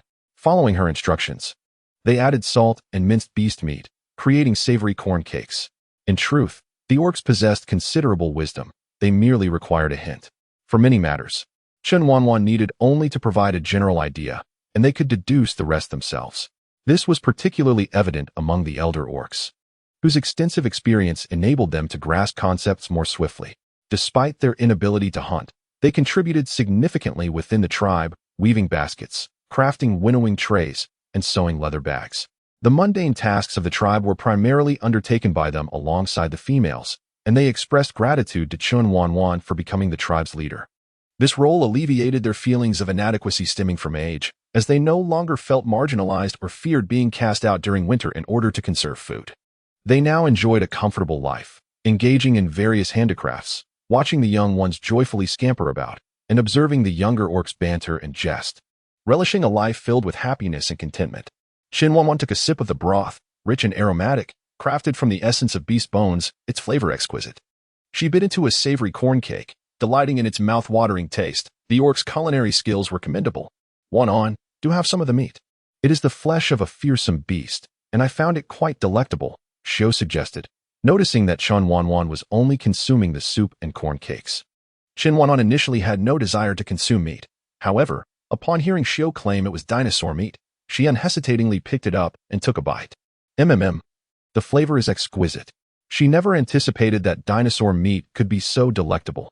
It seems the arduous hunt for the Tyrannosaurus rex yesterday was indeed worthwhile. Chen Wanwan indeed hoped to hunt a few more dinosaurs. This way, they could continuously relish the taste of dinosaur meat. with a gentle smile gracing his lips. He looked tenderly at Chen Wanwan, fully aware of her fondness for culinary exploration. Although she was not particularly inclined towards meat, she was always willing to try whatever she had not tasted before. "I'll go gather some dinosaur meat to store," she declared, swiftly consuming the dinosaur meat in her hand and finishing the bone broth in her bowl with a single gulp. She then brushed her hands together and strolled towards the square. Following the eagle meat, her ice cellar was now enriched with another delicacy, dinosaur meat. It was wise to stock up on such delectable beast flesh, ensuring that whenever the craving struck, it could be easily satisfied. He shook his head in affectionate exasperation. His Wanwan had yet another passion, collecting rare and delicious beast meats. The orcs had nearly finished processing the dinosaur meat, leaving a stark, bloodied dinosaur skeleton standing prominently in the square. As Chen Wanwan gazed upon the dinosaur skeleton, her eyes drifted to the playful younglings scurrying around, causing her lips to involuntarily twitch. The orcs exhibited remarkable fortitude, seemingly accustomed to the gruesome spectacle, whether they were adults or children. "The chief has arrived." Upon spotting Chen Wanwan, the orcs paused their activities, greeting her with fervent enthusiasm. In their eyes, she was akin to a celestial being, for she had bestowed upon them a life of abundance. Her formidable presence often brought back colossal beasts, providing them with an inexhaustible supply of meat, the flesh of which they could scarcely consume, while the bones served as prime material for crafting weapons. "Do attend to your tasks. I shall procure some beast meat." Chen Wanwan approached the enormous wooden vat, where half a barrel of meticulously cut dinosaur meat awaited her. API call failed with status code 429. Error. Code 429. Message: resource has been exhausted, e.g. check quota. Status: resource exhausted. API call failed with status code 429. Error. Code 429. Message: resource has been exhausted, e.g. check quota. Status: resource exhausted. Chen Wanwan gazed at the piled bags of beast skins. It appeared that the orcs had been remarkably efficient in their labor. From yesterday until now, they had amassed quite an impressive quantity. Chen Wanwan opened the animal skin bag and beheld the pristine whiteness, albeit still tainted with impurities. "Chief, our sieve has a very fine mesh. Yet some impurities still managed to slip through." The orcs, lowering their heads, explained to her that they had exerted their utmost effort. "You might consider placing a layer of grass at the bottom of the sieve. This could aid in filtering out the impurities during the process. There is no gauze available in our space. If only we had some, it would simplify matters greatly. For now, we have no better alternatives. So we shall proceed this way." "Very well, Chief, we understand." They thought to themselves how foolish it was that such a simple solution had eluded them. "Let us send this impure salt for curing the beast meat. As long as the brine penetrates the meat, the impurities can be washed away before consumption. So there is no cause for concern." "Understood, Chief. There is no need to reboil it. We have already spent considerable time and fuel in the preparation. The meat would require marinating for a day or two, yet there was no rush for the smoked meat." Their next task was to inspect the progress of the land excavation. The orcs of the Confronting tribe were perplexed as to why their kind should fell trees, uproot grass, and dig the earth. Were they not hunters by nature? The iron tools they once cherished as their finest weapons were now employed for tilling the soil. Their confusion was palpable, yet the orcs of the dragon tribe toiled with fervor, revealing patches of bare land through their diligent efforts. Subsequently, they buried the tubers, known as potatoes, unearthed from the vicinity of the Confronting tribe, covering them with soil. Their bewilderment deepened. If they were to bury these items, why had they expended so much effort to dig them up in the first place? "Brother, why must we bury these things?" An orc from the Confronting tribe could no longer contain his curiosity and inquired, desperately seeking the rationale behind this endeavor. "I do not know. The chief commanded it. So we shall comply. After all, the chief must have her reasons for instructing us thus." "Do you all carry out every command from the chief without question? Do the orcs of the dragon tribe never challenge her decisions?" "Of course, our chief's decisions are invariably correct. It matters not whether we comprehend, we simply obey." Ultimately, the outcomes consistently validated the chief's wisdom. Every action she undertook was justified. The orcs of the Confronting tribe acquiesced, realizing the orcs of the dragon tribe had developed a blind trust in their leader. Naturally, the chief of the dragon tribe was now also their chief. It must be said that the dragon tribe had flourished remarkably. It was said that all of this was due to the chief's efforts. As long as there was food, drink, and safety, ignorance was bliss, they would follow along without question. Digging and burying potatoes, it seemed mealtime approached swiftly. The aroma of the soup was simply delightful. The roasted beast meat was exquisite, and those corn cakes were incredibly fragrant, albeit slightly scarce. With thoughts of delectable dishes, both the orcs of the dragon tribe and the Confronting tribe worked with renewed vigor. API call failed with status code 429. Error. Code 429. Message. Resource has been exhausted, e.g. check quota. Status. Resource exhausted. Chen Wanwan was eager to wave her hand and greet her comrades, exclaiming, "Hello, dear comrades. Your efforts are truly commendable." However, she soon shook her head, realizing that she had recently become somewhat unlike herself, her demeanor imbued with a playful spirit. "You're doing remarkably well. Keep up the good work," she encouraged, before proceeding to inspect the condition of the potato crops. Observing that there were essentially no issues, she felt a sense of relief. Receiving Chen Wanwan's affirmation, the orcs seemed to possess boundless energy, working with renewed vigor. "Let us take a break and return for lunch. We have the meat of the terrifying beast to enjoy, and it's quite delectable." Upon hearing her words, the orcs erupted in jubilant cheers. The terrifying beast had long been a creature of legend, evoking fear and trepidation among the orcs whenever it was mentioned. Now, their leader had not only hunted this formidable beast, but also granted them the opportunity to taste its meat. They felt extraordinarily fortunate. API call failed with status code 429. Error. Code 429. Message. Resource has been exhausted, e.g. check quota. Status. Resource exhausted. Chen Wanwan gazed towards the city gate, hastening her steps as the horn of enemy attack echoed through the air. In this moment, no tribe within the forest dared to challenge their dragon tribe. Thus, it was clear that the threat originated from outside. Not only Chen Wanwan rushed towards the city gate. All the orcs who heard the horn were making their way there as well. Upon her arrival, however, she discovered that it was not an enemy assault, but rather a colossal dinosaur pursuing a group of orcs. The distance was too great for her to discern the creature's identity. Her expression darkened. Had the situation outside become so dire? Should the leader intervene? The orcs were uncertain about whether to assist, as the monstrous figure of the beast instilled fear within them. Although their leader had slain a fearsome beast, they understood the immense effort it had required, and they did not wish her to risk herself again. "Xiao, shall we have another contest?" Chen Wanwan contemplated saving the orcs. Not out of kindness, she had never been a benevolent soul, but rather to uncover the current state of affairs beyond the confines of their safety. To what extent had the dinosaur invasion progressed? Xiao observed Chen Wanwan's flawless profile, a smile gracing his lips as he softly replied, "I am entirely at your service." The orcs cast disdainful glances at Xiao. Had he forgotten his duty as the foremost warrior? He had never opposed a single command from their leader. Just indulge the leader, they murmured. Yet Xiao paid no heed to their glares. He was willing to accompany Wanwan in all her endeavors, even if it meant plunging into the jaws of danger. Outside the city, what should we do? Ahead lay a tribe, and it appeared to be a large one, yet they were unable to approach.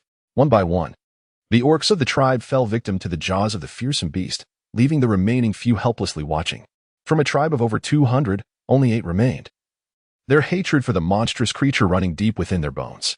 Yet they lacked the strength to avenge their fallen kin. Their feeble attacks barely scratched the beast's surface.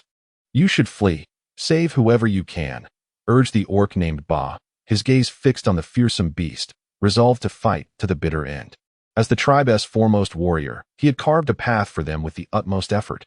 But what good was their escape? Signs of the fearsome beast were emerging everywhere, and seeking aid from other tribes was utterly impossible. They were too busy fighting for their own survival. Smaller tribes sought refuge with larger ones, while the larger tribes were preoccupied combating the monstrous beasts, plunging the entire realm of beasts into chaos. They had heard tales that fewer fearsome beasts roamed this side of the forest, and had hoped to find solace here, believing that dealing with wild animals was preferable to confronting such horrors. Little did they know that upon entering the forest, they would encounter a relentless fearsome beast, pursuing them without mercy, with orcs falling prey along the way. It seemed as if the creature pursued them intentionally, consuming orcs when hungry and chasing them when it was not. Exhausted and famished, they had no time to drink. Let us flee together. Indeed, we shall escape together. Fools, can you not see? As long as we remain together, it will pursue us unyieldingly. If we scatter, perhaps one of us may survive.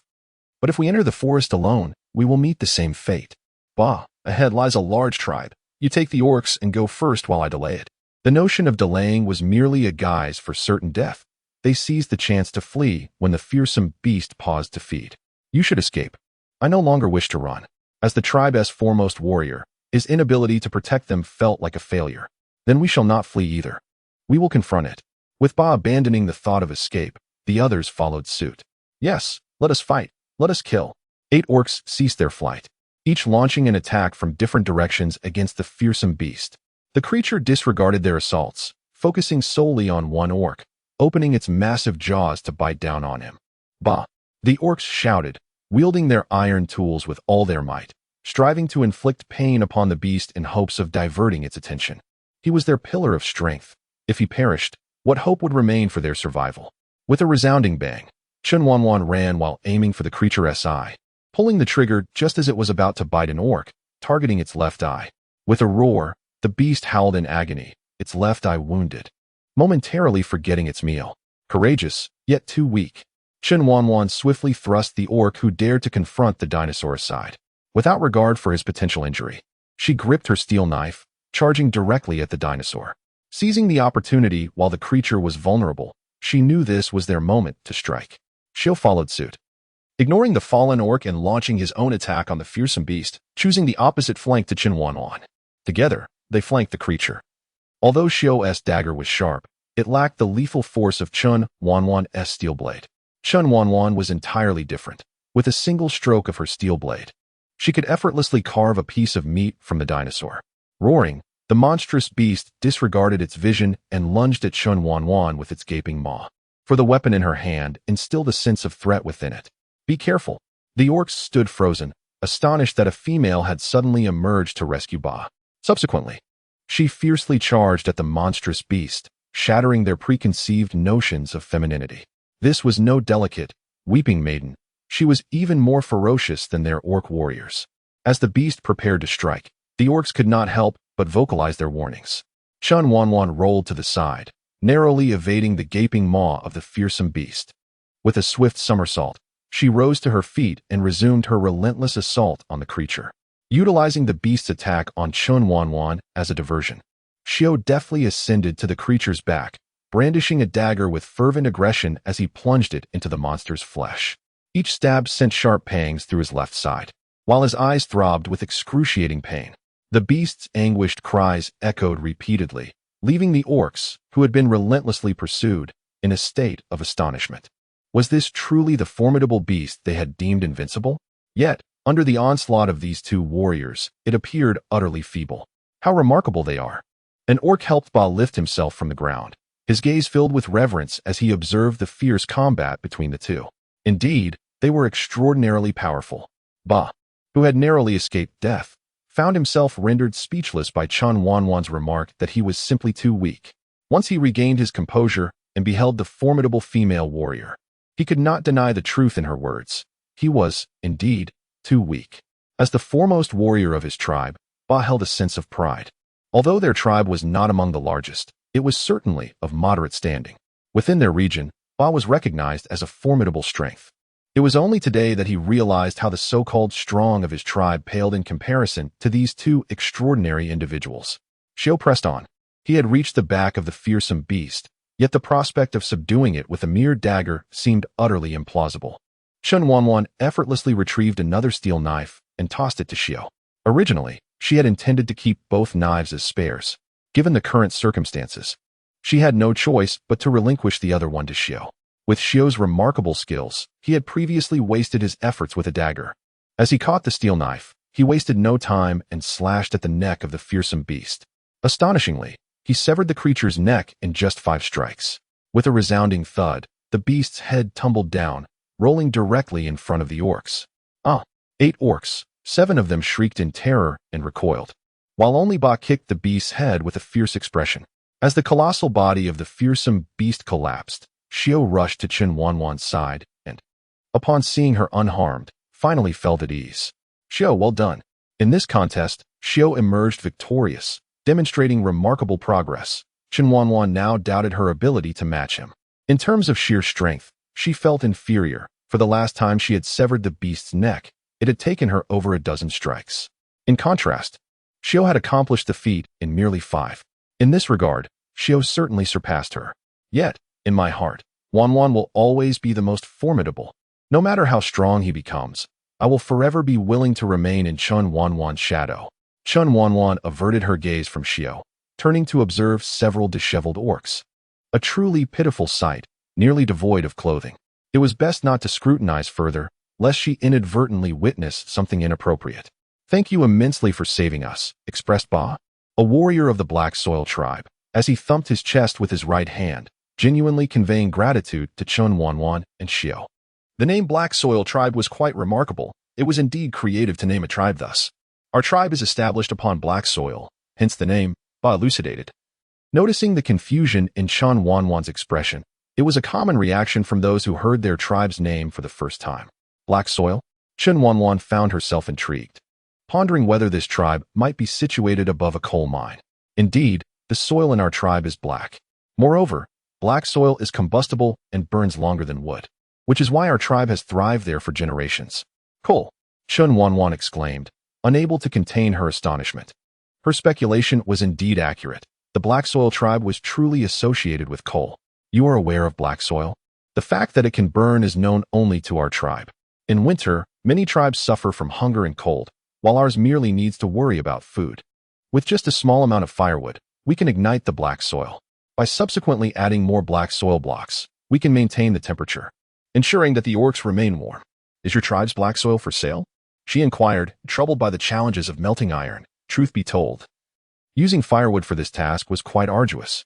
When the temperature was finally adequate, the firewood would nearly be consumed, requiring additional time to add more. This necessitated continual replenishment of the firewood, and she also needed to instruct the orcs on managing the flames, a task for which she felt ill-suited as a teacher. Thus it was best to set it aside for the moment. Alas, the black soil tribe is no more. Ba lamented, bowing his head, sinking to the ground in anguish, his hands cradling his head. The other orcs shared his sorrow, tears streaming down their faces as they reminisced about their lost home. Chen Wanwan was momentarily taken aback, observing the forlorn expressions of the orcs, realizing that the Black Earth tribe had likely met with misfortune. She had inadvertently touched upon their sorrowful plight, and it seemed they were among the last remnants of their tribe. Do you have anywhere to go? She inquired. If not, why not join our dragon tribe? After all, it has become quite a melting pot. The orcs shook their heads, having no place to flee to, preoccupied solely with survival, never contemplating such a question. What about joining our tribe? Chen Wanwan welcomed the orcs without hesitation. The growth of a tribe is inextricably linked to its members. The more individuals there are, the stronger the tribe becomes. A robust tribe possesses the manpower necessary to confront dangers when they arise. Strength in numbers is paramount. It is inconceivable for a single individual to uphold an entire tribe. Even Chen Wanwan herself would not dare assert that she alone could sustain the dragon tribe. Tasks such as constructing walls, building stone houses, and cultivating land would take her an eternity to accomplish alone. Is it possible for us? Pondered the two orcs, powerful yet vulnerable, questioning whether they would be accepted. Of course, she replied confidently. As the leader of the dragon tribe, it was entirely within her capacity to offer refuge to these orcs. All eyes turned to Xiao. After all, Chen Wanwan was a female, formidable though she might be. Her authority was not inherently unquestionable. However, as the tribe's leader, her words naturally held weight. The orcs, lacking discernment, failed to trust her assurances, rendering her efforts to save them futile. She was their leader, a female as a leader. Several orcs were astonished, and even Ba forgot his sorrow, staring in disbelief at Chen Wanwan. The prospect of a female leading was unprecedented and utterly astonishing. What was so surprising about it? Leadership within a tribe is determined by capability, and since Wanwan had assumed the role of leader, it was evident that she possessed the requisite strength. Xiao cast a disapproving glance at the orcs. They might look down upon females, but they should never underestimate Chen Wanwan. How could Chen Wanwan possibly be compared to those lesser beings? When you join a tribe, does it truly matter whether the leader is male or female? It is a privilege to find a place that welcomes you. The gender of the tribe's leader is of little consequence. Such shallow-minded orcs. It is no wonder their plight is so dire. Ahem, we pay our respects to the esteemed leader. Ba, fearing that the others might utter further disrespectful remarks, recognized that should the leader take offense and refuse them refuge, it would be their own misfortune. We pay our respects to the esteemed leader. The others, Upon witnessing Ba's gesture, hurriedly followed suit in honoring Chen Wanwan. They did not harbor any disdain for her. Rather, they were simply taken aback. The formidable presence of their leader was something they had witnessed firsthand, and they dared not look down upon her. Exactly. Wait for a moment. I shall bring the fearsome beast, and then we shall return to the tribe. Enough with the prattling, simply obey my commands. Bring the fearsome beast? How could we possibly do that? Even combined, we might struggle to move this beast. They could not comprehend the leader's words. Then, once again, Chen Wanwan astonished Ba and the others. Esteemed leader, where have you taken the fearsome beast? How is it that with just a touch, it has vanished? Chen Wanwan clapped her hands and said, Let's go. The orcs were eager to inquire of their leader, Where is your knife? With such an array of weapons, it seemed improbable that she could conceal them all. Yet, the orcs hesitated to voice their curiosity, fearing it might be a taboo for their leader. What if their inquiries led her to suspect their intentions were not pure? Thus, the most prudent course of action was to suppress their intrigue and remain silent. Yet, their curiosity was insatiable. Wanwan, here is your knife. Though reluctant, Xiao handed the knife back to Chen Wanwan, having already acquired a dagger, and felt it prudent not to be overly greedy. Besides, the dagger was the first weapon she had gifted him, and he intended to cherish it, treating it as a precious treasure. It's yours now. Since he had already presented it to Xiao, there was no need to reclaim it. Moreover, Xiao looked remarkably valiant while wielding the steel knife to slay dinosaurs. It suited him splendidly. Wanwan, I already possess a dagger. The dagger was splendid, and he was fond of it. Take it. You are more suited to wield the steel knife. After Chen Wanwan spoke, she moved ahead, leaving Xiao to reflect on how he would remember the majestic sight of her slaying dinosaurs for a long time.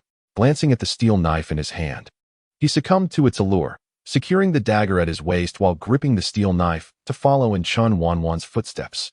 The orc, along with the others, observed the duo wielding steel knives and felt they were an exceptionally harmonious pair, walking together in perfect sync. Do you believe that formidable orc is the leader's partner? You pondered. They do seem well matched, yet their manner of interaction does not resemble that of lovers. I hope so. Only such a powerful orc deserves her, he mused. Once a strong warrior himself, you admired the prowess of those mightier than he, and Xiao's strength left him in awe. The new leaders might equally impress him. A powerful leader paired with a formidable warrior would forge a truly formidable tribe. However, upon entering the dragon tribe, they soon realized that the tribe was already remarkably powerful. Towering walls, ingeniously designed suspension bridges, and a throng of welcoming orcs greeted them. Everything overwhelmed them, akin to country bumpkins visiting a city for the first time. Upon seeing their leader return with company, it was evident that the fearsome beast had met its demise beneath her blade. Hao felt a pang of envy. His strength was insufficient to challenge the beast alone. Only by joining forces with Man Nyo and others could he hope to defeat such a creature. Otherwise, it was an impossible task for one. Xiao was no ordinary individual. Despite having trained alongside him, Hao could not fathom how he had improved so dramatically. Now, they watched as he accompanied the leader in slaying dragons, a sight that evoked profound envy. It was not their first encounter. There was no need for surprise. The leader's strength was unquestionable. Man Nyo cast a disparaging glance at Hao. They had witnessed the fearsome beast fall from the walls. So, of course, their leader had triumphed. Stop flattering. It was Xiao who beheaded the beast. I merely provided support. Xiao had become astonishingly powerful without realizing it. He was now undoubtedly on par with the leader. Wanwan has taught him well. His current achievements are entirely due to her. Thus, no matter how great his accomplishments, they belong to Chen Wanwan. The orcs exchanged glances, understanding Xiao would always prioritize the leader. Why the discontent? Xiao shot a sidelong glance at the orcs, ready to assert his dominance if need be. No. The orcs hastily shook their heads, fearing the repercussions of dissent. Apart from Wanwan, I regard no one else in the dragon tribe. Dare to question me, and I shall ensure you think twice. All right, Man Nyo. I leave the arrangements for them to you. Others may resume their tasks. I must release the dinosaur I stored earlier, she thought, mindful that the system might soon urge her to do so, having bestowed such an advantage upon her. The fearsome beast processed in the square had just been dealt with, its skeleton still visible. To their astonishment, their leader had returned with another so swiftly. Had it not been for their tribe's newfound supply of salt, the meat of these fearsome beasts would have gone to waste. Now, they no longer feared surplus food spoiling. They could handle as much as came their way. Armed with blunt iron tools, they continued to butcher the meat of the fearsome beast. At this rate, they would face no food shortages this winter in the dragon tribe. Furthermore, the beasts they had been raising were thriving. Even without venturing out to hunt, the orcs would have sufficient food. This was the current state of their dragon tribe.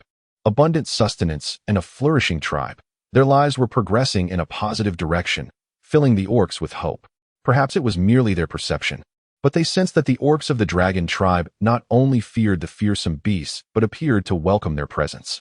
When discussing the fearsome beast, they merely remarked on the quality of its meat, suggesting they should stockpile more. Yu and his companions felt as if the tribe had gone mad. The very beasts everyone else dreaded had become the prey of the dragon tribe. Rumor had it that their leader had previously slain a fearsome beast even larger than the one pursuing them. Yu and his kin were growing numb.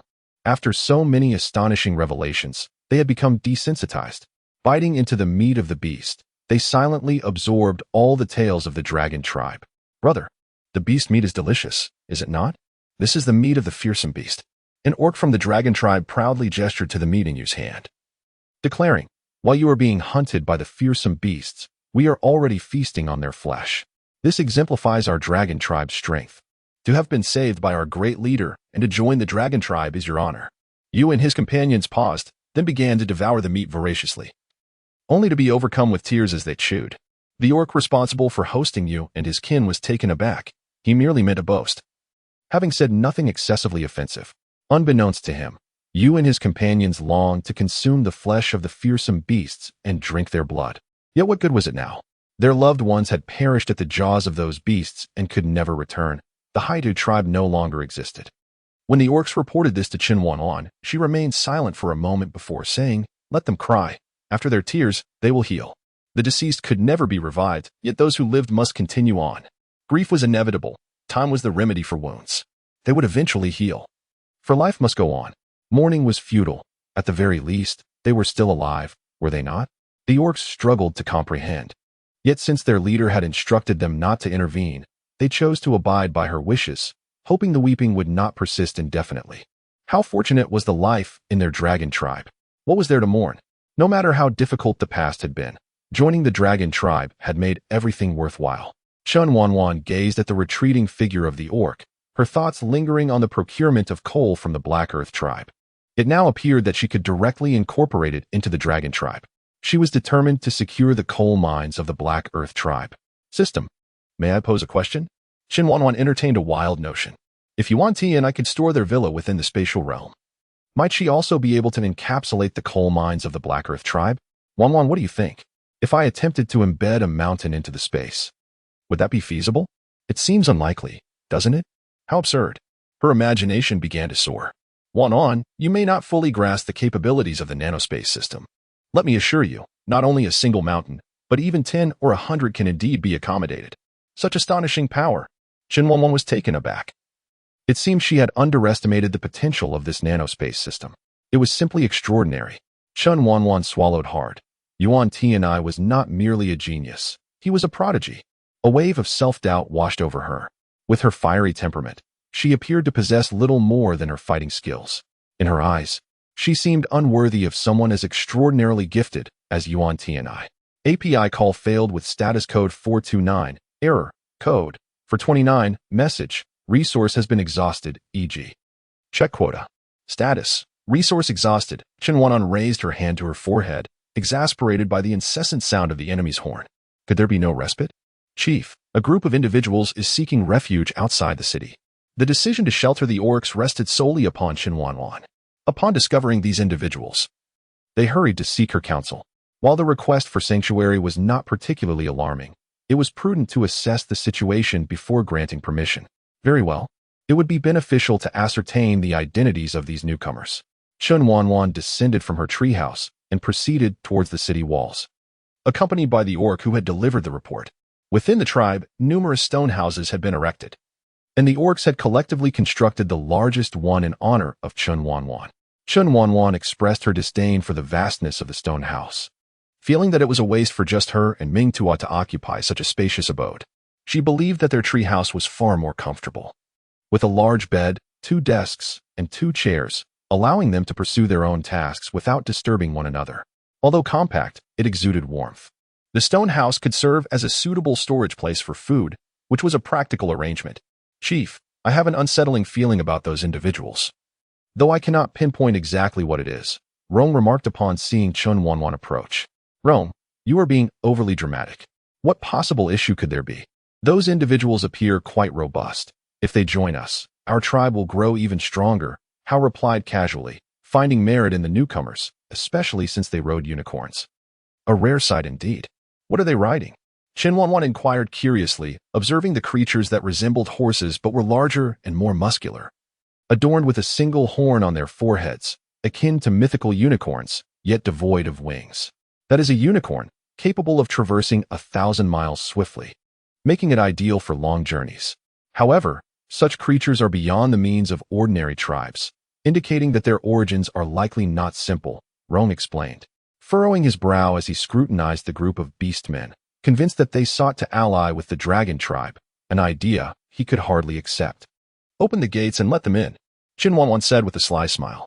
She had noted what Rong had observed and, coincidentally, had her own designs on the unicorns they rode, eager to see who would outmaneuver the other. Chief, but, Rong, restrain all the incapable beast men and females, and bring this group to the square to meet me.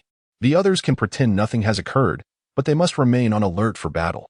Our tribe could use some unicorns, after all. Understood.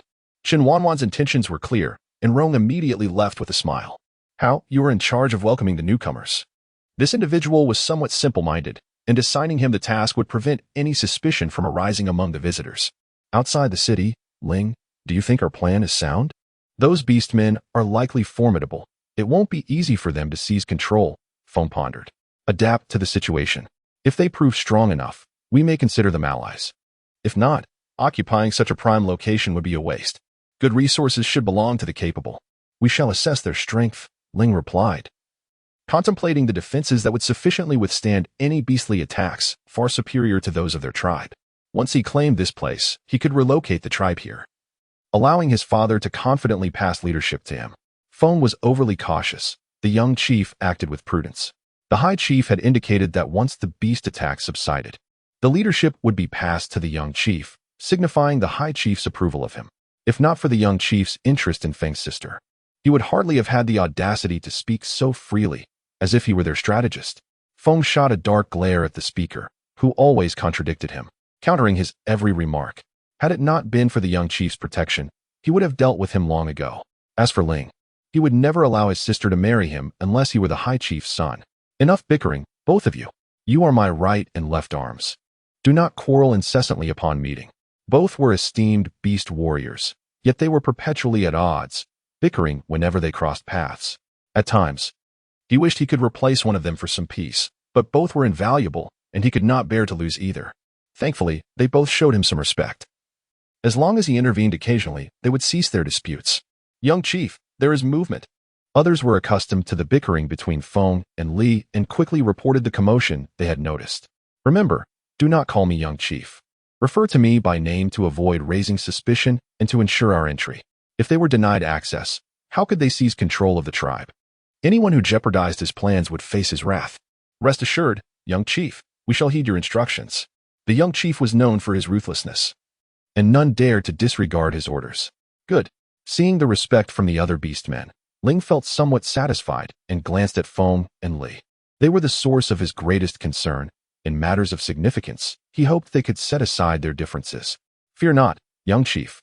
I understand the gravity of the situation, Li promptly assured, fully aware of Ling's nature and unwilling to oppose him. Do not worry. I shall remain prudent in such a crucial matter. It is in the best interest of our family, the young chief responded, unwilling to jeopardize his own interests for the sake of Li, whom he deemed petty. Young chief, look. The beastmen were astonished by the dragon tribe's suspension bridge, spanning across a river in a remarkable feat of engineering. Ling gazed toward the dragon tribe with determination, fully intent on claiming this advantageous land. Ha ha. Welcome to the dragon tribe. Hao boomed with laughter as he approached from the bridge. The chief had stated that a positive demeanor would foster a sense of belonging among the newly joined beastmen. Are you the chief of this tribe? Ling inquired, assessing Hao. If he were indeed the chief, Ling was determined to seize control of the tribe. This was merely a brawny beastman, hardly exuding the qualities of a leader. Haha, I was once, but no longer. The current dragon tribe is beyond my management, burdened with trivial matters that overwhelm me. Oh, how so? Can a chief not still be a chief? Did he not pass the position to his son? In our dragon tribe, leadership is bestowed upon the capable. I am not suited for the role of chief, so I have stepped aside, Hao replied candidly. Being a leader pales in comparison to being a captain. As long as I manage training, I need not worry about anything else. Then your current chief must be quite remarkable. Ling probed, seeking information about the present leader of the dragon tribe, hoping to glean useful insights from the former chief. Indeed, our chief is powerful and astute, truly exceptional. Without her, the dragon tribe would not be what it is today. Hao expressed with admiration for Chen Wanwan. Is that so? I would very much like to meet this remarkable chief. Ling was skeptical of Hao's words, suspecting that the new chief must have provided him with some favor. Otherwise, he would not have willingly relinquished his position. Observing the former chief's demeanor, it seemed clear that the new chief had won his loyalty. You will soon have the opportunity to meet her. It is our chief's directive that I bring you to her. Please, follow me home, Ling said with a smile, relishing the prospect of claiming this place as their own. Will the bridge support our unicorns? A beastman expressed concern, fearing that should it fail midway, they would plunge into the river. Ling shared this worry. He had intended to be the first to cross, but halted the unicorn upon hearing this. Rest assured, the bridge can bear this weight. The chief mentioned that it is constructed from exceptionally resilient wood, Ling reassured. You may proceed first. Ling permitted the other orcs to proceed ahead, for as the junior chieftain, it would be utterly embarrassing to fall into the river in front of the other tribal orcs. With the authority of the junior chieftain, the orcs dared not disobey and cautiously urged the unicorns onto the swaying suspension bridge. The trembling bridge heightened their anxiety, eliciting nothing but disdain from Hao, who found their timidity rather laughable. He had once held them in high regard. But witnessing their trepidation over crossing a mere bridge made him realize that even the younglings of their tribe exhibited more courage than they did. Ling was the last to traverse the suspension bridge, and only after everyone had crossed did the orcs on the city walls pull the bridge up. Hao, having lost his earlier enthusiasm, felt a sense of contempt for this group of orcs. He chose to remain silent and led them directly to the plaza. Chen Wanwan and Xiao grew increasingly impatient at the square. The journey from outside the city was not particularly long, yet these individuals were dawdling. How? Why are you taking so long to return? Man Nyo inquired, unable to contain his curiosity as the leader was already losing his patience. They were concerned about falling into the river, crossing the suspension bridge one by one. Hao scoffed, a bunch of cowards, had I known. I would not have gone to fetch them. Man Nyo cast a glance at the group, initially anticipating a fierce battle, but it seemed he had overestimated the situation. Ling, alongside the orcs of their tribe, had been captivated ever since entering the dragon tribe. Everything here was utterly novel. Upon seeing Chen Wanwan, his gaze was particularly drawn. This female was stunning, her exquisite figure flawless. Xiao's anger could no longer be contained. He stepped in front of Chen Wanwan, coolly stating, "Have you seen enough? If not, I would not hesitate to pluck out your eyes." Anyone who dared covet his Wanwan would come to regret their presence in the dragon tribe. Greetings, esteemed tribe leader. The powerful aura of Xiao immediately alerted the orcs. The leader of this tribe was formidable. You may leave. Our tribe does not welcome you, Xiao coldly declared, disregarding Chen Wanwan, asserting that the dragon tribe had no need for those who coveted Wanwan. Chen Wanwan stood behind Xiao, rolling her eyes in exasperation. Who was truly the leader of the tribe? The orc Xiao was far too domineering. However, these individuals were indeed irksome. Perhaps it would be best for Xiao to expel them. After all, she was too lazy to expend her breath on them. Why must the leader be so unfeeling? Guests are to be treated with courtesy. Surely your tribe has not lost all sense of decorum. Ling, the tribe's deputy chief, had never experienced such treatment before. Being dismissed so brazenly, he immediately set his face in a stern expression. It depends on the kind of guests. The dragon tribe's attitude towards visitors hinges upon whether they know how to behave. These people were clearly up to no good, staring at Chen Wanwan with an audacity that left him questioning why he should extend them any courtesy. There's no need for anger, chief. If our deputy chief has offended you in any way, I apologize on his behalf. We have come with sincere intentions to invite your tribe to join our dragon-slaying expedition. Feng, sensing the tension, quickly interjected to defuse the situation. It was unlikely that they could seize the dragon tribe. It was far more formidable than they had anticipated. Their previous aspirations seemed utterly fanciful now, and all they sought was a safe departure from the dragon tribe. They must not allow the deputy chief to offend anyone. Otherwise, escaping would become a daunting task, for the orcs of the dragon tribe did not appear to be benevolent. Ling cast a dark glance at Feng. Yet since he had spoken, he refrained from undermining him. He too recognized that these individuals were not to be trifled with. A direct confrontation would likely not end well. Thus, he decided to heed Feng's approach. No need. Our dragon tribe has its own plans. Xiao flatly refused, his disdain for the outsiders palpable. He was not ignorant of the world beyond, but the demeanor of these individuals had left him with a distaste for them. Their tribe was fully capable of slaying dragons on their own. They had no need to ally with outsiders. Since the chief is so resolute, we shall take our leave. It seems our presence is unwelcome. The chief's obstinacy was indeed formidable, and continuing the discussion would yield no fruitful outcome. Wait. Chen Wanwan pushed past Xiao, her determination unyielding. She had important matters to attend to. Ling's eyes lit up, immediately focusing on Chen Wanwan, while the other orcs gazed at her in rapt attention. Such an extraordinary female was a rare find, and it was no wonder the leader of the dragon tribe was so guarded against them. If they could possess such a female, they too would be wary of others, fearing her loss. Esteemed lady, do you have any further commands? Feng was equally taken aback by Chen Wanwan's allure, yet he retained his composure. The chief, who was watching them with a hawkish gaze, was not to be trifled with. And only Ling, blinded by desire, seemed oblivious to the danger. I have taken a liking to your unicorn. You may leave, but the unicorn stays. Chen Wanwan was direct and to the point, sparing no words. Such valor, such majesty. The orcs of the dragon tribe looked on in admiration at Chen Wanwan, recognizing her as their true leader, boldly claiming what she desired. Xiao gazed at Chen Wanwan with an affectionate smile. His Wanwan was straightforward and unrefined. Yet he cherished that about her. What? Feng looked at Chen Wanwan in disbelief. This beautiful female appeared to be at odds with her demeanor. Did she truly understand what she was saying? Was she intending to seize their unicorn? Feng suddenly felt as if they had walked into a trap. They had not come to seize a tribe, but had instead presented themselves as lambs to the slaughter. Fair maiden, if you desire the unicorn, return with me to our tribe. I shall grant you as many as you wish. Ling, swayed by Chen Wanwan's words, spoke with a hint of yearning, realizing that the dragon tribe might be impoverished enough to lack unicorns. Could he entice this beautiful female to join him? The regulations between tribes were clear. Females had the right to choose whether to leave or remain. If this female willingly chose to depart with him, the dragon tribe would have no grounds for complaint. Would they? He was confident that she would choose to accompany him. Ling awaited Chen Wanwan's decision eagerly. Are your ears deaf? I said you may leave. The unicorn remains. Do I look like someone who would not seize it myself? The situation took an unexpected turn, leaving Ling and the other orcs bewildered. It seemed this beautiful female had a fierce side. But that is our unicorn. The response was feeble, sounding utterly inadequate. Not for long. Chen Wanwan shot him a sidelong glance, speaking with an air of certainty. She was merely taking the unicorn, not taking lives. These orcs should consider themselves fortunate.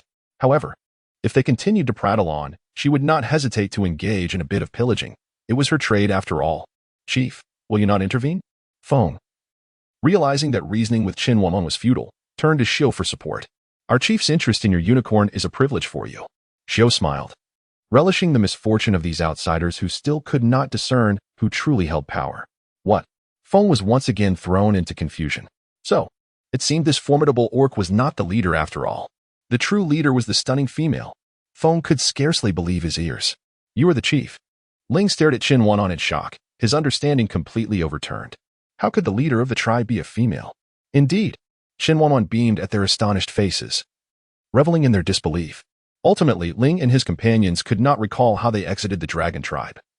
They only knew that the leader was a beautiful and powerful female who had seized their unicorn. What shall we do now, Ling?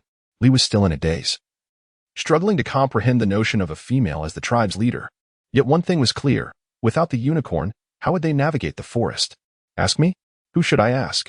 Ling snapped at Li in frustration. This excursion had proven to be ill-fated, and they were woefully unlucky. Li wisely fell silent. Ling was in no mood for further provocation. They had already encountered enough misfortune and did not wish to invite more. Let us depart. Feng cast a sidelong glance at Li, who was acting foolishly. How else could they exit the forest but by walking? Are we truly leaving? Ling hesitated. Having never journeyed far before, and the dense, lush forest instilled an inexplicable fear within him. What do you intend to do? Feng's tone was sharp. Had Ling not foolishly pursued their leader's attention, they would not find themselves in this predicament. The dragon tribe had shown mercy in other tribes. Their survival would be far from guaranteed. Ling opened his mouth but found himself at a loss for words. It seemed they had but one path before them.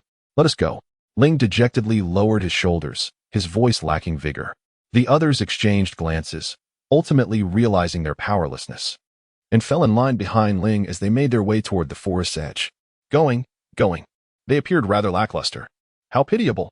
Those deserving of pity often harbor their own faults. I was merely jesting. I do not truly pity them. The orcs stood atop the city walls, observing Ling and his companions' predicament, reveling in their misfortune for daring to set their sights on their tribe. After Chen Wanwan commanded to expel the individuals from the tribe, she began to attempt riding a unicorn. The gentle creature showed no signs of resistance. Even with a change of master, it seemed unaffected, continuing to eat and drink, and allowing itself to be ridden without protest. This lack of challenge diminished Chen Wanwan's desire to ride them. It was simply too mundane. She decided it would be more worthwhile to study the creation of a large crossbow, although she could craft smaller ones. Their lethality was inadequate against the colossal creatures of the sky. Attempting to vanquish them with such weapons was utterly fanciful. To strike down the gigantic beings soaring above, a massive flying crossbow was essential, an endeavor far beyond her solitary capabilities. Thus, Chen Wanwan summoned the leading individuals and shared her thoughts, proposing they collaborate to construct a giant crossbow. Chief, do you truly believe this giant crossbow can slay the airborne giants? That seems rather far-fetched. Man Nio expressed his skepticism. When have I ever boasted? Chen Wanwan shot him a sidelong glance. She was known for her honesty and never for exaggeration. I merely find it hard to accept. Man Nio cautiously glanced at Xiao, who was observing him with a wry smile, causing a shiver to run down his spine. He realized he was foolish to doubt Chen Wanwan. Now, with Xiao's attention on him, he would surely face the consequences of his doubts. Truly a case of self-inflicted suffering. The chief's decisions are always sagacious. Whatever you propose, we shall follow, Hao declared earnestly, having learned his lesson. He had no choice. The wounds he bore had yet to heal, and merely contemplating them made him feel sore all over. It was better to be a compliant orc. Chief, what materials do we require? Jing inquired. They had already been called back, as the emergence of menacing beasts outside rendered it too perilous for them to remain and mine the salt fields. In the current state of the forest, where everyone was struggling for survival, no one would dare venture to extract salt unless they were courting death. The materials should ideally possess high resilience, density, and durability. Crafting a giant crossbow is no simple task, and since we are undertaking this project, we hope it will serve us multiple times rather than be a one-time use. API call failed with status code 429. Error. Code. For 29. Message. Resource has been exhausted, e.g. check quota. Status. Resource exhausted. Chen Wanwan was unwilling to wait for the impending assault of the dinosaurs. Their tribe was ill-prepared, which was not the scenario she wished to witness. What was there to fear? The arrival of the beasts could indeed be advantageous, for in that case, our tribe would no longer fret about the scarcity of food. Hao could not contain his voice, asserting that with Chen Wanwan and Xiao, two formidable beings, the arrival of the monstrous beast would be welcomed. One would be eliminated, two would meet the same fate. Thus, the tribe would have no worries about sustenance, and perhaps even enough to store for several years. Very well, when the beasts arrive, you shall take the lead, Xiao remarked, pointing out that Hao was typical of one who forgets pain once the wounds have healed. I cannot do that. You and the leader are present. Hao was taken aback, not expecting Xiao to make such a statement. Given his capabilities, he could barely manage to tickle a beast. He mused that if they could unite the leaders to collectively vanquish the creatures, perhaps he could play a role. What if 3 or 4, or even more, beasts appeared? Did they not also rely on them? I have previously stated that a tribe is not upheld by 1 or 2 individuals, but rather through the collective efforts of all. If you cling to the same mindset as Hao, it is no different from awaiting death. I can assure you, should that day come, I shall not concern myself with your fates, for I may very well be fighting for my own survival. Of course, you are aware that I possess a secret weapon. In such dire times, I will prioritize my own safety. Humans are inherently selfish. When faced with life and death, who will concern themselves with others? Relying on others is less dependable than relying on oneself. Mountains may collapse, and people may flee. Only self-reliance is the wisest choice. The several orc leaders fell into contemplation, realizing the truth in Chen Wanwan's words. Truth be told, most of them shared Hao's perspective, placing their hopes of survival in Chen Wanwan and Xiao, assuming that they would shield them from the monstrous beasts. It was only after Chen Wanwan's admonition that they awakened to their naivety. They had forgotten that Chen Wanwan and Xiao were merely two individuals, and even their prowess could only suffice against one or two beasts. If more were to come, what could they do? They would be powerless, merely awaiting their demise. Leader, I understand. Jing was the first to express his realization. The leader and Xiao were merely their guides. They were not deities and could not protect everyone indefinitely. If they wished to face the monstrous beasts without fear, they must strengthen themselves. If they could not become stronger, they should seek external support. In essence, they should exhaust every possible means to tackle difficulties rather than relying on the leader and Xiao for salvation. Leader, we comprehend now. It is unrealistic to depend solely on the leader and Xiao. We must strive for ourselves. Excellent. Let us now disperse and ensure that all preparations are in place before the beasts arrive. Understood, leader. With the meeting concluded successfully, the several orc leaders set about their duties. Chen Wanwan and Xiao stood together, observing the busy orcs of the dragon tribe. Wanwan, should we reach a moment of life and death, I hope you prioritize your own safety above all else. Do not let a moment of compassion lead you to sacrifice yourself for others. He understood her all too well. She had always been one to save others. Despite her tough exterior, rest assured, I will save within my capacity. Beyond that, I will not take reckless risks. She had never been a paragon of virtue. Sacrificing herself for the sake of others. That is good. This allows me to rest easy, hoping that Wanwan will adhere to her words and not be swayed by compassion. Woohoo! This hornblower can be replaced. The incessant sound only breeds anxiety.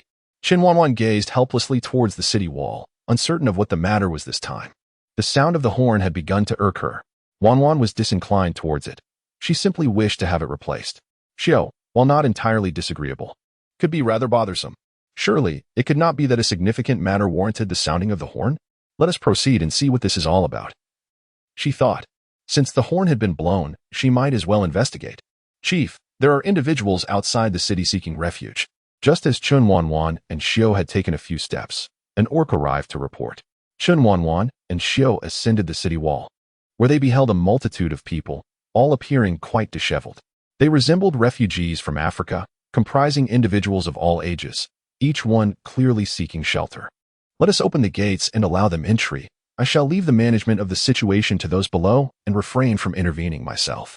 She recognized that such occurrences would likely become frequent, and if she were to involve herself in every matter, she would surely exhaust herself. Xiao, I shall retreat to the treehouse to draft the blueprints. Once they have transported the timber back, summon me. As for the other trivialities, the orcs can handle them. She urged him, do not overexert yourself. There is no need for concern regarding the tribe. I shall keep watch over matters. Xiao, wishing to alleviate Chen Wanwan's burdens, resolved to assist her with the tribe's affairs. With Xiao's reassurance, Chen Wanwan felt at ease as she returned to the treehouse, determined to complete her designs before the orcs returned with the materials. The refugees approached the dragon tribe with trepidation, hoping for acceptance. If the dragon tribe were to turn a blind eye to their plight, survival would become an insurmountable challenge. They viewed the tribe as their final beacon of hope. The sound of the creaking drawbridge resonated beautifully in the ears of the orcs, symbolizing their chance for survival. As the bridge descended fully, the gates of the dragon tribe swung open, revealing orc warriors emerging like divine messengers to welcome them. Come in. Our leader has consented to shelter you. The orcs, filled with pride, recalled a time when their own tribe had lived in such humility. Now, they stood as saviors, offering refuge to those in distress. Thank you, great leader, for your benevolence. We vow our unwavering loyalty and promise never to betray you. This tribe had accepted them in their moment of despair, and they swore eternal allegiance to the leader who had granted them sanctuary. Loyalty can be discussed later. For now, you must enter. It is unsafe to linger outside. Be aware that the forest is now home to not only wild beasts but also ferocious predators, posing a grave danger.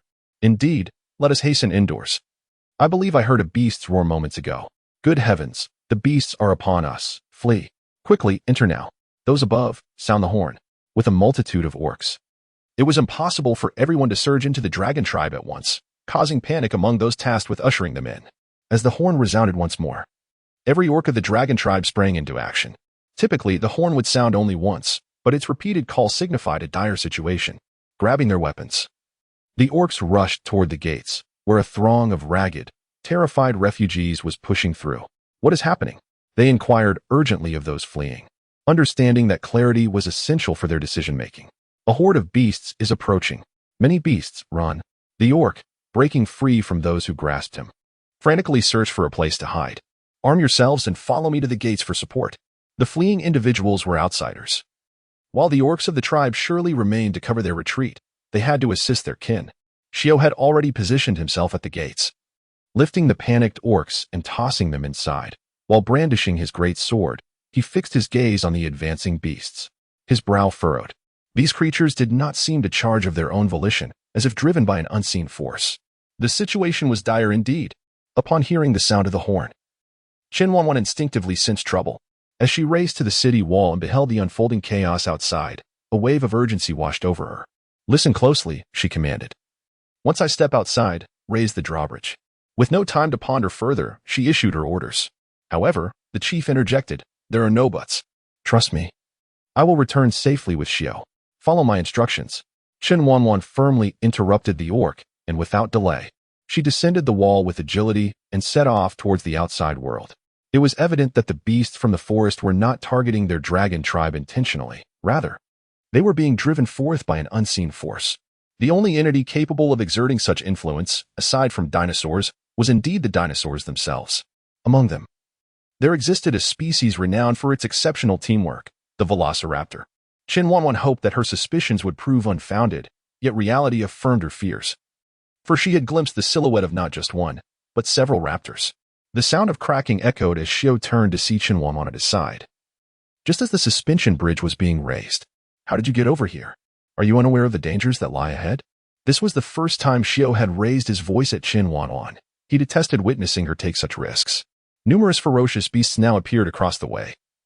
This was beyond their capacity to confront. Was she truly seeking her own demise by coming here? Hadn't she promised to remain uninvolved? Wanwan, you certainly keep your word. Why are you so angry? I'm not foolish. Chen Wanwan retorted, grasping Xiao's hand, and in an instant, they found themselves within the spatial realm. See, I would never engage in anything without assurance. Upon entering the space, Chen Wanwan attempted to release Xiao's hand, yet his grip was firm. Let go. Are you taking advantage of me, Xiao? When did you become so mischievous? Wanwan, you were the one who seized my hand first. Therefore, may I hold on to it indefinitely? The moment Chen Wanwan grasped his hand, Xiao's heart trembled, desiring nothing more than to maintain that connection. I was saving you. Get your facts straight. Was she intentionally holding his hand? No, it was an act of rescue. But Xiao had misconstrued her intentions. Wanwan, is there someone in your heart? His feelings were unmistakable. Known to all the beasts around them, yet Wanwan persistently evaded the truth. He longed to understand if there was indeed someone occupying her thoughts. If I do have someone in my heart, does that mean you can give up on me? Chen Wanwan fixed her gaze upon Xiao. If he were to affirm it, she would not hesitate to divulge her feelings for Yuan Tianye. Indeed, there was someone in her heart, and that person was Yuan Tianye. Regardless of whether you harbor feelings for someone else, my resolve remains unwavering. I will always stand by your side, Xiao declared, shaking his head. Enduring the pang of heartache yet resolutely professing his devotion, he lamented being the latecomer, unable to reside within her heart, yet he would dedicate his life to protecting her. Have you lost your senses? How long have we known each other for you to develop such deep affections? When Xiao uttered these words, Chen Wanwan felt a tremor within her heart. However, she believed she was being rather hasty. He must not have encountered many exceptional women, hence his immediate fixation on her. Once the tribe was no longer in peril, she would take him outside, confident that exposure to other women would alter his perception. Wanwan. Love for someone is not dictated by time. Some individuals can captivate at first glance, and you are precisely that person for me. Let us refrain from discussing such matters for now. With formidable foes at hand, we must prioritize the safety of the tribe. Let us set aside matters of affection for the time being. She felt ill-suited for romance. It was either her pursuing others relentlessly or being pursued herself. Damn it. Is fate playing tricks on me? I wonder if my past misdeeds are the reason for this plight. Wanwan resolved not to delve into the topic, and they had retreated into the space. What concern did they have for the external world? Wanwan's excuse was rather flimsy. System. Can you autonomously relocate us back to the dragon tribe? We cannot remain in this space indefinitely, oblivious to the circumstances outside. It feels utterly dreadful. My Manchuo is still at the dragon tribe. She needed to devise a way to step outside and assess the situation. Now it depended on the system's efficacy. Wanwan, that depends on your positioning. As the voice emerged, Xiao squinted, scanning the surroundings. A masculine voice. Were there others residing within Chen Wanwan's space? Positioning, the city tower. The tower is the highest point of the dragon tribe. Where does she intend to see what is unfolding? Positioning movement, target, dragon tribe city tower. API call failed with status code 429, error, code, 429, message, resource has been exhausted, e.g. check quota. Status, resource exhausted. Chen Wanwan and Xiao suddenly appeared atop the city wall, startling the orcs. How astonishing it was. Just moments ago, they had vanished outside the city gate, only to re-emerge on the ramparts. Could their leader possibly be a fairy? How else could such a feat be accomplished? What was the current situation? As Chen Wanwan inquired, she moved to the forefront, and the orcs instinctively parted to make way for her. Leader, 5 fearsome beasts are surrounding these wild animals. They seem to be coordinating seamlessly. Whenever a wild creature attempts to flee, they are invariably intercepted. The terrifying beasts are already formidable, but their cunning makes them even more dreadful, sending shivers down one's spine. This is a one-sided massacre. With the fearsome beasts encircling their prey, they tear into the flesh of the wild animals while simultaneously threatening them. And the encircled creatures can do nothing but roar in agitation. This is also a feast of slaughter. As the orcs of the dragon tribe witness the formidable prowess of the fearsome beasts, which indeed live up to their sinister name, the orcs of the dragon tribe have lost all sense of false hope. Such fearsome beasts could easily pose a challenge even to their leader and Xiao. The production of giant crossbows must be accelerated. The situation grows increasingly dire and unfavorable for them. They require devastatingly powerful weaponry, had they possessed giant crossbows now. Chen Wanwan could have eliminated the raptors from a distance. Alas, they do not have such weapons, and Chen Wanwan and her companions can only watch helplessly. They observe the brutality of the fearsome beasts, their cunning, and their arrogance. Indeed, the fearsome beasts are exceedingly arrogant. They have intercepted the herd of wild animals, relishing their meal before the eyes of both the beasts and the orcs. Once finished, they kill on the spot. Any who dare resist are violently suppressed. Even more provocatively, Chen Wanwan noticed them glance in their direction, tauntingly. Chen Wanwan harbored murderous intent towards the swift raptors. Alas, they were too distant. Or else she would not have hesitated to obliterate their eyes with a sniper rifle. Roar. After satisfying their hunger, the raptors brazenly approached the moat of the dragon tribe to quench their thirst, even raising their heads to bellow defiantly. Seeking death, Chen Wanwan's anger surged. And in an instant, the sniper rifle materialized in her hands, aiming precisely at one raptor's eye with a single shot. Bang! The raptor howled in pain as its eye was injured, prompting the others to roar in outrage at the orcs atop the city wall. Bang! Chen Wanwan aimed at another raptor, delivering another shot that struck its vital eye, causing immediate panic among the creatures. Realizing that these food sources possessed the capacity to inflict harm, they ceased their provocations and turned to flee. Oh, the chief is magnificent. Yet, Chen Wanwan wore a grim expression. The situation was becoming increasingly dire, with the number of dinosaurs steadily rising. Sooner or later, larger dinosaurs would arrive at their dragon tribe. And at that moment, the height of the walls would no longer be an advantage. Listen, I need you to continue reinforcing the walls. The higher and thicker, the better. Chen Wanwan spoke solemnly, her outlook far less optimistic than that of the orcs. Obey the chief's command. Upon seeing her serious demeanor, the orcs immediately stowed their smiles. They had witnessed the ferocity of the fearsome beasts, affirming the chief's concerns were justified. While they could not contend with the terrifying creatures, they could indeed fortify the walls. Thus, they set to work on the fortifications. After the walls reached a height of approximately 20 meters, Chen Wanwan felt a slight sense of relief. Concerned that the dinosaurs might charge the walls with their massive bodies, she insisted on expanding the thickness to 4 or 5 meters. Consequently, stone houses could be constructed atop the walls, providing the orcs on guard with protection from the elements, thereby enhancing their welfare. The tribe's orcs could also observe the state of the forest from the walls, with only the dense thickets obstructing their view. In the open areas, they could see everything. Ming climbed the walls, surveying the reinforced structure, feeling that his companions were still too few. Thus, he continued to send little Jean out to summon venomous insects and snakes. At this moment, the giant crossbow was in the process of being crafted, while smaller arrows had already been produced. Chen Wanwan picked up one of the arrows, knocking it for a test shot, and struck the scarecrow perfectly. The chief is remarkable. The chief is truly impressive. Chief, May I learn from you? The female warriors surrounded Chen Wanwan, their admiration for her growing with each arrow she shot. Everyone can learn, but you must possess the strength to draw the bow. It is not that she underestimated these women. Rather, their arm strength was insufficient to pull the bows. A few of the female warriors, undeterred, insisted that they were no longer the fragile females they once were and were determined to prove they could draw a wooden bow. However, after several unsuccessful attempts, they dejectedly fell back behind Chen Wanwan, realizing their current limitations. Do not be disheartened. You have all improved significantly compared to your former selves. You have undergone a remarkable transformation. This was the truth. Their changes were evident, and ordinary orcs were no longer their match. Now, the trivial matters of the tribe were entrusted to these few, alleviating Chen Wanwan's burdens, as they had become akin to her trained assistants. She was now quite satisfied with them, recognizing their efforts, while Chao Air had set aside her usual pursuits for training.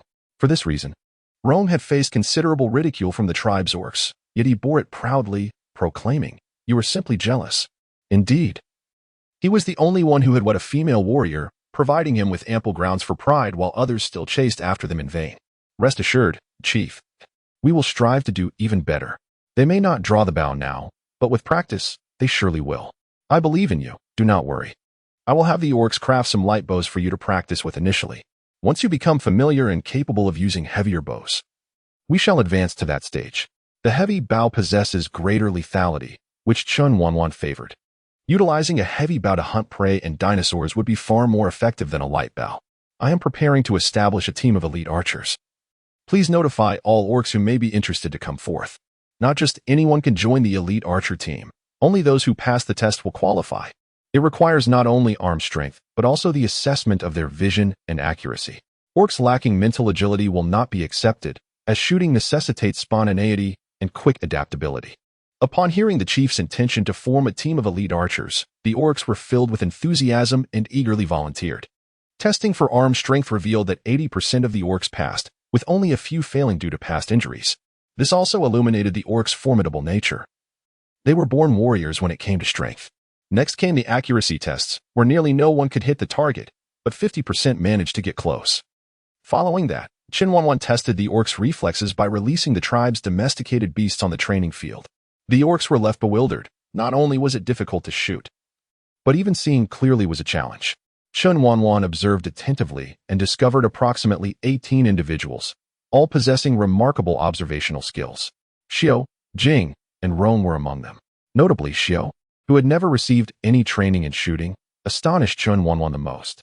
Although he did not achieve a perfect hit on his prey, he consistently managed to injure his targets.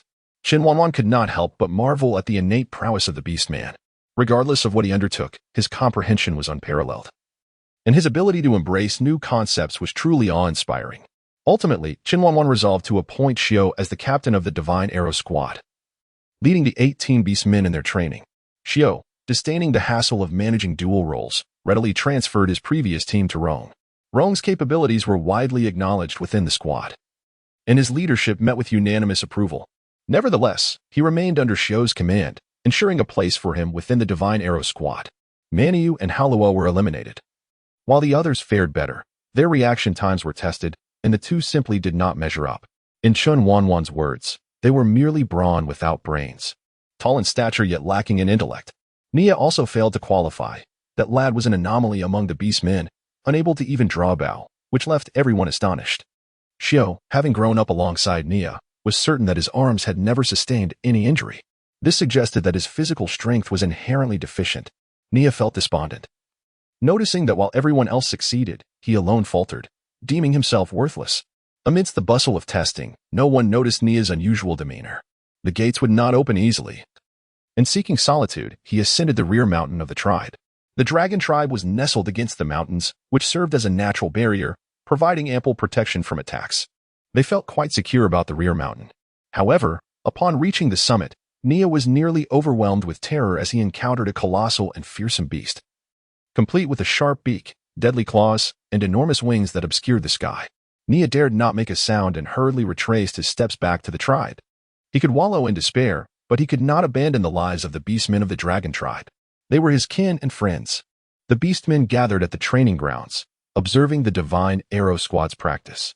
Nia, drenched in sweat, sprinted desperately towards the training area. "Chief, Xiao."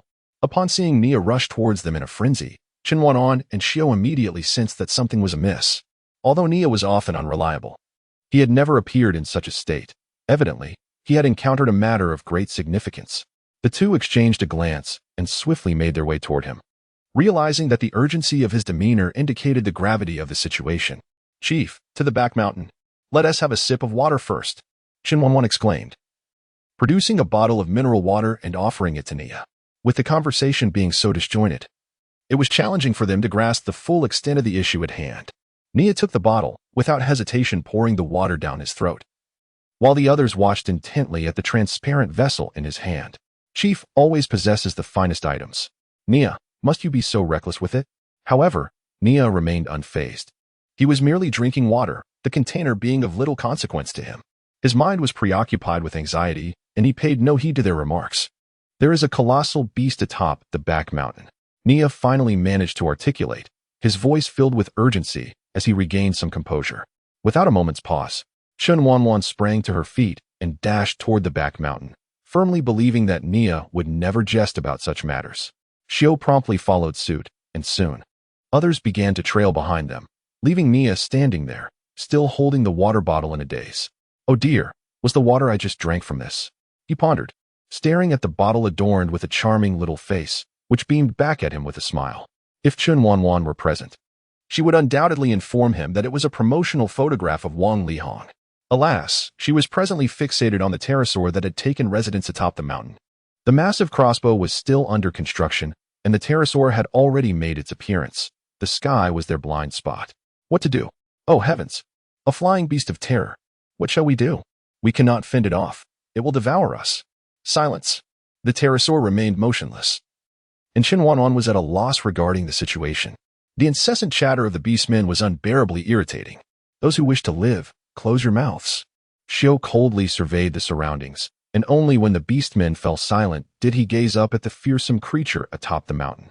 Little did he expect that Wanwan's concerns would manifest so swiftly. A truly flying beast of terror had appeared. How could they possibly resolve this predicament? System. Is there a method to deal with the pterosaur? Chen Wanwan, out of options, could only seek assistance from the system. The predator in the sky made her feel rather apprehensive. "Wanwan, you may inquire about what a pterosaur is, that I can answer." Chen Wanwan nearly erupted in frustration. Why would she ask the system such trivial questions if she had nothing better to do? If she was uninformed, there was no need for diversionary tactics. This system seemed rather unreliable. She resolved to contemplate what in her arsenal could potentially vanquish it. "Wanwan, it has moved." Xiao did not wish to disturb Chen Wanwan's contemplation. Yet it appeared the beast had awakened. "Everyone, find shelter immediately." The pterosaur relied on its claws to capture prey, as long as they avoided being grasped. Temporary safety could be secured. Upon hearing Chen Wanwan's command, the beastmen hurriedly sought refuge, with the stone house serving as their sanctuary. They all rushed inside. Yet some beastmen remained outside, running about, oblivious to the terror that had infiltrated their tribe. With a piercing cry, the pterosaur took to the skies, its enormous wings casting a shadow that darkened the running beastmen's surroundings in an instant. "Ah, help!" One beastman was seized by the pterosaur and lifted into the air, while the others could only watch helplessly. They could not save him, not even Chen Wanwan could intervene. The pterosaur snatched its prey and soared away, leaving Chen Wanwan with a grim expression as she stepped outside. She gazed at the sky in silence for an extended period. The feeling of helplessness was stifling, and the laughter that once filled the tribe had vanished. It became evident that their tribe was not invulnerable. They too lived in peril, and their leader was not immune to powerlessness. The dragon tribe suffered the loss of a beast man, plunging the community into a state of despondency.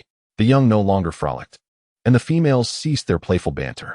The benevolence etched on the elders' faces had faded, leaving only the weight of life as hardships. The shadow cast by the pterosaur loomed overwhelmingly over the dragon tribe. Chen Wanwan ascended to the summit of the rear mountain, diligently polishing her gleaming steel blade, which was already immaculate. Yet, she continued to wipe it, only now realizing that in the beastly realm, the beastmen were merely sustenance. And she, too, was one of those potential meals. To avoid becoming prey, she resolved to eliminate her adversaries, treating them as her own nourishment. Xiao, somewhat anxious about Chen Wanwan, climbed to the peak and indeed found her there. Ever since that beast man was seized by the terrifying creature, she had taken to this vantage point, vigilantly maintaining her weapon. Xiao, do you think that if it returns, I could sever its claws with a single strike? Without its claws, how could it capture its prey? Absolutely.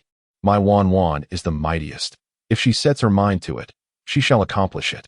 The fearsome creature possessed 2 claws, and he would assist her in the endeavor. Ha. Chen Wanwan glanced at Xiao's expression, unable to suppress her laughter. The formidable beast man appeared amusingly endearing in his adoration. This sentiment also deeply touched her heart. Chen Wanwan reclined against the stone, contemplating the possibility of accepting the orc, Xiao. Yuan Tianye, I am preparing to forget you. When the day arrives that my feelings for you fade, I shall seek refuge in the embrace of another man, one who will stand by my side in battle. A resonant cry echoed, and Xiao immediately leaped to Chen Wanwan's side, shielding her behind him, his keen gaze fixed upon the approaching colossal creature. The dragon tribe was once more engulfed in panic.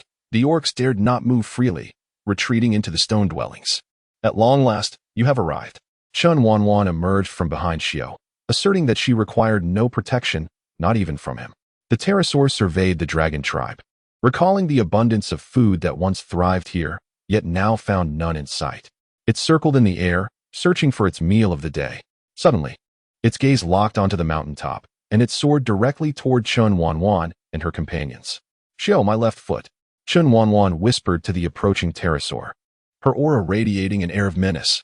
Very well, the right side is mine. What fear could a flying beast instill? As long as he was with Wanwan, he feared nothing. Charge. As the pterosaur drew closer, its sharp claws lunged toward them, intent on achieving 2 objectives in one swift motion. API call failed with status code 429. Error. Code. For 29, message. Resource has been exhausted, e.g. check quota. Status. Resource exhausted. Chen Wanwan and Xiao shouted simultaneously, brandishing their large blades as they boldly advanced, determined to strike the pterosaur this time. Failure was not an option. The clash of Chen Wanwan's steel blade against the pterosaur's sharp claws sent a jolt through her hand. She had indeed made contact with the creature. Yet the blade had not severed its claw. The sound was that of steel colliding with bone, and Chen Wanwan felt a surge of delight. Even if she could not sever the claw, inflicting injury on the pterosaur was still a victory of sorts. Before she could withdraw her steel blade, the pterosaur lunged forward, dragging her along with it, and in a moment of instability, she found herself teetering on the edge of a precipice. Wanwan, Xiao, who had just severed one of the beast's claws and was filled with elation, was caught off guard by the sight of Chen Wanwan being pulled toward the cliff's edge, prompting him to shout in alarm. Without a moment to spare for the incapacitated pterosaur, Xiao dashed toward the cliff's edge, swiftly grasping Chen Wanwan's hand with one hand while the other held firmly onto his steel blade, which he had plunged into the mountain. Though the grip was precarious, it was sufficient to halt their descent. Xiao glanced at Chen Wanwan and then back at the blade, realizing that this situation was untenable. They needed a swift solution. He turned to her, asking, Wanwan, can you climb up along my body? Chen Wanwan looked up at Xiao Tsueron and smiled. Is that really necessary? I have no intention of perishing alongside you. Xiao was momentarily entranced by Chen Wanwan's smile, loosening his grip on the steel blade, and in that instant, the two plummeted toward the abyss. I apologize, Wanwan. My emotions got the better of me.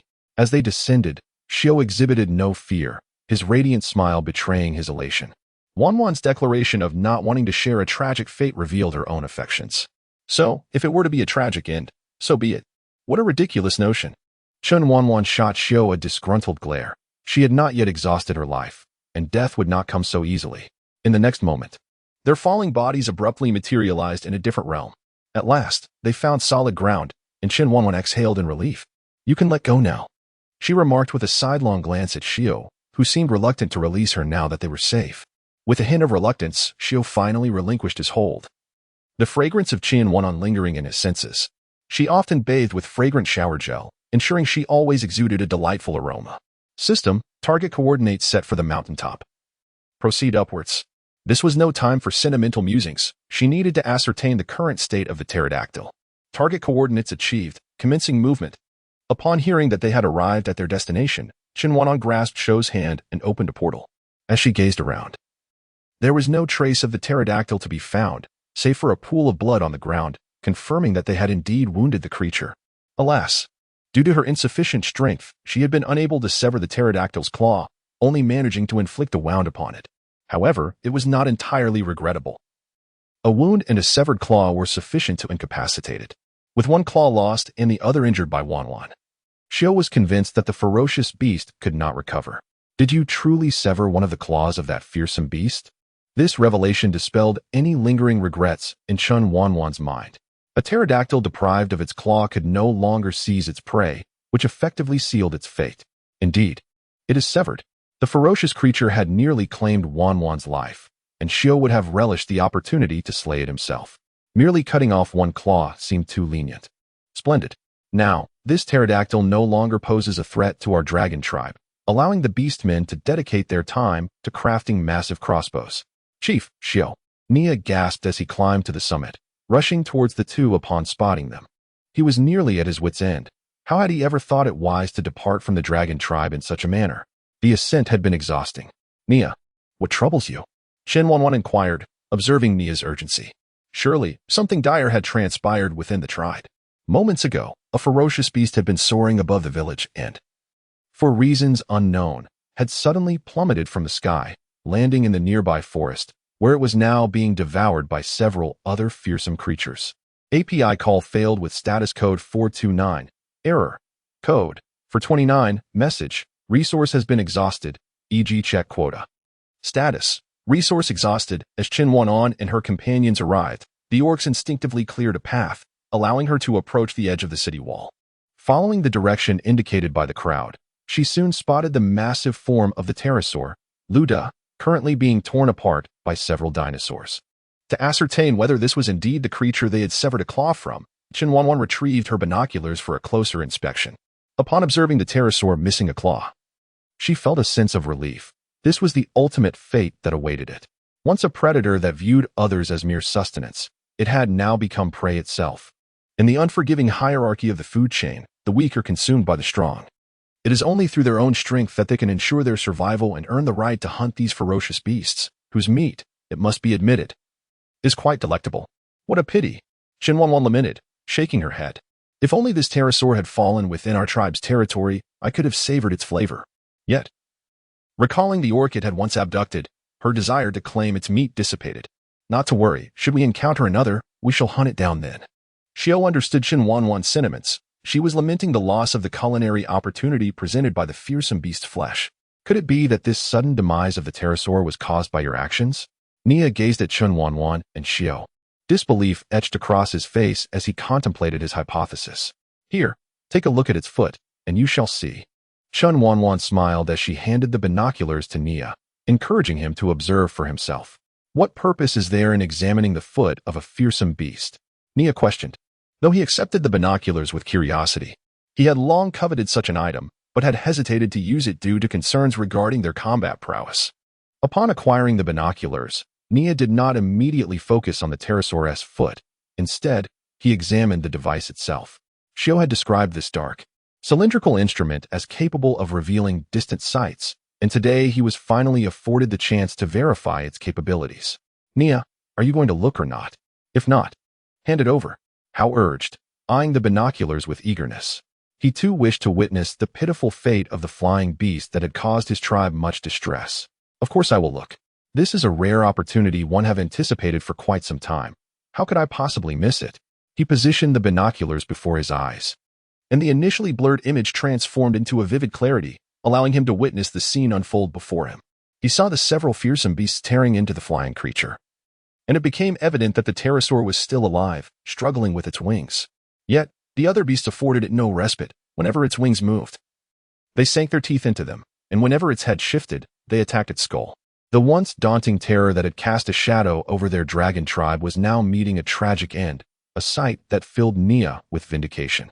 He shifted the binoculars to focus on the pterosaur's foot, and indeed, one of its claws was missing. The other appeared equally damaged, bleeding profusely, rendering any struggle futile. Chief, you have severed the pterosaur's claw, Nia exclaimed, realization dawning upon him. No wonder she had urged him to examine the creature's foot. It all made sense now. This indicated that the chief had ascended the mountain to confront the fearsome beast. They had presumed she was merely mourning atop the summit. But they had misjudged her resolve. Their leader had not relinquished her duty and continued to protect the tribe with unwavering determination. The credit for this achievement belonged to Xiao, who had indeed severed the claw of the fearsome beast, while Chen Wanwan had only managed to injure the pterosaur's claw. It was also thanks to Wanwan's cooperation. Had she not acted alongside me, I would not have been able to sever the claw so easily. How splendid. We need not worry about its return any longer. It has been injured by the chief and Xiao, and now it meets its demise at the jaws of its own kind. We need no longer fear its abduction of our kin. Do not rejoice too soon. It is but one beast that has perished. None can guarantee that another will not come to haunt our tribe in the future. Chen Wanwan did not wish to dampen the spirits of the orcs. Yet the reality was undeniable. She could not allow them to harbor any illusions of safety. Chief, what shall we do? They inquired, seeking guidance. Their ignorance left them at a loss, relying solely on Chen Wanwan to instruct them on the necessary actions. The archery team accelerated their training, while the colossal crossbows were hastened to completion. You are our primary defense against the skies. Do not slacken your efforts. Our survival amidst this harsh environment depends on your collective endeavors. Strive for strength, orcs. This is a world governed by survival of the fittest. You must grow powerful swiftly, lest the deteriorating conditions become insurmountable. If you fail to become formidable, you shall inevitably face ruthless elimination, and the fate of the discarded is solely death. Obey the chief's commands. The orcs, having witnessed the terror of the fearsome beasts, dared not show the slightest negligence and complied with the chief's directives. In truth, even without Chen Wanwan's urging, they would have exerted themselves independently. They could no longer bear to witness their kin falling prey to the monstrous creatures. Following the resolution of the pterodactyl threat, the dragon tribe found themselves increasingly occupied. They no longer entertained any notions of luck. The chief was correct. Survival could not rely on a solitary individual. Even someone as powerful as Chen Wanwan faced limitations, and if they wished to avoid becoming the next victims, they had to muster their strength. A new group sought refuge within the dragon tribe, refugees from the forest, including members of the eagle tribe with whom they had previously interacted. Their new leader, Leopard, had witnessed the strength of the dragon tribe firsthand, having seen their chief's elusive prowess. Though she was a female, her formidable reputation echoed throughout the forest. Moreover, the development of the dragon tribe was evident. Once a struggling clan, they had now emerged as the leading tribe in the forest, all thanks to the guidance of this remarkable female. With the looming threat of the fearsome beasts, their survival hinged on aligning with the dragon tribe. To remain independent would likely lead to their demise, leaving them as mere fodder for the beasts. You may join the dragon tribe, she declared, but upon joining, you shall recognize me as your sole leader, regardless of your past identities within the dragon tribe. You are but ordinary orcs. However, should you prove yourselves to be formidable, I shall not stifle your talents. I will judiciously assign roles to allow you to lead within the tribe. I must also remind you that brawling is strictly forbidden within the dragon tribe. With a formidable adversary at hand, our true enemy is the fearsome beasts. Rather than squandering energy on discord, channel it toward combating our foes. Be warned. Should I discover any disturbances, those responsible will be expelled from the dragon tribe without mercy. As more orcs joined the dragon tribe, she felt compelled to lay down the law. She had neither the time nor energy to deal with petty squabbles. Any troublemakers would be cast out, and those who possessed strength ought to direct their skills toward the fearsome beasts. Rest assured, Chief. We understand, they replied, fully aware of their precarious situation as they sought refuge under the dragon tribe's banner. Moreover, given the prowess of the dragon tribe's orcs, they dared not provoke them. Good to hear. Oh, and I forgot to mention, all females in the dragon tribe are under protection. I do not concern myself with how you treated females in the past, but in the dragon tribe, you must show them respect. If you wish to pursue any of them, you must first secure their consent. Should any of you attempt to coerce or mistreat a female, I will not simply expel you, I will end your life. Do you understand? Understood. Leopard murmured, gazing at Chen Wanwan in astonishment. He had not anticipated such strict regulations within the dragon tribe. Despite the discomfort of the rules, particularly the prohibition against indiscriminate relations with females, they had no choice but to comply. The unknown fate that awaited them outside loomed large, and in the interest of preserving their lives, they acquiesced, even if reluctantly. Chen Wanwan's words rang true. The newly joined beastmen were restless after just 2 days of quietude.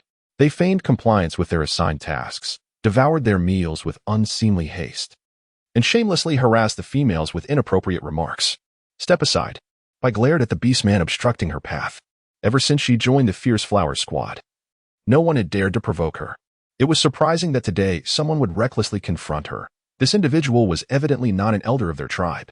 Considering his recent arrival, she chose to overlook his insolence, but if he persisted in his foolishness, she would not hesitate to teach him a lesson. I've gone days without a female. I'm in dire need of release. You, come here and let me vent my frustrations. Back in her former tribe, she could have her pick at any time, but in the dragon tribe, females had become highly sought after. Spotting a lone female, he was determined not to let her slip away easily. First, he would indulge himself with her. Do you dare defy the chief's orders? This beast man was audacious to openly flout the chief's command. He seemed to have a death wish. I warn you, come over and lie down quietly. Don't think you can intimidate me with the chief's name. I am a female myself and naturally inclined to support you. I refuse to believe everyone would obey her. We all have our needs. Who truly follows the chief's orders willingly? The females of the dragon tribe are rather proud. Which tribe do you belong to? What is your name? I coldly scrutinized the beast man. Since he was so intent on courting death, she would gladly oblige. Come here. Stop babbling. Bang. Bah. I rubbed her wrist. What a fool, attempting to force her. She was personally trained by the chief to be a fierce flower. He had picked the wrong target. Bang bang. Stop hitting me. I know I was wrong. I unleashed a flurry of punches and kicks until he was rendered unresponsive before dusting off her hands and standing up. Daring to trouble me. I'll make you unrecognizable to your own mother. After thrashing him, I felt an overwhelming sense of relief. No wonder the chief enjoyed beating others. It was indeed exhilarating. After dealing with him, she dragged him by 1 foot toward Chen Wanwan. This insolent beast man needed to be reported to the chief. What happened? I dragged the beast man along, showing no intention of concealing her actions. The other beastmen approached, curious. She aimed to demonstrate that the females of the dragon tribe were not to be trifled with. Anyone with a death wish would meet a similar fate. This man blocked my path and demanded I accompany him to bed. I brought him to the chief to see how she would deal with him. There were surely many beastmen with such thoughts. It was fitting to hand this one over to the chief as a warning to others. No way. The beastmen stared at the half-conscious figure being dragged along by, incredulous that someone would dare to provoke the fierce flower. Did they not know that she was personally trained by the chief? Provoking her was a grave mistake. Are you all right?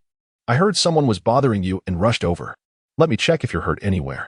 Ming hurried over, anxiously inspecting Bai from head to toe, causing the surrounding beastmen to roll their eyes. Ming, you should be asking about the fate of the one who troubled Bai. Do you not realize how formidable she is? Glancing at the half-dead beastman on the ground, he truly didn't deserve any sympathy. As long as Bai was unharmed, everything else could be dealt with. As for those who bullied Bai, he would personally snap their necks. Ming, I'm fine. Upon seeing Ming approach, Bai transformed into a delicate female, leaning softly against him. It's good that you're unharmed. Ming embraced Bai, soothingly patting her back. Stay here. Watch how I take care of this. Anyone who dared to bully his woman would face dire consequences. Ming released Bai and turned, glaring at the crowd. Who bullied Bai? Step forward. There. The beastmen pointed simultaneously at the injured beastman on the ground. They were eager to see how Ming would handle him. Ming followed their pointing and was taken aback. Who did this? What a brutal hand. He troubled you? Ming turned mechanically to Bai, wondering if she had been the one to inflict this punishment. Yes. He was so fierce, demanding I accompany him to bed. So, Ming, hurry and deal with him. Bai insisted, believing that men should keep their word. Ming looked at Bai's innocent eyes, then at the nearly lifeless beastman on the ground, struggling to contain himself. Where is he? Chen Wanwan pushed through the crowd. Having received word that someone was openly causing trouble for the females, specifically for her fierce flowers, she came to see who had such a death wish. She had taught the fierce flowers that anyone who bullied them would be met with severe retribution. She wanted to ensure they followed her orders. And if they showed too much mercy, she would be disappointed. Greetings, Chief. The beastmen greeted Chen Wanwan respectfully upon her arrival. Now, tell me how you dealt with him. If it wasn't harsh enough, I'll add another blow. How dare they disregard her words? Chief, he wanted me to sleep with him. And I couldn't help but give him a beating. I was just bringing him to you for punishment. I felt a pang of guilt, worrying that the chief might blame her for being too rough. Would Ming think she was too fierce? Where is he? Chen Wanwan was solely interested in knowing how her subordinates handled the situation. Other concerns could wait. There. Bai pointed awkwardly at the beastman on the ground, realizing in hindsight that she may have been excessively harsh. Chen Wanwan followed Bai's and exclaimed in shock, What have you done? Oh my goodness. I never would have guessed that this woman could be so fierce when it comes to fighting. She clicked her tongue, observing the pitiful state of the victim. What a desperate situation. Bai lowered her head, her hands nervously squeezing each other. Suddenly, she felt warmth as a pair of rough, large hands enveloped hers. "Do not be afraid. I am here for you." Ming gazed at Bai with tenderness, assuring her that as her partner, he would bear the consequences of any mistake she made. With tears glistening in her eyes, Bai looked at Ming, feeling reassured that she had indeed chosen the right man. She could safely entrust herself to him. Chen Wanwan observed the affectionate exchange between the two and could not help but roll her eyes.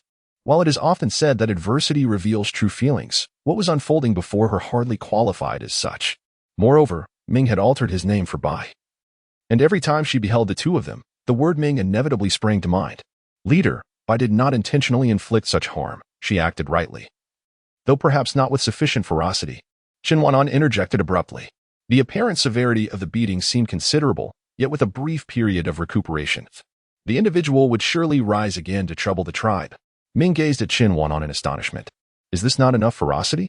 He pondered silently, genuinely wishing to inquire, Leader, what then constitutes true ruthlessness? Leader, do you not blame me? Bai had initially harbored concerns, but was taken aback by Chen Wanwan's assertion that she had not been ruthless enough.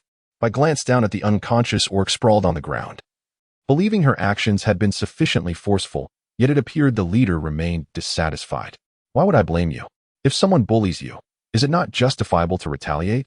She urged, Come here, and I shall impart to you the true essence of ruthlessness. Though Bai was unclear about Chen Wanwan's intentions, she was eager to learn. Given that the leader was willing to teach her, Chen Wanwan produced a dagger and, accompanied by Bai, approached the unconscious orc.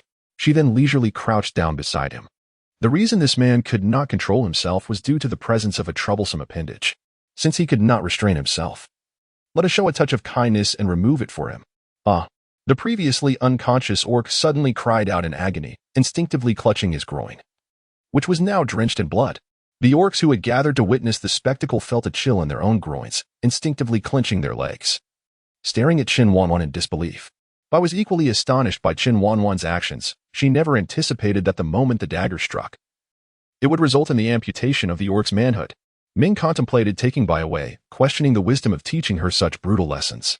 With the troublesome appendage destroyed, the man was rendered useless. Perhaps it would be more prudent to simply execute him, bring him and hang him on the city wall, and assign someone to guard him.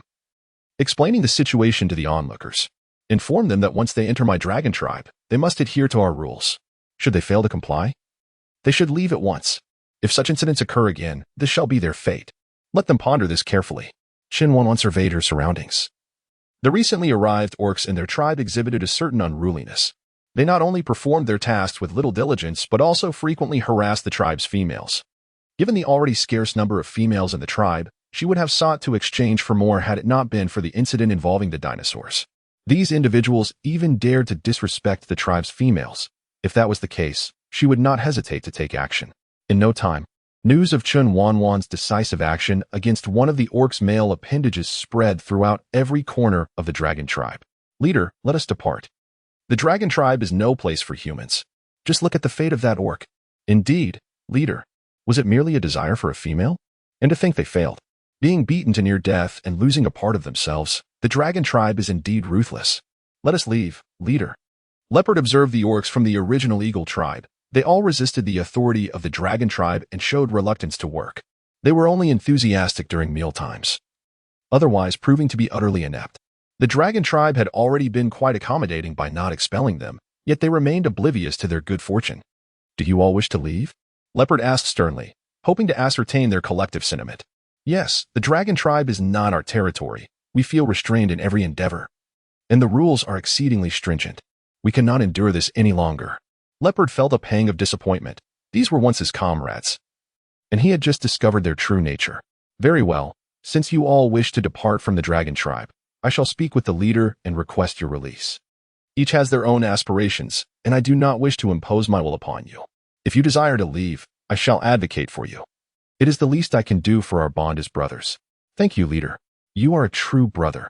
Leopard was no longer inclined to listen to their praises. From this moment on, they would pursue their own paths, and their choices would no longer concern him. The dragon tribe suited him well. He wished to remain, for he had yet to complete his training and had not perfected his aim with the arrows of the divine archer squad. There was still much to learn, and he regarded joining the dragon tribe as one of his wisest decisions.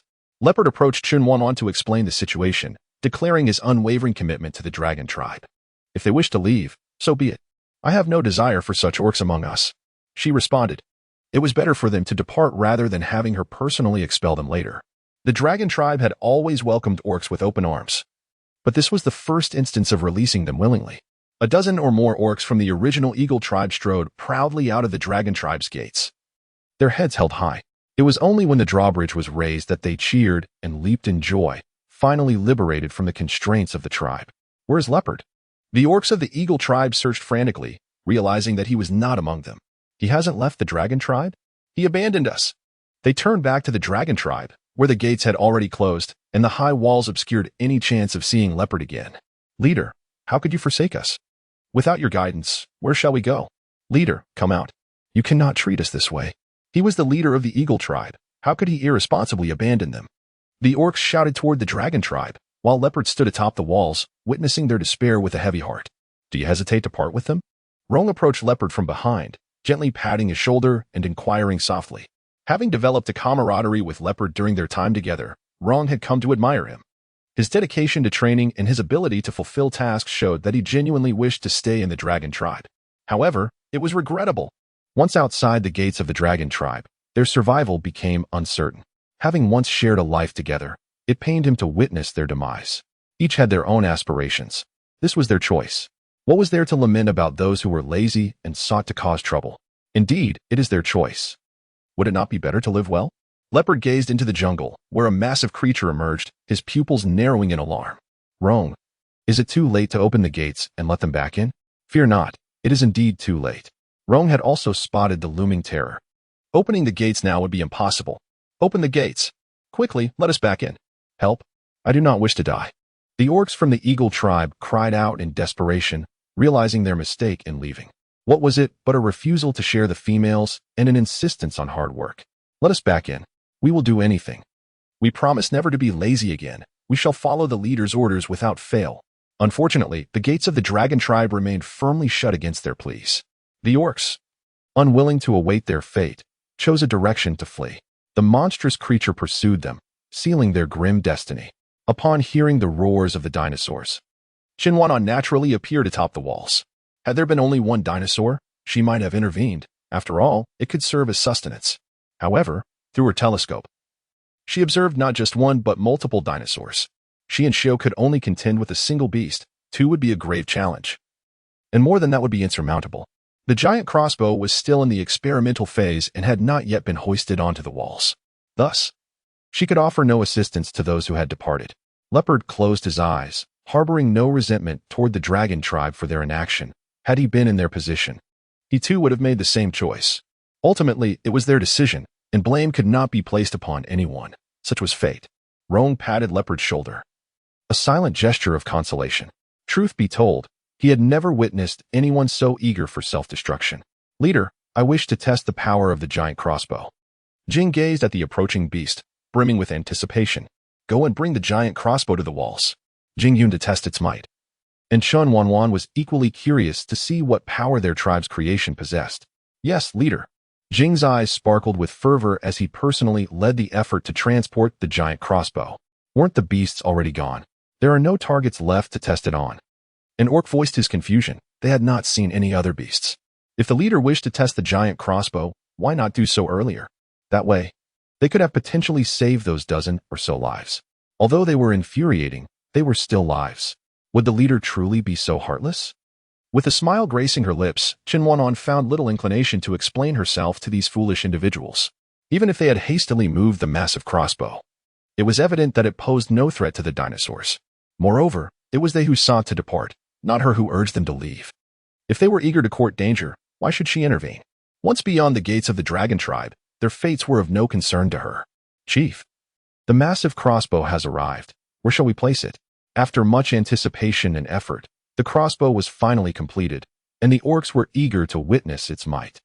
The chief had often remarked that had they possessed such a weapon at that time, they would have faced the flying terror with confidence. Now, that moment had arrived. Everyone was eager to see just how formidable this crossbow, so highly regarded by the chief, truly was. Place it in the stone house over there. Chen Wanwan gazed with delight at the large crossbow being carried by the orcs. With its presence, the dragon tribe gained an additional layer of protection. Now, it was time for them to witness the prowess of the massive crossbow. Chief, may I borrow the telescope?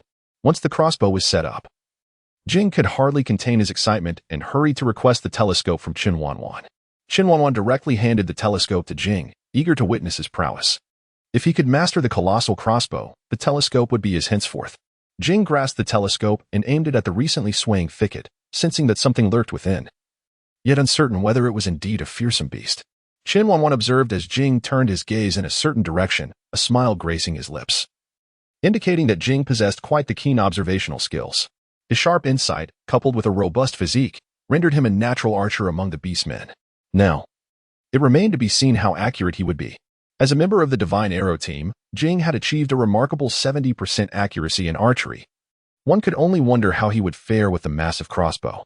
"Leader, this is for you," Jing proclaimed confidently, having already spotted the terrifying beast and determined its location. Now, it was a matter of whether he could strike true. Each time he witnessed the leader and Shio successfully hunt the fearsome beasts, he felt immense admiration. Jing aspired to become the third beastman to hunt down such a creature, following in the footsteps of the leader and Shio. With the power of the colossal crossbow at his disposal, he was more than ready. "Let us showcase your prowess," he thought. The dragon tribe's beastmen had indeed transformed remarkably within a short span. Many no longer resembling their former selves, they had grown strong and confident. Now among the elite in this beastly world, the other beastmen looked towards the leader and Jing, uncertain of how to test the massive crossbow.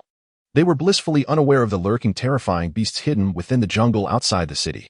"Indeed," Jing nodded, acknowledging that the tribe's current standing and his own success were all due to the leader's efforts, and he had no intention of disappointing her. He aimed to demonstrate to the tribe that their leader was ever wise, regardless of any internal doubts they harbored. They must trust her decisions.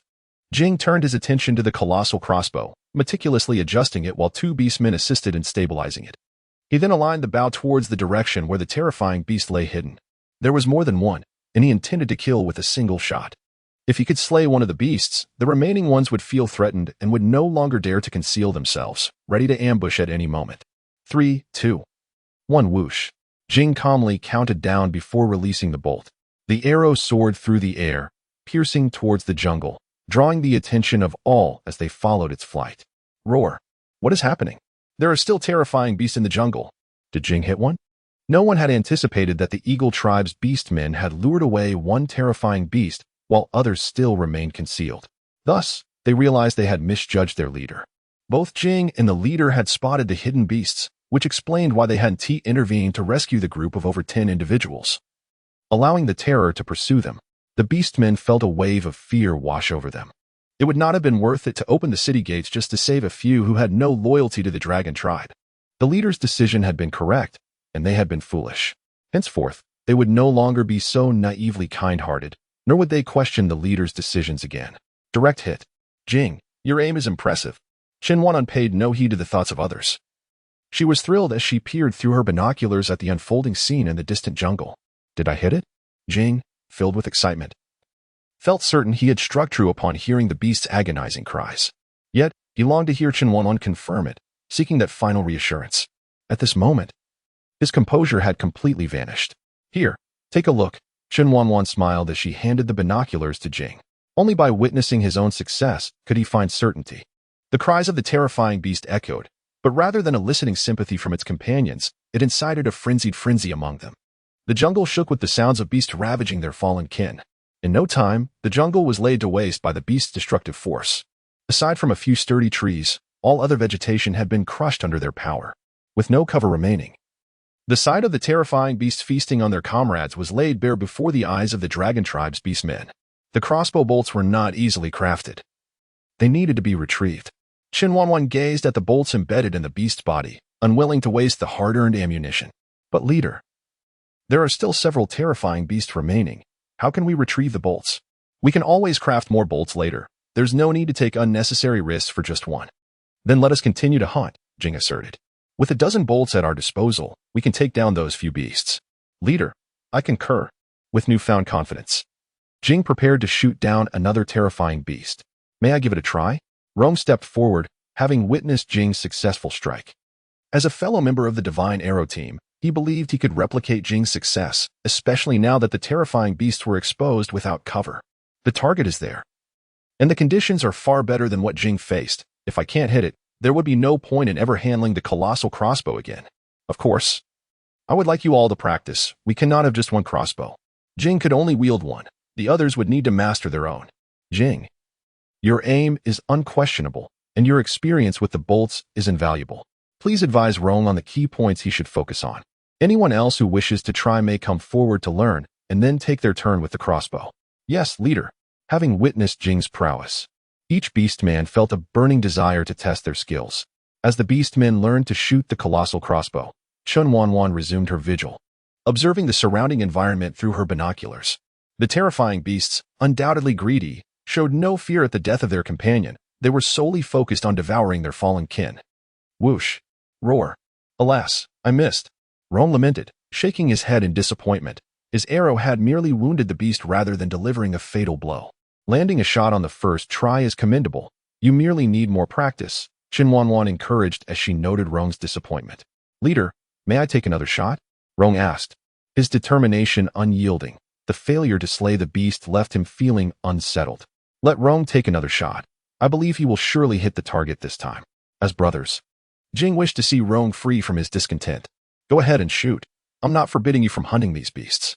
From this day forth, whenever a terrifying beast is spotted, use your bolts to eliminate them. If they dare to approach our dragon tribe, they must be prepared to face the consequences. As we too require sustenance. Since the terrifying beasts have come to our doorstep, we shall not hold back. Yes, leader. It was now their turn to hunt the terrifying beasts. Armed with the colossal crossbow, they no longer feared the beasts. Jing, the responsibility for the colossal crossbow is yours. Teach the other beastmen how to wield it and keep watch for any movements outside the tribe. As a reward for your successful hunt, this binocular will now belong to you. Make good use of it. Once we have confirmed that the area is safe, go retrieve the bolts in the bodies of the terrifying beasts. Leader, is this binocular truly mine? Jing, filled with disbelief yet immense joy, could hardly fathom that the leader's telescope, an object of his dreams, was now in his possession. Impossible. Chen Wanwan rolled her eyes, clearly coveting the very telescope he now held. How could he dare to exhibit such incredulity? Wanwan had always been true to her word, never issuing empty promises. Of course, if Jing did not desire it, that would be an entirely different matter. No, I heard correctly. The leader said he would give me the telescope. Rome, you all heard the leader's words, did you not? Jing asserted, his voice brimming with certainty. How could this be false? Everyone heard it. The leader would not go back on his word. What did the leader say? I must have missed it, Rong replied, feigning seriousness while enjoying the rare sight of Jing's flustered expression. It was indeed amusing to tease him. Yes, we didn't hear anything either. Jing, did you perhaps mishear? The Orcish comrades chimed in unison, their camaraderie evident as they enjoyed this light-hearted banter. Jing, usually so stoic, was a rare target for their playful jests. How could that be? I heard it quite clearly. You all conspired to trick me. Jing's realization dawned as he observed the mischievous expressions on their faces, a flush of embarrassment creeping across his cheeks. Haha. Laughter erupted among the group at Jing's flustered demeanor. Outside the city walls, a gruesome scene unfolded as ferocious beasts fought over their fallen kin, yet within the confines of the dragon tribe's stronghold, warmth and camaraderie flourished. Leopard, a recent addition to their ranks, felt somewhat out of place yet found great joy in this newfound companionship. He pondered how long it would take before he was fully embraced as one of them. Nevertheless, he resolved to train diligently, believing that once he became as formidable as his comrades, he would stand alongside them, united in strength. Cradling the long-desired telescope in his arms, Jing treated it with the reverence one might reserve for a cherished treasure. Chen Wanwan wished to avoid witnessing Jing's foolishness. With the danger now dissipated, she descended from the city wall, entrusting her post to the tribe's orcs. Wanwan, you gave the telescope to Jing. What will you use in the future? Xiao expressed a tinge of regret for Chen Wanwan, as her possessions were exquisite, each item seeming irreplaceable. He hoped she would not part with those belongings, for they had accompanied her to the dragon tribe, precious and rare as she was. Wanwan, I can craft more of these items as long as I have the materials. Besides, I still have another one in my storeroom. In this beastly realm, a telescope remained highly practical. It was only fitting that she kept one for herself. Upon hearing that Chen Wanwan retained another telescope, Xiao felt relieved about the one she had given away and walked alongside her with ease. Wanwan, I have an idea. This was something she had long desired to undertake, but with the dragon tribe in peril, she had been unable to leave. What is it, Wanwan? I wonder what could be so serious, especially since the dragon tribe seems to have no pressing matters at hand. Xiao, I wish to venture outside the tribe. From the moment she realized the potential of spatial storage, Chen Wanwan had harbored this ambition. She aimed to gather salt from the Mad Sky tribe and coal from the Black Earth tribe. Simultaneously, she yearned to explore and discover what else the dragon tribe might require, bringing back all that she could find. Xiao paused, pondering whether it would be safe to leave the dragon tribe at this time. However, he did not want to hinder Chen Wanwan's desire to go. If you wish to go, then so be it, but you must take me with you. Wherever Chen Wanwan went, he would follow. He could not bear to be apart from her. Xiao, you're becoming my little follower, Chen Wanwan chuckled, observing the handsome orc Xiao, who now resembled a normal human. Yet, he possessed an untamed allure, irresistibly captivating, and Chen Wanwan found herself increasingly fond of him. As long as I can be with you, being a follower is just fine. Xiao gazed at Chen Wanwan's smiling face, feeling a rush of warmth, wherever she was. Even the air seemed sweet. Xiao, there is someone in my heart whom I cannot yet forget. Would you be willing to grant me time? Chen Wanwan wished to offer Xiao an opportunity while also affording herself one. She did not want to let such an exceptional orc slip away to someone else. Although she could not yet forget Yuan Tianye, she believed that, in time, her feelings for him would wane. Wanwan, I will wait for you as long as it takes. Xiao felt a pang of bitterness. Hearing her speak of another was painful. Yet, since Chen Wanwan had asked him to wait, he believed there was still hope. As long as there was a chance, he feared only the prospect of endless waiting. If given an opportunity, he was confident he could eventually take that person's place in her heart. Xiao, I see your efforts, and I will not let you wait in vain. She needed time to untangle her feelings for Yuan Tianye, and once she had done so, she would provide Xiao with clarity. As long as it's Wanwan. I am willing to wait. Xiao looked at her tenderly. The usually formidable Chen Wanwan turned abruptly and fled, feeling overwhelmed. Damn it. Fighting dinosaurs with a massive sword is far easier than courting. This is utterly torturous. Xiao laughed heartily at the sight of the fearless Chen Wanwan, who surprisingly seemed intimidated by his gentle advances. API call failed with status code 429. Error. Code. 429. Message. Resource has been exhausted, e.g. check quota. Status. Resource exhausted. The announcement of Chen Wanwan's intention to venture outside struck the orcs of the dragon tribe like a thunderclap, instilling a profound sense of panic within them. Could they continue to live in peace without her? What if the terrifying beasts descended upon them? What if other tribes sought to engulf their own? They could not fathom life without Chen Wanwan. Should she depart, they would be at a loss. My leader, our tribe is currently thriving. We have ample food, our defenses are bolstered, and we can rest easy. There is no need for you to seek opportunities beyond our borders. They implored. Truth be told, they were reluctant to see Chen Wanwan leave the dragon tribe. She was its very backbone. As long as she remained, they felt emboldened against any threat. Indeed, leader, we cannot do without you. Please reconsider. They urged. I am merely stepping out temporarily to seek items beneficial to the development of the dragon tribe. I am not forsaking you entirely, she replied. Furthermore, the tribe managed well enough before my arrival. Each of you is now capable of standing on your own. Why do you believe you cannot survive without me? Moreover, the dragon tribe stands unrivaled in this forest. As for the terrifying beasts, the tribe can handle them. What is there to fear? While you perceive our tribe as commendable, I believe it still falls short of its potential. A stagnating tribe will inevitably be surpassed by others. This expedition serves not only to procure vital resources for our future, but also to test your adaptability. Do not rely solely on me for every decision. It is prudent to engage your minds. If you continue to follow my orders without question, your intellect will surely dull. Thus, it is settled. I shall embark on this journey accompanied by 10 orc warriors and 2 females. The females will be selected from the fierce blossoms. And aside from a few captains, the choice of warriors accompanying me will be left to your discretion. Chen Wanwan made a decisive decision. Regardless of the thoughts of the orcs, she was determined to embark on this journey. The orcs of the dragon tribe found themselves powerless against her resolve, as the leader's stance was unwavering, and they could not deter her. Thus, they would select the 10 most exceptional orcs to accompany and protect her. Although the leader and Xiao were formidable, their concerns remained. The training ground transformed into a battleground, where various captains sought to choose the 10 mightiest orc warriors to accompany the leader on this expedition. Only those deemed the strongest could earn the privilege to venture forth with the leader. Aside from the prominent captains, the orcs feared no one. Each was eager to showcase their prowess, vying for a coveted spot on this journey. The opportunity to accompany the leader was rare, and all orcs aspired to participate. How? In his straightforward manner, instigated a free-for-all among the orcs. Ultimately, those who remained standing would join the leader on the expedition. When Chen Wanwan became aware of the situation, the orcs were already engaged in a fierce battle. She cursed the ancestors of Hao vehemently and rushed to the training ground in a flurry. The scene was chaotic. Every individual bore bruises and injuries, embodying utter disarray and despair. With such reckless fighting, the orcs of the dragon tribe would surely be left incapacitated. Who would attend to the matters of that tribe? Everyone, halt this madness at once. Chen Wanwan shouted in fury, yet the intensity of the battle drowned out her voice. Cease this at once. From her spatial pouch, she produced a large megaphone and amplified her command. At last, the orcs heard her clearly and came to a standstill, gazing at her in bewilderment as she brandished an unfamiliar object. Su, Jing, Rong, you are to unleash a thorough beating upon Hao. She was infuriated.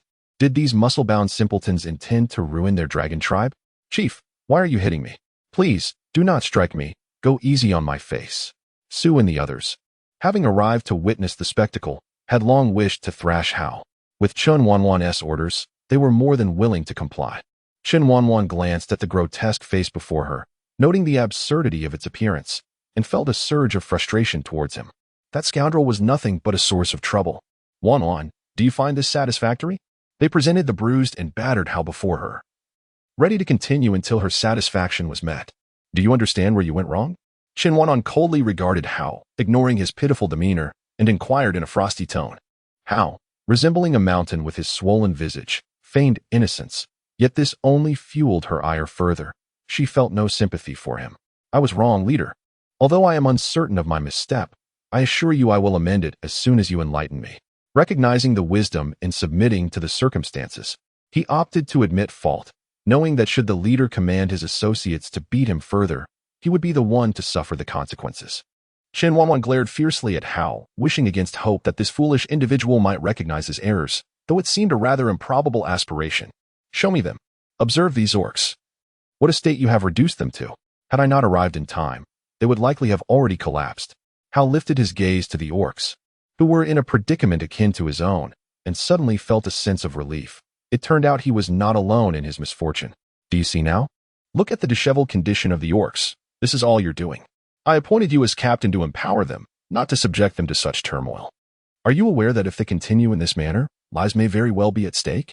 Each of them is an elite of the dragon tribe, a vital force we cannot afford to lose. Furthermore, if they all collapse, will you be the one to handle all affairs of the dragon tribe? That cannot be. I am incapable of such a task, Hao interjected hastily. In truth, serving as captain bore no significant difference from being a leader. It was arguably more comfortable. For a leader had to tend to the mundane affairs of the tribe, while he merely needed to ensure his team trained diligently each day. The matters of the tribe were delegated to the orcs, allowing him to enjoy a rather leisurely existence. If he were truly required to engage in those responsibilities, he would be at a loss as to where to begin.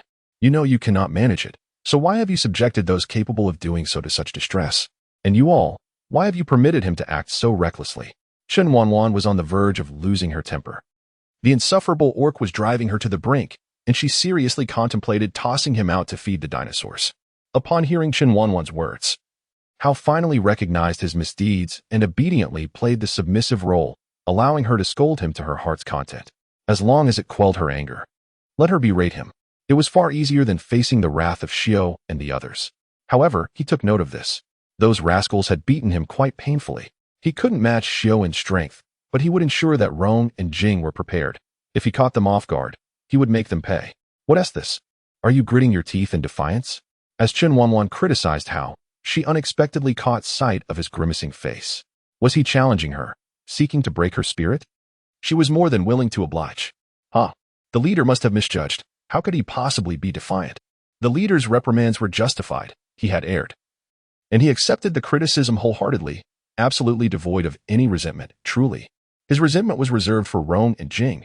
How could he dare to be defiant towards Chen Wanwan? She was the one individual he held in the highest esteem, without question. Go to the back mountain and cultivate the land for half a month as punishment. Without a lesson, he will never learn. Please, no, leader. Sending him to cultivate the land is so dreadfully tedious. Can he do something else? Perhaps let Xiao and the others give him another beating instead? After all, he is tough-skinned and can take it. No objections accepted. Jing and Rong will accompany him and ensure he completes the task. If left alone with this fellow, he will undoubtedly rebel. But with two of them, they can easily subdue Hao. Yes, leader. Jing and Rong exchanged glances, mischief evident in their eyes as they approached Hao. This guy often bullied them. Taking advantage of his physical superiority, they wouldn't let this 2-on-1 opportunity slip by easily. You all can go back to rest. There is no need to rush regarding the selection process. I will have 10 arenas constructed, and you shall come tomorrow for the tournament. The rules are simple. 10 will defend the arena while others challenge. Matches will end upon voluntary surrender or being thrown off the arena. The 10 who successfully defend will accompany me outside. Understood, leader. The orcs comprehended the instructions clearly. Their illustrious and formidable leader had a plan. To be honest, when they all fought together, they were a chaotic mess, merely pummeling anyone within reach, and in turn, being pummeled themselves. In the end, they were all beaten without a clear victor emerging. It was a pointless thrashing, and the detestable captain how deserved the leader's punishment. Constructing wooden arenas, and 10 of them at that, was an urgent task. Fortunately, the dragon tribe had no shortage of hands. The orcs worked tirelessly through the night, fearing that the arenas would not be ready in time for the tournament. Chen Wanwan had explicitly stated that she was in no rush to leave the dragon tribe, so they could take their time. However, the orcs were too eager. By the next day, the arenas were completed, and the crowd gathered around them. To prevent chaos, the orcs invited Chen Wanwan to oversee the proceedings. She became the centerpiece of the event.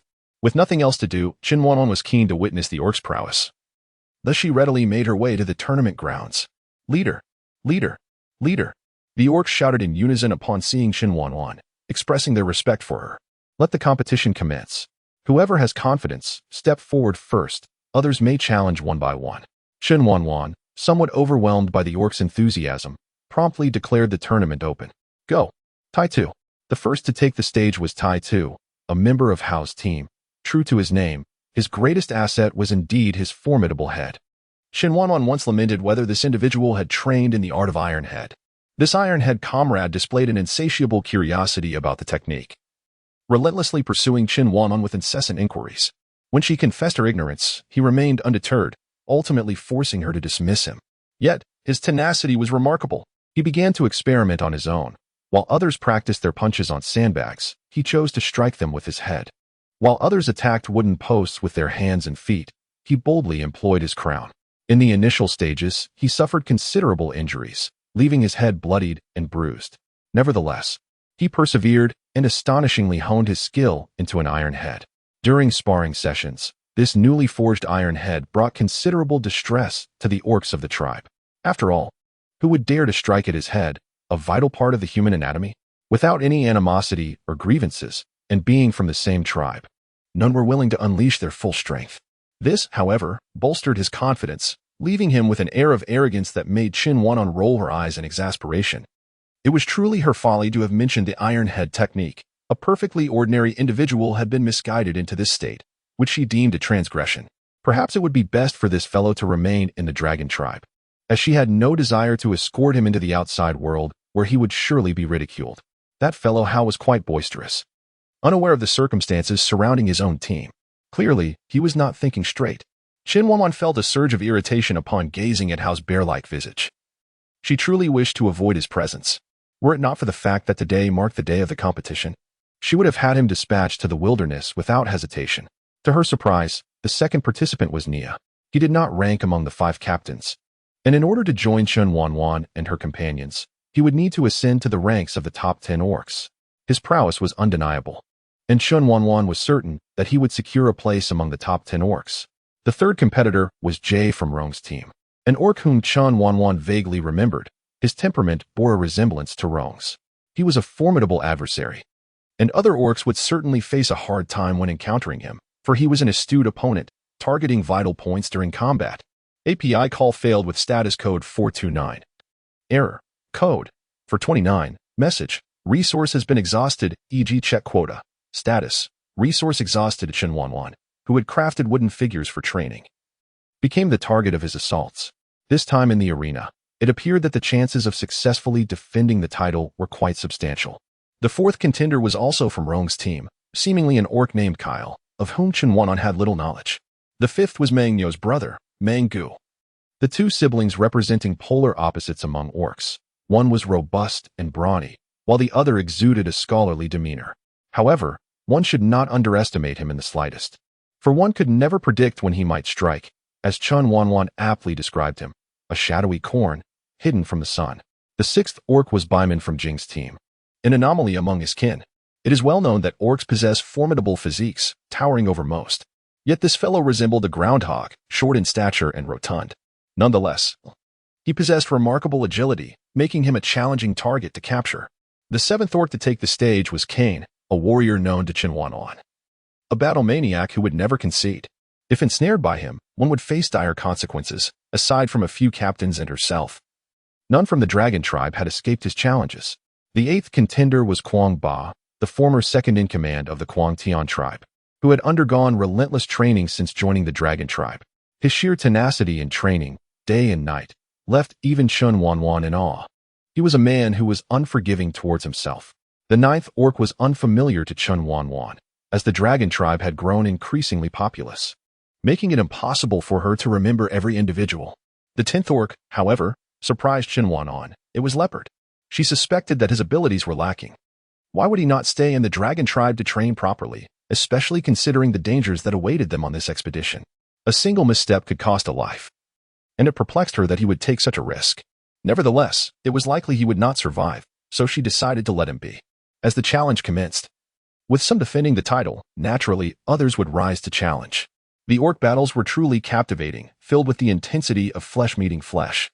Chen Wanwan felt a surge of excitement. She yearned to step onto the stage and compete. Alas, this was the domain of the orcs. Xiao. Once the orcs conclude their contest, shall we also engage in a friendly duel? The only one capable of standing shoulder to shoulder with her from the dragon tribe was Xiao, and she was eager to witness the extent of his current prowess. She was momentarily taken aback, thinking he had misheard her. Wanwan wished to spar with him. He glanced at the orcs fiercely battling one another and shook his head. Wanwan, I cannot fight you. If you were to be injured, my heart would ache. I cannot bear the thought of causing you harm. Am I to be underestimated? She retorted. Her spirit ignited. Does he truly believe I am so fragile? Wanwan, you are the most formidable leader of the dragon tribe. Our collective progress today is entirely attributed to your efforts. Therefore, you are already the strongest. There is no need for a duel. Xiao gazed at Chen Wanwan with a pleading expression. He would willingly engage in combat with anyone else, but fighting with her was simply out of the question. Chen Wanwan rolled her eyes, suddenly feeling a sense of solitary defiance. The only individuals capable of sparring with her were those who had attained a certain level of cultivation. Nowadays, with cultivators unwilling to engage her in combat, if she desired to unleash her prowess, she could only seek out the wild beasts or dinosaurs lurking in the forest. Chen Wanwan felt as though she was on the verge of becoming a beast herself, as if she were destined only to battle with beasts, which left her in a state of melancholy.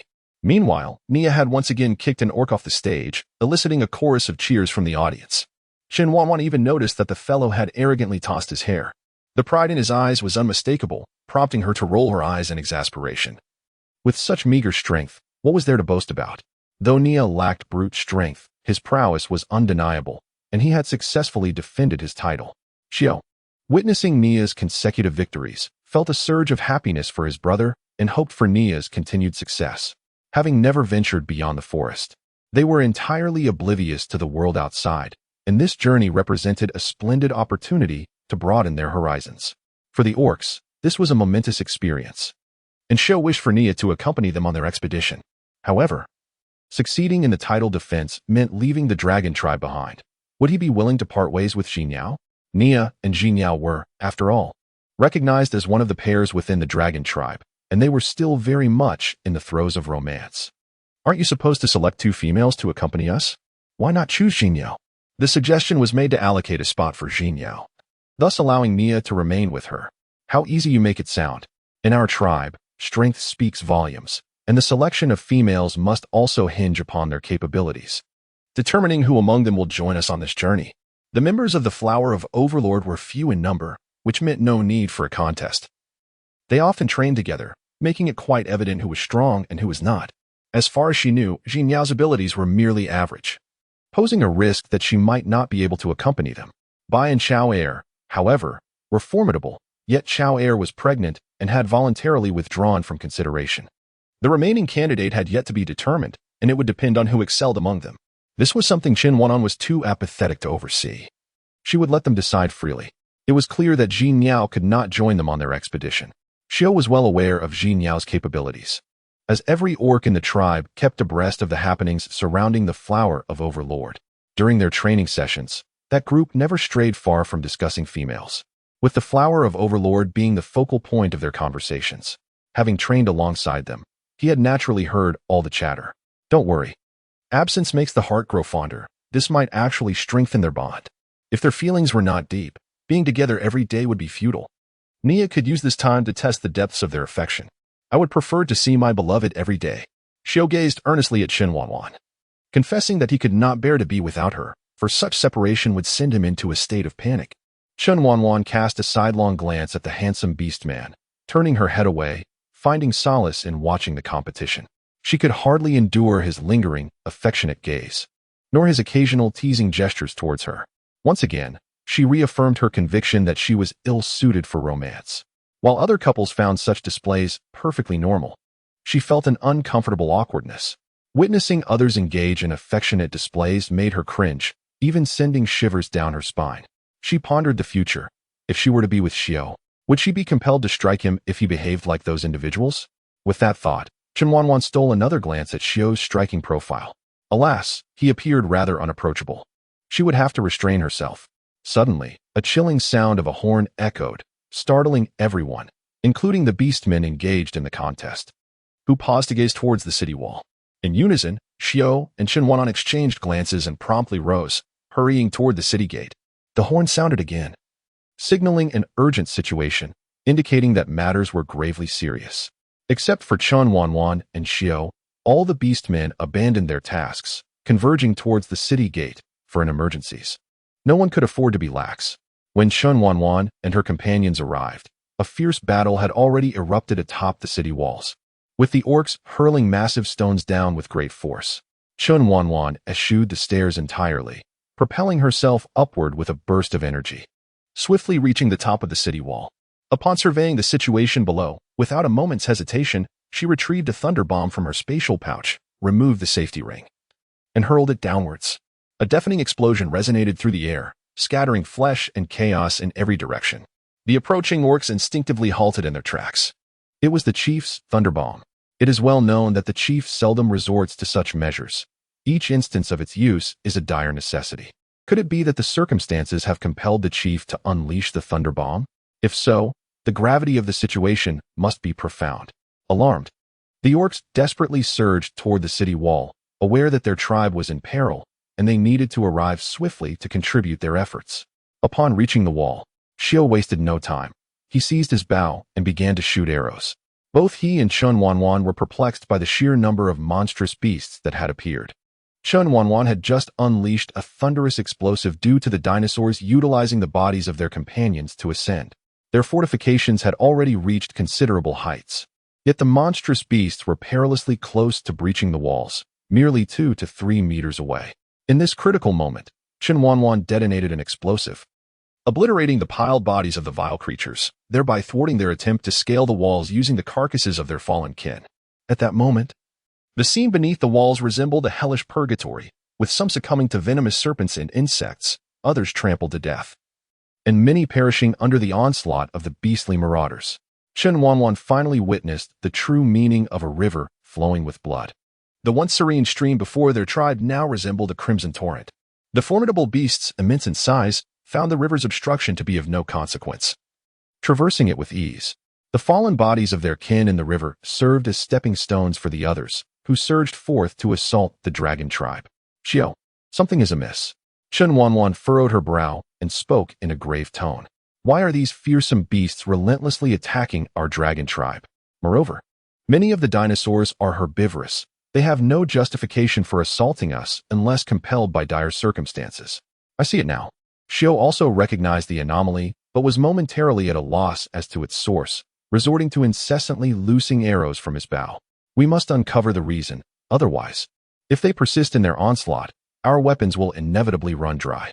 Stones have their limits. Arrows will eventually be depleted.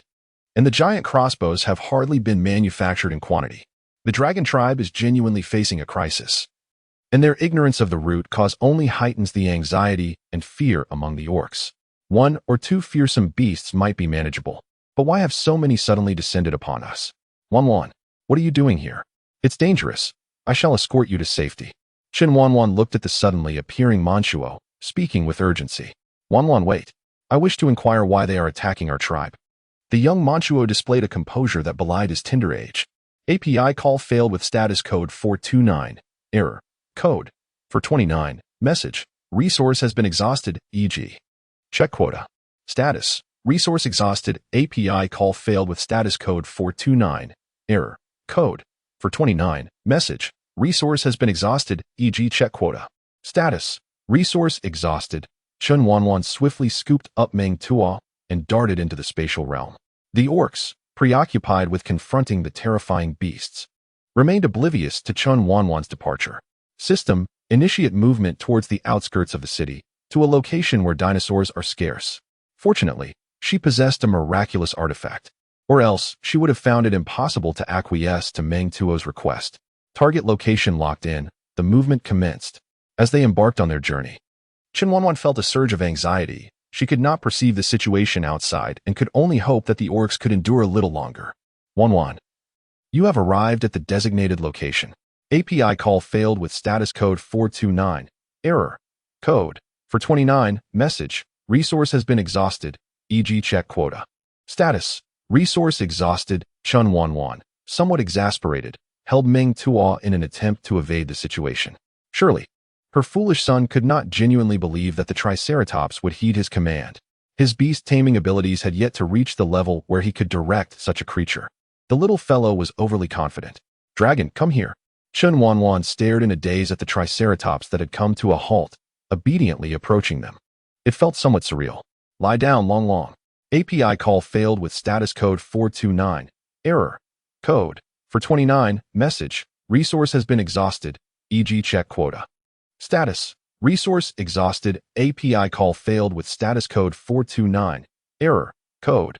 For 29. Message. Resource has been exhausted, e.g. check quota. Status. Resource exhausted. Chen Wanwan's gaze turned icy. She could not recall what offense the dragon tribe had committed to provoke such a relentless pursuit for their annihilation. This individual had successfully stirred her ire. Manchuo, inquire about the whereabouts of that person, Chen Wanwan instructed through gritted teeth, urging Manchuo to continue questioning the Triceratops about the location of that vile creature. Long Long, where is that scoundrel now? Manchuo too was eager to discover the whereabouts of the malevolent force intent on destroying their home, vowing that he would have little gene bite him once they found him. Roar. Wanwan, Long Long doesn't know how to respond. But it can lead us there, the Triceratops stated. It was indeed splendid that they could be guided, and without hesitation, Chen Wanwan climbed onto the Triceratops's back. Once assured that they were settled, the Triceratops rose from the ground and darted away. This marked Chen Wanwan's first true experience of riding a dinosaur. Unlike the previous occasions when she had been forcibly mounted, this time they were allies. Wanwan. Long Long expresses that it too does not wish to be here, but it cannot defy that person's orders. The Triceratops was under control, bound to obey the commands of its master. The sight of the colossal pile of dinosaur corpses at the city wall ignited a fierce anger within Chen Wanwan. Those who attacked willingly deserved their fate, but those compelled to do so, resulting in death, suffered an unjust end. This individual, driven by selfish motives, had inflicted harm upon so many herbivorous dinosaurs. Let me catch this person, otherwise, I shall ensure he is ground to dust. She seethed. Ling, do you think our actions might be excessive? Phone questioned, observing the old man who was ruthlessly commanding the fearsome beasts to assault the dragon tribe. His brow furrowed in concern. Although this elder had once been their savior, he evoked no fondness in Foam, who sensed an aura of malevolence surrounding him. After departing the dragon tribe, they encountered numerous wild beasts along their journey, suffering greatly in their attempts to fend them off. Just as they finally escaped the forest, they unfortunately faced the fearsome beasts. No matter how hard they tried, they could not evade capture. Just when the beasts were about to devour them, the old man appeared. To their astonishment, he posed no threat to the beasts and even commanded them at will. In a reckless moment, Ling had implored the elder for vengeance. And to his surprise, the elder agreed, demanding 50 females and 50 beastmen as payment. Ling, filled with animosity towards the dragon tribe, retorted that they had an abundance of females and beastmen. Once he conquered the dragon tribe, he could have as many as he desired. The elder, upon hearing Ling's words, promptly acquiesced to his request, and they were instructed to lead him to a concealed location where he could unleash the fearsome beasts upon the dragon tribe. Foam, do not forget your identity, nor how the dragon tribe treated us. Until I release this pent-up resentment, my heart shall remain heavy. Ling's hatred for the dragon tribe had festered during their escape, and he would not let this opportunity to settle the score pass him by. It was regrettable, however, that their leader, the beautiful and fierce female, would soon face the consequences of her earlier decisions. Is it not enough that we have suffered so much on this journey? How can you still find sympathy for those in the dragon tribe? Foam retorted, left speechless. While the dragon tribe was indeed despicable, they had instigated the conflict. It could be said that they had brought this upon themselves. Yet, the elder was no benevolent figure. Aligning with him felt perilous, and Foam harbored concerns about the outcome. Such a formidable dragon tribe. The elder gazed in astonishment at the towering walls in the distance, realizing that despite commanding the surrounding fearsome beasts, he had been unable to seize the dragon tribe. He had not anticipated the existence of such a powerful tribe hidden within this vast wilderness. It appeared that his plans to conquer the dragon tribe would not succeed. Perhaps it was time to consider forging an alliance instead. Elder Xing, why have you halted? Ling inquired, displeased at the elder's sudden pause. They were at a critical juncture, and it was unfathomable for Elder Xing to abandon the endeavor now. The strength of the dragon tribe's beastmen exceeds my expectations. I have commanded all the surrounding fearsome beasts, and we cannot overpower the dragon tribe. Elder Xing regarded Ling as if he were a fool. Dare you question me? They are merely food prepared for my precious Tingsha. Food has no right to challenge me. How could this be? You must not have exerted your full strength. Without the fearsome beasts, you can still command the wild beasts of the forest. We are so close to success. How can you simply give up? Ling was eager to witness the downfall of the dragon tribe, yet he found Elder Xing, who appeared so imposing, utterly ineffective. How to proceed is my concern, and it is not for you to dictate to me. Elder Xing shot back, his expression disdainful. Food must understand its place. He cast a sidelong glance at Ling, reminding him that the world was rife with self-important individuals, most of whom became his precious offerings to Tingsha. Elder Xing caressed the black ring on his right-hand finger. Had Chen Wanwan been present, she would have been taken aback, for the ring bore an identical material to her own bracelet. Food. What do you mean, Elder Xing? Ling shot a wary glance at the elder, sensing an ominous chill. It means that since we cannot conquer the dragon tribe, I shall use you to feed my precious Tingsha. The appetite of Tingsha was growing, and it only feasted upon beastmen. To procure food for it, he had lost count of how many tribes he had visited. Naturally, he only frequented minor tribes. The larger or more powerful tribes were beyond his reach. Tingsha? Ling and the others immediately grew alert. They had never seen Tingsha and suspected it to be a serpent of sorts. Elder Xing intended to use them as fodder for his snake. Ling recoiled in fear, retreating while proclaiming, I am the young chieftain of the Yuan tribe. We belong to a major tribe. If you harm me, my father will not spare you. This is the forest. Elder Xing shot him a sidelong glance, finding his attempt to wield status over him utterly foolish. Once he had captured these individuals, who would know if he had slain them? Furthermore, a tribe that could raise such a cowardly son was likely not formidable. Such tribes were not a concern for him. He feared only tribes as powerful as the dragon tribe, with which he had struggled to contend. Do not approach. You seek beastmen and females, do you not? State your needs, and I shall provide. In a desperate bid for survival, Ling volunteered to gather beastmen for Elder Xing's Tingsha, although he had yet to witness what Tingsha truly resembled. However, a snake that fed upon beastmen was undoubtedly no benign creature. But my precious Tingsha is hungry now. It requires sustenance immediately. Elder Xing gazed at Ling with a sinister smile, eager to see just how depraved this beastman could become. Ling pointed at the beastmen behind him, declaring, you can use them to feed your Tingsha. These individuals were all beastmen of the Yuan tribe, servants bound to their household. Now, if Elder Xing intended to feed his snake, he might as well start with these beastmen. Young chieftain, the beastmen were taken aback, realizing that the leader they had fiercely protected was willing to sacrifice them for his own survival. You are already my household servants. What is wrong with sacrificing you for my benefit? Ling felt no remorse for his choice. In the face of his own life, he naturally opted to sacrifice the beastmen. And what about me? Feng glared at Ling with a sense of indignation, eager to see if Ling would indeed cast him aside as well. You have always enjoyed pointing fingers at me. Had it not been for me, Shui, I would have long since dealt with you. Now that old Xing requires it, you may as well join them in feeding the snakes. Feng, ever self-righteous, often criticized his decisions, and though he could tolerate it at times, now he dared to undermine him? Surely he was mistaken to think Feng would endure such insolence indefinitely. You push your brothers to feed the snakes. I never intended to live in cowardice. To associate with someone like you is the greatest disgrace of my life. A leader who is willing to sacrifice others for his own preservation is destined for a grim fate. It is merely a matter of time. Her sister of mine. Following such a man, now that my life hangs by a thread, I can only hope she sees through his true nature before choosing to marry him. Humph, ungrateful fool. Old Xing, if your serpents are indeed hungry, then let us send this man to sate their appetite. Ling, filled with contempt for Feng's self-satisfied demeanor, fervently wished for old Xing to dispatch him to the snakes immediately. Feng, the beastmen gathered around him, some looking at him with concern. He need not face death alongside them. Is it merely death we face? In this jungle, had you not rescued me, I would have perished long ago. Now it is but a change in the manner of my demise. Feng feared not death, yet lamented a life devoid of achievement, dying in such a pitiful manner. Feeding the snakes, who would have thought that this would be his ultimate fate? Young chief, we have saved you more than once in these woods. Is this how you repay us? Feng was acutely aware of their sacrifices, yet they had saved him more often than they had others.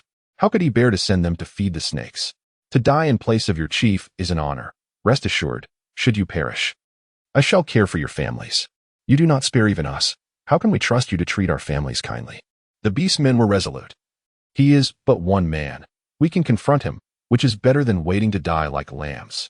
Ling felt a flicker of temptation and glanced back at old Xing, who wore a knowing grin, quickly dispelling his newfound thoughts. Old Xing was cunning. They could not possibly be his match, with the lives of these men at stake. Should they rebel, victory would be fortuitous, but defeat would seal his fate. He could not gamble his life. Old Xing, proceed, Ling declared, wishing to quell any further persuasion from them. Disappointment filled the beastmen's hearts as they looked upon Ling. He lacked even the courage to attempt to fight. Such a cowardly chief, they would rather die than continue to stand by his side. Humph, at least you recognize your position. Old Xing regarded Ling with disdain. These beastmen thought to resist him, utterly deluded. Come, we have no connection with him.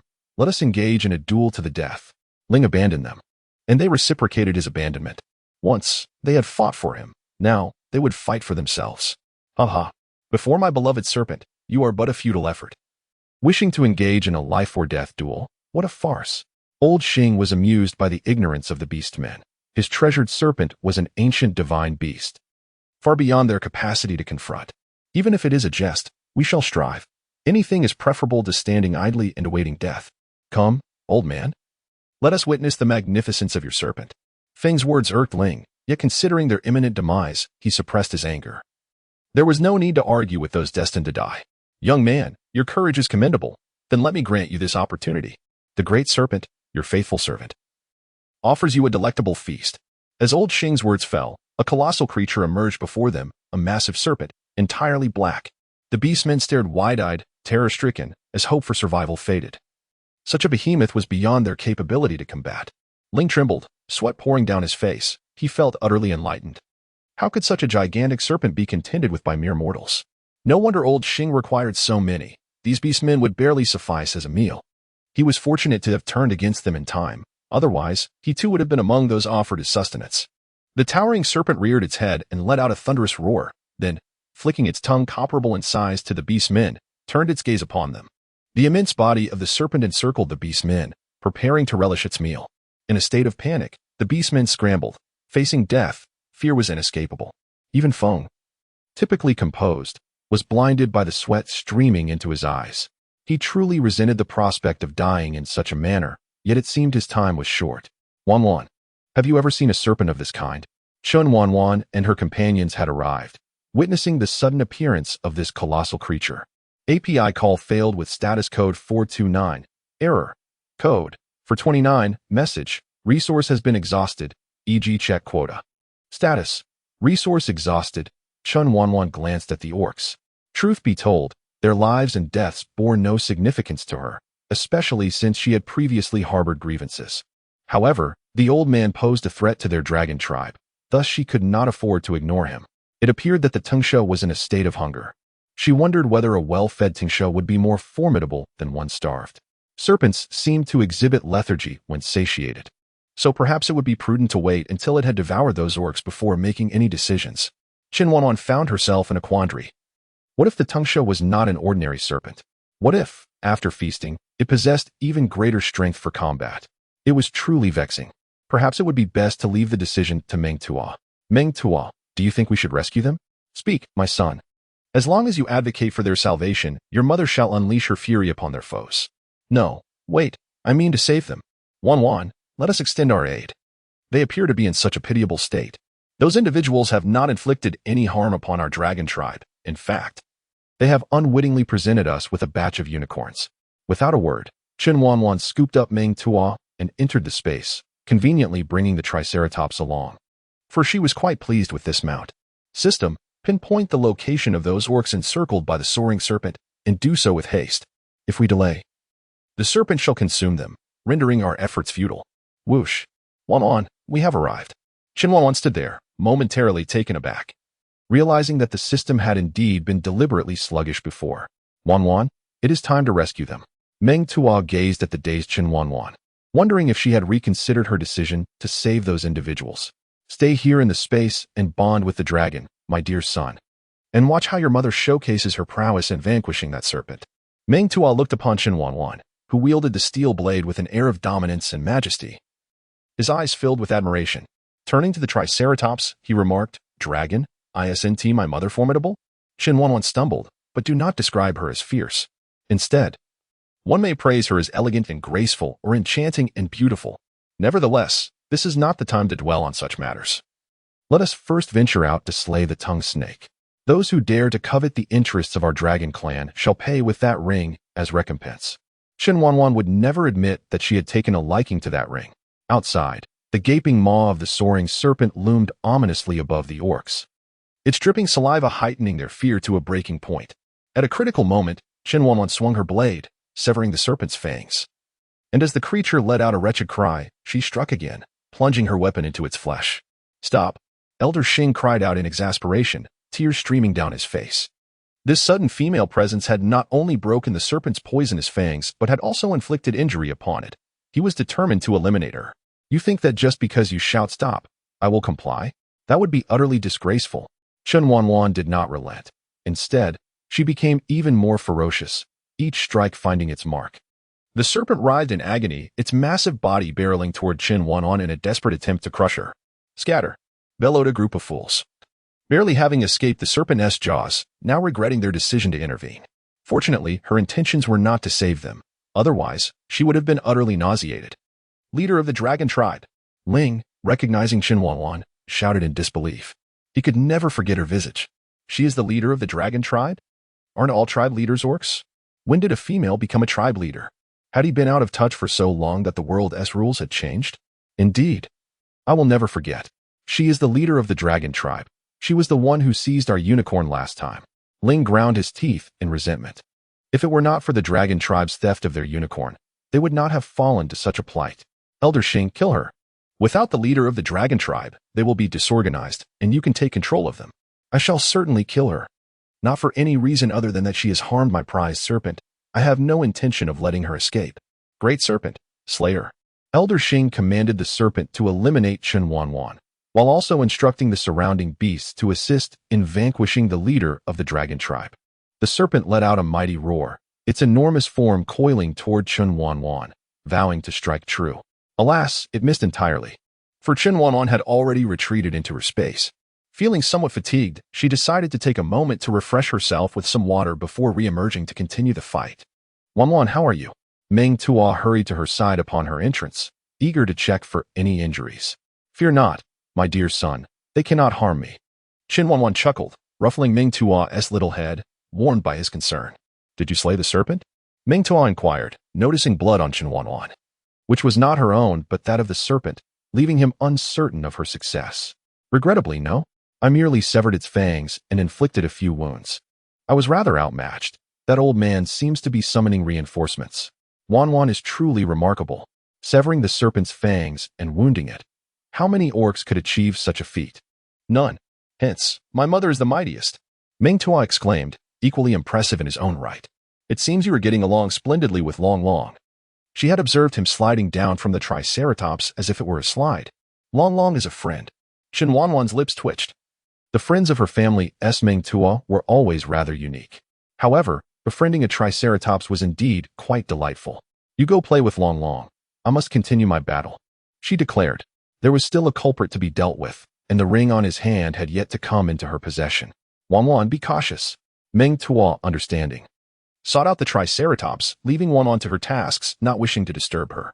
System, what is the situation outside?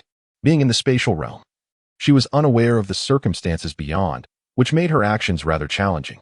The sole drawback of this system space was its inability to provide insight into the external world, rendering it somewhat inconvenient.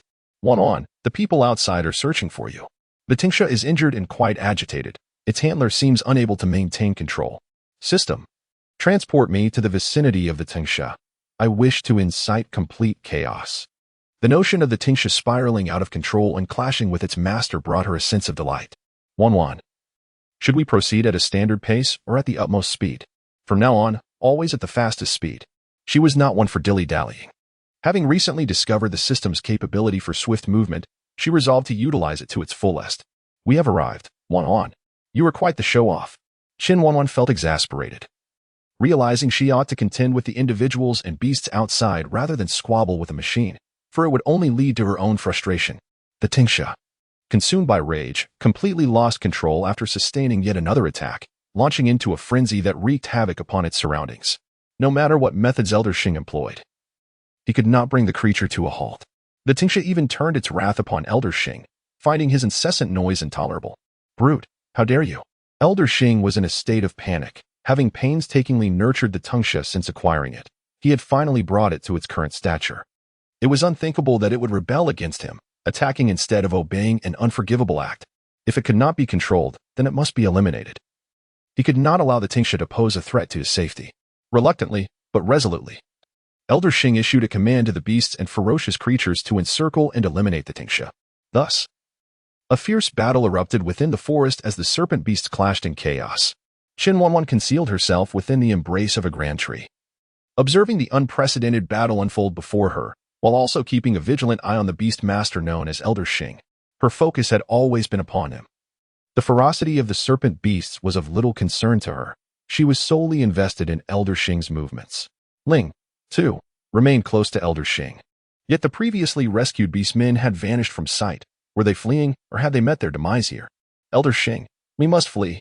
Ling had not anticipated that the soaring serpents would disregard Elder Shing's commands.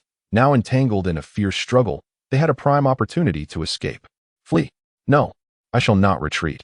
I yearn to witness the true extent of the soaring serpent's might. Despite issuing orders for their extermination, Elder Shing clung to a glimmer of hope. He was waiting, biding his time for the serpents to exhaust themselves, intending to capture one and nurture it within his spatial realm. The serpent's current disobedience was but a fleeting phase. He believed he could once again command their loyalty. It has broken free from your control. Be wary lest it turn upon us. Elder Shing was indeed a madman, nurturing such a monstrous creature and feeding it beastmen. Even now, as the serpents eluded his grasp, he refused to flee.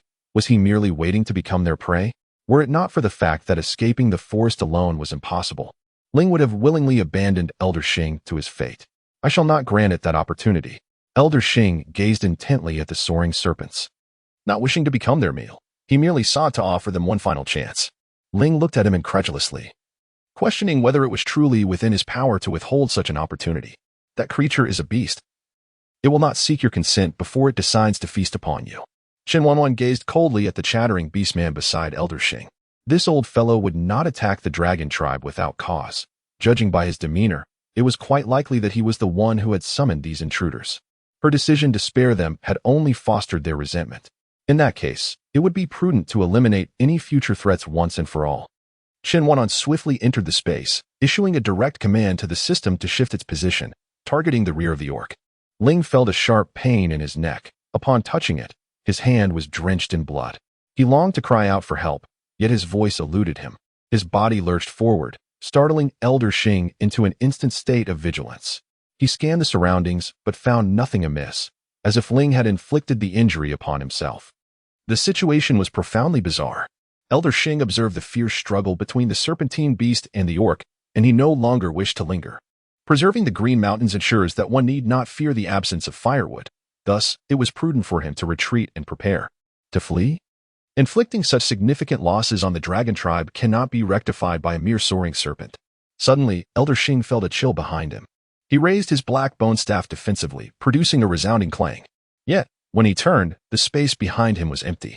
Were it not for the notch in his staff, he might have doubted his own senses. This only intensified his alarm. After all, his staff had been forged through ancient methods. What weapon could possibly damage it so? Was the hidden enemy the same female leader from before? Who was she? How could she possess such uncanny agility? A multitude of questions flooded Elder Xing's mind, instilling a profound fear within him. Had he recklessly commanded the fearsome beast to attack the dragon tribe?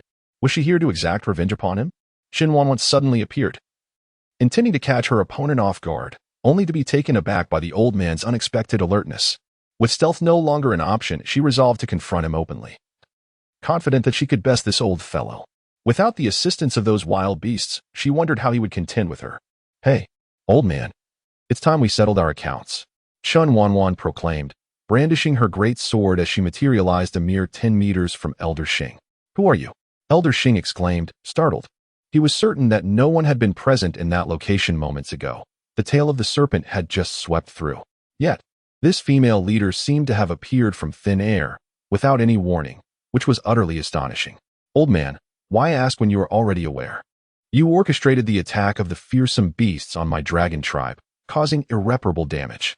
Now, let us determine the amount you owe in compensation. After Chen Wanwan spoke, she deliberately glanced at the ring on Elder Xing's hand, noting that it was indeed made of the same material. She wondered if the space within was as vast as her own. Esteemed leader, I harbor no intentions of hostility towards you or your tribe. I was merely misled by the instigations of the beastmen from the Yuan Tianye tribe, which led me to make an erroneous decision. Now that their young chieftain has been slain by you, and my Tangsha has suffered due to your actions, I believe this matter can be considered settled. Elder Xing was uncertain about the situation of the dragon tribe, yet the loss weighed heavily upon his heart. For the Tangsha was a sacred creature he had nurtured for over 2 decades. The mere thought of it filled him with immense sorrow. Casting a sidelong glance at the corpse on the ground, he contemplated venting his frustrations upon it. Old fool, matters cannot be settled so easily. The reason I killed him was due to our pre-existing enmity. As for the injury to the Tangsha, that was a result of my formidable prowess. You, swayed by the beastmen of the Yuan Tianye tribe, acted foolishly. Your attempt to unleash ferocious beasts upon my dragon tribe was a grave error, no matter how one reckons it. This debt cannot simply be dismissed. I offer you an opportunity to reconsider. If the compensation does not satisfy me, then you shall lose your head. Chen Wanwan pointed her steel blade directly at Elder Xing, declaring that if his compensation did not meet her satisfaction, she would not hesitate to sever his head from his shoulders. Once dead, he would possess nothing, not even a ring. Everything on him would rightfully belong to her. As she surveyed Elder Xing's emaciated frame, she turned her nose up in disdain. The robust and muscular orcs of the dragon tribe were far more pleasing to the eye than this frail old man, whose bony structure would even repel the fiercest of beasts. Elder Xing quivered under Chen Wanwan's gaze. Was this world truly fantastical? How could a female wield such formidable power? He understood all too well that without the aid of the Tangsha and the beasts, he stood no chance against this female leader of the dragon tribe. His right hand brushed against the ring on his left hand, and suddenly, a colorful giant egg materialized in his grasp, igniting a fervor within Chen Wanwan's heart. Indeed, it was a spatial ring, further solidifying her resolve to acquire it. This treasure would be hers. Esteemed leader, I acknowledge my wrongdoing. I am willing to compensate for the losses inflicted upon your tribe. This is a giant egg I discovered in the parasol tree, rumored to be a favored roost of the mythical phoenix. I suspect that this colorful egg may very well be the egg of the phoenix. Thus, I offer this phoenix egg as restitution for the damages I have caused to your tribe. The egg was indeed something he had found atop the parasol tree, but after years of attempts, he had been unable to hatch it. Given this predicament, he deemed it fitting to present it as compensation to the dragon tribe. Chen Wanwan approached Elder Xing with measured steps, her steel blade firmly gripped in hand to thwart any tricks from the old rogue. Upon receiving the hefty, colorful egg, She merely glanced at it before casting it into her spatial realm. The egg of the phoenix divine bird was hardly more than a toy to her, akin to a plaything for a 3-year-old. As for the matter of compensation, further discussions were certainly in order. Surely, you do not believe that a mere colorful stone could appease me? If that is the case, you are bound to be sorely disappointed. Elder Xing had already taken note of the bracelet on Chen Wanwan's wrist, a piece far larger than his own ring. The sudden disappearance of the egg was likely due to her stowing it away, revealing that there were others in this world besides him who possessed celestial stones. Infuriatingly, she was younger and more formidable, even possessing a larger celestial stone than his own. How could the heavens favor this woman so? Jealousy and greed began to fester within Elder Xing. If he could acquire this female's celestial stone, he would be invincible. The more he contemplated, the more his desire intensified. And his avaricious gaze was impossible for Chen Wanwan to ignore.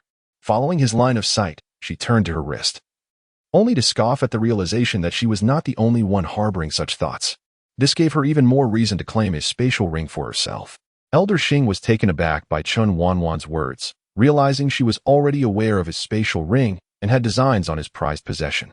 My lord, you may take anything else, but this is non-negotiable, he asserted, tightening his grip on his staff, wary of Chen Wanwan. He understood all too well that without the spatial ring, he would be rendered powerless. Oh dear, it seems respect has been cast aside. It must mean a great deal to you. What shall we do? I am particularly keen on it, and I have no interest in anything else. Since the other party had made it clear that it was off limits, she felt compelled to express her intent unequivocally. Elder Xing, frustrated by the lack of compromise, was the first to strike.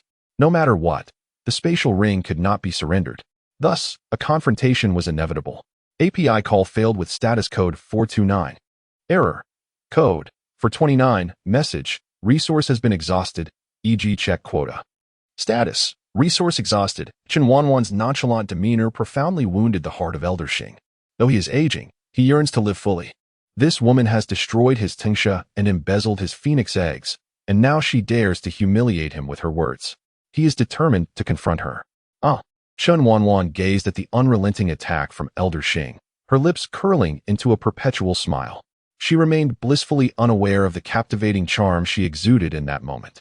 Just then, Xiao, who was rushing over, happened to witness this scene. His Wanwan was undeniably enchanting. Xiao, stop daydreaming and look over there, Nia exclaimed. Seizing Xiao's arm and snapping him back to reality, gesturing towards the fierce battle between the serpentine beasts. Yes, I noticed it long ago, he replied. The clash was intense and fiercely contested, though he pondered whether Wanwan's prowess played a role. What is so fascinating over there? It's merely a brutal struggle among beasts. Nothing can compare to my Wanwan's grace. Just look at that kick. With a resounding thud, Elder Xing was sent sprawling to the ground by a powerful kick from Chen Wanwan, the impact making him feel as if his bones might shatter. Behold how astute my suggestion was. Why do you refuse to accept it? Must you exhaust your frail old body to the breaking point before you relent? At your age, it would be wise to avoid such stubbornness. Surrender now, and I shall construct a retirement home for you. Suddenly, Elder Xing felt a surge of bitterness in his throat as he spat out a mouthful of old blood, his eyes brimming with madness as he glared at Chen Wanwan. The spatial ring belongs to me, and none shall take it. Even in death, I shall not part with it. Yet, if I am to perish, I shall ensure you accompany me to the grave. Ha! Protective shield. Wanwan. Watch out, chief. A hissing sound echoed as Chen Wanwan's protective barrier was eroded by the venomous liquid. Damn it, she exclaimed, unable to contain her frustration. If that had splashed on me, even a fortress would not suffice to save me. This old rascal is truly venomous. Thud. Elder Xing's head rolled across the ground, while Xiao, consumed by rage, continued his executioner's stance. It was a narrow escape. Had Wanwan not possessed her shield, that wretched old orc could have claimed her life. To this day, fear lingered within him. That old orc deserved to perish. Chen Wanwan removed her protective shield, feeling a tinge of regret as the corrosive venom had rendered it nearly useless for the future. Wanwan, are you all right? Xiao inquired, having just dispatched the body of Elder Xing with a swift kick before hastening to her side. I'm fine, Xiao. Your execution was quite impressive, she exclaimed. Fortunately, she lacked the tendencies of an infatuated admirer. Otherwise, she might have been rendered speechless in awe of his prowess, her admiration bordering on fervent adulation. Xiao, taken aback by her compliment, felt an embarrassing flush creep across his cheeks and neck, prompting him to avert his gaze. This reaction brought great amusement to Chen Wanwan. Haha, I never expected you could be shy. She laughed. After enduring his teasing remarks on numerous occasions, it was refreshing to see him flustered for once. The tribe is in disarray. We should make haste to return, Xiao stated, clearly eager to avoid further discussion on the matter. His demeanor hinting at a desire to escape the situation. Chen Wanwan approached the lifeless body of old Xing, contemplating the considerable risk she had undertaken. How could she possibly forget her spoils? System, I believe I have discovered your counterpart. As she twirled the spatial ring upon her hand, she scrutinized it closely. Its material mirrored that of the system, leaving no doubt that it was indeed its sibling. Wanwan, I possess no siblings. I am unequivocally certain that Father Yuan has produced only me. Chen Wanwan shuddered. What in the world is this, dear Father Yuan? The material is quite similar to yours. She attempted to enter the ring's space, only to discover it was utterly futile. Was it merely a storage container? Wanwan, bring it in for me to examine. Aren't you able to observe the situation outside? Why then did she need to bring it inside? She still had to deal with the troublesome serpent over there. It must not be allowed to wreak havoc on the forest's wildlife. If that were to happen, future opportunities for indulging in game would vanish. I need to ascertain its internal structure. Perhaps Wanwan hopes to eliminate the traces left by that beastman as well. A friendly reminder, unless the binding between the original owner and the spatial ring is severed, even if Wanwan obtains it, it would merely be an ordinary ring. Very well. I shall heed your advice. After all the effort expended to acquire it, what purpose would an ordinary ring serve? In order to dissolve the bond between the spatial ring and that old fellow, Chen Wanwan took it into the space.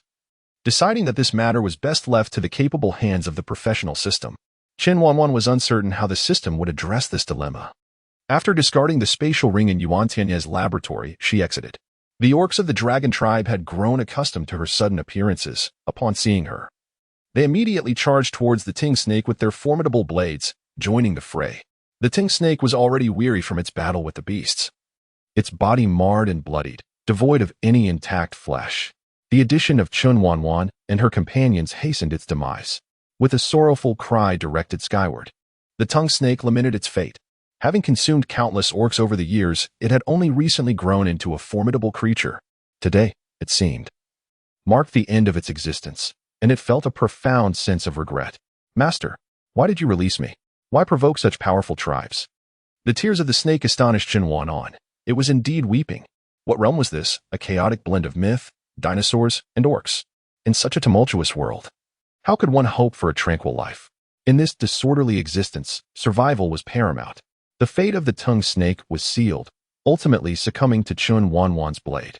She held no interest in consuming the flesh of a creature that feasted on her kind. It felt akin to cannibalism. The dragon tribe suffered minimal losses, their towering walls providing protection, as the ferocious beasts could do no more than rampage outside the tribe's borders. The orcs experienced merely a moment of panic. Following the battle, they began to clear the battlefield, with the mountain of corpses beneath the walls evoking both awe and fear towards Manchuo. Half of the ferocious beasts perished at the hands of Manchuo's allies, and it was remarkable that such colossal creatures could be felled by the smallest of serpents and insects. The thought of such venomous creatures unleashed upon the orcs was indeed terrifying, showcasing the prowess of the chief's son. Regrettably, the beasts that had been bitten by the venomous creatures were deemed inedible. To prevent any potential contamination, Chen Wanwan ordered the incineration of all poisoned corpses. Even with so many toxic bodies burned, there remained an overwhelming surplus of untainted food. To store the excess beast meat, the orcs hastily constructed 2 enormous stone houses, providing a place for the gathered meat. However, the abundance of meat led to a rapid depletion of the salt they had previously mined. As supplies dwindled, Chen Wanwan resolved to lead the orcs towards the Confronting tribe once more. It would be a shame for the meat to spoil. They needed to reclaim the salt flats swiftly, to cure and preserve all the beast meat by drying out its moisture. API call failed with status code 429. Error. Code. 429. Message. Resource has been exhausted, e.g. check quota. Status. Resource exhausted. Chen Wanwan and her companions ventured to the salt fields, finding the journey significantly less troublesome, as there were hardly any wild beasts daring to intercept them along the way. Not to mention, the triceratops that Chen Wanwan rode instilled fear in a multitude of lurking beasts. The triceratops had formed a bond with Manchuo and had now become Chen Wanwan's exclusive steed. Riding atop this formidable creature, she garnered immense envy from the beast men. Chief, may I ride upon the back of the fearsome beast? Nia asked, his eyes gleaming with desire. The Triceratops's broad back seemed to have ample space, and neither the chief, Xiao, nor Manchuo occupied much room. With time to spare, perhaps it would be prudent to allow him to take a seat. Nia, are you not already riding a unicorn? Chen Wanwan cast a sidelong glance at the unicorn beneath him. It was said that only the orcs from the super tribe could ride such magnificent creatures. Nia had already mounted a unicorn. Why would he still wish to ride a Triceratops? While riding a Triceratops certainly exuded a sense of grandeur, its speed paled in comparison to that of a unicorn, and its sheer size was ostentatious. A unicorn, after all, could not be compared to the fearsome Triceratops. This was the first time he had seen a herbivorous beast of such ferocity. He longed to engage with it up close. The mere thought of riding atop the fearsome creature filled him with elation, and Nia's eyes sparkled at the sight of the Triceratops's back. The Triceratops, sensing Nia's gaze, turned to him and roared, "Uncle Nia, I warn you, do not covet it, or I shall use my horns against you." Manchuo, able to converse with the Triceratops, naturally took on the role of translator. No, Uncle has no such intentions, truly. Nia quickly dismissed the notion of riding the fearsome beast. Those three glistening horns looked downright terrifying. Nia, do you still wish to ride the Triceratops? Xiao asked with a smirk, knowing that conquering the creature would require considerable prowess. If Nia wished to ride the Triceratops, he would need to earn its respect, and Xiao was eager to witness Nia's attempts at this formidable task. No. The unicorn is splendid. It is gentle and swift. I shall ride it instead. The mere thought of the Triceratops's menacing gaze made him doubt his chances of mounting it. Excellent, at least you are not entirely foolish. If Nia were to recklessly pursue the conquest of the Triceratops, he would truly earn Xiao's respect. Nia found himself at a loss for words, feeling bullied by Xiao. Had he not been unable to contend with him, he might have resorted to a physical altercation. The others, witnessing Nia's embarrassment, also abandoned their aspirations of riding the fearsome beast, reluctantly acknowledging their own inadequacies.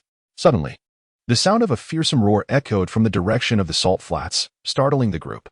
It seems the roar of a fearsome beast is not far from us, Li observed with concern, glancing toward the source of the sound. They had ventured here to harvest salt, fully aware of the risks posed by such beasts. Now, it seemed their efforts might be in vain. Cease salt collection and find a place to hide. The fearsome beast is not something we can handle, Li immediately commanded. Yes. At Li's order, the orcs hastily gathered their salt blocks and searched for cover. The thundering footsteps of the Triceratops sent shivers down the spines of those hiding in the shadows. When they caught sight of three individuals riding atop the fearsome beast, their fear momentarily dissipated, replaced by astonishment. Is it truly possible for someone to tame a fearsome beast and ride it? They wondered in disbelief. Moreover, the trio appeared to be a family, with a group of orcs following closely behind, all mounted on unicorns, each radiating formidable strength. Li quickly concluded that these individuals hailed from the super tribe. As a mere middle-tier tribe, they could not afford to provoke such powerful beings. Retreat, notify the orcs, Li instructed. If they could not contend with them, it was best to maintain a safe distance to avoid any misunderstandings. As for the salt flats, it seemed they would no longer have the opportunity to claim them. The super tribe had arrived, and the salt flats would now belong to them, their strength securing their dominance. Li, your decision is most sagacious. Li shared the sentiment. He had no desire to confront these individuals directly. Just the sight of that fearsome beast was enough to dissuade him. On, little Jean says there are people surveilling us nearby, Manchuo announced, seated before Chen Wanwan. His arm entwined with the small golden serpent that was flicking its tongue inquisitively. Xiao, there are rats lurking in the shadows. I leave them to you. Chen Wanwan took Manchuo's words to heart and promptly delegated the task to Xiao and his companions, while she focused on gathering salt. This was her first time undertaking such a grand endeavor, and she felt a surge of excitement. Storing the salt in her spatial pouch felt almost surreal. She was determined to turn the impossible into reality. Nia, and all of you, there are rats in the shadows. Let us catch them. Xiao promptly rose from the Triceratops and directed Nia and the others. Rats in the shadows? The orcs exchanged glances, their spirits ignited. Who would dare spy on their dragon tribe? Very well, let us commence the hunt for these rats. Just as Li and the tribe prepared to retreat, they suddenly found themselves encircled by other orcs. Speak. What brings you here? Xiao emerged brandishing a steel blade, his demeanor strikingly similar to Chen Wanwan's. Nia and the others were left speechless. They found their leader's actions both impressive and captivating, while Xiao's demeanor struck them as rather ostentatious. However, Li and his companions did not share this view. They regarded Xiao as a figure of great strength and authority. "Respected sir, we mean no offense. We merely happened upon you and were intending to leave." Li stepped forward from the crowd, placing his hand over his heart. His demeanor earnest as he bowed to Xiao. "Which tribe do you hail from?" These orcs displayed a commendable attitude, and Xiao had no desire to bully those who showed signs of submission. However, given that all the tribes of the forest had allied with the super tribe, he was curious about the origins of these newcomers. If they were from the outside, it would be prudent to gather information about the world beyond the forest. "We are from the Sang tribe," Li replied. "We ventured here to gather salt, unaware that we would be fortunate enough to encounter you." "What is the situation outside?" Xiao inquired, having never heard of the Sang tribe before. Ba from the Haida tribe had previously briefed them on the tribes beyond the forest. It seemed that this Sang tribe was not particularly powerful, as they had not even made a name for themselves. "Sir, are you not from the outside tribes?" Li inquired, surprised to discover that they were not representatives of the super tribe after all. But when did such a formidable tribe emerge from the forest? They had not heard any news of such beings, and a tribe boasting such powerful orcs would undoubtedly rival the super tribe. A low-profile yet powerful forest tribe was something Li found intriguing. He wondered if he could join them. Not at this time. Xiao and Chen Wanwan were intent on conquest, and for now, they belonged to the forest. The future, however, remained uncertain. This response left Li in confusion. What does that mean? If not now, then perhaps later? It appeared that they did not intend to remain in the forest indefinitely. "Clarify the situation outside, and you may take your leave," Xiao urged, eager to return to Chen Wanwan and Ming Tua's side. "Yes, the fearsome beasts have instigated panic, prompting the larger tribes to recruit the smaller ones to bolster their strength. The super tribe has formed a dragon hunting team specifically to hunt these fearsome beasts. Although the chaos outside has been quelled, many fearsome beasts continue to wreak havoc. 4 middle-tier tribes like ours, which refuse to ally with the super tribe. Survival has become increasingly challenging. Our venture into the forest to gather salt was a last resort. The larger tribes monopolize the salt supply, refusing to sell to us." "Why do they refuse to sell you salt?" "The tribes outside have always engaged in barter, haven't they? Are these orcs so impoverished that they cannot present any enticing offerings?" "Nia, have you been neglecting your wits lately? Such an evident matter, and you still inquire about it." Ming harbored some disdain for Nia, as the chief remarked. This fellow's intelligence was somewhat exasperating, yet they were fortunate to have someone watching over them. It was evident that those tribes were deliberately provoking them. They were coercing you to join their ranks, so why not align yourselves with other tribes? Xiao, however, was not inclined to confront Nia. He sought to understand why these individuals would rather risk peril than join those people. The newly integrated orcs lived as mere slaves, and they had no desire to endure such an existence. They yearned for freedom, not a life of servitude, confined solely to labor. Although danger and hardship loomed now, they relished their freedom. Lei and the orcs behind him exhibited unwavering resolve. They would never become slaves. Warriors survive in the manner befitting warriors, refusing to surrender even amidst peril and adversity. "You may depart. Now that we comprehend the situation, there is no need to waste further time on these individuals. Let us see if Wanwan is preoccupied." "Wait, my lord." Lei could not fathom why his determination to join this tribe was so fervent, but he felt an innate compulsion to proceed. "There is more at stake," Xiao replied with impatience. "Having already let you go, what more do you desire?" "My lord, may we join your tribe?" Upon uttering these words, all the orcs turned to him, for his statement contradicted his earlier claims. Hadn't he just stated a reluctance to join other tribes? What had changed? Lei. Shui was perplexed. Why did Lei wish to join this tribe when he had previously vowed never to be a slave? Observing the demeanor of these individuals, it was clear that joining them would render one as a mere tool, to be commanded relentlessly. "Are you not afraid that by joining our tribe, you too will become a slave?" Xiao found amusement in the contradictory nature of this orc, noticing how clearly this group looked to him for guidance. Did he not fear leading these orcs into a pit of despair, only to be blamed by them? How could he be so certain they would agree to join? "My instincts have always proven accurate. I will not make a misjudgment." With this keen intuition, he had navigated his tribe through numerous crises. Now, his instincts signaled that this tribe could be their haven, and he was unwilling to let this opportunity slip away. "In that case, you should speak to our chief. If she consents to your joining, you will henceforth be a part of the dragon tribe." Xiao knew without a doubt that Chen Wanwan would agree. She had previously stated that the tribe's growth relied upon the orcs, and they welcomed any who wished to join the dragon tribe. "Are you not the chief?" Lei presumed Xiao held that position, as they had witnessed him riding atop a fearsome beast. Accompanying him appeared to be a female and a cub. Surely that was his mate and offspring. To his surprise, he was not the chief. Who, then, led them? Xiao, what is the meaning of this? Chen Wanwan approached, leading Ming Tua with some impatience. Was it truly so troublesome to resolve the matter of these individuals? It had taken far too long. Wanwan. These individuals wish to join the dragon tribe. What are your thoughts? Upon seeing Chen Wanwan, Xiao immediately adopted a gentler tone. Lei and the others were momentarily taken aback. Was this the same cold, imposing orc from earlier? The orcs of the dragon tribe, however, showed no surprise. They had grown accustomed to Xiao's shifting demeanor. If you wish to join, then join. We welcome you to the dragon tribe. The tribe requires expansion. Having orcs willingly join is preferable to coercing others with threats. What does this mean? The decision rests with this female? Lei attempted to fathom this, struggling to accept the idea of a female as a leader. Indeed so. Shall you reconsider? The dragon tribe was flourishing, and Chen Wanwan preferred not to force anyone. It was better to have people join willingly than through coercion. Lei exchanged glances with the orcs. Were they truly prepared to join a tribe led by a female? You have 10 minutes to contemplate your choice. After that, we shall not wait.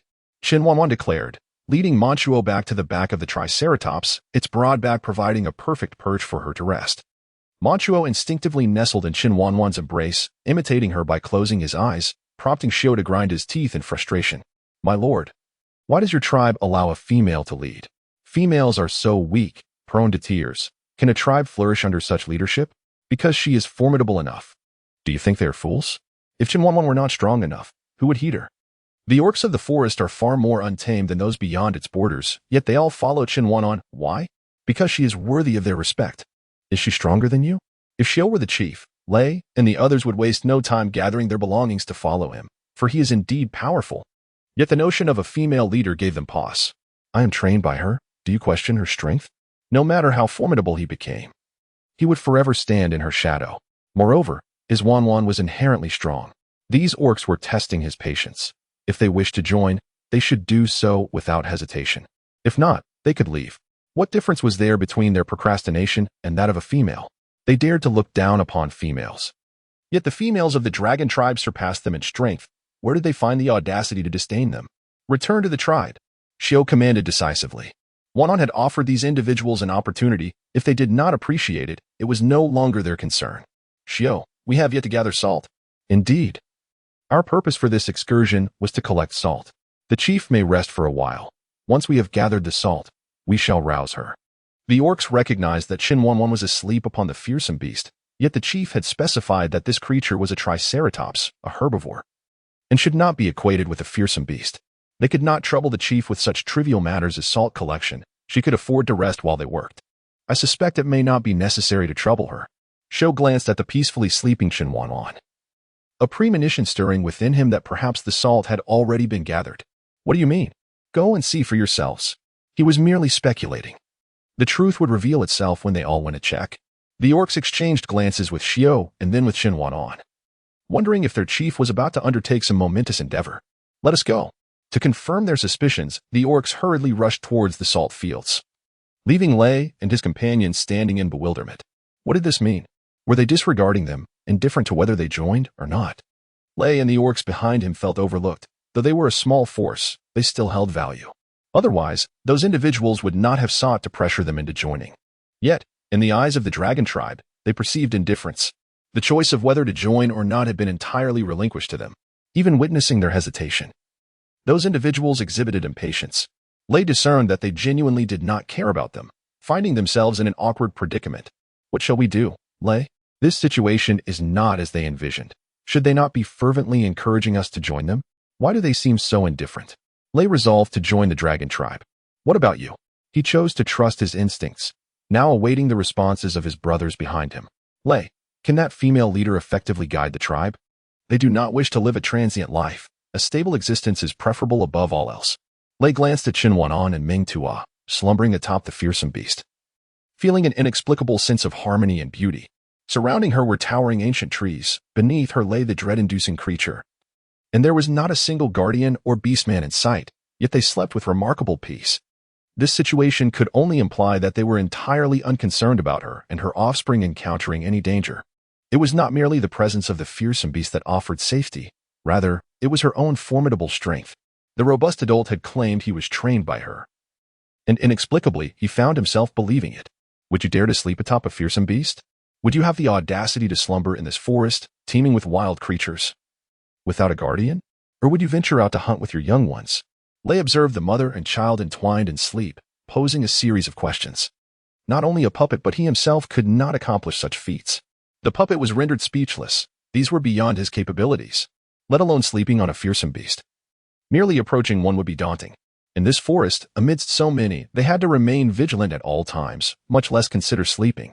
As for the young, they would never take them out hunting until they reached maturity. Roar. A bear. It's a black panther bear. My goodness.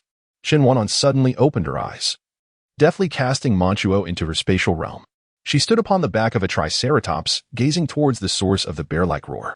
Chief. The black panther bear is approaching swiftly. Your tribe's warriors are absent, leaving you unprotected. It would be prudent to flee on your fearsome beast, regardless of the circumstances.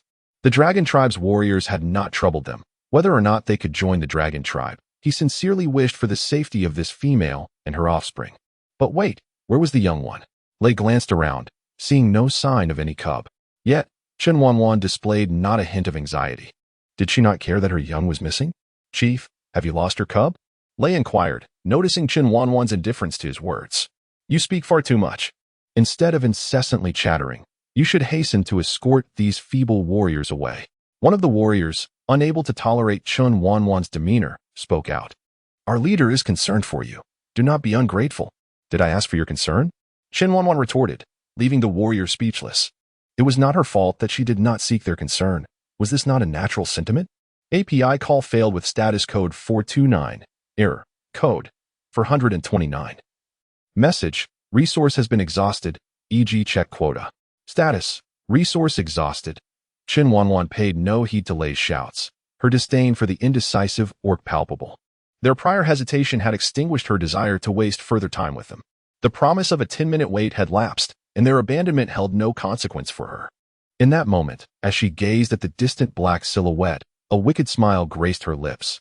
She longed for the bear's paw. What shall we do, Lei? The others watched in astonishment as Chen Wanwan strode away, her audacity unparalleled among females. The black panther bear, known for its ferocity, typically left no orc unscathed. The notion of a female confronting it was preposterous. Has she truly ventured forth? Lei felt a gust of wind as he was abruptly seized by the collar of his animal hide. Lord Xiao. Upon recognizing Xiao, he was struck with disbelief at his speed. Tell me, where has she gone? Xiao's agitation grew palpable as the roar of the black panther bear echoed, but by then, Chen Wanwan had already departed. Over there. Coughing, Lei clutched his throat, fearing that silence might lead Xiao to shatter his skull. Where have they gone? The orcs of the dragon tribe surged forth, their presence imposing as they glared at Lei and his companions. The orcs dared not provoke these formidable beings, whose might was truly intimidating. They had no desire to experience Lei's predicament of being throttled and gasping for breath. So they collectively pointed towards the direction in which Chen Wanwan and Xiao had vanished. With no lingering attachment, the dragon tribe orcs hastened towards the path, eager to witness their leader's confrontation with the black panther bear before it was too late. What incredible speed! They are so powerful. Thus, as you can see, aligning with them is advantageous. Do you still hesitate? The orcs revered strength, and the dragon tribe embodied it. Every orc they encountered exuded prowess. Lei, we shall heed your command.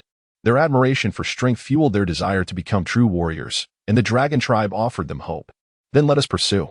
Lei's gaze was resolute as he fixed it upon the retreating figures of Chen Wanwan and her companions. If they were unafraid of the black panther bear, then neither would they be.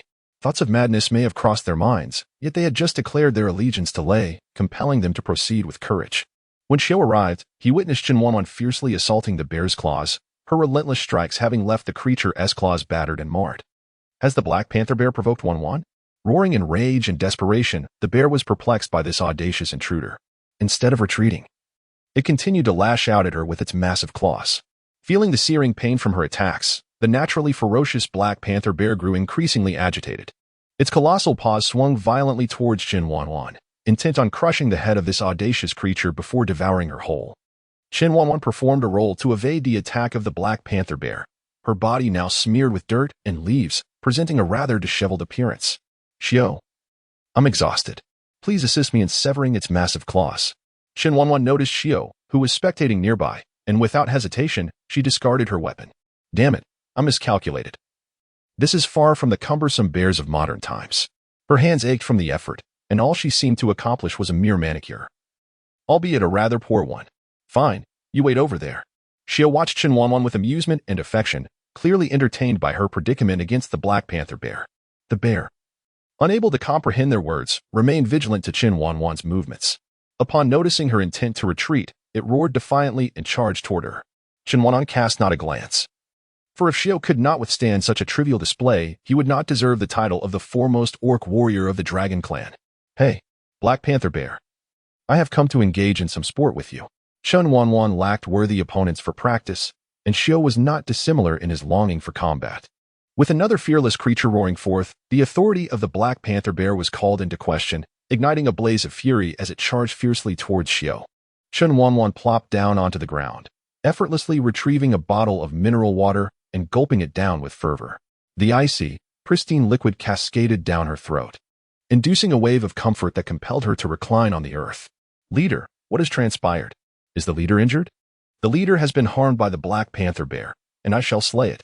Nia, upon seeing Chen Wanwan sprawled on the ground, bellowed fiercely and charged towards the Black Panther bear. For the vengeance of our leader. Several orcs, their eyes ablaze with fury, surged forward, intent on avenging their leader by vanquishing the Black Panther bear. API call failed with status code 429, error, code, for 29, message, resource has been exhausted, e.g. check quota. Status, resource exhausted. Chen Wanwan gazed at the orcs who were saddened by what they believed to be her misfortune, feeling a warmth in her heart. Unbeknownst to her, they had already embraced her as one of their own. How delightful. However, the orcs who had rushed forward might find themselves in dire straits. Who urged you to come here? Xiao relished the thrill of the fight, only to be irked by the unexpected intervention of Nia and the others. It was a rare opportunity to find a worthy sparring partner. What chaos were these fellows creating? Xiao, I understand your distress. You wish to avenge our leader with your own hands. Yet, we share in this sorrow. The leader belongs to all of us, not just you. If we are to seek vengeance, we must all contribute, Nia declared with indignation. Ever since Chen Wanwan became the chief of the dragon tribe, he had held her in the highest regard. Now that she faced peril, his heart ached. He could not quell the fury within until he exacted revenge on the Black Panther bear. What nonsense is this? Why should I avenge Wanwan? My only aim right now is to exhaust the Black Panther bear and then sever its claws for Wanwan. Is it not? Had something transpired that he was unaware of? Xiao glanced back at Chen Wanwan, who was raising her hand to shield her eyes with a look of resignation. The orcs were foolish yet endearing. Even she found it hard to scold them. They cared for her, and she could not act foolishly just because of their concern. Perhaps a reprimand would suffice. Xiao seemed to grasp the situation better as he observed several orcs recklessly attacking the Black Panther bear, exasperatedly rubbing his forehead. Very well, I shall leave it to you, he said with a sly grin, relishing the sight of Nia so fervently engaged. Let them have their practice with the Black Panther bear. The orcs felt a sense of unease. Could it be that the situation was amiss? The Black Panther bear was furious. This unrelenting assault from not just one, but a whole group was intolerable. In days past, the orcs would have fled in terror, but now they stood resolute against the beast. Though the atmosphere felt peculiar, they could not relent in their battle. They remembered the injury it had inflicted upon their leader, and they were determined to slay it. Go on. I have faith in you, Chen Wanwan encouraged as she observed the spectacle unfold. Nia and the others paused, taken aback by her calm demeanor as she sat watching their struggle. Had they been foolish to rush in seeking revenge? With their hatred momentarily set aside, fear began to creep in. Chief, Xiao, help! Nia cried out, realizing Chen Wanwan was unharmed. This was the Black Panther bear they were facing, who had granted them the audacity to confront it. Do not fret. You shall merely keep it occupied for now. The battle has only just begun, Chen Wanwan stated, wishing to assess the orc's capabilities. Chief, this is the Black Panther bear. A single blow could prove fatal. Do you truly intend to remain uninvolved? The other orcs, who had not yet entered the fray, felt a sense of relief for having refrained from rashly charging in. Otherwise, they would be the ones engaged in this perilous training session. Once they tire, it will be your turn. It was a rare opportunity, and it could not solely be left to Nia and his companions. The orcs would take turns facing the beast. However, they were celebrating too soon. Their leader had no intention of allowing them to merely spectate. The prospect of battling the Black Panther bear stirred their spirits. Such a feat had once been unimaginable. To think they would now step forth against it without fear, their bodies thrumming with the call to combat. Go forth, relieve them, Chen Wanwan commanded. As Nia and the others had reached their limits, further engagement could result in injury from the Black Panther bear. Reflecting on their initial encounters with Xiao and the others, they had been exceedingly weak then, wielding only bone clubs in battle. Now, they had grown strong enough to contend with the Black Panther bear. They understood evasion, teamwork, and knew precisely where to strike for maximum advantage. The orcs, robust and well-guided, had made remarkable progress. Each one could stand on their own. And Chen Wanwan felt a swell of pride. Chief, why are you lying on the ground if you're unharmed? You've made us think something dire had befallen you. Nia and the others, utterly exhausted, collapsed onto the ground, with Nia mimicking Chen Wanwan's earlier posture of resting. What are you doing now? Chen Wanwan cast a sidelong glance at Nia, who lay sprawled on the ground. If he could lie down in fatigue, so could she. Nia froze, then began to wail. Their leader was merely resting, and they had misunderstood. Oh, the shame. The orcs exchanged bemused glances, though they had erred. This incident clarified the esteemed position their leader held in their hearts. As long as their respected chief was unharmed, they could overlook the misunderstanding. Over here? It should be. The sounds of battle are coming from this direction. Do you think that female is still alive? Who knows? Lei and the other orcs of their tribe followed the sounds, already envisioning the fate that awaited the female. Chen Wanwan and her companions chose to disregard those individuals. They had already extended an opportunity for them to join the dragon tribe, but hesitance led to their dismissal. The dragon tribe was certainly not lacking in numbers. Lord Xiao. Lei was taken aback to see Xiao alongside Chen Wanwan and the others. He had not anticipated that this female leader was still alive. Undoubtedly saved by Lord Xiao's timely intervention. Why are you still here? Xiao expressed his disdain towards the orcs who ignored Chen Wanwan, particularly since their presence irritated him. The lack of respect for Wanwan, coupled with their audacity to linger before him, seemed to invite him to show them the door. Lord Xiao, we have decided to join the dragon tribe. Please accept our loyalty. Lei respectfully saluted Xiao, regarding him with the utmost reverence befitting a leader. I apologize, but our leader has stated that you have 10 minutes to deliberate, and time waits for no one. You have exceeded that limit. The dragon tribe has no need for indecisive orcs. Although he was uncertain of the exact duration of those 10 minutes, Xiao was confident that these individuals had surpassed the time frame given by Chen Wanwan. Moreover, their lackluster performance left much to be desired, and he held little hope for them. Lei and the members of their tribe were left dumbfounded. Were they truly being rejected? Why did the dragon tribe's methods always seem so unexpectedly stringent? As Chen Wanwan observed that the orcs of the dragon tribe were faltering, she rose and made her way towards the Black Panther bear. The training session had concluded, and it was time to address the Black Panther bear. Her stomach grumbled in hunger. She wondered what the taste of roasted bear paws would be like. It seemed rather cumbersome to process the bear's paws, but she decided to prioritize defeating the Black Panther bear first. Step back, Chen Wanwan commanded with a booming voice, hefting her steel blade as she charged towards the beast, realizing that the task of obtaining the bear's paws would rest solely on her shoulders. As Lei and the others watched Chen Wanwan bravely engage the Black Panther bear in combat, they began to comprehend their earlier misjudgment. She was indeed powerful, far surpassing any one of them in strength. How foolish they had been to underestimate her. The reality struck them like a slap to the face, leaving them awkwardly rooted to the spot, their eyes glued to the figure entangled with the Black Panther bear, filled with a profound sense of shame. The orcs of the dragon tribe cast disdainful glances at Lei and his companions, recognizing their own weakness while questioning their audacity to belittle their leader. The prowess of their leader had nothing to do with her being female. Within the dragon tribe, no one dared to look down upon the female members. Many of the orcs were inferior to the females, who merely lacked the opportunity for training. The fierce women of their tribe could easily overpower a multitude of orc warriors. The anguished roars of the Black Panther bear echoed in succession as Chen Wanwan's steel blade ruthlessly severed its life. With a final, decisive strike, she severed the bear's head, conclusively ending the battle. She then proceeded to hack off the bear's limbs and claws, securing her food supply. Let's start a fire. I am famished, Chen Wanwan commanded, turning to retrieve the drowsy Ming Tua from where he lay. Where had she found the cub? Lei and the other orcs exchanged bewildered glances. This female leader was not only formidable but also appeared to possess an aura of mystery. They had not seen any sign of the cub, yet she had effortlessly produced it. How had she accomplished this? Where had she concealed the cub? It seemed implausible for her to have tucked it into her waistband. Wanwan, what is happening? Ming Tua rubbed his eyes, confused. Weren't we sleeping on Long Long? Everything is fine. I have caught something delicious for you. The sleepy Ming Tua melted Chen Wanwan's heart. The little one had grown plump and healthy, resembling a normal child. He was no longer the skinny, monkey-like boy he once was. Now, with considerably less fur and fairer skin, dressed in the special little outfit she had made for him. He looked like an adorable little lad. Possessing innate talents, he would undoubtedly become an extraordinary individual as he matured. What delicious food! Upon hearing the promise of a treat, Ming Tua immediately perked up. Whatever Wanwan referred to as delicious must indeed be delightful. Little glutton, look, it's this. Chen Wanwan proudly presented the 4 enormous bear paws before him, shaking them triumphantly. Wanwan, are these dark, furry animal paws really delicious? Ming Tua gazed at the bear's paws in disbelief, unable to fathom how such a thing could possibly be associated with good taste. Animal paws? Chen Wanwan suddenly felt averse to the idea of consuming bear paws. Why couldn't her little Manchuo come up with a more appealing name? This was indeed a delicacy.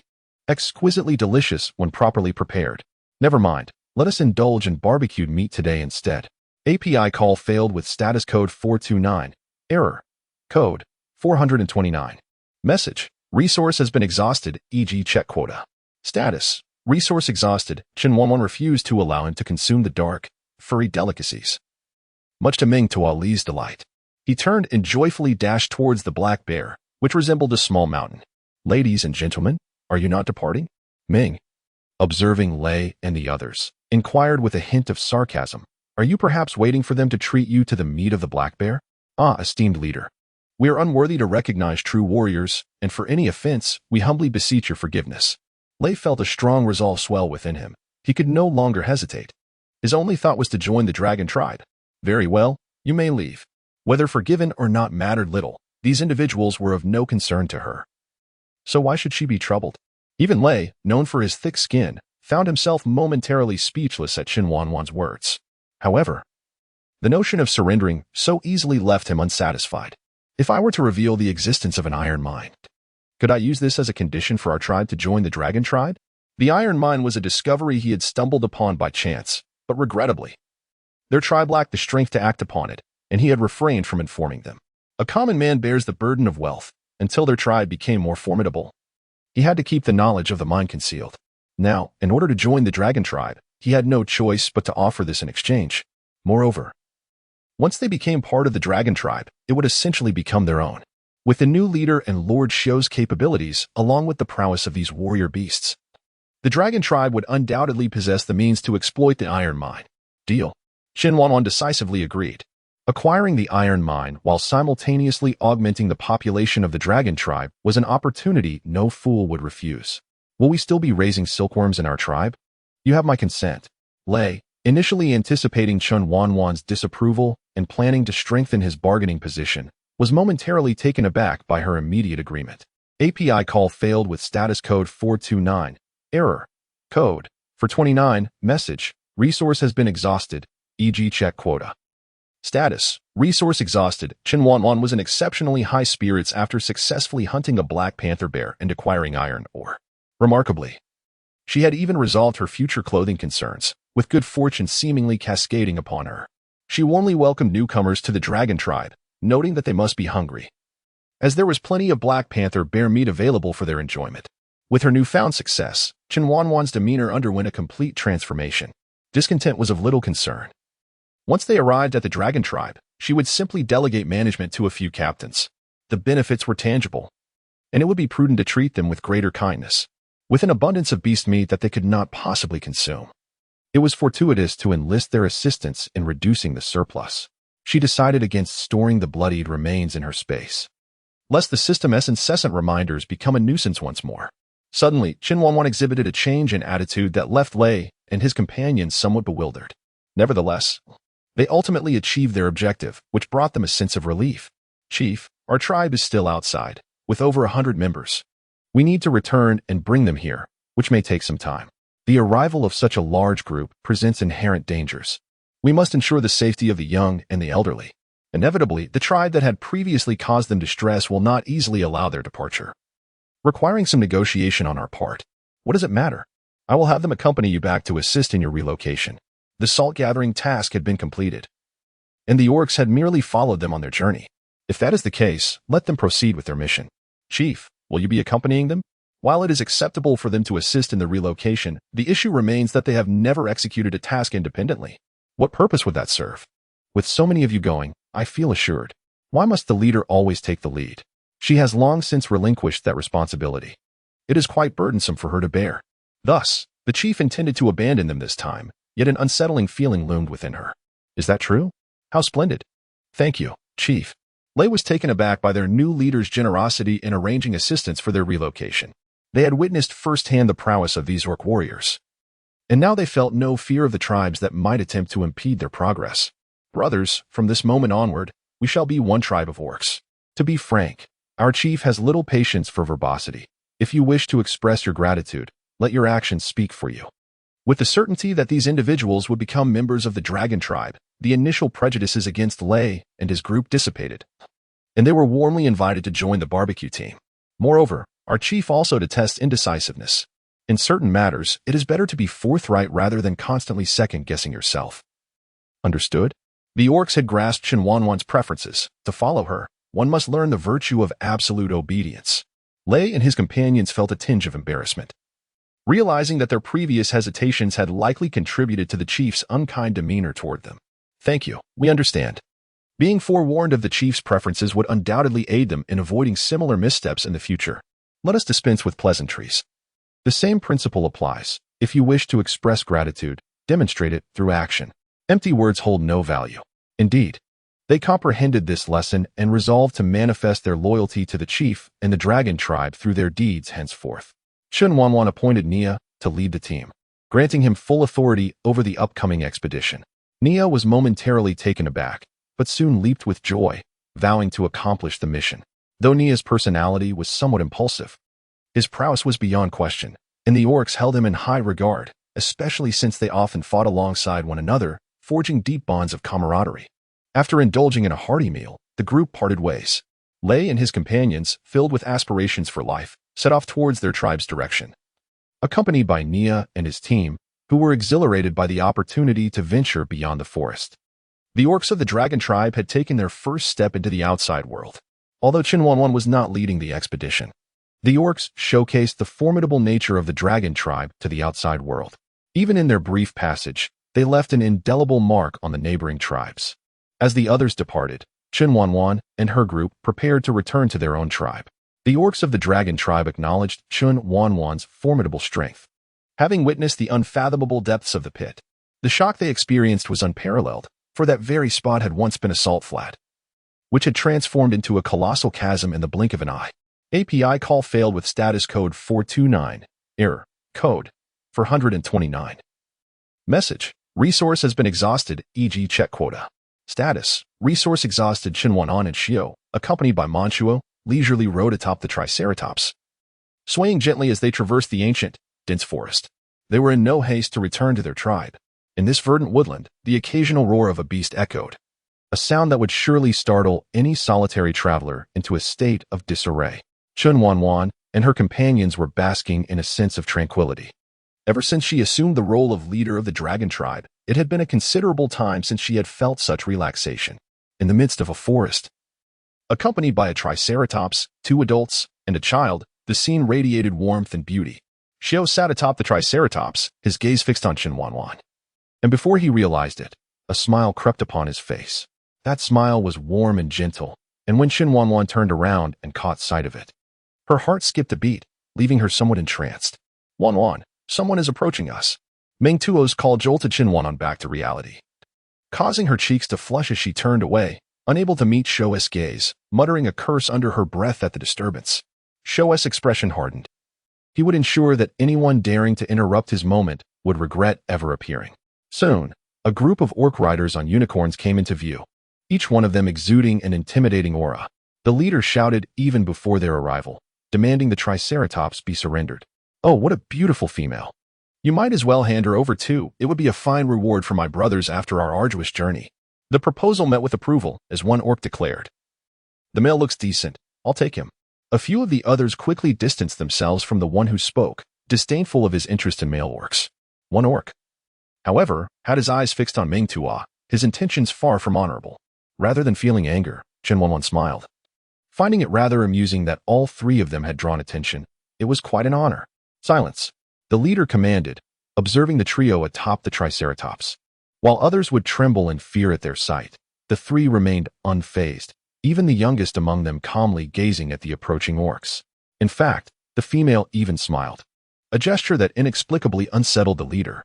Seeing no one dare to speak, he advanced on his unicorn, keenly observing their reactions. We are the dragon hunters, dedicated to eliminating threats posed by these fierce beasts. The creature beneath you is exceedingly dangerous. Please allow us to handle it. Dangerous? Chen Wanwan chuckled at their words. Their Triceratops was hardly a threat compared to these orcs. It was clear from their speech that they were no benevolent group. I'm afraid I don't see it as a danger. Look how docile it is. She bent down to gently pat the Triceratops, her actions causing its robust form to swell enticingly. The leader's desire stirred. This female was a rare gem. Not only did others feel the allure, but he too felt an urge to claim her for himself. Isn't she beautiful? Chen Wanwan noticed the glint in the leader's eyes and sat up with a mischievous smile, asking him directly. Indeed, he replied, but before he could say more, a resounding thud echoed as Shio struck him, sending him tumbling from his unicorn. The orcs were stunned, for they knew just how formidable their leader was. It was unimaginable that someone could dispatch him so effortlessly. What now? Murmured one orc, unsure of how to proceed. They were accustomed to following their leader's commands. What are we afraid of? He asked just one man. We are a multitude. Let us overwhelm him. Someone rallied the others, emboldened by their numbers. After all, they had their sights set on the trio. Capturing them would grant them their spoils. Charge. With one leading the charge, the orcs surged towards Shio on their unicorns. Ming Tua, do you wish to join the fray or observe from here? Chen Wanwan inquired, remaining composed amidst the chaos. These orcs had Shio to contend with. She could afford to wait. Once Ming Tua made his decision, she intended to deal with those who had dared to eye her and Ming Tua. I want to stay and watch, Ming Tua declared, embodying the spirit of a warrior, eager to learn from the battle. Very well. Let little Jean and Long Long protect you, understood? Chen Wanwan supported Ming Tua's choice, recognizing that he must learn to face such situations in the future. Don't worry, Wanwan, I can handle myself.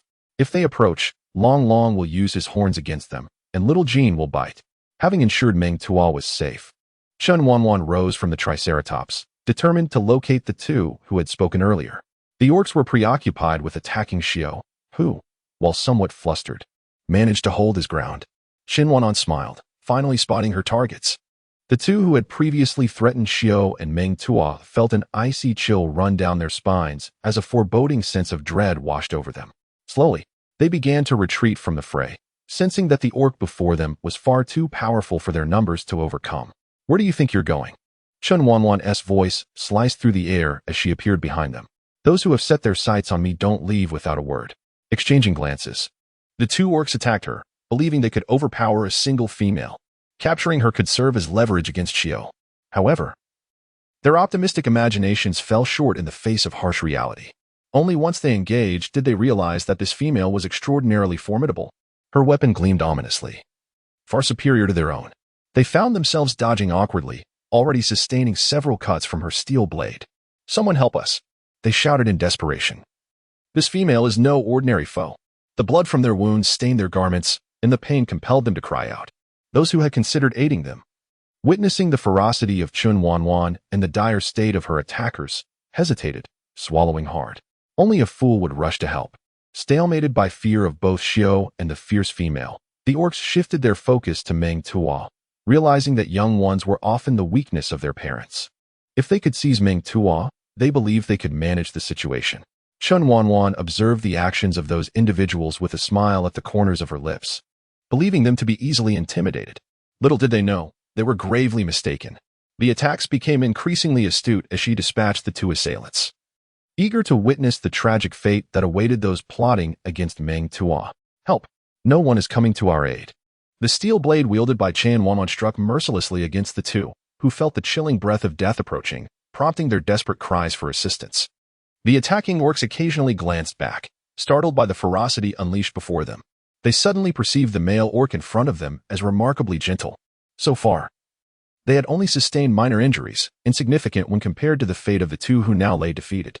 Unbeknownst to them, Xiao, having validated his prowess, turned his gaze towards Chen Wanwan's handiwork and smirked wickedly, declaring, "Now, it is your turn." "What do you mean?" He was holding back. "He was using us for practice." "Damn it, we fell for it. What manner of monster is this?" The chorus of anguished cries echoed around them. After affirming his strength, Xiao retaliated, wielding a steel blade identical to Chen Wanwan's to harvest the lives of the orcs. How dare they covet his Wanwan, assuming his formidable weapon was merely for show. Xiao transformed into an emotionless reaper, ruthlessly slaughtering these foes. Observing their despicable actions, it was evident they had often engaged in bullying the weak. Today, they had met their misfortune. Perfection.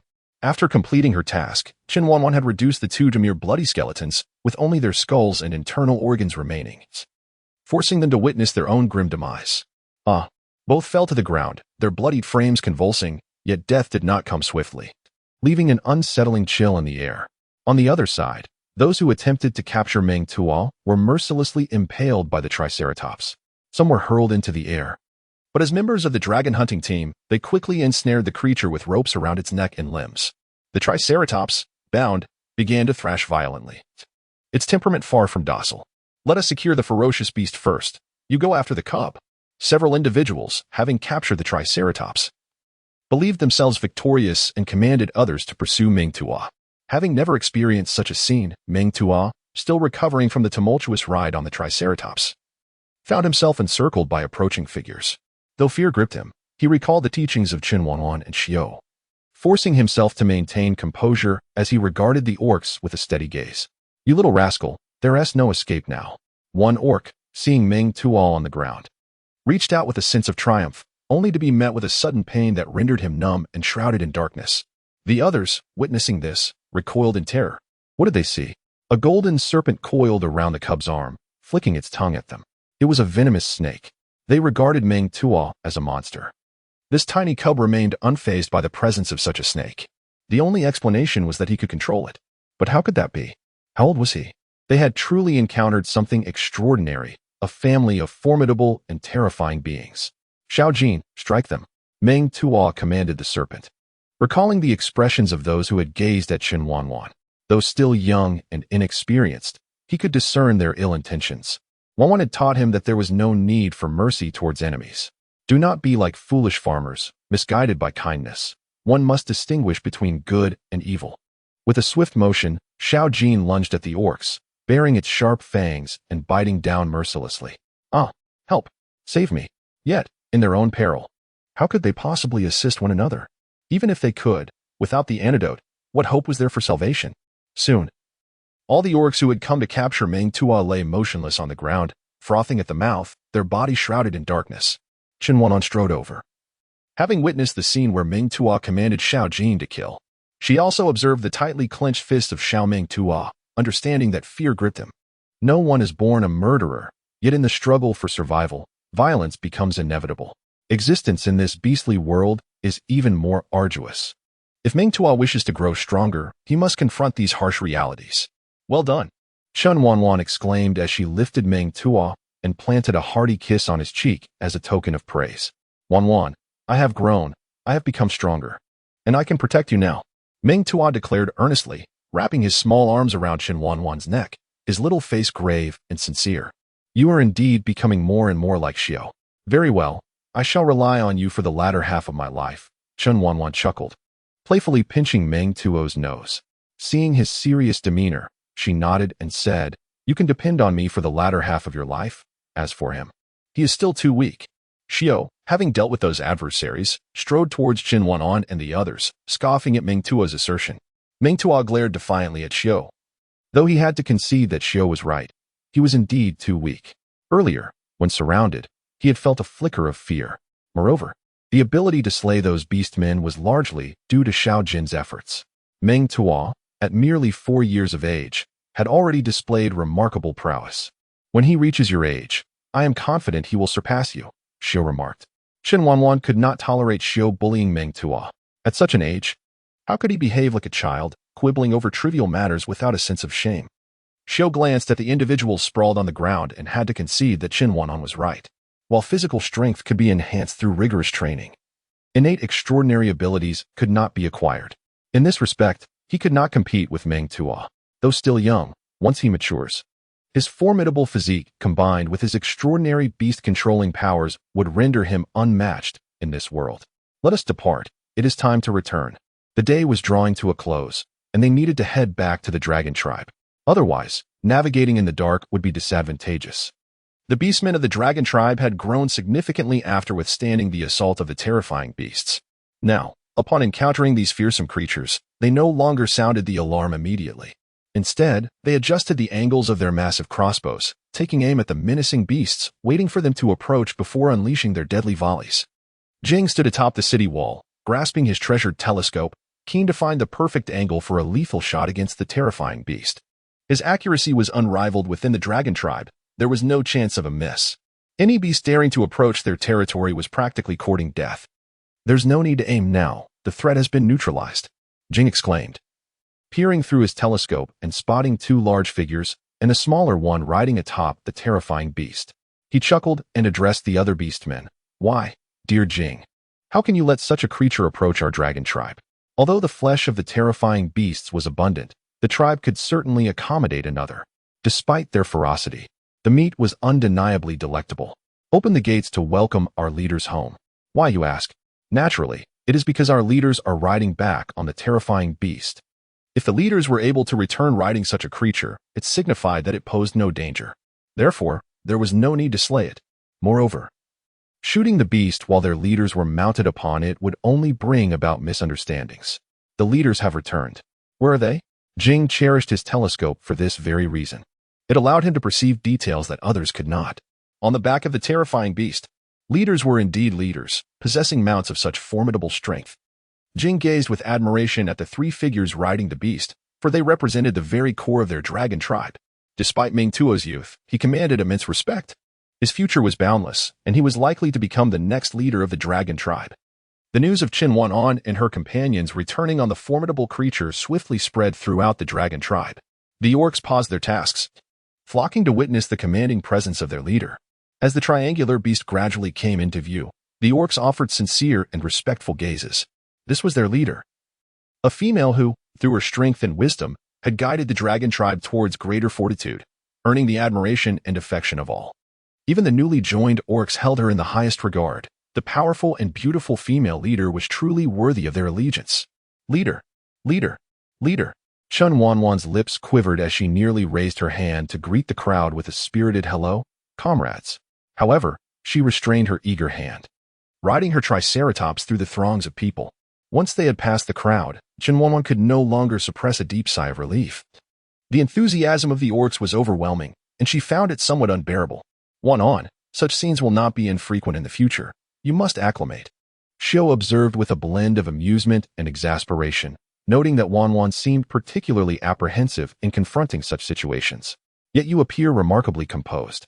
Why is it that, despite both of us maintaining a stoic expression, you feel so uncomfortable while I am at ease?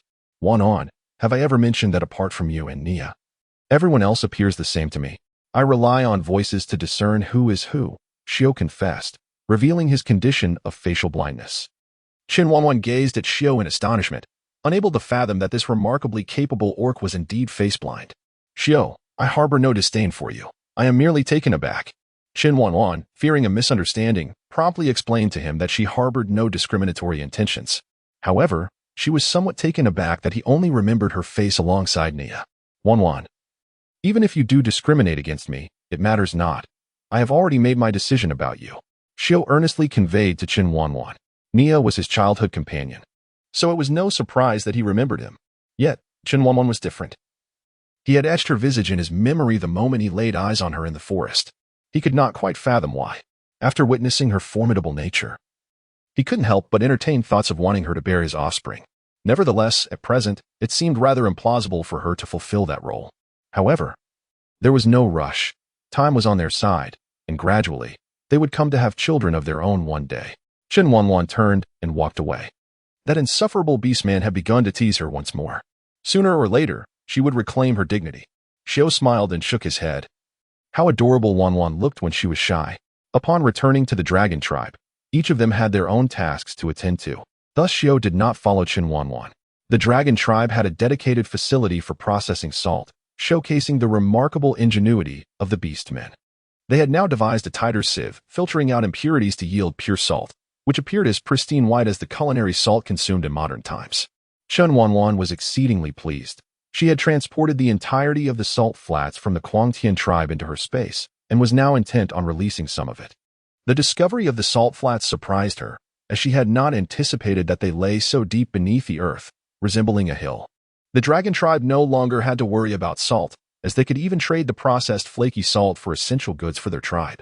Chief, due to the recent attack, our salt reserves are nearly depleted, and the orcs at the processing workshop have found themselves with little to do.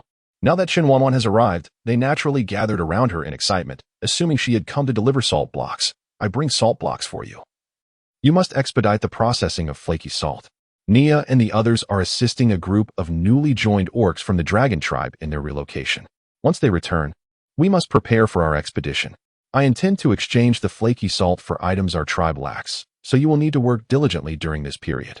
After we leave the tribe, I will ensure several captains grant you a break, allowing you to rest before continuing the processing of flaky salt. The orcs were thrilled at the prospect of contributing to the dragon tribe's needs, hardly considering the labor as a burden. Chief, we are not tired. It brings us joy to serve the dragon tribe. Rest assured, we will produce the necessary flaky salt before your departure. What is your name? A figure among them implied a leadership role, suggesting that he was at the forefront of the flaky salt processing workshop. Yes, Chief. My name is Bu. Excitement surged through Bu as he had the opportunity for the chief to know his name, filling him with pride. From now on, you will be in charge of the flaky salt workshop. Salt is of paramount importance to the tribe, so manage it well. Yes, Chief. I will ensure the proper management of the flaky salt workshop. This was nothing short of a delightful surprise. Bu never expected his efforts to be acknowledged by the chief, who entrusted him with the management of the flaky salt workshop. Well done. Chen Wanwan appointed Bu as the overseer of the flaky salt, and then filled the entire workshop with salt blocks. Return once you have processed them. With that, Chen Wanwan left the workshop, taking note of the astonished expressions on Bu and his companions. She had inadvertently placed an excessive amount of salt, fearing the orcs' resentful gazes. If she were the boss, she would surely be regarded as a demanding and harsh employer. With so many salt blocks, the orcs had their work cut out for them. She needed to ensure that the meals for the flaky salt workshop were adequately arranged in the coming days. Where do you think the chief placed all this? Bu pondered aloud, swallowing hard. So many salt blocks, where could the chief possibly have stored them? It appears she has not finished placing them yet. This question might only be known to Xiao. The orcs nodded in agreement. Xiao was closest to the chief, and if anyone knew her secrets, it would undoubtedly be him. Enough of this. Let us get to work. The more flaky salt we process, the more valuable items the chief can exchange for our tribe. There was no need to deliberate further on this matter. The chief's abilities were undeniably advantageous for the dragon tribe, and they simply needed to follow her directives diligently. Chen Wanwan waited for 4 days and finally saw Nia and the others return with the people. When Lei and his companions arrived at the dragon tribe, they were so overwhelmed with emotion that tears streamed down their faces. He felt immensely grateful for the choice he had made. Such a powerful tribe. What difference did it make compared to the super tribes? It turned out that within the perilous forest lay such a magnificent entity, and they were incredibly fortunate to have become members of the dragon tribe. Chen Wanwan counted carefully and discovered that this tribe surprisingly had 37 females. Indeed, it seemed that the dragon tribe would welcome a new generation of offspring next year. Is he the leader of the tribe? The young orc gazed at Chen Wanwan with sparkling eyes, filled with admiration. By the way, let me remind you once more. In the dragon tribe, you may pursue any female fairly, but the leader is off limits. Nia, observing the glances of these orcs, could hardly be unaware of their intentions, and thus kindly offered her warning. Chen Wanwan is a taboo amongst the clan. To harbor any intentions towards her, even a brother would find himself incapacitated. The mere thought of this inflicts a pang of anguish, for he has endured such brutal treatment in the past. Now, he dares not entertain even the slightest inclination. One reason is his inability to match Xiao in strength, and the other is his perceived inadequacy for Chen Wanwan. These young beasts are still quite naive, indeed. The chief is undeniably beautiful, yet she is not someone to be easily coveted. Why is that? She is the leader, and thus her consort must surely be more than one. They are robust and youthful enough to aspire to be among the chief's suitors. The last beast who dared to covet the chief was left half dead by Xiao and subsequently cast out from the dragon tribe. Should you wish to meet a similar fate, consider this your warning. This serves as the finest example of expulsion from the dragon tribe. Those who remain have all felt the weight of Xiao's wrath. Who is Xiao? You may ask. Is he truly formidable? The young beasts, somewhat defiant, question why they cannot pursue the chief. Silence. Xiao is not a topic for your idle chatter. Just then, Lei happened by and, upon overhearing the reckless discussion among the tribe's beasts, immediately reprimanded them. Lei is well aware that besides the chief, Xiao is the mightiest within the dragon tribe. As newcomers, it is prudent for them to maintain a low profile. These young beasts require proper guidance. As the tribe's foremost warrior, Lei's words silenced any further dissent. Yet, in their hearts, a flicker of rebellion remained. The dragon tribe is so powerful, and should they win the chief's favor, they could navigate the tribe with ease. Contemplating the possibility of being the chief's partner, the young beasts began to scheme, planning to create serendipitous encounters once they had settled in. Alas, their plans were thwarted. Chen Wanwan was already anticipating their return and had resolved to depart from the tribe. Now that Nia and the others have returned, the date of their departure was firmly established. They would grant the beasts 2 days to rest and arrange matters for the newly joined members of the dragon tribe. In total, 2 days would suffice. As for subsequent affairs, they would be entrusted to several captains. The roster of the 10 beasts was finalized, comprising Nia, Ming, Jie, Kair, Mangu, Baiman, Kane, Quangba, and a beast named Kong. API call failed with status code 429. Error. Code. 429. Message. Resource has been exhausted, e.g. check quota. Status. Resource exhausted. After some contemplation, Chen Wanwan consented, realizing that their journey would not be devoid of challenges. Thus, having a medical expert within their ranks became imperative. Consequently, the roster for the expedition was finalized. Alongside Chen Wanwan and Xiao, there were a total of 11 valiant orc warriors, including 4 females and 1 youngling from Manchuo. They traveled light, with Chen Wanwan shouldering all provisions aside from their weapons and a change of clothes. The spatial ring had been entrusted to Xiao, who had successfully claimed it as his own. He had initially intended to assist, but Chen Wanwan deemed his spatial capacity insufficient. In truth, Xiao was quite content with the spatial ring, as it was a gift from Chen Wanwan. Moreover, its size was quite ample, capable of accommodating nearly half of a dragon tribe. The previous owner had utilized it primarily for storing a soaring serpent and various toxic substances, but upon acquiring the ring, Xiao meticulously cleared its contents. Now it lay barren, save for his large blade and dagger, alongside a few trophies, occupying little space. He could easily manage the necessary supplies alone. However, since Chen Wanwan had made her decision, he felt it unnecessary to insist on carrying them himself. 2 days swiftly passed, and the orc adventurers readied themselves for departure, each brimming with vitality. Conversely, the remaining orc tribesmen appeared somewhat despondent. They were reluctant to see their leader depart and longed to accompany her, yet the roster had been set, and their names were absent. With just 3 to 4 months until winter's onset, regardless of their gains from this outing, they would assuredly return before the cold season arrived. Captains, Chen Wanwan addressed them. I entrust the dragon tribe to your stewardship. Remember to deliberate together when confronted with significant matters. If necessary, resort to a show of hands for voting, with the minority yielding to the majority. Do not allow a repeat of the previous arena incident. I expect you to handle matters judiciously. After Chen Wanwan finished speaking, she deliberately cast a glance at Hao, the most formidable among them, the one they should be most wary of. Hao grinned widely at Chen Wanwan, fully aware that she was referring to him. With a large hand scratching the back of his head, he smiled somewhat sheepishly. Rest assured, leader. We shall deliberate on the matter and keep a vigilant watch over the dragon tribe. Should any missteps occur within the dragon tribe, we would be too ashamed to face you. Jing, with an air of intensity, noted that the dragon tribe had now become a colossal presence within the forest. If any issues were to arise, it would only reflect their ineptitude.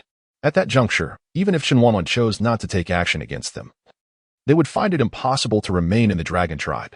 We shall safeguard the dragon tribe with unwavering resolve, as long as I am here. The fate of the dragon tribe is inextricably linked to mine. The lynx harbors deep affection for the dragon tribe, and should we fail to protect it, he is willing to share its fate.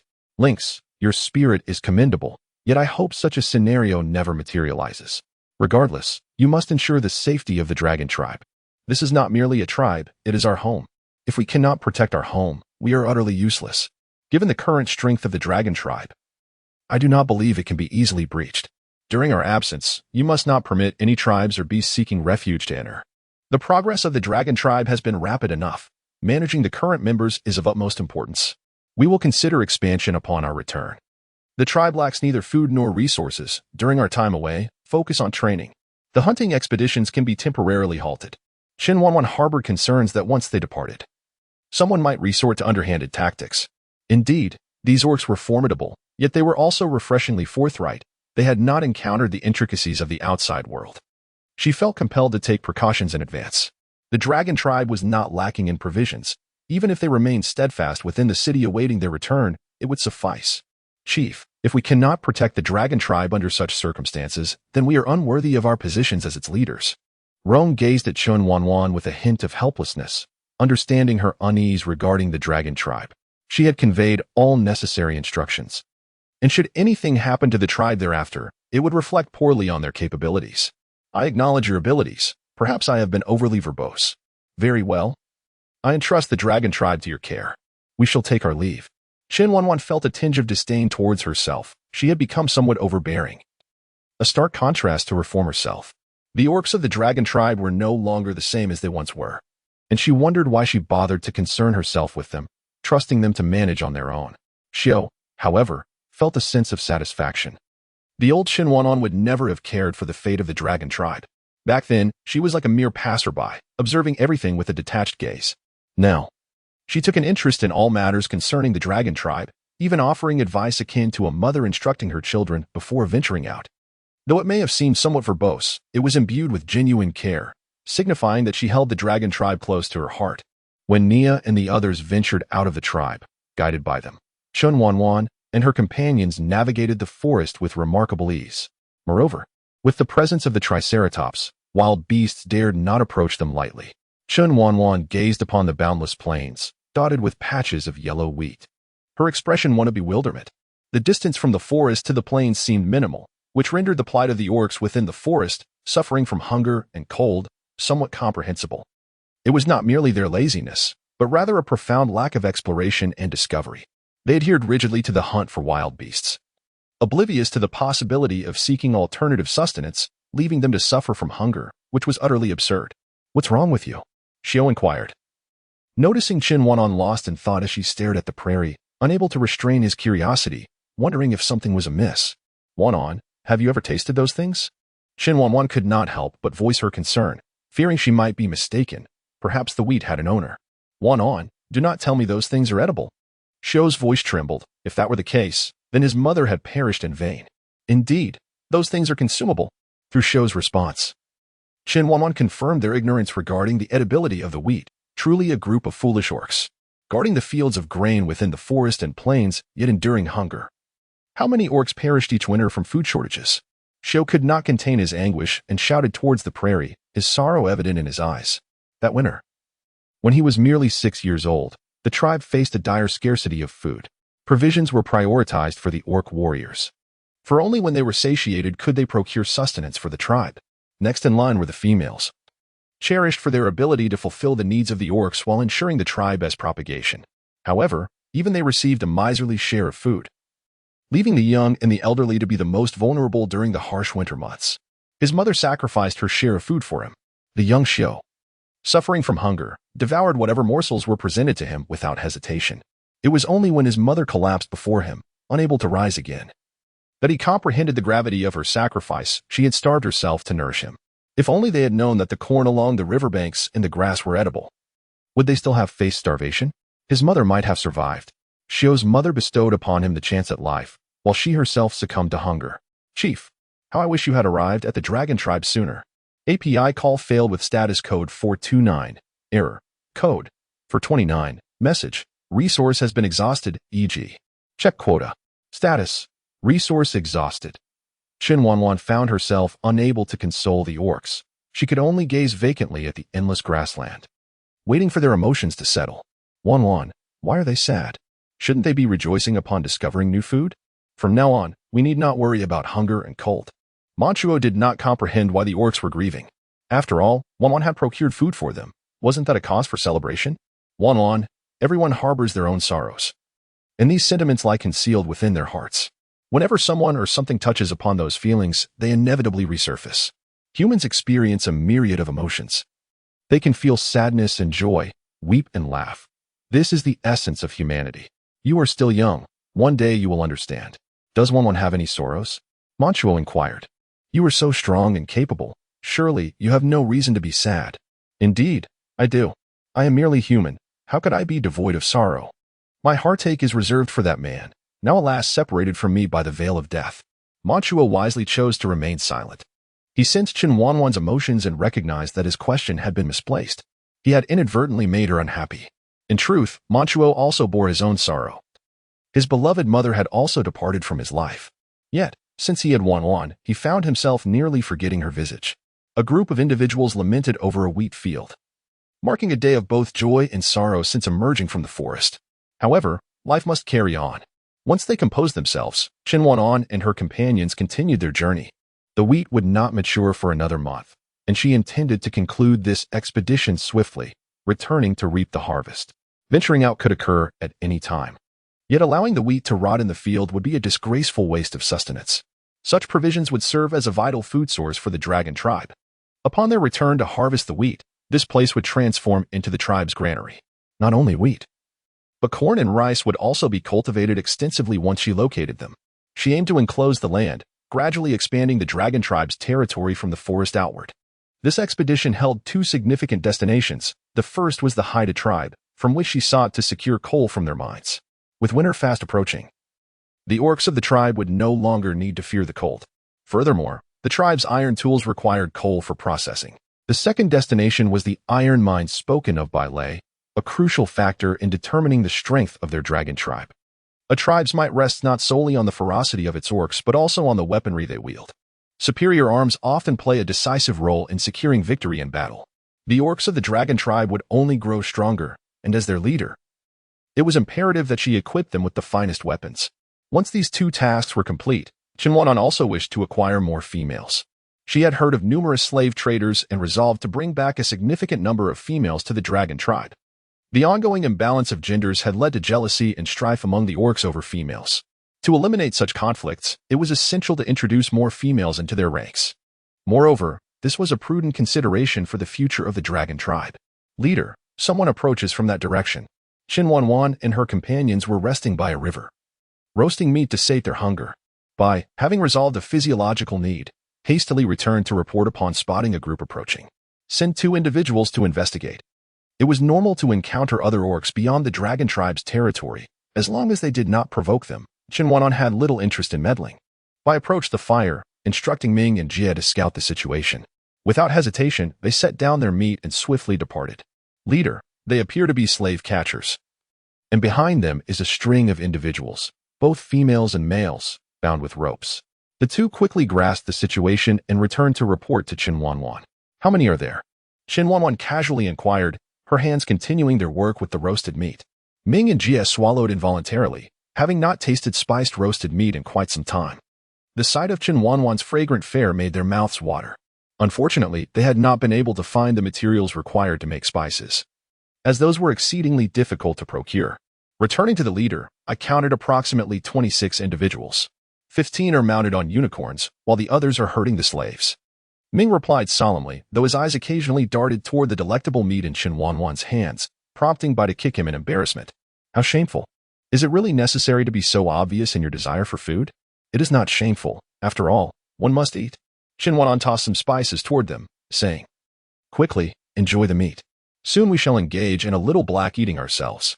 She had initially intended to avoid meddling, but seeing these individuals disrupt the lives of others and reduce them to slavery stirred her resolve. Since they had captured females, perhaps it was time for them to experience the taste of servitude themselves. After all, the dragon tribe was in need of females, and thus they could play the role of heroes in this tale. API call failed with status code 429. Error. Code. For 29. Message. Resource has been exhausted. E.g. Check quota. Status. Resource exhausted. Chen Wanwan smiled wickedly, perceiving an opportunity that had conveniently presented itself, thereby alleviating a considerable amount of trouble for them. The orcs of the dragon tribe sparkled with anticipation, eager for a confrontation, However, their appetites were regrettably hindered by these intruders. Could they not wait until after they had finished their meal? Alas, it was quite vexing. When the time came to unleash their frustrations, they would ensure it was done with fervor. Before long, a dozen or so orcs approached Chen Wanwan and her companions. In a bid to avoid being distracted by these individuals, the orcs of the dragon tribe devoured their meat with gusto, deliberately choosing to ignore their presence. In this vast world, nothing surpasses the importance of a meal. Moreover, engaging in a brawl requires courage, and one must be well fed to muster the strength for such endeavors. Hey, give us your beast meat. The newcomers, incensed by the blatant disregard shown by the orcs, bellowed in coarse voices, revealing their inherently aggressive nature. API call failed with status code 429. Error. Code. 429. Message. Resource has been exhausted, e.g. check quota. Status. Resource exhausted. Chen Wanwan's appearance was striking, naturally making her the center of attention, which drew the gaze of those around her. Upon witnessing her beauty, the leading individuals exchanged glances, their eyes glimmering with interest. Such a treasure, if captured, would prove far more valuable than mere slaves. The three females beside her were also quite attractive, and with their numbers surpassing that of their adversaries, it seemed they had struck gold on this outing. One among them signaled discreetly, while another retreated, turning to leave. Among the 15 who had come, a few remained to guard the slaves, ensuring safety while the rest advanced. With a greater number, they could easily besiege the beast men, as they had always preferred to overwhelm their foes with superior numbers. They intended to claim the male beast men as slaves while selling the females to the esteemed members of the super tribe. They were confident that the allure of these females would secure them greater resources within the super tribe. Hey, are you deaf? Did you not hear what I said? One of the individuals, unable to contain his frustration, scolded the group for their blatant disregard, as they brazenly consumed meat before their eyes. It was now abundantly clear that the enticing aroma wafting through the air originated from the roasted meat in their possession. They desired both the individuals and the beast meat. After a long day of toil, hunger gnawed at them. Where did this mad dog come from, barking incessantly and ruining everyone's appetite? Chen Wanwan noted their continued feasting and, in an effort to buy them some time, spoke up. Who are you calling a mad dog?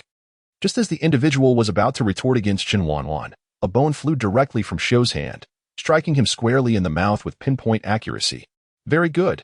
Chen Wanwan exclaimed in English, impressed by Xiu's skillful maneuver.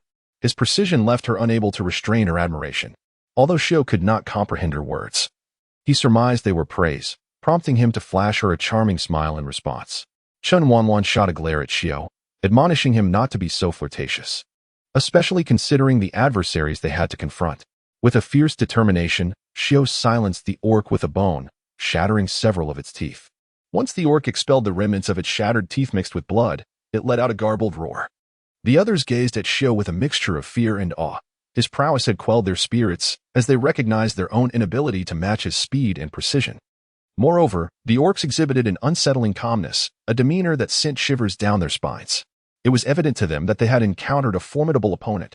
Yet, having already committed to the fray, retreat was not an option. They could only brace themselves and launch an attack.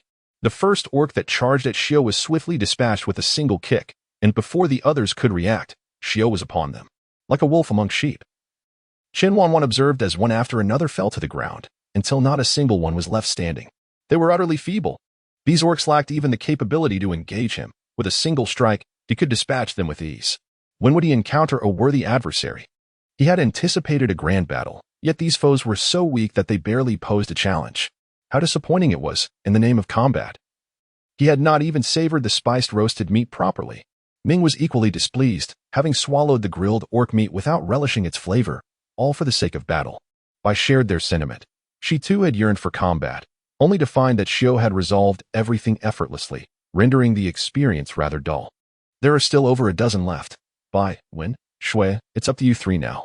Among their group, those three were the least experienced in battle, lacking the necessary combat skills. If that were the case, it would serve as a good opportunity for them to practice, especially with the others watching to ensure their safety. Chief, can we really do this? When asked timidly, aware that they had only fought the orcs of their tribe and had never clashed with outsiders. What is there to fear from such weaklings? Bai replied, Wen, you worry too much. With the chief watching, how could anything go wrong? When caution was excessive, they would not find themselves in peril with the chief present. You should seize this opportunity, Wen. It's a splendid chance for practice, so don't hesitate, Shui added. Agreeing with Bai. They are right. there is nothing to fear. Just give it your all. We will be here to support you. Chen Wanwan understood the sentiments of Wen, for it was their first venture into the outside world and their initial encounter with the orc adversaries, an experience that naturally incited a modicum of trepidation. Where are they? Are those individuals over here? As they witnessed the elder pummeling their foes, the realization dawned, oh dear, we seem to have taken a wrong turn. We must flee swiftly. In what felt like mere moments, all the brothers had succumbed, prompting the question of whether those approaching were courting death. Which way should we go? I was the first to dart forward, obstructing the path of those individuals with a malicious glint in her eye as she addressed the retreating orcs. Weren't you planning to beat us? How can you do so if you leave? Shui, with a smile that belied any intentions of hostility, approached as if engaging in casual conversation rather than preparing for a brawl. Wen, who had previously expressed fear, clenched her fists and charged at one of the orcs, landing a solid punch on his face. This audacious act left everyone momentarily stunned, and Chen Wanwan could not help but give her a thumbs up for her boldness. The struck orc, regaining his composure, glared at Wen in disbelief, for it was customary for them to bully the females, not the other way around. Was this female seeking her demise? What are you staring at? I'm coming for you, Wen exclaimed, delivering another punch to the same orc, this time with a more symmetrical impact on both sides of his face. I'll take you down. After enduring 2 blows, the orc could no longer contain his rage and lunged at Wen with a furious roar. She deftly sidestepped his attack, simultaneously delivering a kick to another nearby orc, thus commencing the battle. Upon witnessing Wen's initiative, Bai and Shui immediately joined the fray, refusing to be outdone by someone who had previously shown fear. The onlookers, initially hesitant to engage, found themselves compelled to act upon witnessing only 3 females taking the offensive. This was a blatant affront to their pride. The audacity of these individuals was astounding. However, who could enlighten them on when females had become so formidable? The pain from those delicate fists was unmistakable. Was it too late for them to harbor regrets? The fists of the females conveyed a resounding no. Once the confrontation commenced, there would be no possibility of retreat unless they were felled in defeat. Yet, the thought of being overpowered by 3 females was undeniably humiliating. They were loath to entertain such a notion, especially with a crowd of spectators surrounding them. Well then, if we're to fight, let us do so with earnestness, they thought. Initially resembling timid creatures, they found themselves distracted, as if they were merely inviting punishment. Only upon engaging in battle did Bai and her companions realize the orcs outside were surprisingly weak, easily bested even by them. Their earlier decision to let Xiao engage was a misallocation of resources. They now felt no anxiety about being a burden. Before long, the reinforcements that had approached were swiftly dealt with by the trio. They felt a lingering dissatisfaction, for their opponents had proven to be far too feeble, leaving them craving a more vigorous engagement. How pathetic to bully others while being so weak.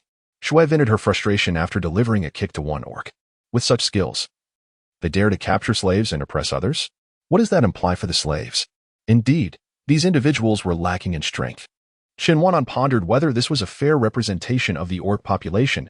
Perhaps they had merely encountered the weakest of the lot. All right, let us investigate those slaves. It was disheartening to discuss the weakness of others in their presence, especially given the despondent expressions on their faces. Yes, Chief. The ropes binding the slaves were untied, and they expressed boundless gratitude towards Chen Wanwan and her companions, eager to follow them. Their homes had been destroyed, and returning would leave them uncertain about their future. The dragon tribe had offered them a chance to escape the fate of slavery, and they were willing to join and pledge their loyalty to the dragon tribe. Chen Wanwan furrowed her brow. They were supposed to venture out on a mission and had no intention of returning so soon. It was impractical to bring along so many individuals, as they were too weak and would merely become a burden. I shall take you to a location where you will remain until we reach the dragon tribe. I will call for you when the time comes, understood? For the time being, the only solution was to confine these slaves within her space, which fortunately allowed for the inclusion of others. Now, no matter how many came, she felt untroubled. Understood. Thank you, esteemed leader. We assure you that we will obediently wait here for your return to the dragon tribe. Very well, close your eyes. Given their frailty, Chen Wanwan was reluctant to frighten them with her actions. Once the slaves had all stood still with their eyes shut, she performed her act of transformation, bringing dozens of slaves into her space. You may open your eyes now. Chen Wanwan entered the space alongside them, intending to explain a few matters to these orc slaves. Where's this? How did we arrive here? It seems we haven't moved at all. The orc slaves opened their eyes to find their surroundings altered, and they instantly became agitated, particularly at the sight of the villa across from them. This is my domain. Aside from the villa over there, you are free to roam as you wish. When mealtime approaches, I will bring provisions for you. I have other matters to attend to, so feel free to move about." After Chen Wanwan finished speaking, she turned and exited the space, paying no heed to the astonished and flustered expressions of the slave orcs as they witnessed her sudden disappearance. "Prepare yourselves. We shall set forth." Upon her emergence from the space, Chen Wanwan commanded the orcs of the dragon tribe to get ready for departure. The orcs complied, for their leader was not only highly skilled but also shrouded in an aura of mystery and strength. Look at the sheer number of them. She could make them vanish in an instant. With such a leader at the helm, the dragon tribe had no reason to fear for their growth. They simply needed to follow the directives of their esteemed leader. Chen Wanwan gathered all the unicorns belonging to the orc captors into her spatial realm. For such treasures must not be squandered. Every little bit contributes to the greater whole, and who knows, perhaps one day she may establish a cavalry. Once the unicorns were secured, they continued their journey. To avoid attracting undue attention, Chen Wanwan also stored the triceratops within her space. This action sent the orc inhabitants of her realm into a state of sheer terror, as their fear of the fearsome beast was deeply ingrained. With such a formidable creature now before them, how could they not be afraid? They screamed and scattered in all directions. "Dragon, dragon, fear not, for it shall not harm you. Why do you flee?" Chen Wanwan harbored concerns that the triceratops might frighten the slave orcs, so she deliberately had Ming accompany her. However, to her dismay, the sight of the youngling riding the fearsome beast left the orcs quite alarmed. Riding a fearsome beast's offspring. Good heavens, how audacious! Was he not afraid of being devoured by it? "Long Long would never swallow me. It is my friend. Long Long is splendid. How could these people speak ill of Long Long? Whose offspring are you? How can you befriend a fearsome beast?" they exclaimed. "Indeed, fearsome beasts are wicked. They could devour a person. Get down from that beast at once. Who permits such a youngling to act so recklessly? I am the child of the chief. I reign supreme here. All of you, silence." Ming Tua found the din unbearable. He did not appreciate the incessant chattering of these people. He wished to be with his mother, Wanwan, and gaze upon the scenery outside. "You are the child of the chief." The slave orcs were taken aback to discover that this youngling riding the fearsome beast was, in fact, the offspring of the new chief. Surely, it was true. Ming Tua held his head high, proudly surveying the slave orcs. He was the sole child of Wanwan. Unaware of the young chief's arrival, "We beg your pardon." Acknowledging that Ming Tua was Chen Wanwan's child, the slave orcs displayed expressions of respect, having witnessed the chief's prowess firsthand. Now, the new chief was revered almost like a deity, and naturally, they would extend their respect to the child of the new leader. "I am Wanwan's child. Not merely the young chief. He is still too weak. Only when he matures and becomes sufficiently strong will he vie for the position of chief. You are the chief's offspring. When you grow up, the chief will surely pass the mantle to you." Thus, they sought to curry favor with the future leader, clinging to him for support. Wanwan had stated that the position of chief in the dragon tribe should be held by the most capable. Only the strongest beasts were worthy of such a title. Currently, I am not strong enough to assume the role of chief, as that would only lead the dragon tribe down a path of decline, and that is unacceptable. Chen Wanwan often imparted profound wisdom to Ming Tua. Although he could not comprehend it at first, as he gradually matured, he would eventually grasp the underlying truths. The leadership of the dragon tribe was not hereditary. The enslaved orcs were astonished, for they believed that the position of tribe leader was typically passed down through lineage. What made the dragon tribe so unique? In addition to allowing females to assume leadership, their selection process was indeed unconventional. Unable to understand their discourse, he decided not to engage further. He was ready to take a rest. Ming Tua did not grasp the concept of hereditary succession and was disinclined to debate with them any longer. He simply wished to sleep. The young Ming Tua slid down from the back of the triceratops and naturally walked into the villa. While the triceratops settled down at the entrance, the enslaved orcs exchanged glances, ultimately retreating in fear from the fearsome beast. Its refusal to consume the lesser leader did not guarantee their safety. API call failed with status code 429. Error. Code. For 29. Message. Resource has been exhausted. E.g. Check quota. Status. Resource exhausted. API call failed with status code 429. Error. Code. For 29. Message. Resource has been exhausted. E.g. check quota. Status. Resource exhausted. API call failed with status code 429. Error. Code. For 29. Message. Resource has been exhausted. E.g. check quota. Status: resource exhausted. Chen Wanwan and her companions were indeed quite conspicuous, with her distinctive appearance and unconventional attire rendering it nearly impossible to avoid attention. Moreover, the surrounding orcs predominantly donned simple linen garments, while the orcs of the dragon tribe were uniformly clad in leather attire. This stark contrast invited whispers and speculation from other orcs regarding their origins. The dragon tribe orcs remained unfazed by the scrutiny. They were known for their thick skins and were filled with a sense of novelty as they ventured out of the forest for the first time. Let them talk. It would not diminish their comfort. However, the females were different. Their delicate sensibilities made them feel awkward and bashful under the gaze and remarks of others. Ming, could you shield me a bit? One pleaded. Oh, those orcs outside are so annoying. Why must they point and stare? It's so embarrassing. Naturally, Ming complied with her request, pulling Bai protectively into his embrace while casting a fierce glare at those who dared to scrutinize them. Shui and Wen found themselves in a more helpless predicament. As their partners were not present to shield them, they could only retreat behind Chen Wanwan, striving to diminish their visibility. Such trivial adversity was intolerable. They would face far greater challenges ahead. As my personally trained blossoms of the dragon tribe, retreating to the shadows was not an option. Stand tall. Let the world witness the splendor of our dragon tribe's blossoms, and do not tarnish my reputation. Chen Wanwan was rather dissatisfied with the performance of the females. Yet considering it was their first experience in such a setting, she spoke up. Leader, we understand. Though still feeling quite uneasy, Wen and Shui lifted their heads, steadfastly following behind Chen Wanwan.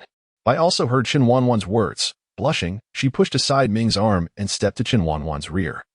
Unwilling to tarnish the reputation of the dragon tribe, females were typically in a vulnerable position, appearing only as slaves for sale, while at other times they remained hidden within the tribe. It was rare to find four individuals like Chen Wanwan, even when they existed. They were usually the offspring of tribal leaders or prominent figures. Clearly, Chen Wanwan and her companions did not fit that mold, and their animal skin garments naturally invited disdain from the surrounding beastmen. Where did these beauties come from? An inappropriate voice rang out as several individuals blocked Chen Wanwan and her companion's path, their leering gazes betraying ill intentions.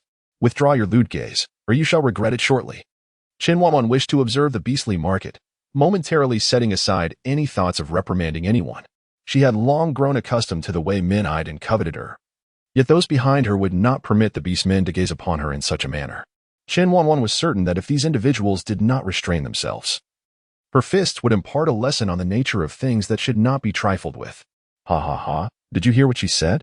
The leader of the group laughed at Chen Wanwan's words. It was the first time he had been threatened by someone, especially a female.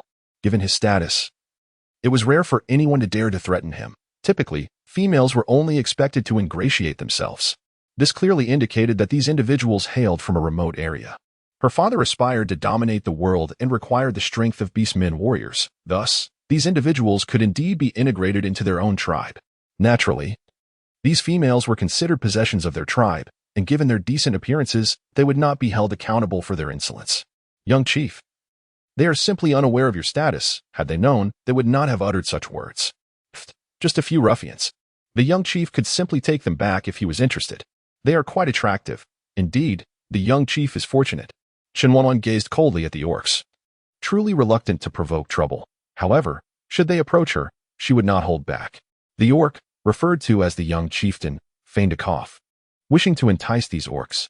If he were to capture these few females, his plans for recruitment would undoubtedly falter. I am Gu Yuanqing, son of the chief of the Gu Yuan tribe, a tribe of considerable renown. The Jimu village is established by us. My father has an insatiable thirst for talent. Should you choose to join our tribe, your conditions would certainly improve significantly. What say you? Will you join the Gu Yuan tribe? Gu Yuanqing merely posed the question perfunctorily, brimming with confidence that any sensible individual would acquiesce to joining the Gu Yuan tribe. Once these orcs consented, he would relish the privilege of enjoying the company of the females, particularly the one adorned in peculiar attire, whose beauty was matched only by her enchanting figure. Not interested. You may leave, Chen Wanwan interjected directly, observing that with such a son, the Gu Yuan tribe would hardly achieve greatness. Furthermore, she had no intention of joining any tribe. What significance did a super tribe hold? Once their dragon tribe emerged, all these tribes would undoubtedly bow before them. I concede that you possess commendable looks. Yet in the discourse between warriors, there is no room for females to interject. Chen Wanwan's refusal caused Gu Yuanqing's expression to darken. Females were merely instruments for the tribe's reproduction and had never been afforded the privilege of speaking. When had it become the right of a female to reject him? The disgrace of this tribe's beastmen was palpable. They could not even manage their females. How could they allow her to speak so freely without fear of offending him? Denying them entry into the Gu Yuan tribe, or even expelling them? If they wished to exchange goods in Jimu village, they would need his permission, an impossibility without it. I shall interject. What will you do then? Chen Wanwan smirked wickedly, her gaze icy as she fixed it upon the beastman before her. Yet another who looked down upon women. How unfortunate for them to have crossed paths with her, Chen Wanwan. Those who had previously scorned her were likely to find the grass on their graves flourishing by now. Humph. Will you allow her to speak to me so insolently? Gu Yuanqing, his pride wounded by Chen Wanwan, coldly regarded the others. He believed that as long as these beastmen were not foolish, they would teach this female a lesson on his behalf. Offending the young chieftain of a super tribe was not a wise course of action. It should not be so. Xiao coldly observed Gu Yuanqing, his expression unyielding. This is more like it. A warrior should embody the spirit of a warrior. How can we allow a female to hold dominion over us? Let her kneel and bow her head a few times. If she visits my chamber tonight, I shall overlook this matter. Gu Yuanqing felt a glimmer of hope for the tribe's beastmen. At least one among them understood the need to discipline this audacious female. I believe one should not merely refuse you with words, but should instead take decisive action. With that, he lunged forward, landing a punch squarely on Gu Yuanqing's face. Bang. This way, you are spared from hearing your repugnant drivel. Gu Yuanqing fell to the ground, one hand cradling his face. Disbelief etched across his features as he stared at the beast man who had struck him. Those who had accompanied him were equally stunned, unable to fathom that anyone would dare to resort to violence. It was not until they witnessed Gu Yuanqing sprawled on the ground that realization struck, and they rushed to help him up. Are you all right? Gu Yuanqing touched his numbed left cheek. The pain ignited his fury, prompting him to scream, "Kill them." As the son of the chieftain, he had always been the one to bully others. When had it ever been his turn to be on the receiving end? Unforgivable. To dare offend our young chieftain, you were doomed. The Gu Yuan tribe was not a place for their insolence. Kill them. Kill them. Aside from Gu Yuanqing's companions, those beastmen eager to curry favor with the Gu Yuan tribe were also brandishing weapons, charging towards Chen Wanwan and her group. Do not show mercy. Fight with all your might. Chen Wanwan commanded, observing the approaching beastmen. With a flick of her wrist, a large blade materialized in her hand, which she wielded mercilessly as she slashed at the first beastman who dared to approach her. Blood sprayed forth as the beastman let out a piercing scream. Upon inspection, one of his hands lay severed on the ground, its fingers still twitching. Chen Wanwan licked her lips and smiled, declaring that it was indeed more satisfying to take action directly. She endeavored to suppress her murderous intent, yet there were always those foolish enough to provoke her. Since that was the case, she would not hold back. The orc warriors, prepared to charge, were momentarily stunned by Chen Wanwan's ferocity, instinctively halting their advance. When had the females become so ruthless? Glancing at the severed arm on the ground, fear gripped the orcs, causing them to hesitate. No one wished to be maimed. They began to contemplate switching targets, but as they turned, their pupils dilated in terror upon witnessing one of their own, who had previously beaten Gu Yuanqing, decapitate another orc. Observing their comrades, although not dead or crippled, they were in no better shape. What manner of monsters had emerged from this place, exhibiting such savagery? Even the females were disturbingly formidable. While it was crucial to curry favor with Gu Yuanqing, preserving their lives was paramount. Young chieftain, I shall seek reinforcements. I will go too. I will find Gu Yuanba. You all come back here. Gu Yuanqing watched helplessly as his men abandoned him. He understood that they were fleeing out of fear of these individuals, seeking any excuse to escape. They might bring reinforcements, but by that time, his fate would be uncertain. He had never realized that there were those who would not show him respect as the young chieftain, nor that others would disregard the Gu Yuan tribe entirely. I am the young chieftain of the Gu Yuan tribe. If you eliminate these people for me, I shall persuade my father to allow you to join our tribe and receive its protection. Seeing that his own entourage was unreliable, Gu Yuanqing hastily pleaded with the surrounding orcs, making promises. The orcs exchanged glances, instinctively taking a few steps back. Damn it, these individuals were so ferocious. They were not blind. Could they recklessly charge forward like fools? I command you to kill them, or else Jimukyo will no longer be open to you. I will order the orcs of the Gu Yuan tribe to expel you. As he saw no one stepping forward to confront Chen Wanwan and her companions, Gu Yuanqing's eyes reddened with fury as he shouted at the orcs. Gu Yuanqing, you remain an incompetent fool. When faced with difficulties, you do not seek solutions for yourself. You merely invoke the Gu Yuan tribe. An untimely voice interjected. Chen Wanwan and her companions turned toward the source of the voice to see an orc towering 2 meters high, wielding a massive hammer, striding toward them. The bulging muscles on his arms indicated that he was a powerhouse, and the hammer he bore was surely formidable. Approaching Chen Wanwan, his eyes sparkled with anticipation for a worthy opponent. Gu Yuanba. They are running rampant in the Gu Yuan tribe. Eliminate them. Gu Yuanqing disregarded the scorn in Gu Yuanba's words, only noticing his excitement and joy. Gu Yuanba was his half-brother, despite their mutual disdain. He had to admit that Gu Yuanba was one of the elite fighters of the Gu Yuan tribe. Few could match him, except for Elder Taishan, the tribe's guardian, whose prowess was unparalleled. You weakling fools, you are not in a position to instruct me on what to do. Gu Yuanba scoffed at Gu Yuanqing, feeling that being associated with such a person was a disgrace. Gu Yuanba, I am the young chieftain. You should show me some respect. Moreover, the interests of the Gu Yuan tribe come first. Resolving the external threat is of utmost importance. This muscle-bound baboon, faced with a formidable enemy, could not discern who his real adversary was? You self-proclaimed young chieftain who acknowledged you. Gu Yuanba disdainfully glanced at Gu Yuanqing before turning his attention to Chen Wanwan and her group, immediately locking eyes with Xiao, who stood beside her. The intense battle spirit emanating from Xiao was impossible for Gu Yuanba to overlook. His first impression was that this individual was formidable. As the muscles in his arms tensed, Gu Yuanba released his own fighting spirit. A worthy opponent had emerged, and he yearned for a true contest. I wish to engage you in a match, one where we give it our all. If you defeat me, you may leave. If you lose, you shall join our Gu Yuan tribe. Gu Yuanba recognized the exceptional nature of this group and understood that the Gu Yuan tribe needed talent. He hoped to recruit them. I would not object to a duel with you, but your terms are not suitable. To be fair, if you win against him, we will join the Gu Yuan tribe. If you lose, you must join our dragon tribe. Do you dare to accept? The Gu Yuan tribe yearned for talent, and Chen Wanwan shared this desire. Having fighters like Gu Yuanba was indeed advantageous. Could she make decisions on her own? Gu Yuanba frowned at Chen Wanwan. In his perception, females were typically weak and insignificant. However, Chen Wanwan's presence challenged that notion. The fact that her companion did not object indicated her exceptional nature. Yet, a female was still a female, no matter how extraordinary. She remained merely an accessory to the warriors. Her words did not garner his respect. Of course, her words were commands. Besides being the leader of the dragon tribe, she was also the female recognized by Xiao, making her words inherently authoritative. Gu Yuanba frowned, feeling disheartened to encounter a worthy opponent who was so emotionally invested. I am quite disappointed in you. An orc warrior obsessed with the female form is doomed to a short-lived path. Gu Yuanba thought poorly of Xiao. As the opponent he acknowledged, how could he heed a female's words? A female was merely a tool for the orc warriors to propagate their lineage. The authority should rightfully belong to the warriors. Xiao gazed coldly at Gu Yuanba and retorted, I'm not interested in your disappointment. If it had been in the past, Xiao would have shared Gu Yuanba's sentiments, but times had changed. Chen Wanwan had shown him that females could indeed be powerful. It was merely that society had restricted their potential for strength.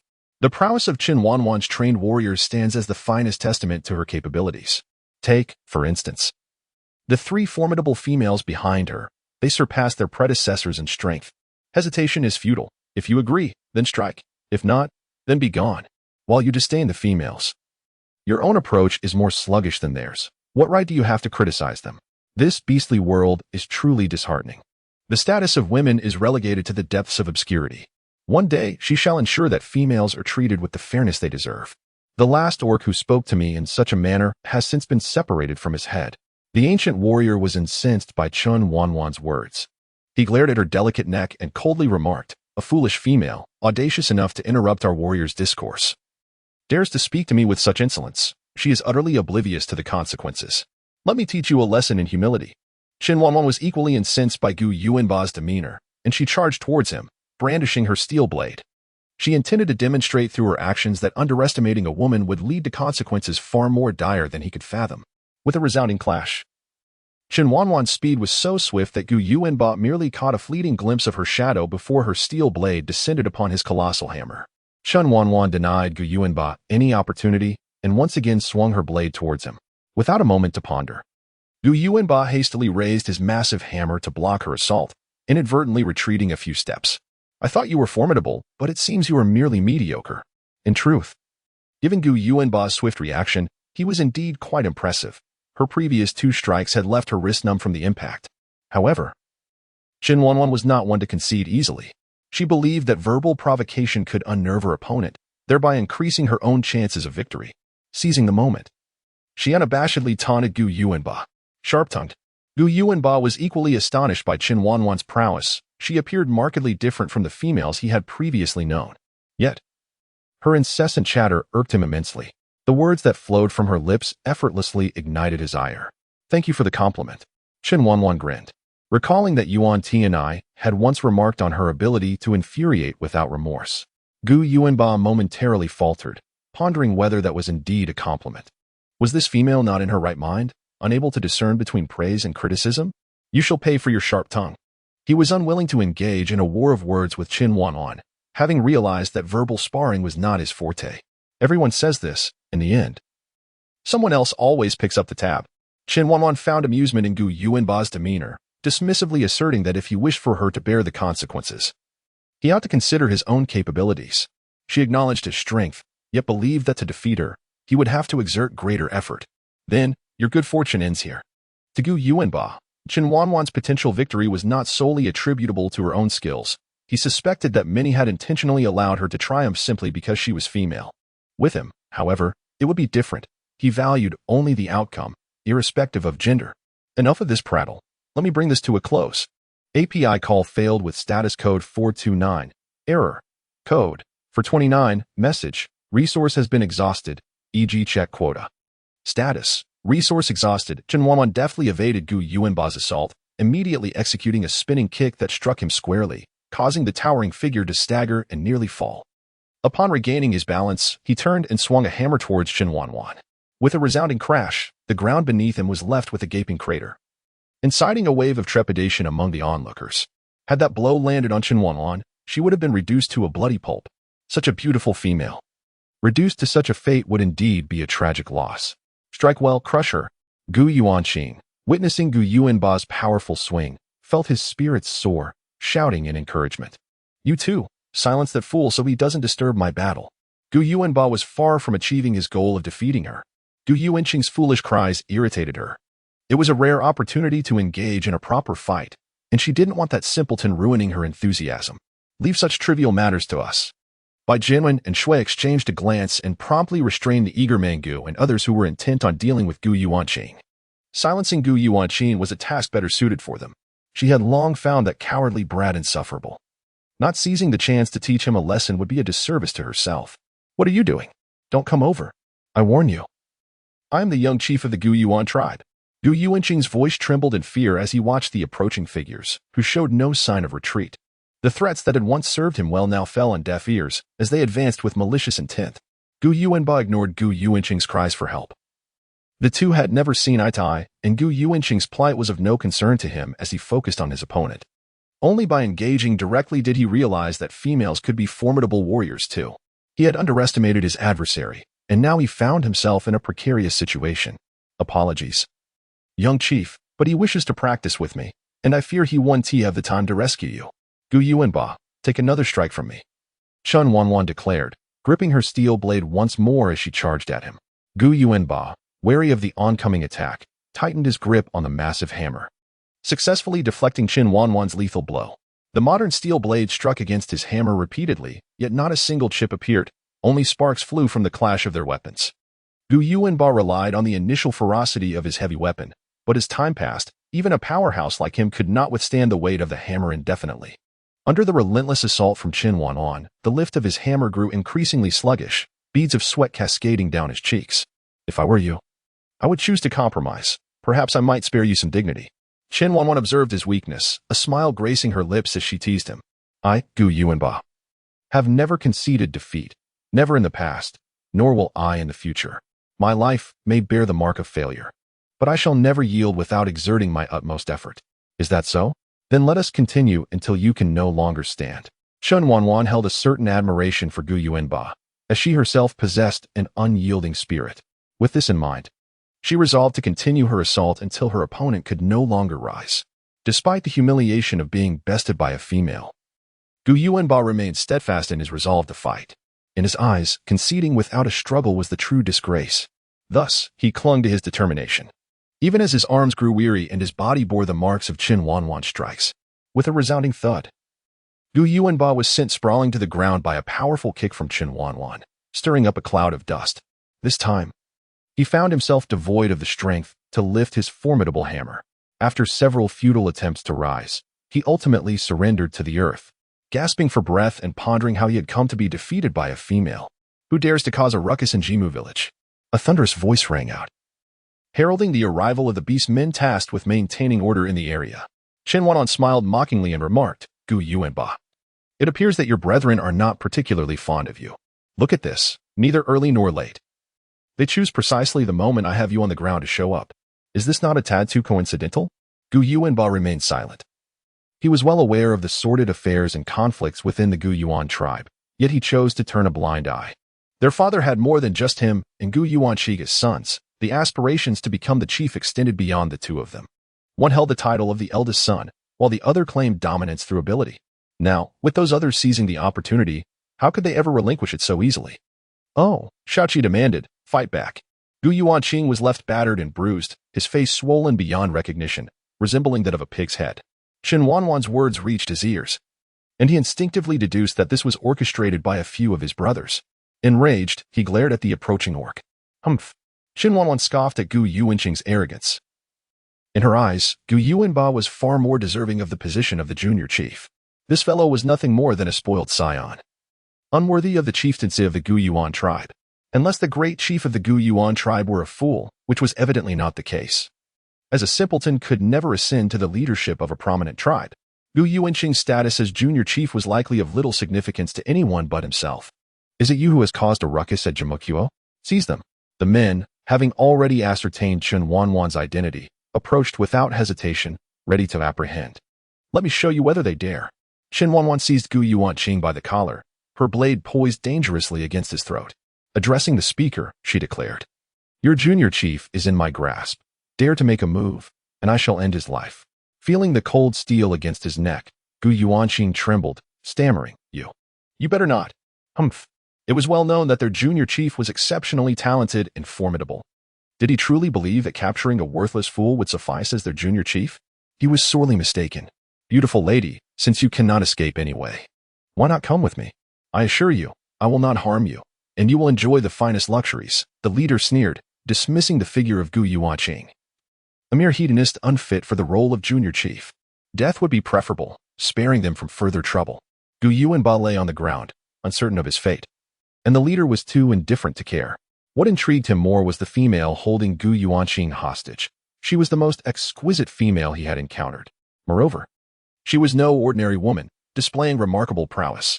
If he were to present her to the great chief, his standing within the Gu Yuan tribe would soar. At that point, he need not involve himself in the conflicts among the junior chiefs that would likely seek to win him over. Forgive me, but I just had a fight and found it unsatisfying. Why not accompany me for another round? Chen Wanwan forcefully pushed aside the dazed Gu Yuanqing, her sword poised menacingly at the leader of the opposing group. With a wicked grin, she declared her intent. She had no desire to take Gu Yuanqing hostage. Rather, she aimed to demonstrate to that arrogant fellow just how insignificant he was within the Gu Yuan tribe. Female, you must think carefully. Not everyone can capture my attention. I am responsible for managing Jimukuo, and there are countless females vying for my affection. Do not presume to offer me your flattery. Before the leader could continue, Xiao, having lost all patience, swiftly appeared before him and delivered a powerful punch to his face. Demolish Jimukuo. One by one, they dare to lay hands on Wanwan. If that is the case, let this establishment vanish. As his words echoed, the orcs from the Long tribe unleashed their fury, retaliating against those who had encircled them. Foolish weaklings. If you dare to trap us, be prepared to face the consequences. They had no intention of showing mercy, especially given the threat posed to their leader. You dare? The leader, having barely managed to rise from the ground, was met with Xiao's fist once more before he could finish his outburst. With such cowardice, you are even weaker than the females of our tribe, yet you dare to covet Wanwan? Such shamelessness deserves a proper thrashing. Gu Yuanba, who had unknowingly sat up, coldly observed the brutal scene unfolding before him. He noted the orc's remarkable agility and the fierceness of the females, an unfamiliar sight to him. Without the giant hammer in his grasp, he would hardly consider himself a match for these formidable females. This was a group of orcs unlike any he had ever heard of. exhibiting a style of conduct that was refreshingly distinct. Although the Gu Yuan tribe was indeed a powerful faction, the internal strife were heavily on him. He had no ambition for the chieftaincy. He merely wished to be a hero defending his tribe. However, as the son of the chieftain, he was often regarded with suspicion and faced hostility from his own brothers. Fatigued by the relentless power struggles within the Gu Yuan tribe, he turned his gaze towards the brave orcs, then to Chen Wanwan, who was currently subduing one of their foes. A thought began to form in his mind. Perhaps joining them would be a commendable choice. Witnessing their spirited camaraderie, he felt a twinge of envy. Young chieftain, help. The leader, realizing he was overmatched, turned to Gu Yuanba in desperation, fully aware that only he could save him. You are quite the dashing young chieftain, and quite formidable. Look at me. How could I possibly be worthy of such a title? When needed, he was the young chieftain. When not, simply discarded as worthless. Gu Yuanba was no fool. The leader was taken aback. Is it truly necessary to corner me this way? I am merely following orders. Shouldn't we first focus on repelling the enemy? Gu Yuanba, self-proclaimed first warrior of the Gu Yuan tribe, felt it was his duty to protect his homeland. How could he allow these intruders to act with impunity on his territory? Young chieftain, you are our hero. How can you permit them to wreak havoc in our domain? A victor is a hero, while a loser is a fool. Look at me now. Do I resemble a hero or a fool? Have you not noticed my disheveled state? Did he truly believe that a few flattering words would compel him to fight? The leader glanced at Gu Yuanba, covered in dust and blood, realizing that their so-called hero had already been defeated long before his arrival. Had he not always known this? In a moment of crisis, he instinctively sought help. Overlooking Gu Yuanba's disheveled appearance and his indifferent gaze, it dawned on him that Gu Yuanba had changed. The once domineering figure who had promised protection had seemingly severed ties with the Gu Yuan tribe. But you are the first warrior of the Gu Yuan tribe. The leader protested, unwilling to accept that such a valorous figure could so easily abandon his responsibilities. That is no longer the case, Gu Yuanba declared, using his giant hammer for support as he struggled to stand. He soon realized he lacked the strength to lift it. After a moment of contemplation, he simply cast it aside. While it was imposing, it was far too cumbersome for his liking. Hey, do your words hold any weight? Gu Yuanba called out to Chen Wanwan, sensing that she might offer him the life he yearned for. I do not respond to hey. Welcome to the Long tribe. I am Chen Wanwan, the leader of the Long tribe. Chen Wanwan held great admiration for Gu Yuanba. His temperament was commendable, and she was quite pleased with his initiative. Gu Yuanba was momentarily taken aback, as he had not anticipated that this female was the tribe's leader. When had it become commonplace for females to assume such roles?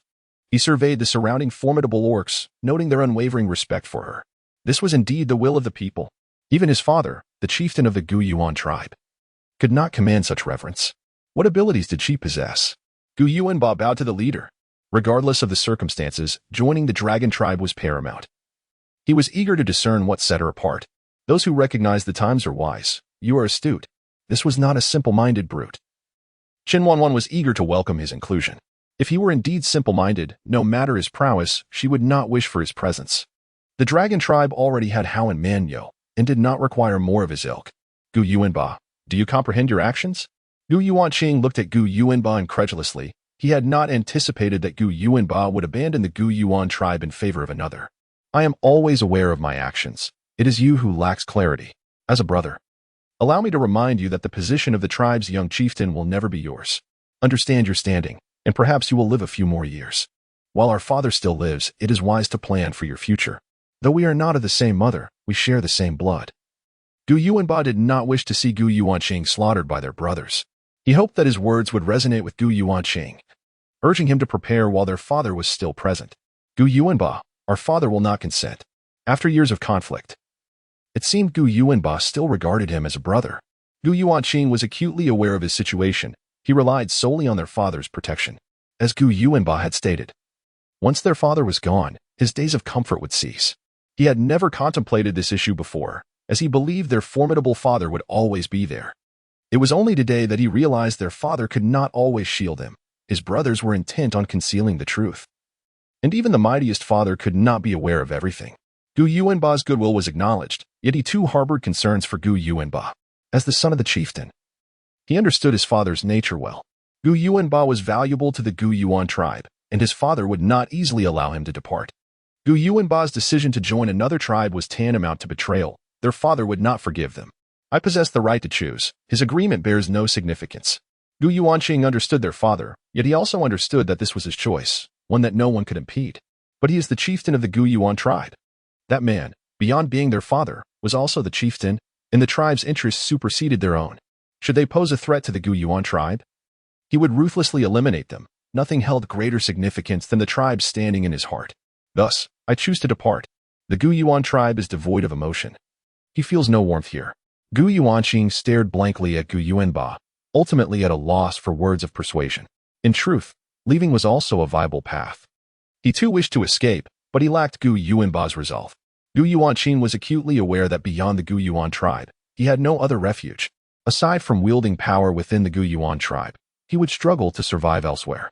His brothers all hoped for their father's abdication, while he sincerely wished for his father's longevity, as he could not exist without his protection.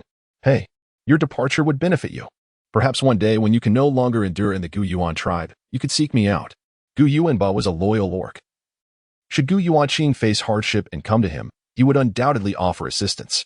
Thus, Gu Yuanba's joining of the dragon tribe also provided a safety net for Gu Yuanqing, rendering his pessimism unnecessary.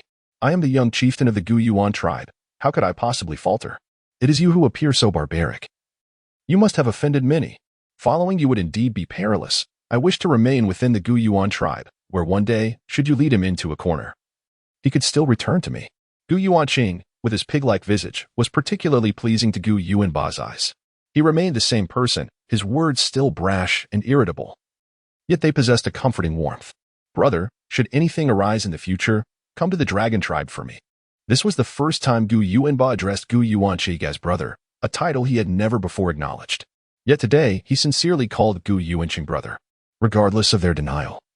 It could not change the fact that Gu Yuanqing was the eldest. What troubles could I possibly have? You know well that I can navigate the Gu Yuan tribe with ease. Yet you, the outside world is fraught with danger. Take care of yourself. You should leave. The Gu Yuan tribe is indeed unsuitable for you. They may be a bit barbaric, but it is evident they value emotions more than those in our Gu Yuan tribe. Depart now. Our father must have received word by now. You should leave early, and I will buy you some time. Leader, shall we go?